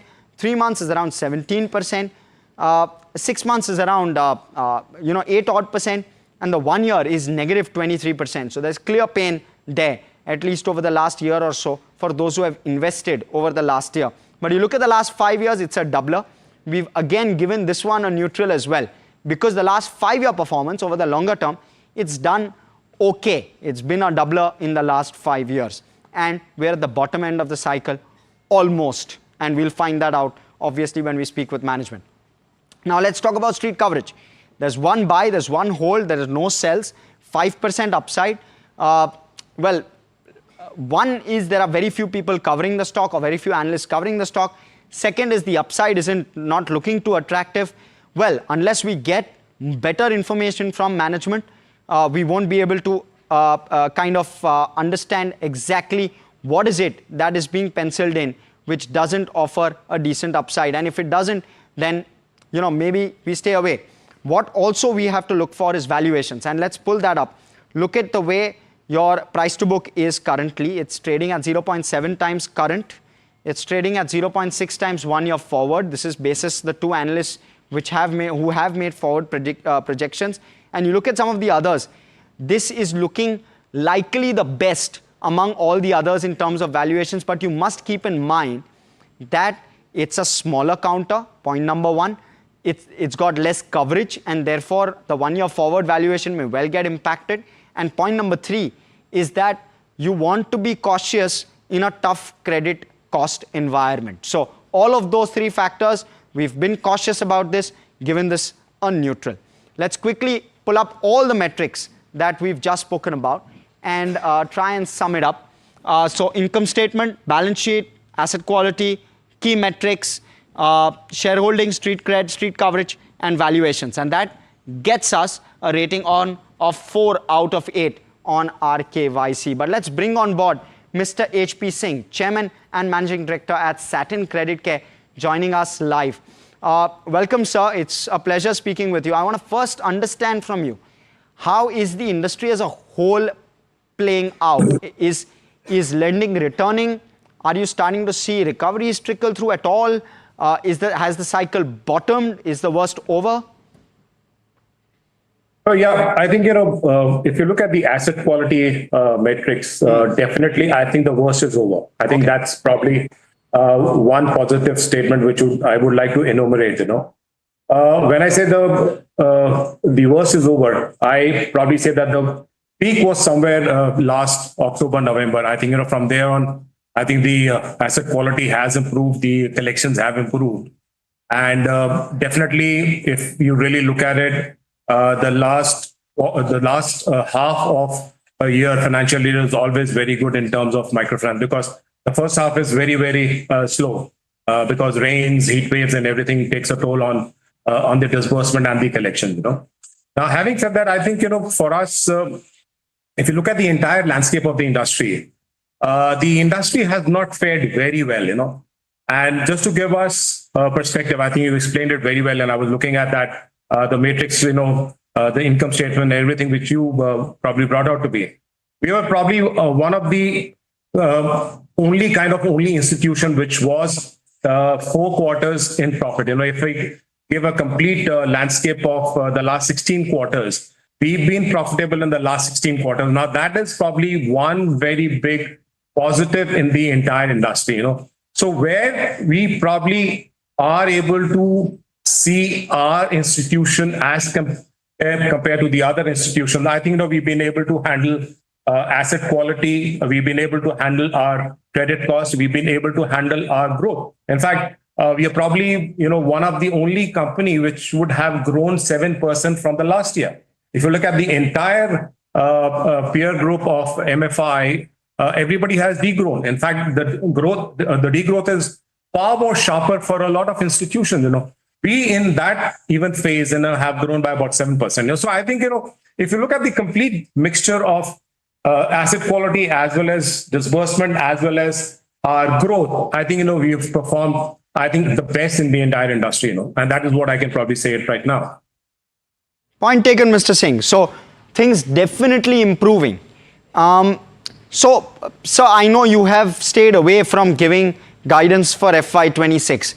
Can I push you for a guidance on this forum in terms of growth for FY26? And I'm not talking Q1. Let me make it very, very clear. Growth guidance for FY26. And is there a credit cost guidance I can get for FY26? What's the thought? You've said it'll shrink from 4.5%.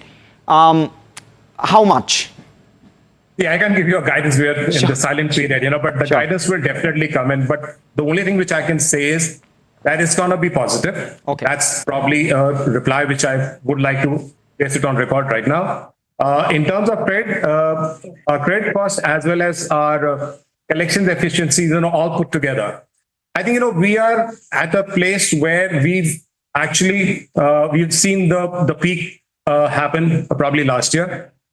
Now it's a way how we are able to really address that, and my sense is that even the credit cost, which was about 4.6 to 4.7%, will definitely go down. That's for sure during this FY26. And that is probably two things which I can put it on the table right now. Now the guidance will come definitely. I think we said it that it'll come post the first quarter. I think it'll come at that point of time. Sir, talk to us 3 years. What is the book size going to be maybe 2 to 3 years from now? Now that there is better visibility, at least with regard to asset quality, do you double book in 3 years? Is that a reasonable expectation? Yeah, I think doubling a book is not what we want to really concentrate upon or look upon. For us, the biggest matrix is your asset quality. I think even if the growth is in, let's say the early teens as such, or whatever it is, I think for us, what is important is our asset quality good enough for us to generate an ROA of about 2.5 to 3%? That's what our final goal is. For us, growth will come because there is technically there's nothing which probably gives us any kind of a reason why we can't grow. We can grow, but the point is, can we grow in a fashion where our credit cost doesn't take a hit, where our GNPs don't go down, where our profitability is related to the ROA, which we really like to put it. As I said, 2.5 to 3% ROA. And if I have probably, we have got I think a 6-year horizon, and this is, since we are a listed entity, you can probably see it, see the numbers of all across, 6 years on a trot, even in this cyclical, non-cyclical phases of our, we've maintained an average of about 2% ROA. And 2% ROA for a financial services company, and that to a microfinance company, where the cycles are very, very, very tough to really handle. Last 6 years, average ROA of 2%. I think that's a very huge statement, which I would like to say that having a 6-year trot of 2% ROA, I think is fairly good for us. So, Mr. Singh, what gives you the confidence to guide 2.5 to 3% ROA? Where's the kicker going to come from in the next 3 years? The kicker is, again, since we were practically different from the other peer group, and when the credit cost has definitely hit, I think, double digits also for a lot of players, Over there, if we've been able to be, let's say, we are 2.5, 3 times better than, the peer group, I think, for us, when all this probably dies down, when the cyclical matrix will probably be on a stable level. I think, there for us, it's very easier in terms of our growth as well as our credit costs, as well as based on our asset quality, we'll be able to generate a 2.5% to 3% ROA. Along with that, I would also like to place on record that for us, I think, technology, we are probably one of the institutions which has got a great fallback on technology. For us, technology is like the key. It's an enabler, definitely, yes, but we follow a lot of technology. That's the reason why we opened up our subsidiary, which is a technology company, because for us, we believe that the growth or the future probably for microfinance will also lie, maybe to a large extent, how your technology also enables your acquisition of a customer, your disbursement cycles, as well as your collection efficiency. So I think that's a key matrix also to be looked at.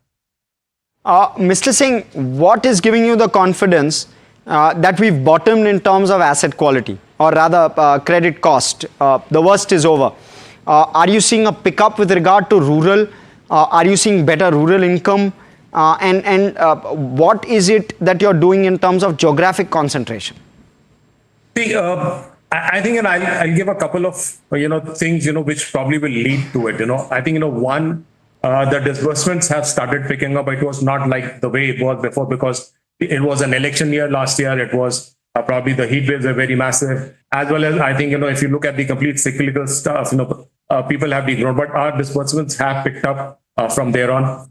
Even our collection efficiency are better. Now, if you look at the last quarter of the financial year 25, I think we were probably one of the best ways we could probably do it. Our PAR was completely under control.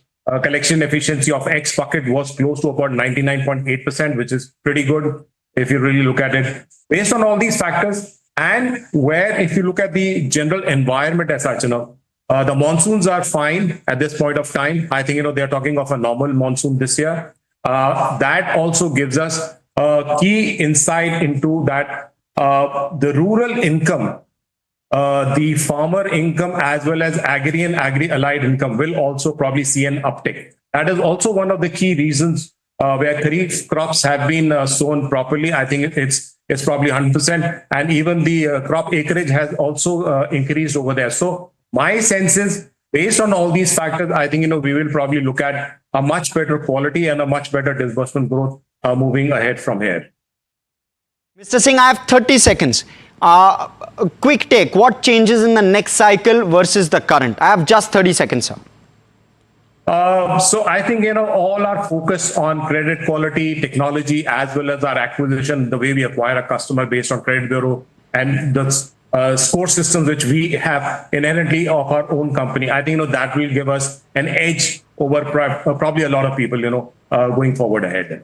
Okay, thank you so much, Mr. Singh, for coming and speaking with us, giving us that perspective. For me, the headline, essentially, viewers, is that the worst is over with regard to where microfinance is concerned. We're going to see a likely kicker in FY26. That's what he's hinted towards.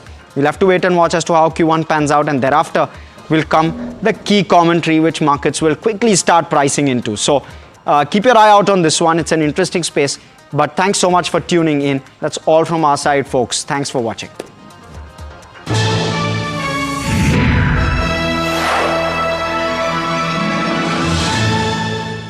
जनता के पास सवाल ही सवाल है। जवाब ढूंढने को वो देखती है न्यूज़ और देखती है यहां तो सवालों का मायाजाल है। ऊपर से ये अलग फाइट है, कोई पूरा लेफ्ट तो कोई पूरा राइट है। बीच में मुद्दे के साथ कौन है, जनता को जवाब चाहिए। इसीलिए सवालों की परेड नहीं, मैं लाऊंगा खबरों की कचहरी। मैं शुभांकर मिश्रा, मेरे साथ देखिए कचहरी रात 8 बजे सिर्फ NDTV इंडिया पर। It's the biggest event that markets and economy are looking at. A possible trade deal between India and the United States, which we could hear about any time soon. It will create a seismic shift in the way these two countries trade with each other. Who is going to come out on top of these hectic negotiations? Stay ahead on the story.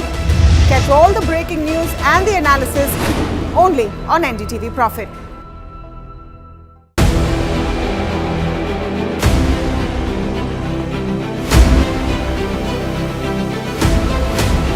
imports become the exception rather than the norm. And increasingly we do almost, last year for example, of the contracts that we signed of record 2,09,000 crores, 81% was awarded to the domestic industry.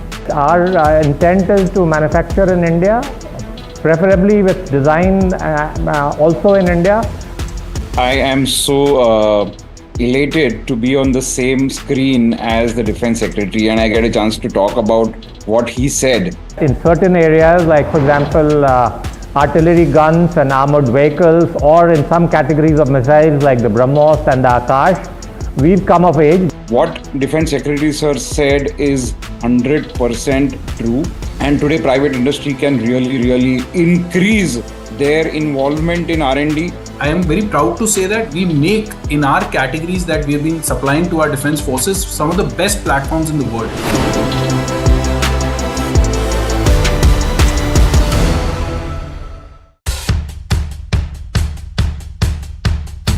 The markets move fast. And so should your portfolio. Expert insights, real-time stock picks. Do I buy Ola? Should I hold CDSL for the long term? Buy, sell or hold. The answers you need, straight from the experts. Callers from India and across the world. Connect live, ask, decide and invest wisely. Your portfolio, your future. Ask Profit.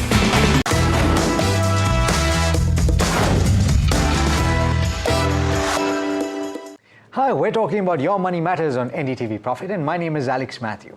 Today I'd like to talk to you about old, established and very large mutual fund schemes.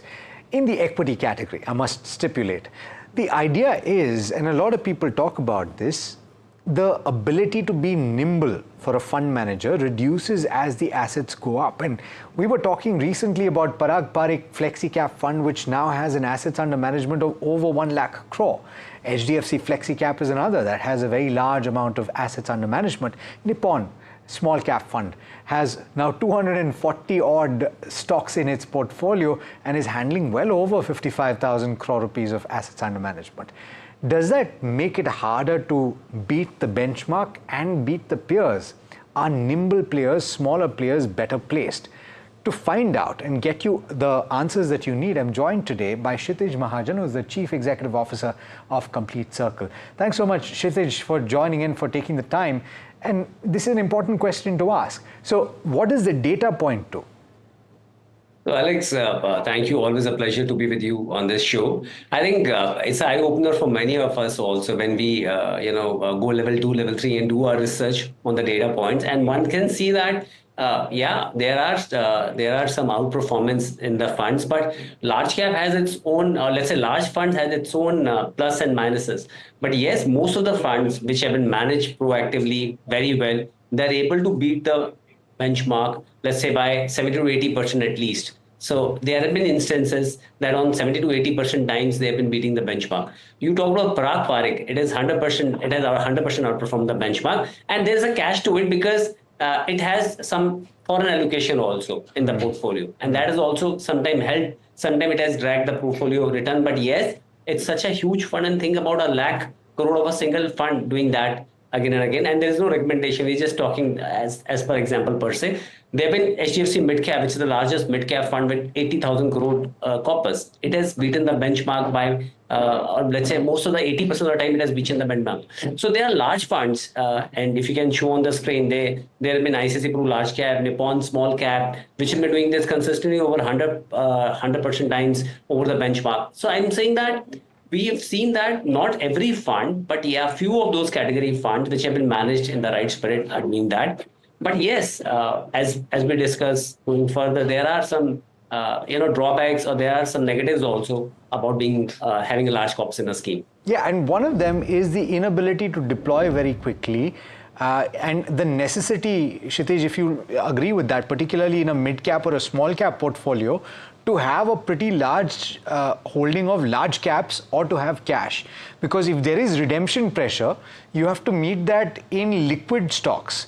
And that means that I mean, in a small cap fund or a mid cap fund, you have to have 65% in mid cap or small cap respectively, which allows you a portion of money. And Parag Parikh, you mentioned, at the last count, I haven't seen the latest fact sheet, but at the last count that I saw, 24,000 odd crore rupees in cash and cash equivalent instruments. And so what are we talking about? This is a scheme that has managed to beat the benchmark and beat peers because it has fallen less than the market, and you can do that when you have a significant amount of cash. Would you agree? So there are two aspects to this. One is when they were maintaining cash, and what we have seen was 10 June and the next fact sheet will come by 10th, it's because of the market opportunity. At that time, we have seen market around 24,000 levels, and there was clear-cut opportunity when they can deploy the cash also. And there's a lot of money which flows into them because they have a huge SIP book also. So now, on an average, if at that time 10-15% is being managed by most of the active funds as cash component. Now, second point is when you have the powder dry, you deploy when markets are lucrative. Second is that, yes, for redemption pressure, many of these large funds, they need to maintain that type of cash, and your small and mid cap exposure in a flexi cap category also reduces. As small and mid cap, if with that huge size of fund, you deploy funds, when you are redeeming, it takes some time. If you remember, SEBI has started this exercise for small and mid cap, where they keep on checking their liquidity every 15 days, how much you can redeem in 15 days to 30 days time. So that is something which they have started. But yes, having said that, especially for specific small and mid cap fund, if they are maintaining 65% with such a huge corpus, they need to enter into lot number of stocks. And further also, if you don't want to take exposure, they have to keep a substantial amount in cash or large cap to, yes, honor the redemption pressure. We often speak about the flexi cap category because they have the largest scheme, but I want to focus on the others that you've shared data on, and in the mid cap space, in the small cap space, and in the multi cap space, you've picked the largest schemes, right? So in the mid cap space, we're talking about HDFC mid cap, and you've said that it beat over the last 5 years on a rolling basis, it has managed to beat the benchmark pretty much 80% of the time. What goes into that, and why have the more nimble, the smaller funds not been able to do that? So interestingly, what has happened from 2020 September onwards, after wave one, small cap and mid cap sector was not performing after the recategorization of mutual fund. If you remember in 2018, where the recategorization happened and long-term capital gain came into play. So small and mid, and GST also came into play. A lot of things happened in 2018. So small and mid cap was not doing well. In fact, calendar year return for 2018 for small cap index was 57% negative and 48% for mid cap index.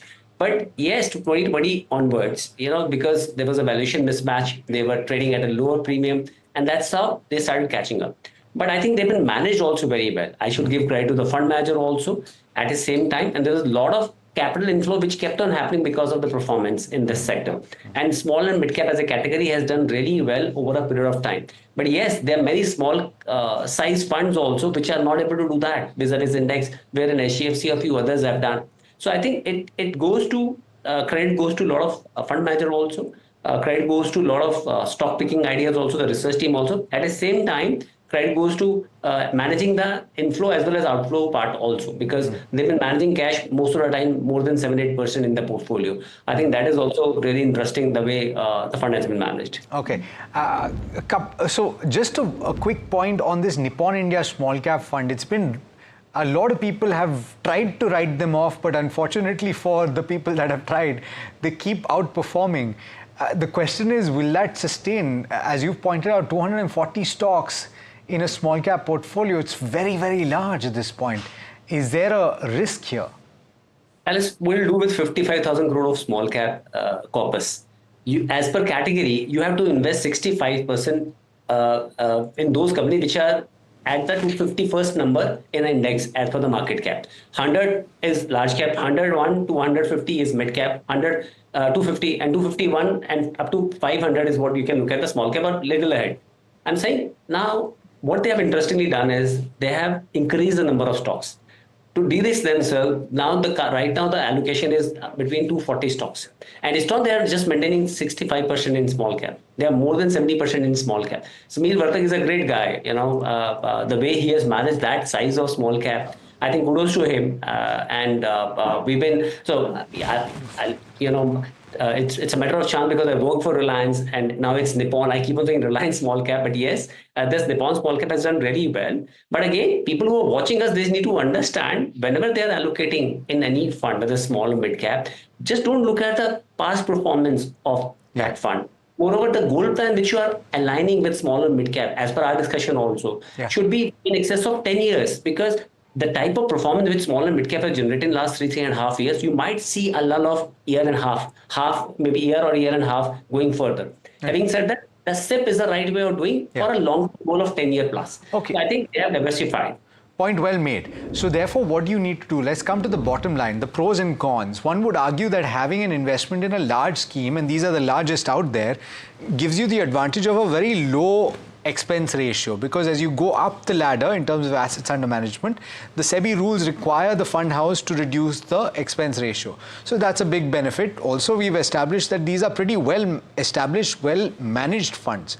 So should you pair, for example, in a small cap category, a large scheme like a Nippon with a smaller, more nimble scheme, as long as the portfolio duplication does not take place? What is the advice here? Makes sense, but my suggestion here is, or like what I will like to do is that, let's say if you have a large category fund in terms of in portfolio, you can complement or pair it with, as you said, with a small category in a different basket. Like if you have a small cap which is a large category, take a mid cap which is small corpus. That's what you can do.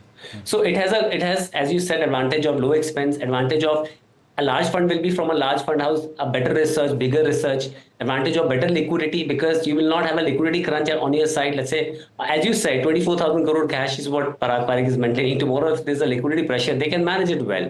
Okay. And liquid can also give you 6.5% return. Now the return will further reduce. But I'm saying a lot of pros are there. And there are obviously cons are there because you can't take a meaningful bet in a portfolio. If the fund size is small and a large, then if you want to buy 5% in a portfolio, then you have to take 5,000 crore in a fund like Parag Parikh. That means you can't take a substantial allocation toward a large company or a small company. So that's a negative side. And at the same time, there are other negatives also, like, in terms of managing, the cash in the portfolio. So I'm saying overall, it's a good strategy to complement your large size fund with a small size fund, but in a different category, not necessarily take small cap only. Got it. So closing lines then, and ultimately you want to have a well-diversified portfolio and you want to have top performers. The tendency, as you've pointed out, is to go for the top performers, and ultimately in several categories, these are the top performers. So how do you determine how to choose the schemes that you need, and how do you reshuffle? Because you could see a situation, Kshitij, and this is the last point that I'll make, where conservatism, because of a large assets under management, will lead to underperformance down the road. How do you balance that? So largest names in the world is BlackRock with $12 trillion of assets. So that doesn't mean their funds doesn't perform. But at the same time, please understand that you need to have a balanced approach of the size of a fund also. You can't have, okay, all these large caps are doing well, large funds are doing well, and Kshitij and Alex are discussing this, I should buy this. No, we are not here to recommend you. All I'm saying is what the performance is in the past. Look at what valuation these portfolios are trading in the future. Look at, are these portfolio, I always say, go level 2. Are these portfolios are aligned with what government policies are? Are these portfolios are aligned with what futuristic sectors are looking at? What has happened in the past is because of momentum which has played out because a lot of cash has moved towards emerging economies in 2020. We all know that in last 3-4 years. But going further, I think return making will not be that easy the way you have seen in the past.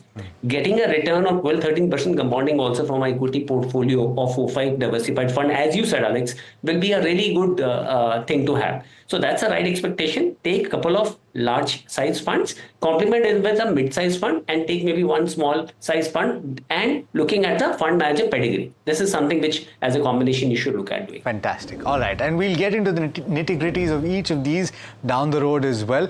Surprising facts that some of these large size funds have actually managed to beat their peers and the benchmark quite convincingly. Thanks so much, Kshitij, as always, for taking the time. Pleasure. Losses aren't always a bad thing. When it comes to your investments in equities, or actually even in other asset classes, you can lose money. It's not always a linear progression, particularly in the equity market. If things don't go as planned, you could lose anywhere between a couple of percentage points or even more, sometimes over 10%, 12%, 15%. In a case like COVID-19, where everything gets beaten down and you get taken off guard, you can lose up to 30% as well. But you can book those losses and you can set them off against future gains. That is called tax harvesting. I'm joined today by Arvind Rao of Arvind Rao and Associates to take you through how this process works and how you should utilize it in the best way possible and certain pitfalls to avoid. Arvind, thanks so much for taking the time as always. Now, the reason I thought that we should talk about this is we're nearing the halfway point for the calendar year, and there has been quite a bit of fluctuation in the equity markets. Of course, we've seen a bounce back, but there are several mutual fund schemes that have underperformed over the course of the last 6 months, or even equity investments, and people could be losing money. In your opinion, in which situations should you use tax harvesting? So tax harvesting can be, it's a great tool because I think one of the biggest advantages that our tax laws afford us is that you don't have to pay tax only on your profits. You are required to pay tax on your net profits, which means whatever losses that you may have incurred, you're allowed to offset it against these profits. So this is the base where tax harvesting comes into play. So if you're holding on to some losses, and I would like to put it here that which Alex, you rightly mentioned, last 6 months, there has been both a down and an upside in the markets. So those investments where you have seen good profits and you have booked them, and at the same time you are seeing some losses in your portfolio. Ideally, you can do this even in March, but let's say you are convinced that some of the positions that you're holding, whether in terms of mutual funds or in terms of shares, if you don't see a great prospect in it, you can even cut your losses now by booking them, and you can offset these losses against the gains and thereby pay lower taxes on the gains. In fact, you can also time this to be done in such a way that you do not exceed that threshold, especially for the long-term capital gains, which is set at 1.25 lakhs per annum, on which there is no tax payable. Okay, but not all losses are equal, and I'm not talking about quantum here, Arvind. I'm talking about the type of losses. You can have short-term capital losses, which for equity would be less than 1 year if you've held the security for less than 1 year, or you can have long-term capital losses. And it's important to understand that matrix. What can be set off against what? So can you explain that? True. So short-term losses can be offset against short-term gains as well as long-term gains. But if you are incurring long-term losses, those can be offset only against long-term gains. So, and this is a very important point that you raised, because while you categorize as short and long, not everything will be able to offset against each other. Simple rule: short can be done against long and short, whereas long can only be done against long-term gains. Okay, and this is true across asset classes, Arvind? Yes, so across asset classes. How would that work? Let's take a hypothetical example. For example, if I'm invested in the equity markets, I have a large position in one particular security, I've incurred a loss of say 2 lakh rupees, which is a very sizable loss. At the same time, I have decided to sell an old real estate property that I had, that I've held for 5 years, and I have just gotten a great deal. The gains that I'm making in that deal are about 15 lakhs. So how do I decide what the net is, and how does the tax work? So while the computation of gains or losses for each of these asset class will be done independently. So for example, the shares will be done independently, the real estate will be done independently. But at the end of the day, since both of them are long-term gains, they will be housed under the head income from capital gains itself. So finally, the tax has to be paid under the same head of capital gains. So this 2 lakh losses of equity, you can offset it against the gains that you have made in real estate, and whatever remains as the positive gains in real estate, you pay the applicable tax on it, which currently is around 12.5% on the long-term gains on real estate. Okay. Couple more questions with regard to the booking of these losses. So suppose you've booked capital losses and at the same time you've booked certain capital gains. Whenever you book capital gains, my understanding is, Arvind, that through the year, now we are in July, you would have to adhere to the schedule of advance tax payment, right? But if you have the capital loss as well, do you still have to pay advance tax? Well, answer would be no, because the way advance tax works is you're supposed to estimate your income and the corresponding taxes on it. So when it comes to capital gains, if I have some gains and I have some booked losses, which I offset it, and I see the resulting number from that is, let's say, a loss, that means I'm not liable to pay any taxes on the same. So given that fact, and the fact that the dates on which you are doing these transactions are also locked, so you cannot be penalized for not paying advance tax on the same, because capital gains and dividends are the only two types of incomes in the securities market where you pay advance tax based on the quarter in which you are earning these gains or dividends. Because it's impossible to extrapolate how much of dividends or capital gains you'll make. So anyone who has seen their own return would have checked or would have come across the fact that whenever you report capital gains or dividends, the same also requires you to report how much of this you have earned between 15th of June up to 15th of September and so on. So as long as there is no income earned between this because of the setting off of losses or the tax harvesting, there is no liability to pay any advance tax. You mentioned dividends. Is there a threshold for the payment of advance tax of dividends, on dividends rather, or any amount that you receive, even if it is 2,000 or 3,000 rupees, you have to pay advance tax?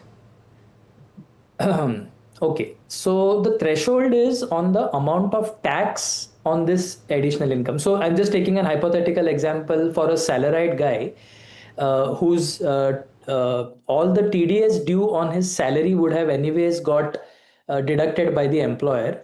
So whatever extra income that he earns, he or she earns from their investments, whether it is dividends or interest, what has to be seen is, does the tax payable on this additional income, is it in excess of 10,000 of rupees for the whole year? If that is the case, that's where advance tax liability triggers in. So in your case, like you mentioned, if it's only 2,000 or 3,000 of dividends, the tax on it will hardly come to around maybe some 900 rupees at the highest rate. Then there is no trigger for advance tax. Got it. Okay, so that's an important clarification. Now, circling back to the conversation about setting off of future gains, and you've established that you can either do this with short-term capital losses or long-term capital losses. How long can you pull this for? So suppose it's a COVID-like situation and you've seen your entire portfolio drop very substantially, you've booked a sizable amount of losses. How long can you extend the setting off of that? You can go up to 8 years, Alex, from the year. So if you have booked something in, let's say, financial year 24-25, some losses, and you do not have sufficient gains to absorb those losses, you can carry it forward for the next 8 years, beginning April 25. So that's a good enough period for people to utilize these losses. And just to clarify, though it seems pretty apparent from what you've described, you can on an ongoing basis keep using. It's like a buffer, and you keep taking from that as and when you get capital gains, and you book those capital gains, right? Yes. And Alex, I feel like sharing a very important point here, which people sometimes think of using it to their advantage. So here's the fact that when you are carrying forward losses, In the subsequent years, when you have gains, you don't have an option to not set off these losses. Okay, so the situation I'm talking about is like someone says, I have some brought forward losses, but this year my gains are minimal. Let's say around only 1.5 lakh of long-term gains, of which 1,25,000 is anyways going to be exempt. That leaves me with only 25,000 of taxable gains. But next year, I'm anticipating that my gains are going to be much, much higher. So the question is, as a taxpayer, do I have a choice to not set off my brought forward losses against this 25 and take them away, take them forward so that I can set it off in the next year? The answer is no. By default, every year, if you make gains, these losses will get they have to be set off first.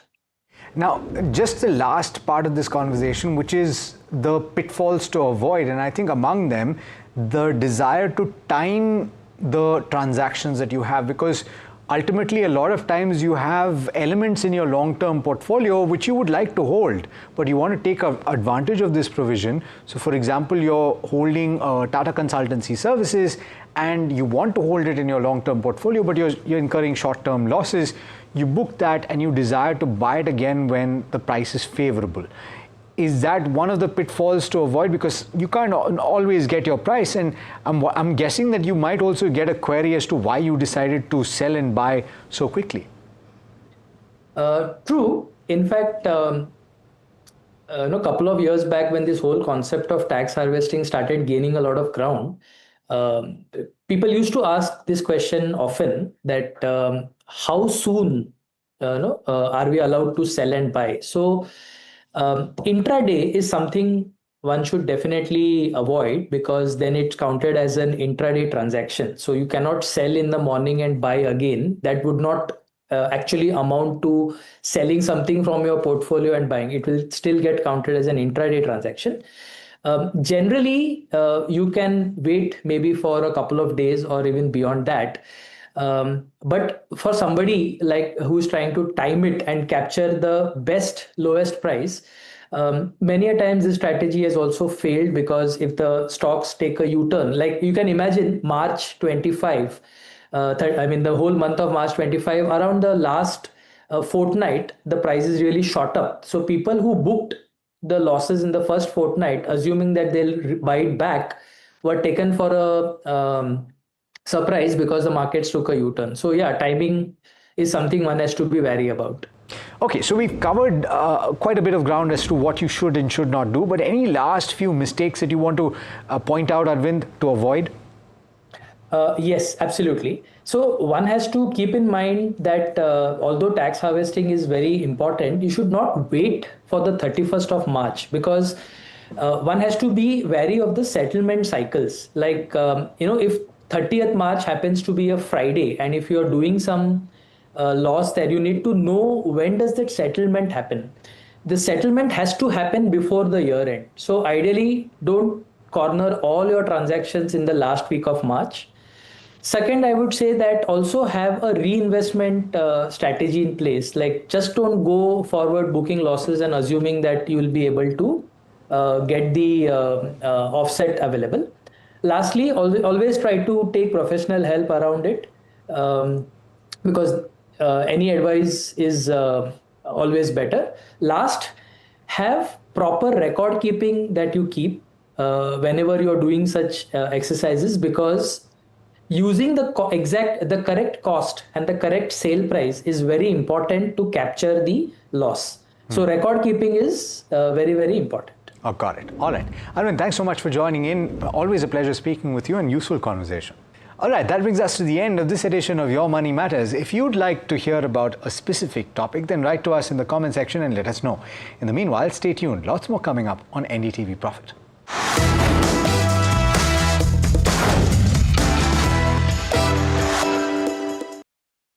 जनता के पास सवाल ही सवाल है, जवाब ढूंढने को वो देखती है न्यूज़, और देखती है यहाँ तो सवालों का मायाजाल है। ऊपर से ये अलग फाइट है, कोई पूरा लेफ्ट तो कोई पूरा राइट है, बीच में मुद्दे के साथ कौन है, जनता को जवाब चाहिए। इसीलिए सवालों की परेड नहीं, मैं लाऊंगा खबरों की कचहरी। मैं शुभांकर मिश्रा, मेरे साथ देखिए कचहरी रात 8 बजे सिर्फ NDTV इंडिया पर। It's the biggest event that markets and economy are looking at. A possible trade deal between India and the United States, which we could hear about any time soon. It will create a seismic shift in the way these two countries trade with each other. Who is going to come out on top of these hectic negotiations? Stay ahead on the story. Catch all the breaking news and the analysis only on NDTV Profit.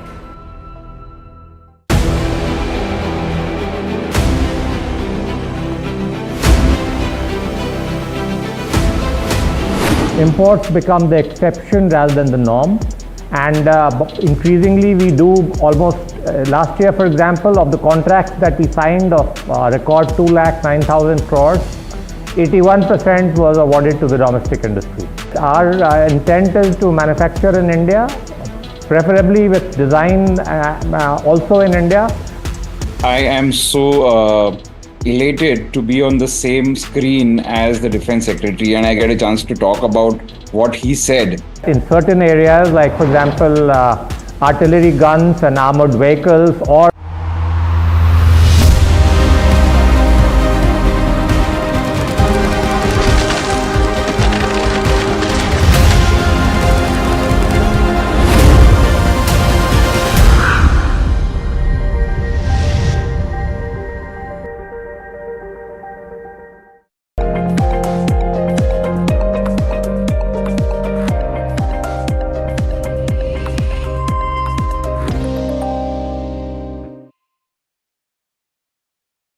Let's get in a very special voice. Mark Matthews, Head of Research Asia at Julius Baer, Johnson right now with his thoughts on all that's happening around the world. And Mark, good afternoon to you. Thank you so much. It's always a pleasure talking to you, and you know that. So thank you for taking the time out. And I hope all is well. But is all well with the world at a point of time when the US and Donald Trump are giving a deadline and changing it, saying that the new deadline is also negotiable, but at the same time launching tariffs and trade deals or some trade deals which are, well, slightly different than what they'd promised? I'm fine, thank you, by the way, and it's an honor as always to be on the program. I think now the big beautiful bill is out of the way. He's come back to the tariffs, and the stock market is almost at an all-time high, so I think he probably feels more confident doing it than when it was just 1% away from becoming a bear market back in April. Now, Reuters says that the Europeans are not going to get sent one of these infamous letters, so it seems the letters are largely being sent out here to Asia, and the two countries where it matters the most are South Korea and Japan, because they export a lot to the United States.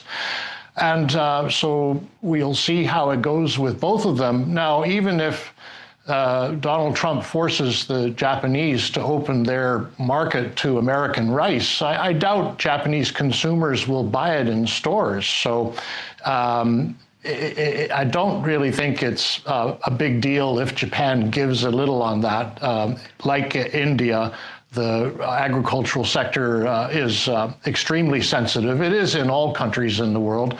But I would just say that if you look at most other countries, including India, what percent of their economies are derived from goods exported to the United States, it is not large. So it is fairly large for South Korea and Japan, but for most other countries is not. In India, I mean, it's something like, I don't know, 2% of GDP, very small. So I suspect that the tariffs are more noise than substance. And to me, the ultimate barometer of that is Walmart's share price. If the tariffs were really going to be a big deal, then I don't think Walmart's share price would be 5% below an all-time high, which is where it is today. Very interesting take. So no one's taking this too seriously. The boy who cried wolf and the president who cried tariffs. Maybe that's what we're seeing till you have those final prices coming in. But Mark, I want to come back to that comment on India, because there's no letter, there's no deal yet though. What do you think, in your view, the outcome will be or is likely to be?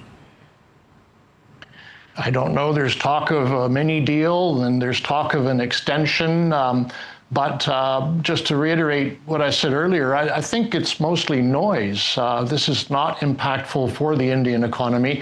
And the noise could be bad because if the government does allow genetically modified corn and soybean into India and opens up the dairy market and the automobile market, for sure the opposition would take advantage of that to say that the government's been weak. And there's no doubt the Americans are very competitive in agriculture, so they could take a dent out of that market for India. So, I mean, if the Americans end up putting a 26% tariff on exports of Indian goods to the United States, I would just say it doesn't really matter because exports of goods to the United States are a very small part of India's GDP and certainly not what drives it. Even the worst case scenario of 26% doesn't really matter. I mean, what we're learning is that those red lines on agriculture are unlikely to be crossed as far as the Indian negotiating team is concerned. Does that change at all the global view on the Indian markets? Trade deal or no trade deal? No, I think it's irrelevant. The thing that moves the Indian market first and foremost is the earnings, which are forecast to be in the single digits for the impending results. But if we have a few outliers surprising to the upside, like in metals, I think we could even see double digit, and most certainly in the quarter beyond, we're going to move into double digit earnings because both the central bank, which was very hawkish last year, and the government, which didn't spend much, those have done a 180-degree turn. The RBI, as we know, is dovish. And I think that will translate into credit growth rising into the teens again in the next few quarters, and that'll percolate through into the economy and earnings. And the government is spending again. So with that backdrop, I don't see much to take the Indian market down unless there's a big global correction, because it is a market that is sensitive to the world market. But on its own, I think it looks very good. Got it. Mark, in terms of what happens to foreign flows in light of the fact that there has been some dollar weakness thus far, maybe there is more in store, and opposing views there, because some people believe that a lower dollar means that quantum of flows will actually go off, versus there being a view that de-dollarization and people wanting to diversify away from the US, which has been the first port of call for nearly the last 15 years, mean that emerging markets could actually get more flows over the course of the next 12 months. How do you think about this argument? Well, I'm torn because on the one hand, the positioning shows that there's extreme short positions in dollars. And historically, when we've reached such short positions, there has been a rise in the dollar. But on the other hand, there's a good reason for those shorts, which is the big, beautiful bill is going to require a lot more debt to finance the budget, and that will widen the deficit, which is currently at 7% of GDP. Now, historically, the US has run a deficit to GDP of about 2 to 3%, which is what most developed economies do. And so to keep it at 7%, and the Congressional Budget Office estimates it's going to go up to as high as 9% 10 years from now, would certainly mean a reduced credit rating and therefore a lower value in the dollar. So I'm kind of torn between the technicals and the fundamentals. I suppose the way I'd put it is that short term we could see a dollar rally simply because of those extreme positionings in the futures market, but longer term, the fundamentals do not bode well for the dollar. Mark, did you have a chance, or have you looked at the recent SEBI verdict on Jane Street? And it's in some sense, it's a big one, and there have been some to and fro, so we do not know which way this will settle. But have you had a chance to look at it? What do you make of it? Any impact on trading volumes? Any other views that you may have on the development? I would just say that this kind of thing happens once in a while, not just in India, but around the world. And because the investigation's ongoing, I don't think I can say any more. From the Indian earnings perspective, Mark, you talked briefly about metals possibly being an outlier. How are you looking at conditions, say, for Indian IT, considering all of the uncertainty around America, pharma? Do you see this as being impacted at all? If anything, beneficially, because the outlook for Indian IT was very gloomy just a couple of months ago. The online betting platforms were suggesting something like 70% probability of the US entering into a recession. Now that's down to about 20%. And apart from housing data, where you've got softness in house prices, generally speaking, I think the data in the US is still favorable. We saw that with the non-farm payrolls last week, which beat expectations. So I would say that the outlook for the US looks better, and that's not yet been reflected in commentary from the IT companies, but I would expect them to start to speak more positively about their operations in the US. So generally, I think it's looking better than it did a few months ago. Okay, so that's an interesting view, because it's been very confusing on Indian IT, and here Mark Matthews comes and says it's looking better than before. What about some strong domestic plays like BFSI? If you're seeing the Indian economy grow at a steady clip, do you think that there are still pockets of growth in some of these segments? I'm sorry, I don't have the local depth that would be required to answer the question, but I would go back to what I said earlier, that if credit growth does accelerate from around 9%, we think it's going to get to 12% around 2 or 3 quarters from now, then one obvious beneficiary of that is banks, right? So I think banks are a good domestic play. Mark, in terms of all the developments that have happened thus far, what's your overarching stance? Let's say on India, from a 3-year view, one of the fastest growing economies per se, even now, large economies at least, as so far in the trade deals or the lack of it has come out unscathed. And as you said, it is noise because the overall impact is restricted to 2% of GDP. But let's assume we kind of protect that, do more, India does more trade deals as well as FTAs with other geographies as well, and continues to grow at this 6.5%, 7%, which is the base case for most people. Does it stand to get flows over the course of the next 2 or 3 years, or do the flows remain at best unpredictable or anemic, as have been now for the last 2-3 years, wherein for a period they come in and then for a period there's just a consistent outflow? Yes, I think it stands to get inflows. Generally speaking, the emerging market asset class has been a terrible place to invest over the last 10, 20, 30 years. Big opportunity cost in being and invested in emerging markets. One of the very few outliers is India, and so it has a proven track record of providing returns, even dollarized, to overseas investors that you can't find in Southeast Asia or Latin America or even in China or South Korea. Now, I would say, having mentioned China, that one thing that is interesting to watch is the gradual transformation in policy in China, which had been quite against the private sector there, and the big thing since 2022 has been so-called common prosperity, which means a redistribution of wealth from rich people to everybody. Of course, the market doesn't like that. Now, it seems that over the last year, there's multiple signs that they're moving back toward being friendlier toward the private sector. I think one reason is they recognize the technology sector in China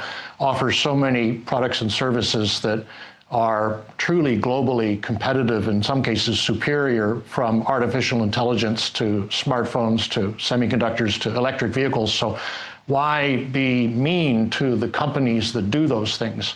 So anyway, I don't want to ramble, but I think you could get better news in China over the next few months, year. That would make people more disposed to investing in it again. Could take some of the shine off India, but I still think if you're talking on a 3-year view, that India is the best emerging market in the world. Thank you so much, Mark. Always a pleasure speaking with you. We love it when you join us right here on NDTV Profit. Mark Matthews of Julius Baer there. Dr. Edward Yardeni is with us as well. Dr. Yardeni, I was leading your overnight post and you're talking about what Peter Navarro is saying, 90 deals in 90 days, and we have only 2 thus far, but there are letters to show and yet another deadline which can be negotiated if the outcome is favorable. What's happening here? Well, I think the big deadline is actually a domestic political one, and that is while the midterm elections seem to be far off, they were going to occur November of next year. The fact of the matter is the president really can't afford to have a trade war that causes a recession in coming months going into next year, because it would cost the Republicans the thin minorities that they have in the Senate and in the House of Representatives. So I think the market is correct in anticipating that this trade issue will be pretty much behind us by the end of the summer. Maybe we'll see what sort of things come to a head on August 1st and whether that gets delayed again. But I think the president has to get this issue behind him. And I think he'll do that by getting letters of understanding, frameworks, which is what we have with China, a lot of vague kind of 1 or 2 or 5-page documents that really won't be all that specific. And at the end of the day, I think he's going to have his 10% tariff. He needs that to raise about $400 billion to provide some cushion against the widening deficit. But other than that, I think increasingly he's going to just kind of put together all the successes he's had. He can't afford to have a loss with a recession, and he'll start doing more of these big meetings in sports arenas to gloat about his successes in order to get the Republicans to keep their majorities in Congress. Dr. Yardeni, so point well made. All of this, as you pointed out, and we completely understand it, is playing out simultaneously in the political arena in the US as well, yes. And in the context of this big, beautiful bill that they've just signed. And so there is pressure, as you pointed out. So in your estimation, and I know that this is hard to estimate, how long do you think that this is going to take to settle down? And if it doesn't, at what point do you think global investors are going to look through it and say, hey, you know what, this is not something we pay too much attention to, go back to earnings, go back to the real data? I think we're kind of there now. Okay. Since March, I've been arguing that this issue would be behind us by the end of the summer, and it's pretty much going according to plan, because obviously what's important here for what I do, investment strategy, is the direction of the market. And I did think that we would have a correction on all the uncertainty, but as the uncertainty dissipated, as it abated, as we've sort of learned that Trump is negotiating, that a lot of his bluster is the way he negotiates, and that at the end of the day, we may find that when all is said and done, things do settle down and the market can go back to focusing on earnings. Now, in the United States, first quarter earnings were much better than expected, and it looks like second quarter earnings will also be much better than expected, because expectations have been knocked down so much by what I call Trump tariff turmoil.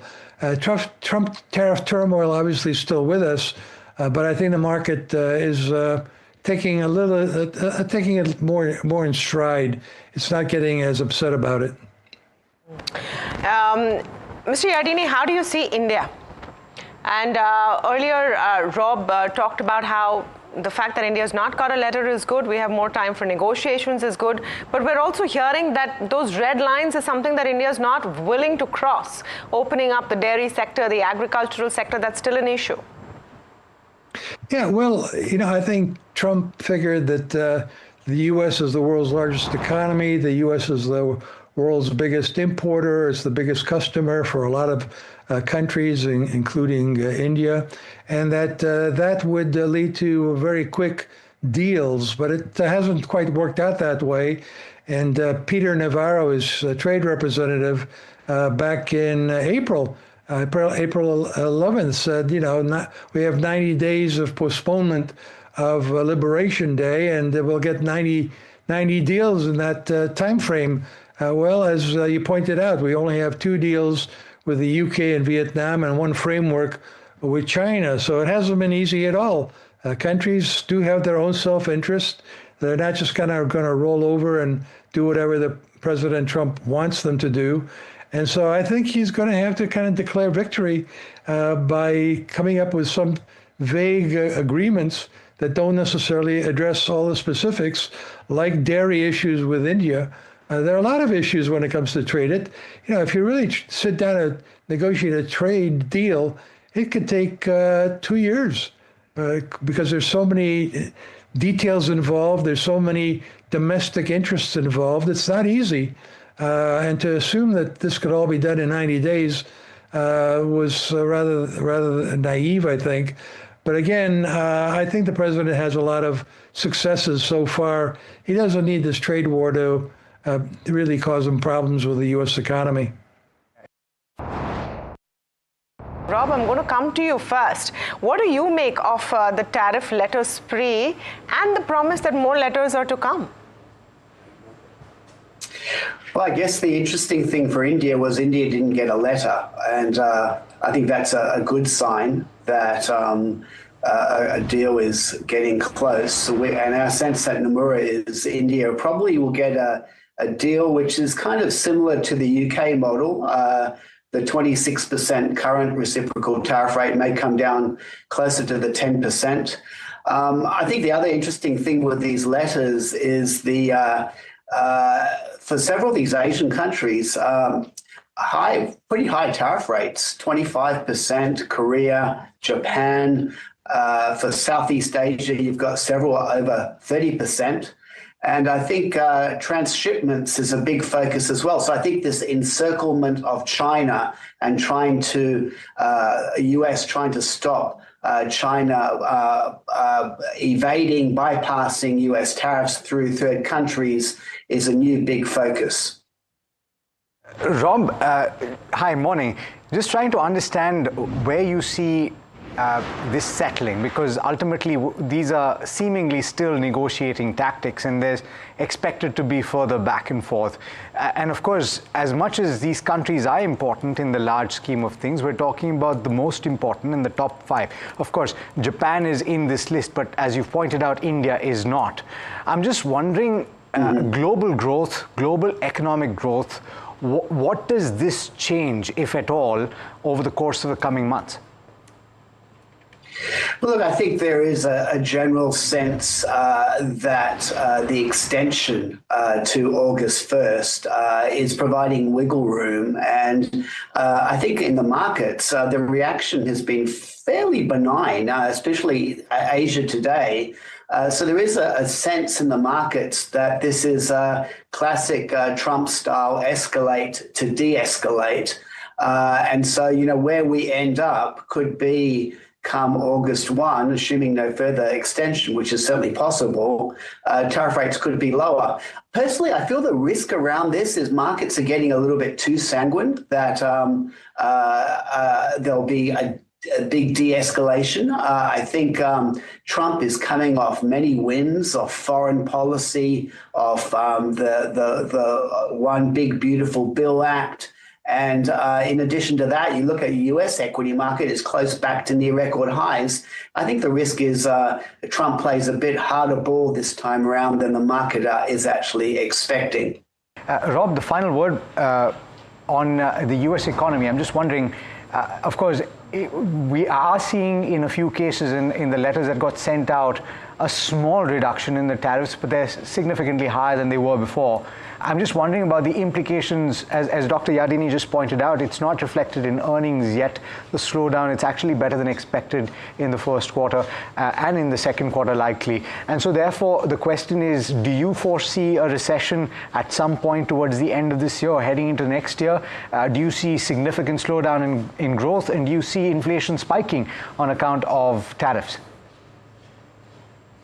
So out of all those, I'd say the one we're most concerned about is inflation spiking. And the interesting thing is the next US CPI report is coming out July 15. So before the new August 1 tariff deadline. And I think the risk around that report is we start to see some tariff impact showing up in US inflation. So I think right now the consensus is US core CPI will go up from 2.8 to 3%. We think by the fourth quarter, it could be around 3.25%. I think that will be very interesting because if US inflation does start to pick up a bit, it's going to put a lot more pressure on the Trump administration to say, hey, these tariffs are having some negative effect. It'll make it harder for the Fed to cut rates if inflation goes up. And so then maybe actually the economic data, the inflation data, may actually be a key factor that actually causes Trump to ease off on the tariff rhetoric and agree to lower rates come August 1. As Dr. Yardeni said, we do have the midterms approaching. Last thing I would say, just going back to India, the interesting thing for India is if India does get a pretty decent deal here, let's say something similar to the UK where an average tariff rate is close to around 10%, that is better than most other countries in Asia that we're seeing right now. And India in the medium term could benefit a lot from trade diversion, a lot more foreign direct investment coming to India, set up factories in India, because ultimately it's got a lower tariff rate with the US, the biggest consumer in the world.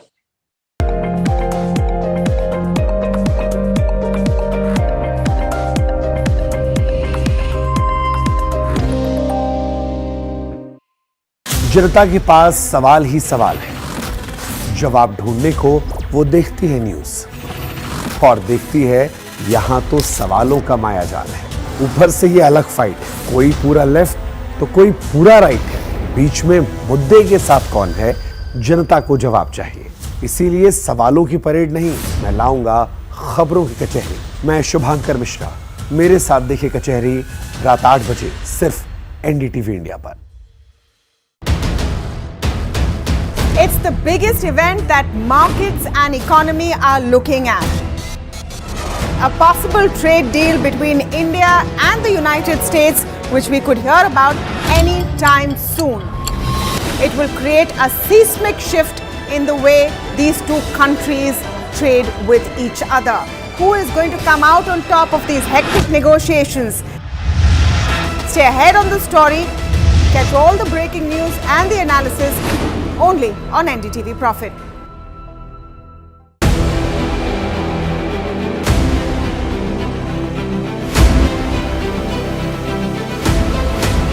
Imports become the exception rather than the norm, and increasingly we do almost last year, for example, of the contracts that we signed of record 2,09,000 crores, 81% was awarded to the domestic industry. Our intent is to manufacture in India, preferably with design also in India. I am so elated to be on the same screen as the Defense Secretary, and I get a chance to talk about what he said. In certain areas, like for example, artillery guns and armored vehicles, or in some categories of missiles like the BrahMos and the Akash, we've come of age. What Defense Secretary Sir said is 100% true, and today private industry can really increase their involvement in R&D. I am very proud to say that we make in our categories that we have been supplying to our defense forces some of the best platforms in the world.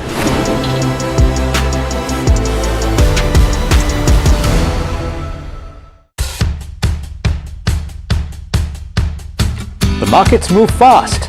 And so should your portfolio. Expert insights, Real-time stock picks. Do I buy Ola? Should I or hold lifetime ICICI CDSL for the long term? Buy, sell or hold. The answers you need, straight from the experts. Callers from India and across the world.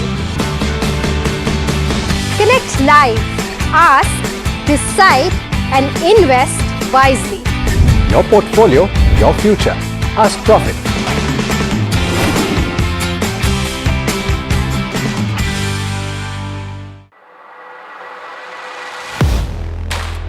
Do you really know the company you invest in? What is the real picture behind presentations and claims? Is the outlook as rosy as the company claims? Know Your Company, powered by NDTV Profit Research, shines a light on the biggest stock market movers.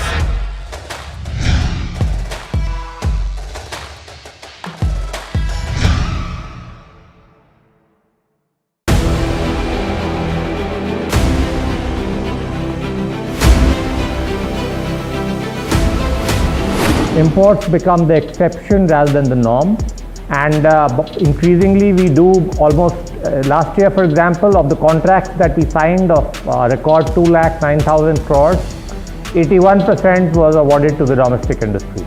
Our intent is to manufacture in India, preferably with design also in India.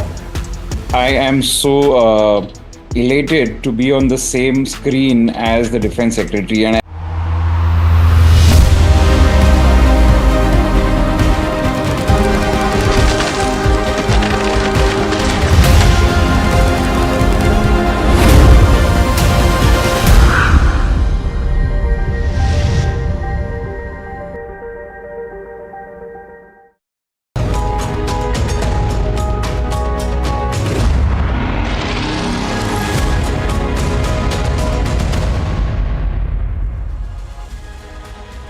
Good evening, you're watching The Big Question. I'm Sanjana. A global giant, 43,000 crores in profit, and India's regulator stepping in to protect the market. On Friday, SEBI cracked down on global trading firm Jane Street, accusing it of manipulating expiry day prices on Nifty and Bank Nifty options to book massive gains. SEBI calls this unlawful profit and has ordered 4,843 crore to be deposited in an escrow account. But Jane Street is hitting back. In a statement to its employees seen by NDTV Profit, the firm has strongly disputed SEBI's findings, saying its trades were entirely legitimate and part of normal arbitrage activity. It also said it's reviewing legal options and maintains confidence in its compliance framework. For Indian markets, this is a watershed moment, not because a foreign player was caught, but because the regulator acted fast, decisively, and without fear or favor. The message is clear. India welcomes global capital, but not at the cost of market integrity. So how did this trading strategy work? What does it reveal about options and expiry day volatility? And does SEBI's action raise the bar for enforcement across the world? As always, I have an expert panel this evening to decode and explain this entire saga. I have J.N. Gupta, former Executive Director, SEBI, who will break down SEBI's findings and whether the case sets a new precedent for surveillance and enforcement. Uttam Bagri, MD, BCB Brokerage, will explain how expiry day trades play out in the real market and what brokers are observing on ground.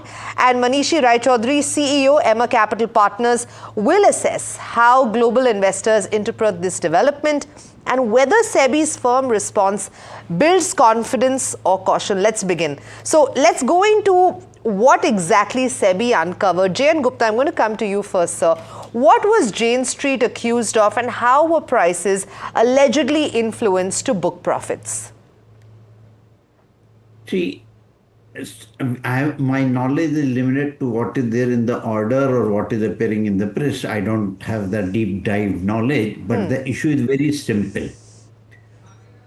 Jane Street has tried to time the market, influence the market in such a manner to benefit themselves. And how did they do it? They had a position in index and they knew that what are the heavyweights in the index and buy a contra trade in those heavyweight index things, and knowing that the slight liquidity or slight volume in the index stocks is going to change the value, the index. So that is what they did. They manipulated. I would say that based on the SEBI order, the word manipulation would be the right word. They tried to manipulate one index versus other, and with the contraposition, they benefited. So that is how they did, and then very simply, the law very clearly says that there is a prevention of fraudulent and unfair trading practices, which is that any edifice that is used to profit at the cost of others is some sort of a violation of the law. And that is what SEBI has pinned them on.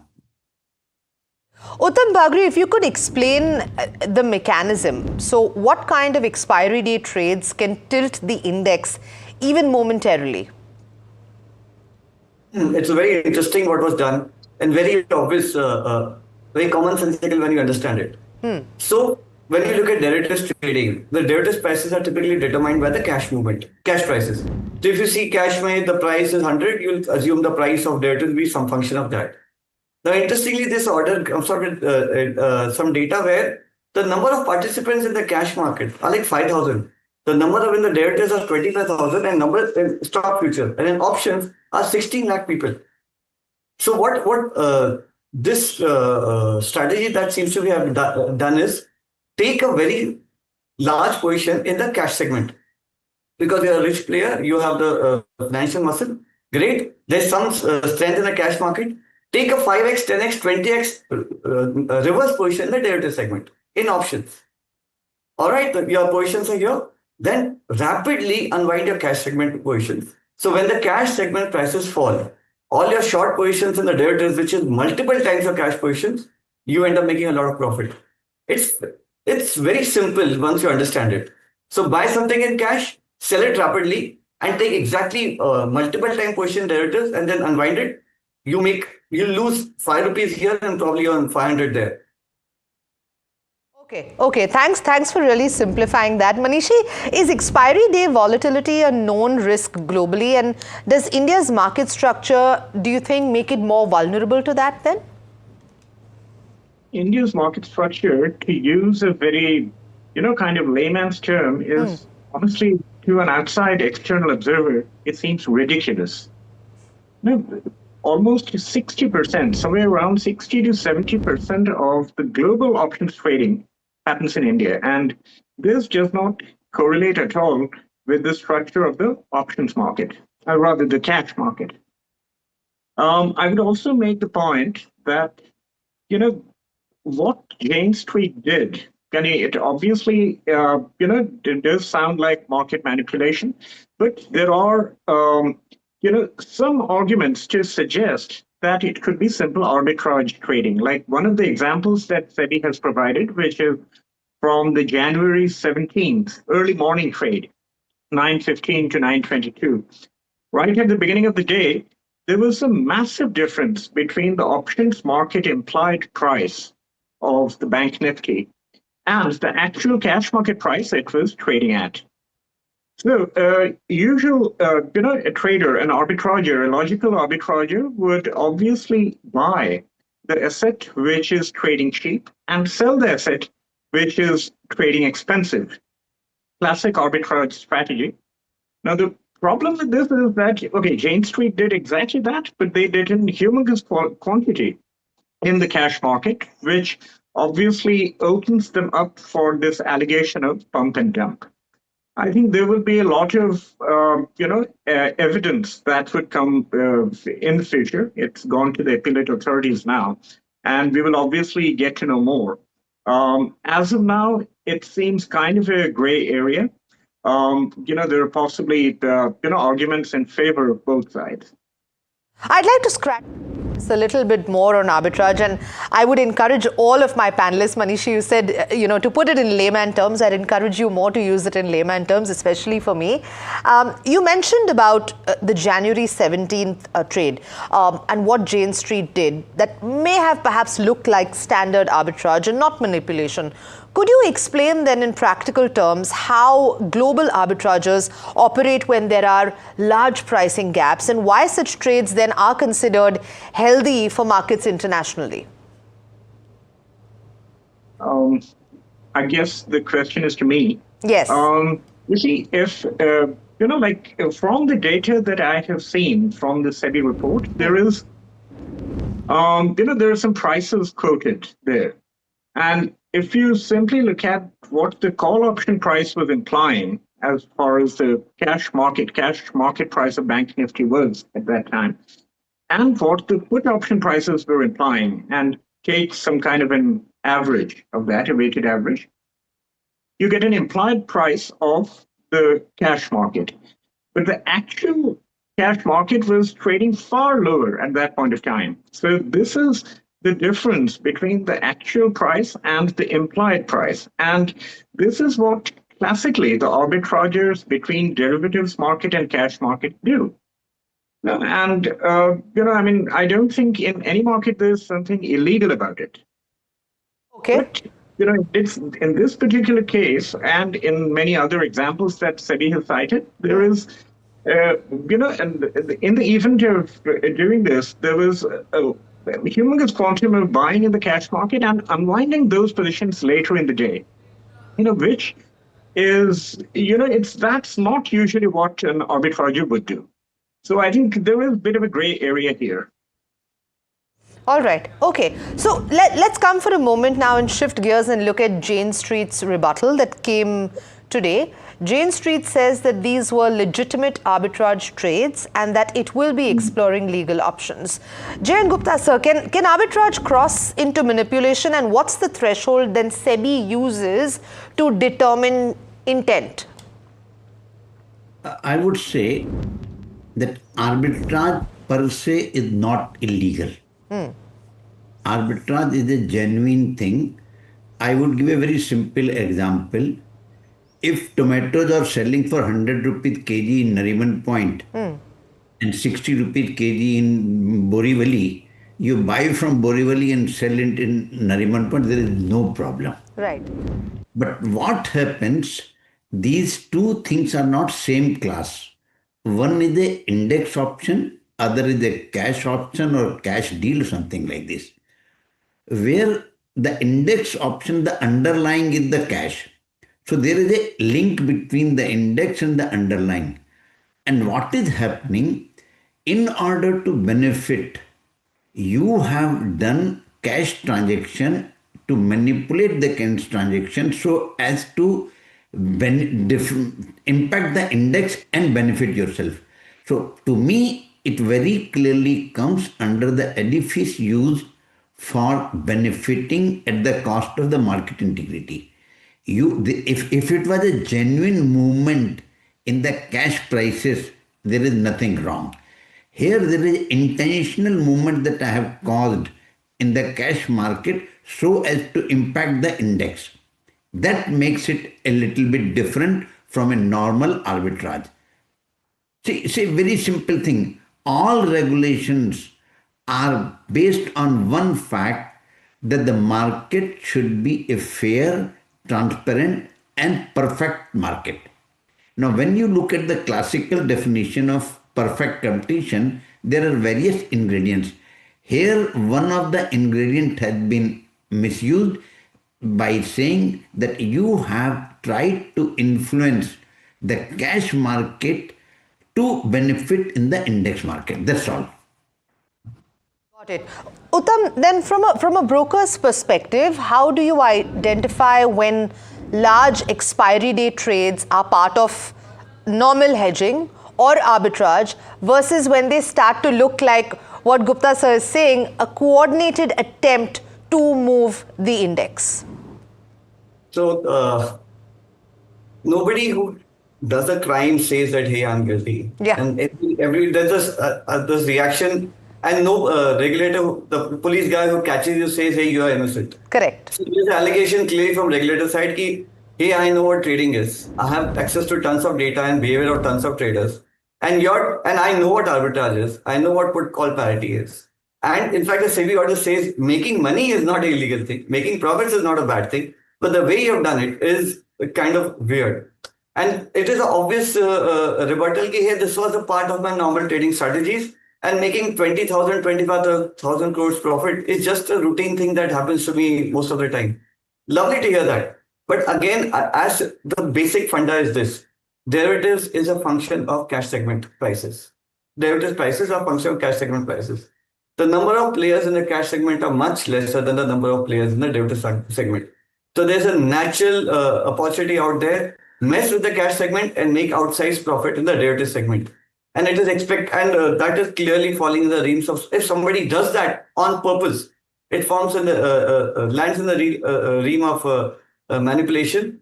Now it seems the way Jane Street has traded, they have done trades in cash market. It seems the allegations just for the purpose of making outsized profit in derivatives.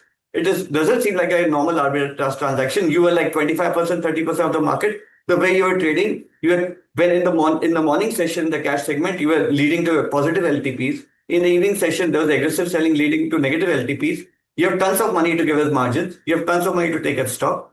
This doesn't look like a normal transaction. And if the courts rule and as the arguments go, it turns out that they were actually innocent, it was just normal, fine. But prima facie, given experience, this doesn't look like such a clear-cut case of regulatory overreach. This is a very challenging situation indeed. Okay, so, you said that these were not normal transactions, but intentional trades in the cash markets to move the index. So, no, I will say it could be. It could be. Yes. Okay. So, what specific signs or patterns then would make it clear to anybody or even to brokers that such trades are meant to manipulate rather than hedge or arbitrage? No, I would need a PhD for that, but I'll still make an attempt. So, and I'm trying to keep it simple. The way the options are priced, all right? There are formulas that price options. There are implied volatilities and expected expected values of all prices. Yeah. Typically, when a trader tries to trade odd, then you'll see a change in the actual implied volatilities.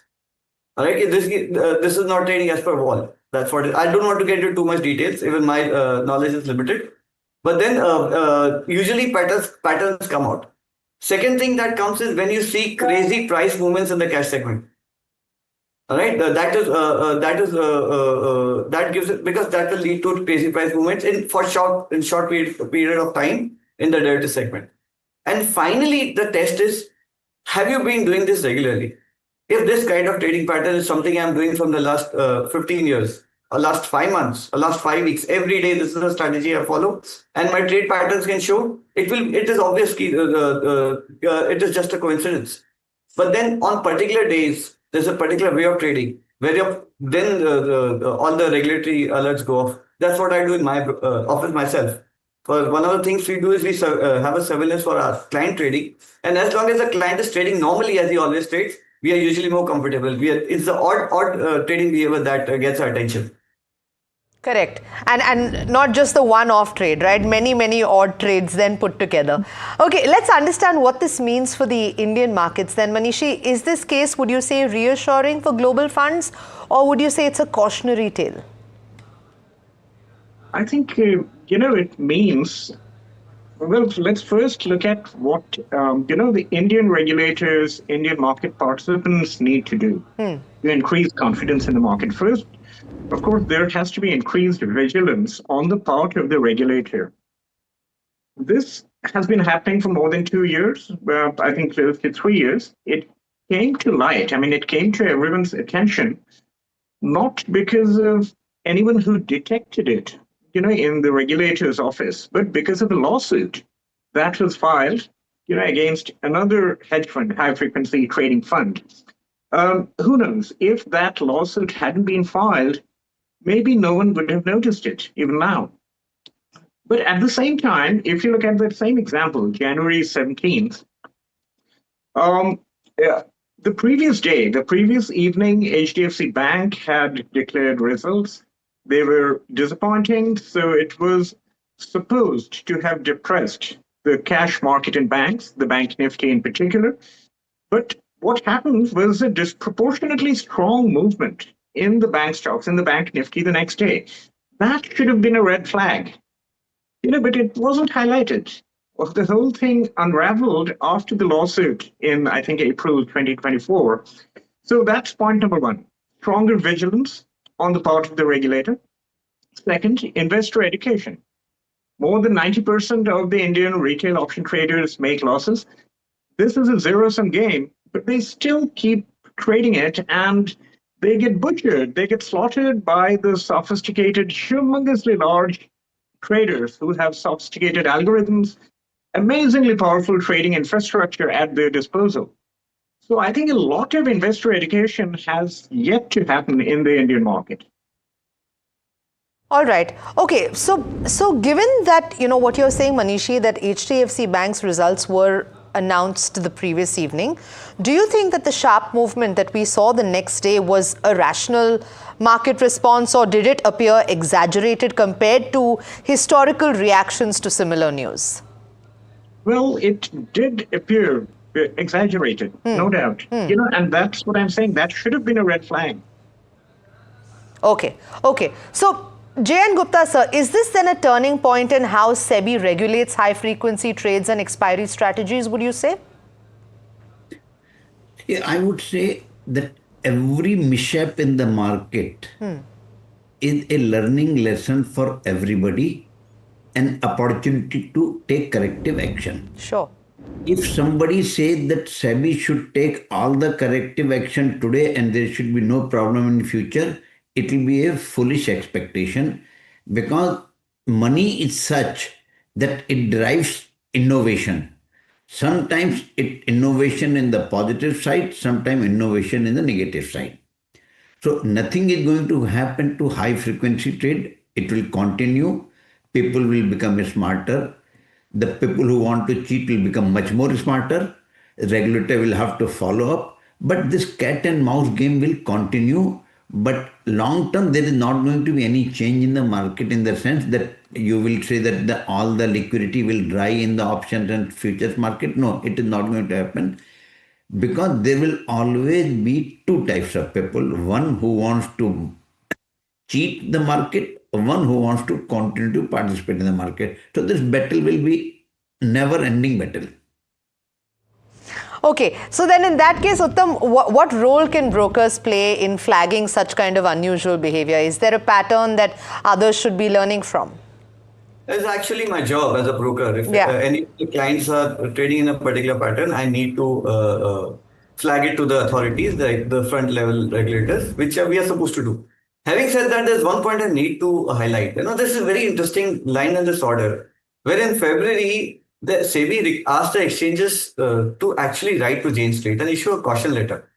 Hey, boss, you are a great player, you are a large player, nice to have in the market, love your trading, but I think you're trading silly. In my opinion, please stop, please desist, please, this is not proper. That was actually a very mature thing. I've never heard of the regulator behaving in such a manner. And in spite of that, when they saw it, this guy is not changing, and so they went for this action. This was actually a surprise for me, and I love that approach that SEBI followed. Having said that, as brokers, I need to, all of us brokers need to keep our eyes open, and that we will do. So if I were to ask you, give me your sense of what reforms might this trigger, whether it's real-time surveillance, whether it's new expiry day rules, limits on index weight manipulation, what would you say? See, if there's a rampant problem in the market, you need to go after it. But you cannot make policies to handle exceptions. So the challenge for regulators, or actually they have the data to see, hey, is it a couple of people who are behaving in this fashion, or it is just a rampant issue? And if it is exception, then it doesn't require a strong regulatory policy response. As far as surveillance is concerned, that you have to do, that you always have to do. Surveillance, supervision is something that's a basic need 24/7 all the time. It is not a function of an event happening or not. But So far, it seems that from my market sources, there's only one gentleman, one firm which got a constitutional letter, and not more than one. And it doesn't seem to be a rampant concern issue from the regulatory point of view. But then let's see what the future holds for us. Absolutely. Let's see. Manishi, considering that some forms of market manipulation, particularly, I would say, in this case, that are easier to detect, like a pump and dump, and others are much harder, like a spoofing or a layering, what should be then the priority for investor protection in India? Well, I think most of these mechanisms, along with the regulator and the exchanges, they're already in place. It's not that something additional needs to be done. It's only, possibly, making the people who are actually in charge of vigilance, making them more aware, stronger training, etc. But, at the same time, I think some of these more blatant instances, which has been happening over 3 years, perhaps could have been detected earlier. And it's kind of a coincidence in a sense, if I may use that phrase, that it's been detected because of the lawsuit that was filed. I think strengthening vigilance would obviously be a degree of assurance to the retail investor. Coming back to your original question, does it reduce confidence on the part of the international investors in the Indian market? I clearly don't see such possibility. This has happened, no doubt. In fact, much worse instances have happened in other markets, including more developed markets. And even in conversations with the institutional investors that we have regularly, I think this is being treated as an aberration. It's a bug, not a feature, to use technological language. Okay, so J.N. Gupta, and I'm out of time, so I'm afraid this is going to be the last question. What would you say is the takeaway from this entire case, whether it's from a retail investor standpoint or for foreign institutions? See, the takeaway is very simple. For retail investors, you do not have wherewithal of the institutional investors' knowledge or vision or something. So do invest in options futures at your own peril and only when you understand it well. That is one. For institutional investors, keep your eyes and ears open, and if you smell anything like Jane Street happening on the street, please go to SEBI and say that you smell a rat. So that will be a better thing than doing anything. But I wish that everything continues the way it has been continuing. The aberrations will keep on happening. Let us not be derailed by that. Okay, thank you so much to all of my panelists that have joined me this evening and for breaking down what appears to be a complex case, but Uttam rightly saying that it's actually quite simple. So thank you so much for simplifying that. This case is obviously more than a number, and a whopping number at that. It's about how markets are shaped, how trust is built, and how power is held accountable. SEBI says this was manipulation. Jane Street says it wasn't. That legal battle will play out. But what's clear is this: India's markets are no longer a playground for unchecked strategies, whether domestic or global. Surveillance is sharper, enforcement is faster, and the rules are the same for all. That's what builds credibility, and that's what builds India's capital markets. And that's the big message on The Big Question tonight. Thanks for watching.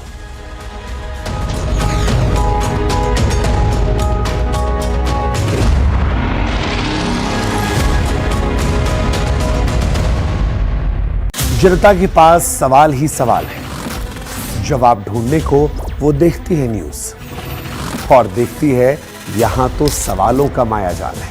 ऊपर से ये अलग fight है, कोई पूरा left तो कोई पूरा राइट है, बीच में मुद्दे के साथ कौन है, जनता को जवाब चाहिए।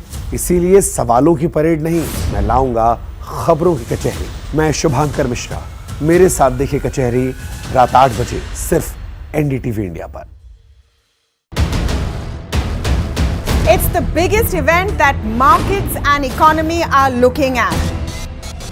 a possible trade deal between India and the United States, which we could hear about any time soon. It will create a seismic shift in the way these two countries trade with each other. Who is going to come out on top of these hectic negotiations? Stay ahead on the story. Catch all the breaking news and the analysis only on NDTV Profit.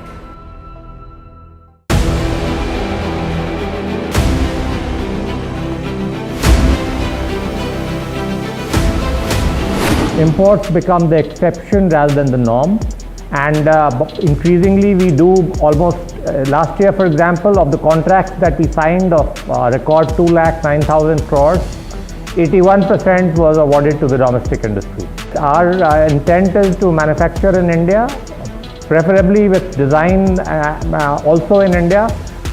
I am so elated to be on the same screen as the Defense Secretary, and I get a chance to talk about what he said. In certain areas, like for example, artillery guns and armored vehicles, or in some categories of missiles like the BrahMos and the Akash, we've come of age. What Defense Secretary Sir said is 100% true, and today private industry can really increase their involvement in R&D. I am very proud to say that we make, in our categories that we have been supplying to our defense forces, some of the best platforms in the world.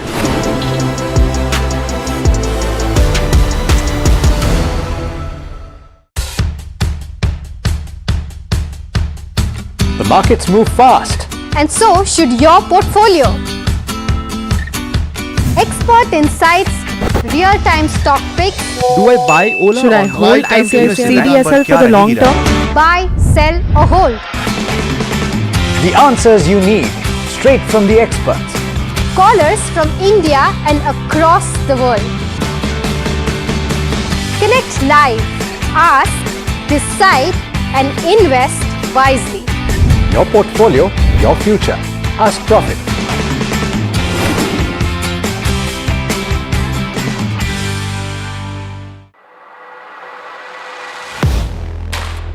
Do you really know the company you invest in?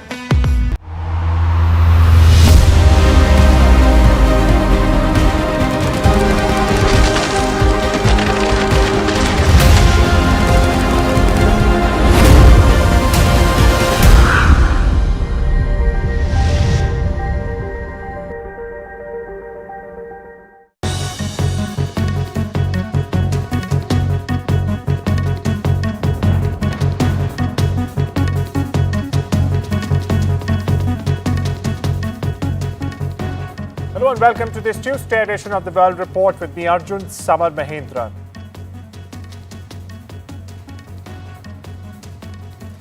US President Donald Trump said Monday that the United States will hold talks with Iran. Now, Trump said, and I quote here, they've requested a meeting, and if we can put something down on paper, that will be fine, it'll be good. Trump's Middle East envoy, meanwhile, Steve Witkoff, has said the meeting will take place in the next week or so. Meanwhile, listen into what Donald Trump had to say. We have scheduled Iran talks, and they want to talk. They took a big drubbing. I think when we hit the three sites, really, I would say the three sites, not just the one. The one was a big one, and it was deep in granite, and it was obliterated. Meanwhile, my colleague Vishal Vivek joins us for more on this. Vishal, Witkoff hinting that there'll be talks this week itself, and Trump at the same time not sounding too convinced by the entire idea. What can we expect from these talks? But Arjun, at the same time, Trump has confirmed that there will be talks indeed, and there were speculations that when these talks would happen, so there's a timeline on that as well. Now we know that the talks could happen in the next 7 days or so. What could be discussed in the meeting, that is to be seen. There could be several things discussed because Trump has also hinted that there could be sanctions relief for Iran. Iran has been weighed down by sanctions for decades now. Its exports have been plummeted throughout the time in the recent past as well. So that will have to be figured, and both the sides have been had been talking regularly in the recent past, but after the attacks conducted by Israel and US on Iranian soil, those talks had gone into disarray. So if those talks again realign, that will have to be seen how, how quickly both the sides can get on the table and arrange for some level of, agreement, so that the all important US-Iran nuclear talks could, progress further. Of course, thank you so much for putting things in perspective for our viewers there, Vishal. Moving on, an Indian family of 4, including 2 children, were charged to death after a truck crashed in their vehicle in Dallas on Monday. Now, the Hyderabad-based family, identified as Tejaswini and Sri Venkat, and their 2 children, in fact, were reportedly on a vacation in the United States. Now, they had driven to Atlanta last week to visit their relatives and were returning to Dallas when the incident took place. My colleague Uma gets the latest. Extremely tragic incident of these 4 members of an Indian family who died because their car went up in flames. What we understand is that Sri Venkat and his wife Tejaswini, along with their 2 children, 2 school-going children, had gone on a holiday to the US, and they had gone to spend a week at Atlanta with some relatives. And when they were returning from Atlanta to Dallas in a car, we understand that their car met with a head-on collision with a mini truck in a place called Greene County. The truck is said to have been coming in the wrong direction, and the impact of the accident was such that the car went up in flames and there was no opportunity for anyone inside to escape the fire. So while people passing by have shot certain videos of the car going up in flames, no one could be saved from the car, and therefore the police there saying that they will be conducting DNA analysis of whatever bones or other materials that are left before handing over the mortal remains to the family. In Hyderabad, where the family is said to have resided at Kompally, which is called also Suchitra, in that area I spoke to the local inspector, and he said that while they have information about the accident and the place where they were residing, no one had come forward to seek any kind of a help from the local police as of now. Staying with the US, a flash flood in Texas killed more than 100 people over the 4th of July holiday weekend, and in fact left others still missing. Now, this includes girls attending a summer camp. The devastation has drawn a massive search effort as officials face questions over their preparedness and the speed of their initial actions. Now, the floods grew to their worst at the midpoint of a long holiday weekend when many people were in fact asleep. Survivors have described the floods as a pitch-black wall of death and said they received no emergency warnings from the administration whatsoever. US military troops and federal immigration officers made a mighty but brief show of force Monday at the MacArthur Park, dubbed the Ellis Island of the West Coast. Now, this as the community hub of a largely immigrant neighborhood in Los Angeles. About 90 National Guard troops and dozens of federal officers descended on the park in the morning that was nearly empty after word spread of a potential raid.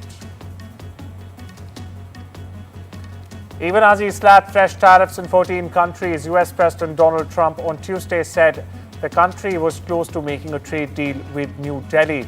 Trump said, "We made a deal with the United Kingdom, we made a deal with China, and we're close to making a deal with India now." He also added that letters stating fresh tariffs were sent to other countries.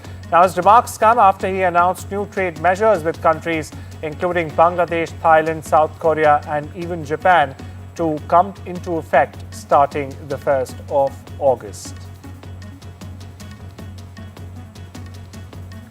Trump has slapped new tariffs in 14 countries with some as high as 40%. Myanmar and Lagos have taken the biggest hits, facing 40% tariffs. Now, other countries like Japan, South Korea, and even Indonesia are also on the list. They're all part of what Trump calls a plan to fix unfair trade deals and to protect US jobs. Now, Trump said letters to major trading partners, including Japan and South Korea, dictating new blanket tariffs. The letters, which caused US stocks to tumble, are a message to those countries where White House officials don't believe that trade talks are going particularly well. Now, this was confirmed by a former trade negotiator. The notices also deal a blow to hopes that Trump will scale back tariff threats and de-escalate trade war, some experts argue. Meanwhile, listen to what Trump said, followed by Caroline Leavitt and the White House. Are the tariff letters that you sent today final offers, or are they negotiable? Well, that's final offer. So South Korea, Japan should take it or leave We're always it? subject to negotiate something that's fair, but we've talked to most of the countries, and pretty much they've had their way for many, many decades, as you know. And it was time that we just wanted fairness. This is not really equitable from our standpoint because it's just a small token by comparison to the damage that's been done over the years. But we had no other president that was willing to do this. I did it in my first term with China and others. We took in hundreds of billions of dollars of tariffs. No inflation, the most successful period of time that we've ever had financially in the country. The first term. I think this term is going to be much better, even much better than that. That was the best ever, and this is going to be, I think, substantially better. And we're on the way to doing that. There will be approximately 12 other countries that will receive notifications and letters directly from the President of the United States. And weeks ago, I stood at this podium and I told all of you that the President was going to create tailor-made trade plans for each and every country on this planet. And that's what this administration continues to be focused on. The President will also sign an executive order today delaying the July 9th deadline to August 1st. So the reciprocal tariff rate or these new rates that will be provided in this correspondence to these foreign leaders will be going out the door within the next month, or deals will be made. And those countries continue to negotiate with the United States. We've seen a lot of positive developments in the right direction, but the administration, the president, and his trade team want to cut the best deals for the American people and the American worker. On the other hand, China has warned that the Trump administration on Tuesday, it has in fact warned the Trump administration on Tuesday against reigniting trade tensions by restoring tariffs on its goods next month, and has also threatened to retaliate against nations that strike deals with the US to cut China out of the supply chains. Washington and Beijing agreed to a trade framework in June that restored a fragile truce, but with many details still unclear, traders and investors on both sides of the Pacific, in fact, are closely watching what follows.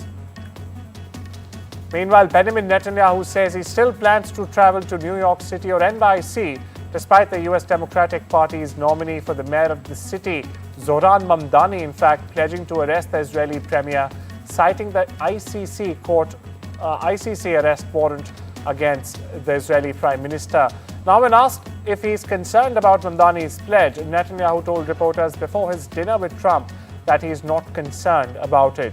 Meanwhile, Trump assured Netanyahu that he would get Mamdani out. And PM Narendra Modi is in Brasilia. Fresh off the BRICS summit in Rio, PM Modi kicked off a state visit to Brazil.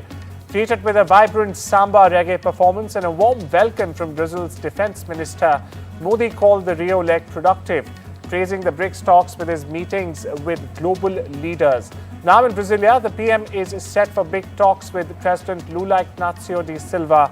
Now this also includes everything from trade and tech to defense, health and energy as well. And the Indian diaspora, well, they're fired up to welcome him at every stop, as you see on your screens right now.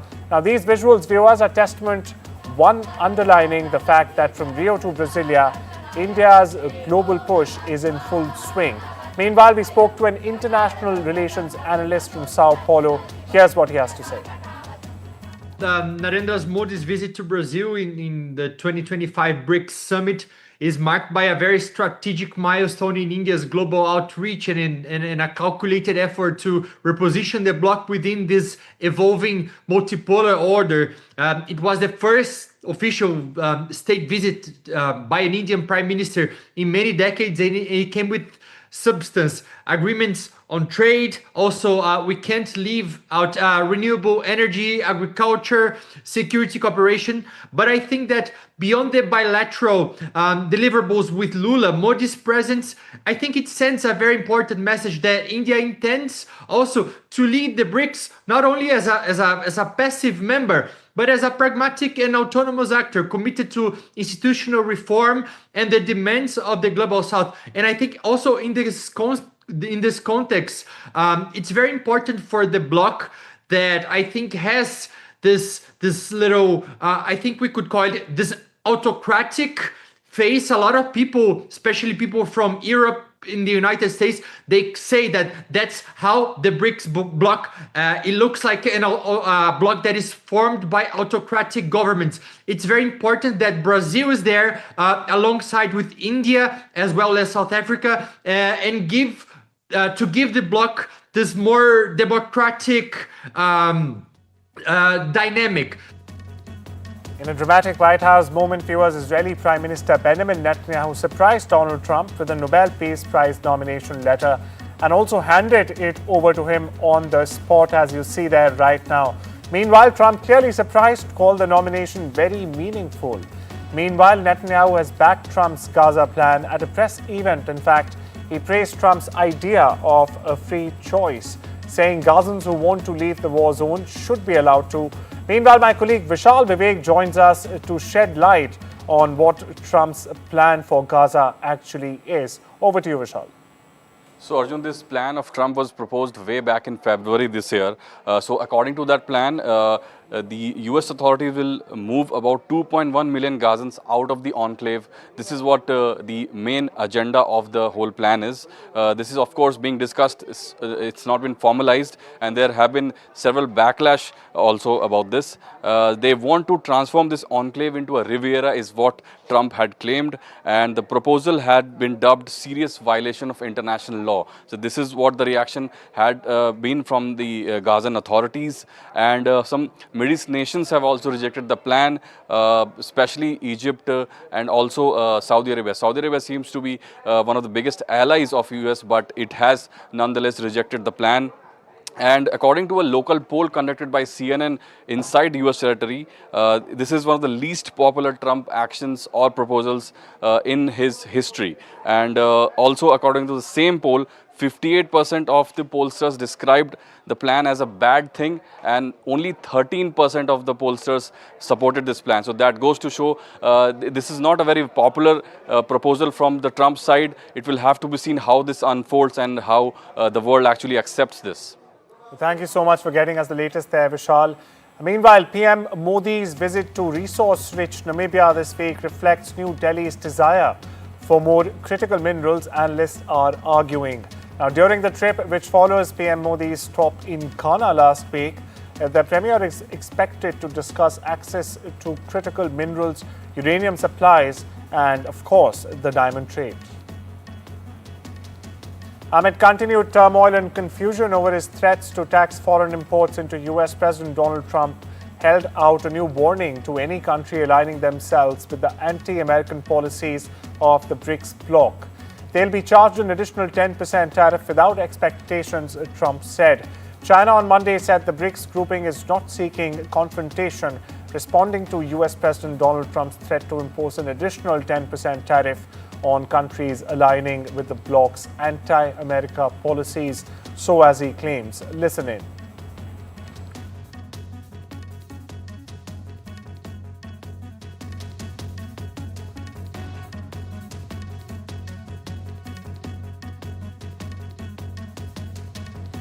Russia's transport minister was found dead from a gunshot wound in an apparent suicide, investigators said Monday.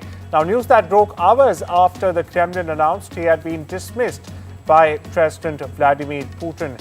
The Kremlin did not give a reason for the firing of Roman Stralovoy, who served as the transport minister since 2024 May, and it was uncertain when exactly he died and whether it was related to an alleged embezzlement case, as some Russian media are suggesting.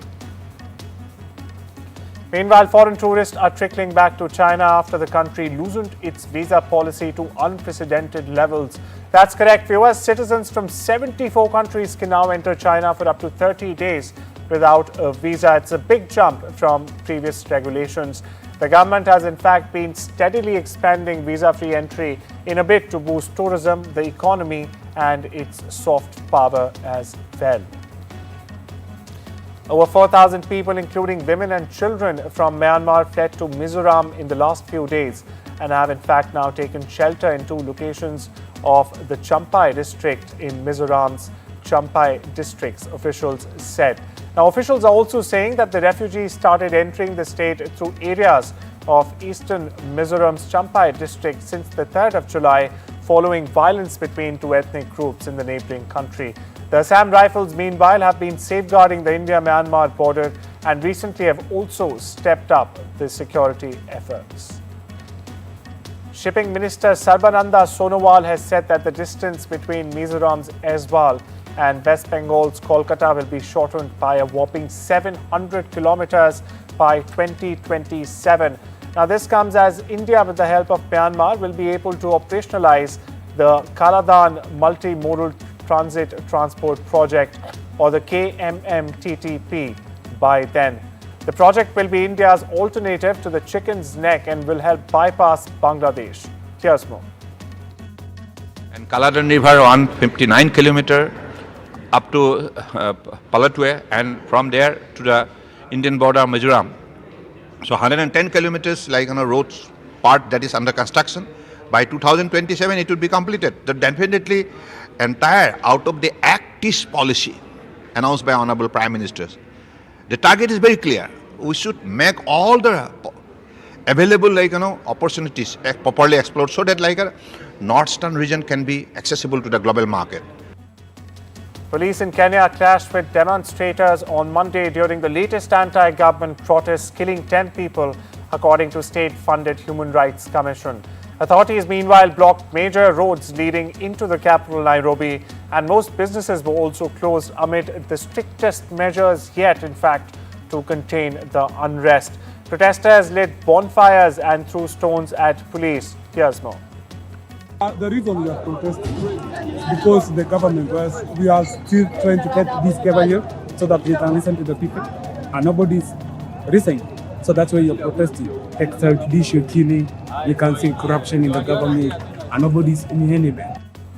It's time we step into a short break. Much more on the other side.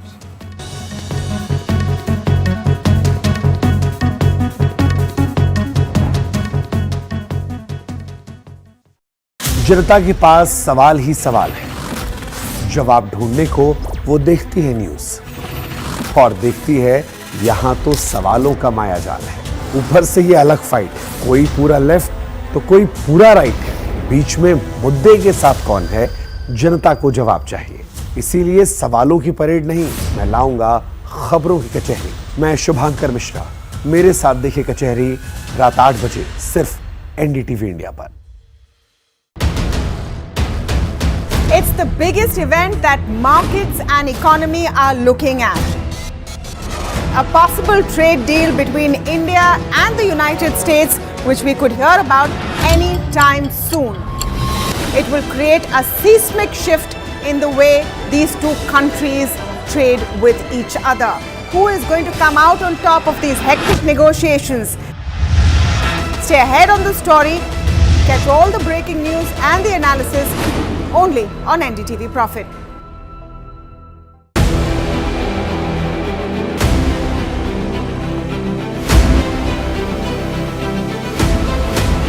Imports become the exception rather than the norm, and increasingly we do almost last year, for example, of the contracts that we signed of record 2,09,000 crores, 81% was awarded to the domestic industry.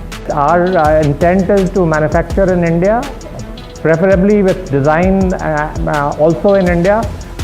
I am so elated to be on the same screen as the Defense Secretary, and I get a chance to talk about what he said. In certain areas, like for example, artillery guns and armored vehicles, or in some categories of missiles like the BrahMos and the Akash, we've come of age. What Defense Secretary Sir said is 100% true, and today private industry can really increase their involvement in R&D. I am very proud to say that we make, in our categories that we have been supplying to our defense forces, some of the best platforms in the world.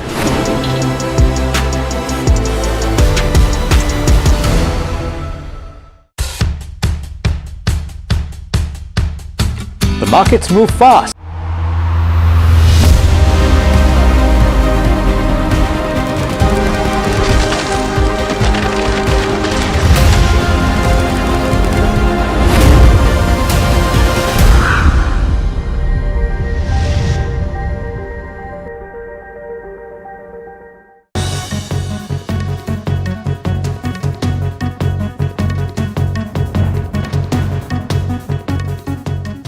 Welcome back. You're watching the World Report. Now, stock markets slipped in Asia on Monday amid confusion as US officials flagged a delay on tariffs but failed to provide much detail on the change. While oil prices slid as the OPEC Plus opened the supply spigots more than expected, the US, meanwhile, is close to finishing several trade agreements in the coming days and will notify other countries of higher tariff rates by the 9th of July, President Donald Trump said on Sunday, with the higher tax rates to take effect on the 1st of August. The Badshahs of Birmingham, or Team India, have pulled off a sensational victory, defeating England to level the series 1-1, and in fact ending the 68-year-long wait for a win at the Ek Bastion. Leading from the front was captain Shubman Gill, rewriting the record books in style. Here's what he said after the match. Yes, I think sometimes, especially when you are the captain, I think you need to lead by example so that whenever there is another player in that situation, you can command to that player, this is what the team requires right now, and you always have to put the team first rather than your personal desires, or sometimes you want to try some things. But I think if you put the team ahead of you, you would always walk in the right direction or walk on the right path, and that's what I wanted to do in this match.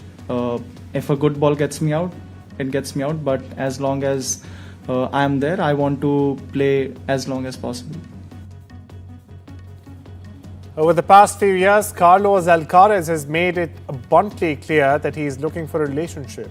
But that can be difficult given the nature of his job, as we all know it.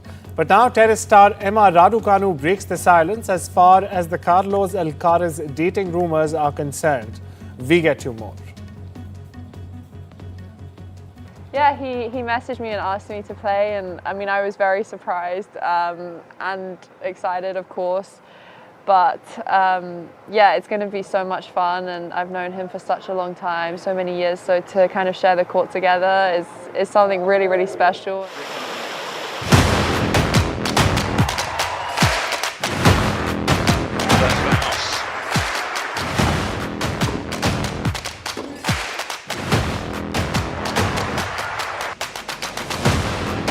Oh, to be in love at the most iconic tennis tournament in the world.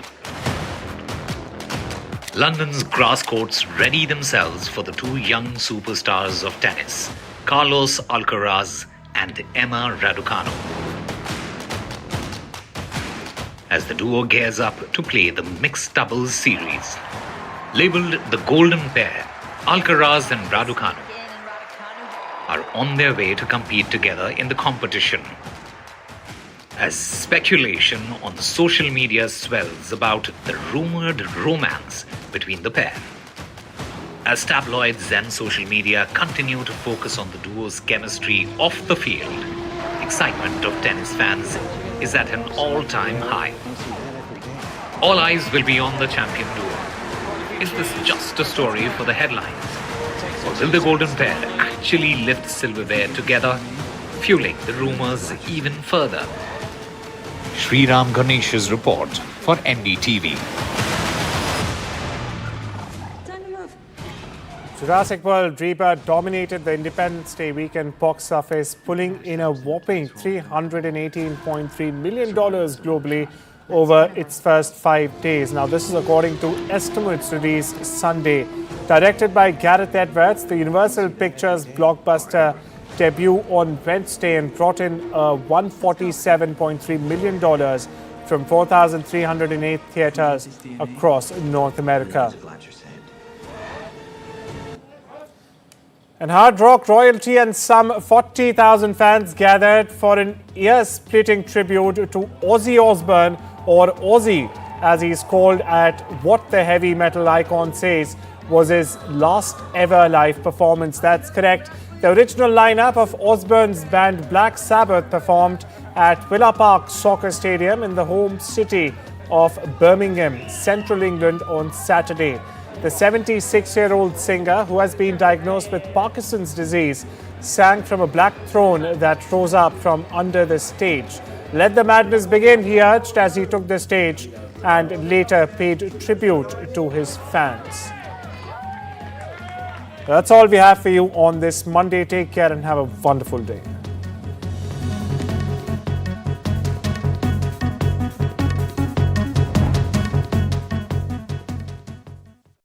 जनता के पास सवाल ही सवाल है, जवाब ढूंढने को वो देखती है न्यूज और देखती है यहां तो सवालों का माया जाल है।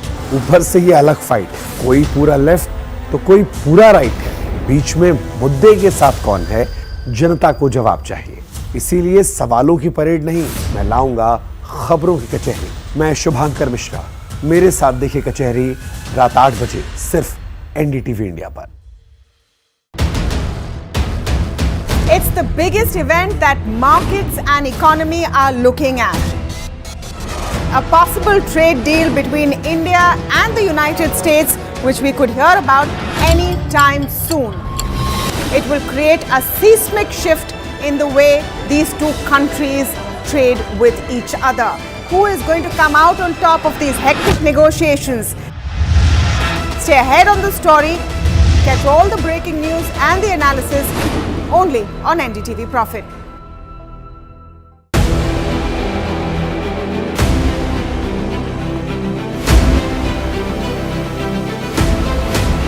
Imports become the exception rather than the norm, and increasingly we do almost last year, for example, of the contracts that we signed of record 2,09,000 crores, 81% was awarded to the domestic industry. Our intent is to manufacture in India, preferably with design also in India.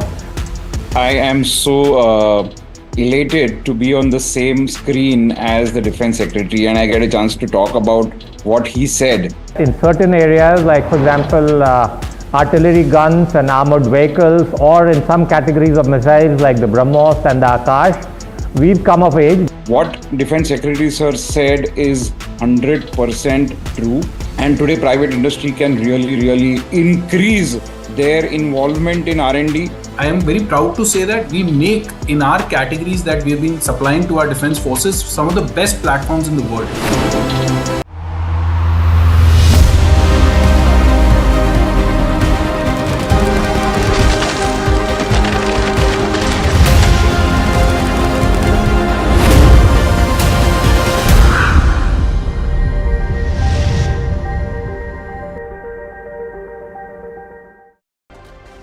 Sectoral indices end mixed with Nifty Realty as the top sectoral gainer for the third day in a row. Nifty Pharma falls the most, ends lower for the second day in a row on the back of Trump's tariff letters to countries. Sources tell NDTV Profit the India-US trade deal now hinges on political will, not technical negotiations, adding that India's offer has been finalized, but the ball is now in Washington's court whether to approve or not. SEBI moves WeWork India's IPO out of abeyance after putting it on hold for 3 months, but remained under review as of the 4th of June. According to an internal communication viewed by NDTV Profit, Jane Street tells its employees that attempts to engage with SEBI and exchanges since February were consistently rebuffed. ICICI Prudential's Naren is bullish on India, tells NDTV Profit that he expects a massive boom in the Indian economy and could be a growth accelerator when the world slows down. Warns that attractively priced peers are curbing India's FII flows. Sources say the SEBI is in no rush to force options traders to own shares, adding that the regulator is taking their time to study the market and will consult widely before deciding on changes. The alleged mastermind behind the murder of prominent businessman Gopal Khemka has been arrested. The accused trader Ashok Saw is believed to have orchestrated the killing by arranging a contract worth 10 lakh. The Ahmedabad Air India crash prelim report submitted to the Aviation Ministry by AAIB. The report has been based on initial findings. The Air India flight crashed on June 12 shortly after takeoff, killing over 200 passengers.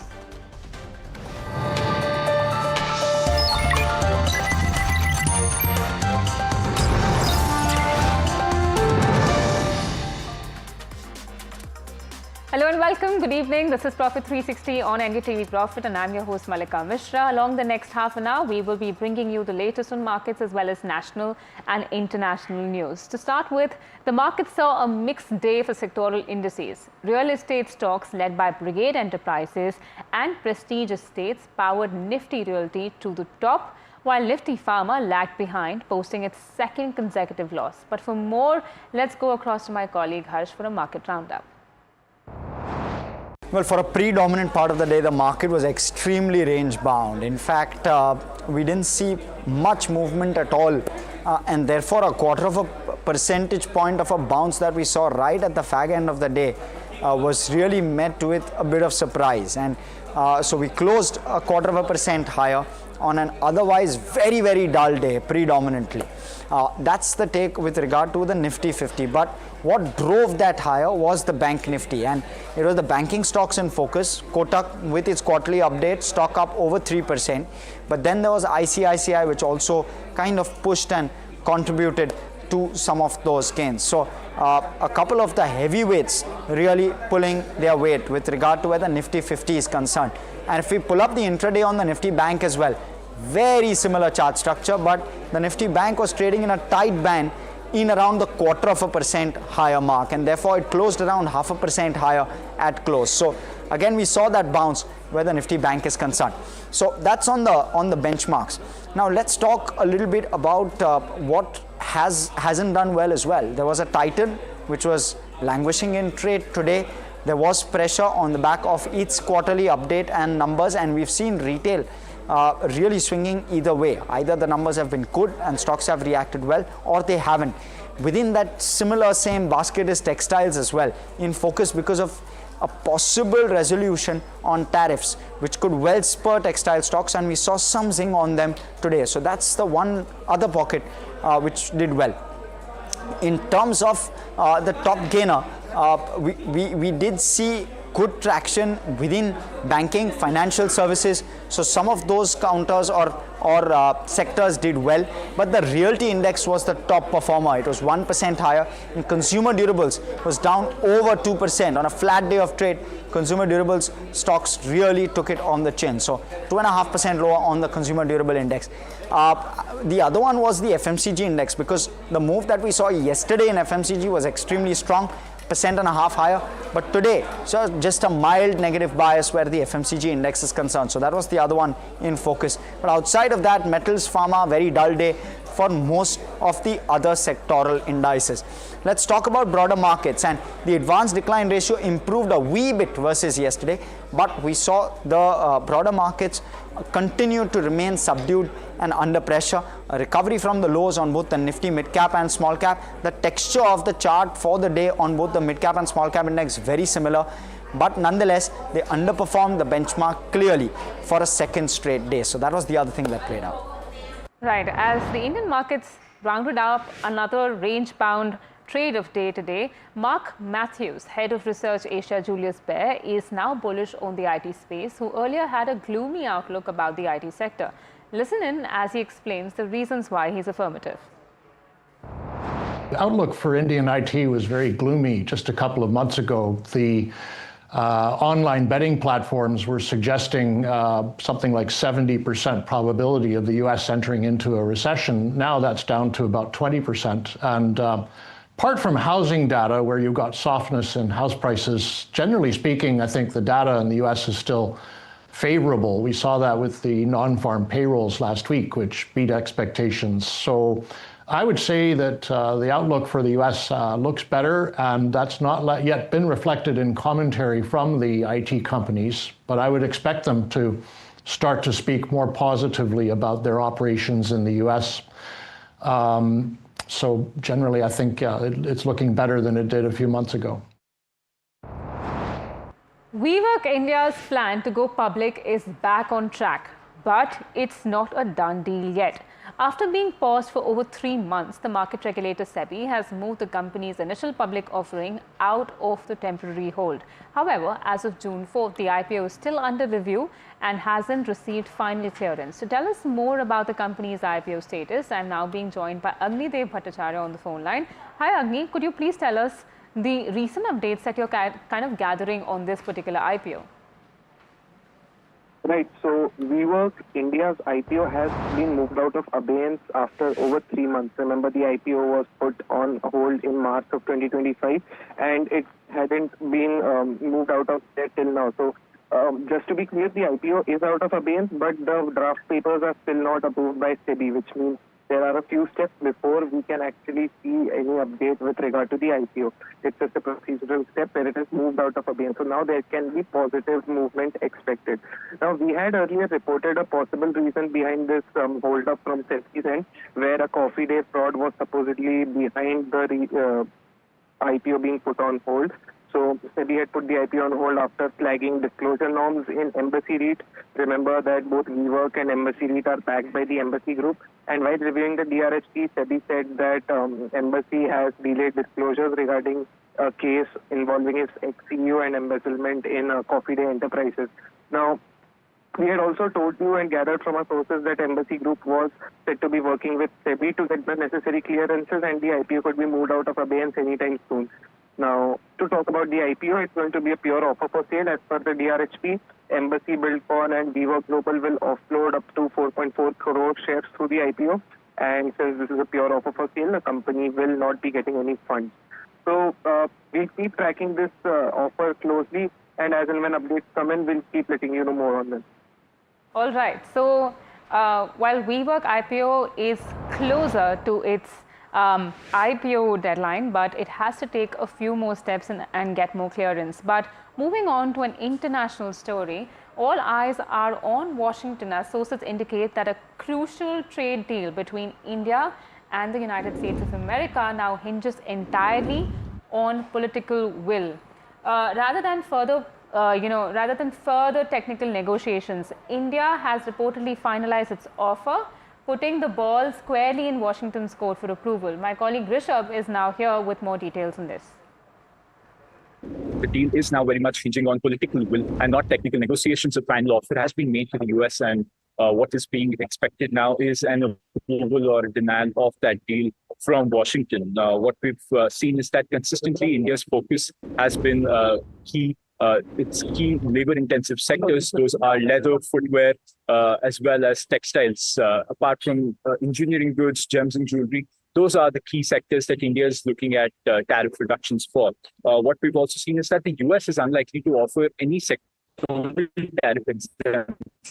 So steel, auto, aluminium, those we've also seen in the letters that Trump sent to about 14 countries, that those letters also said that these sectoral tariffs will be continued to be levied separately. What we've also picked up is that this mini trade deal will only cover goods. It won't cover services or IP or any of these broader sticky points. Those will be discussed at a later stage in the first tranche of this trade deal that is expected in the September-October period. What we've also said is that given that this tariff deadline has shifted now from July 9 to August 1st, India will have that extended window in case it doesn't like some of the aspects in this trade deal that it is signing with the US shortly. And that gives some room for extra negotiations as well. Right, thanks for that, Rishabh. And the global trade landscape is once again shifting, with US President Donald Trump setting a firm August 1st deadline for new tariffs. He confirmed that letters have been sent to 14 countries, many of them in Asia, informing them that higher import duties will kick in on August 1st unless they reach a trade deal with the United States. This includes major economies like Japan and South Korea, both facing 25% tariffs on their products.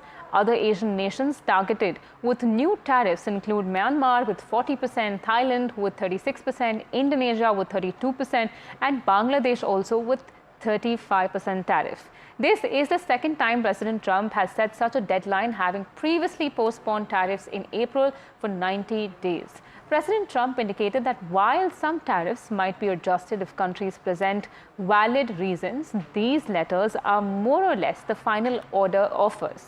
He stated the US is close to making a deal with India and has already made agreements with the United Kingdom as well as China. With the trade deal negotiations still hanging in the balance, investor sentiment remains clouded in uncertainty. Earlier today, we caught up with Edward Yardeni, president of Yardeni Research, and Rob Subbaraman, who shared their perspective on just how long this ambiguity might linger. Take a listen. I think Trump figured that the U.S. is the world's largest economy. The U.S. is the world's biggest importer. It's the biggest customer for a lot of countries, including India, and that would lead to very quick deals, but it hasn't quite worked out that way.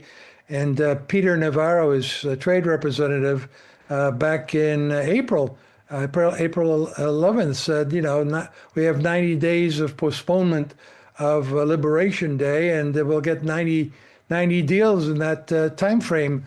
Well, as you pointed out, we only have 2 deals with the UK and Vietnam and 1 framework with China. So it hasn't been easy at all. Countries do have their own self-interest. They're not just kind of going to roll over and do whatever the President Trump wants them to do. And so I think he's going to have to kind of declare victory by coming up with some vague agreements that don't necessarily address all the specifics, like dairy issues with India. There are a lot of issues when it comes to trade. If you really sit down and negotiate a trade deal, it could take 2 years because there's so many details involved. There's so many domestic interests involved. It's not easy. And to assume that this could all be done in 90 days was rather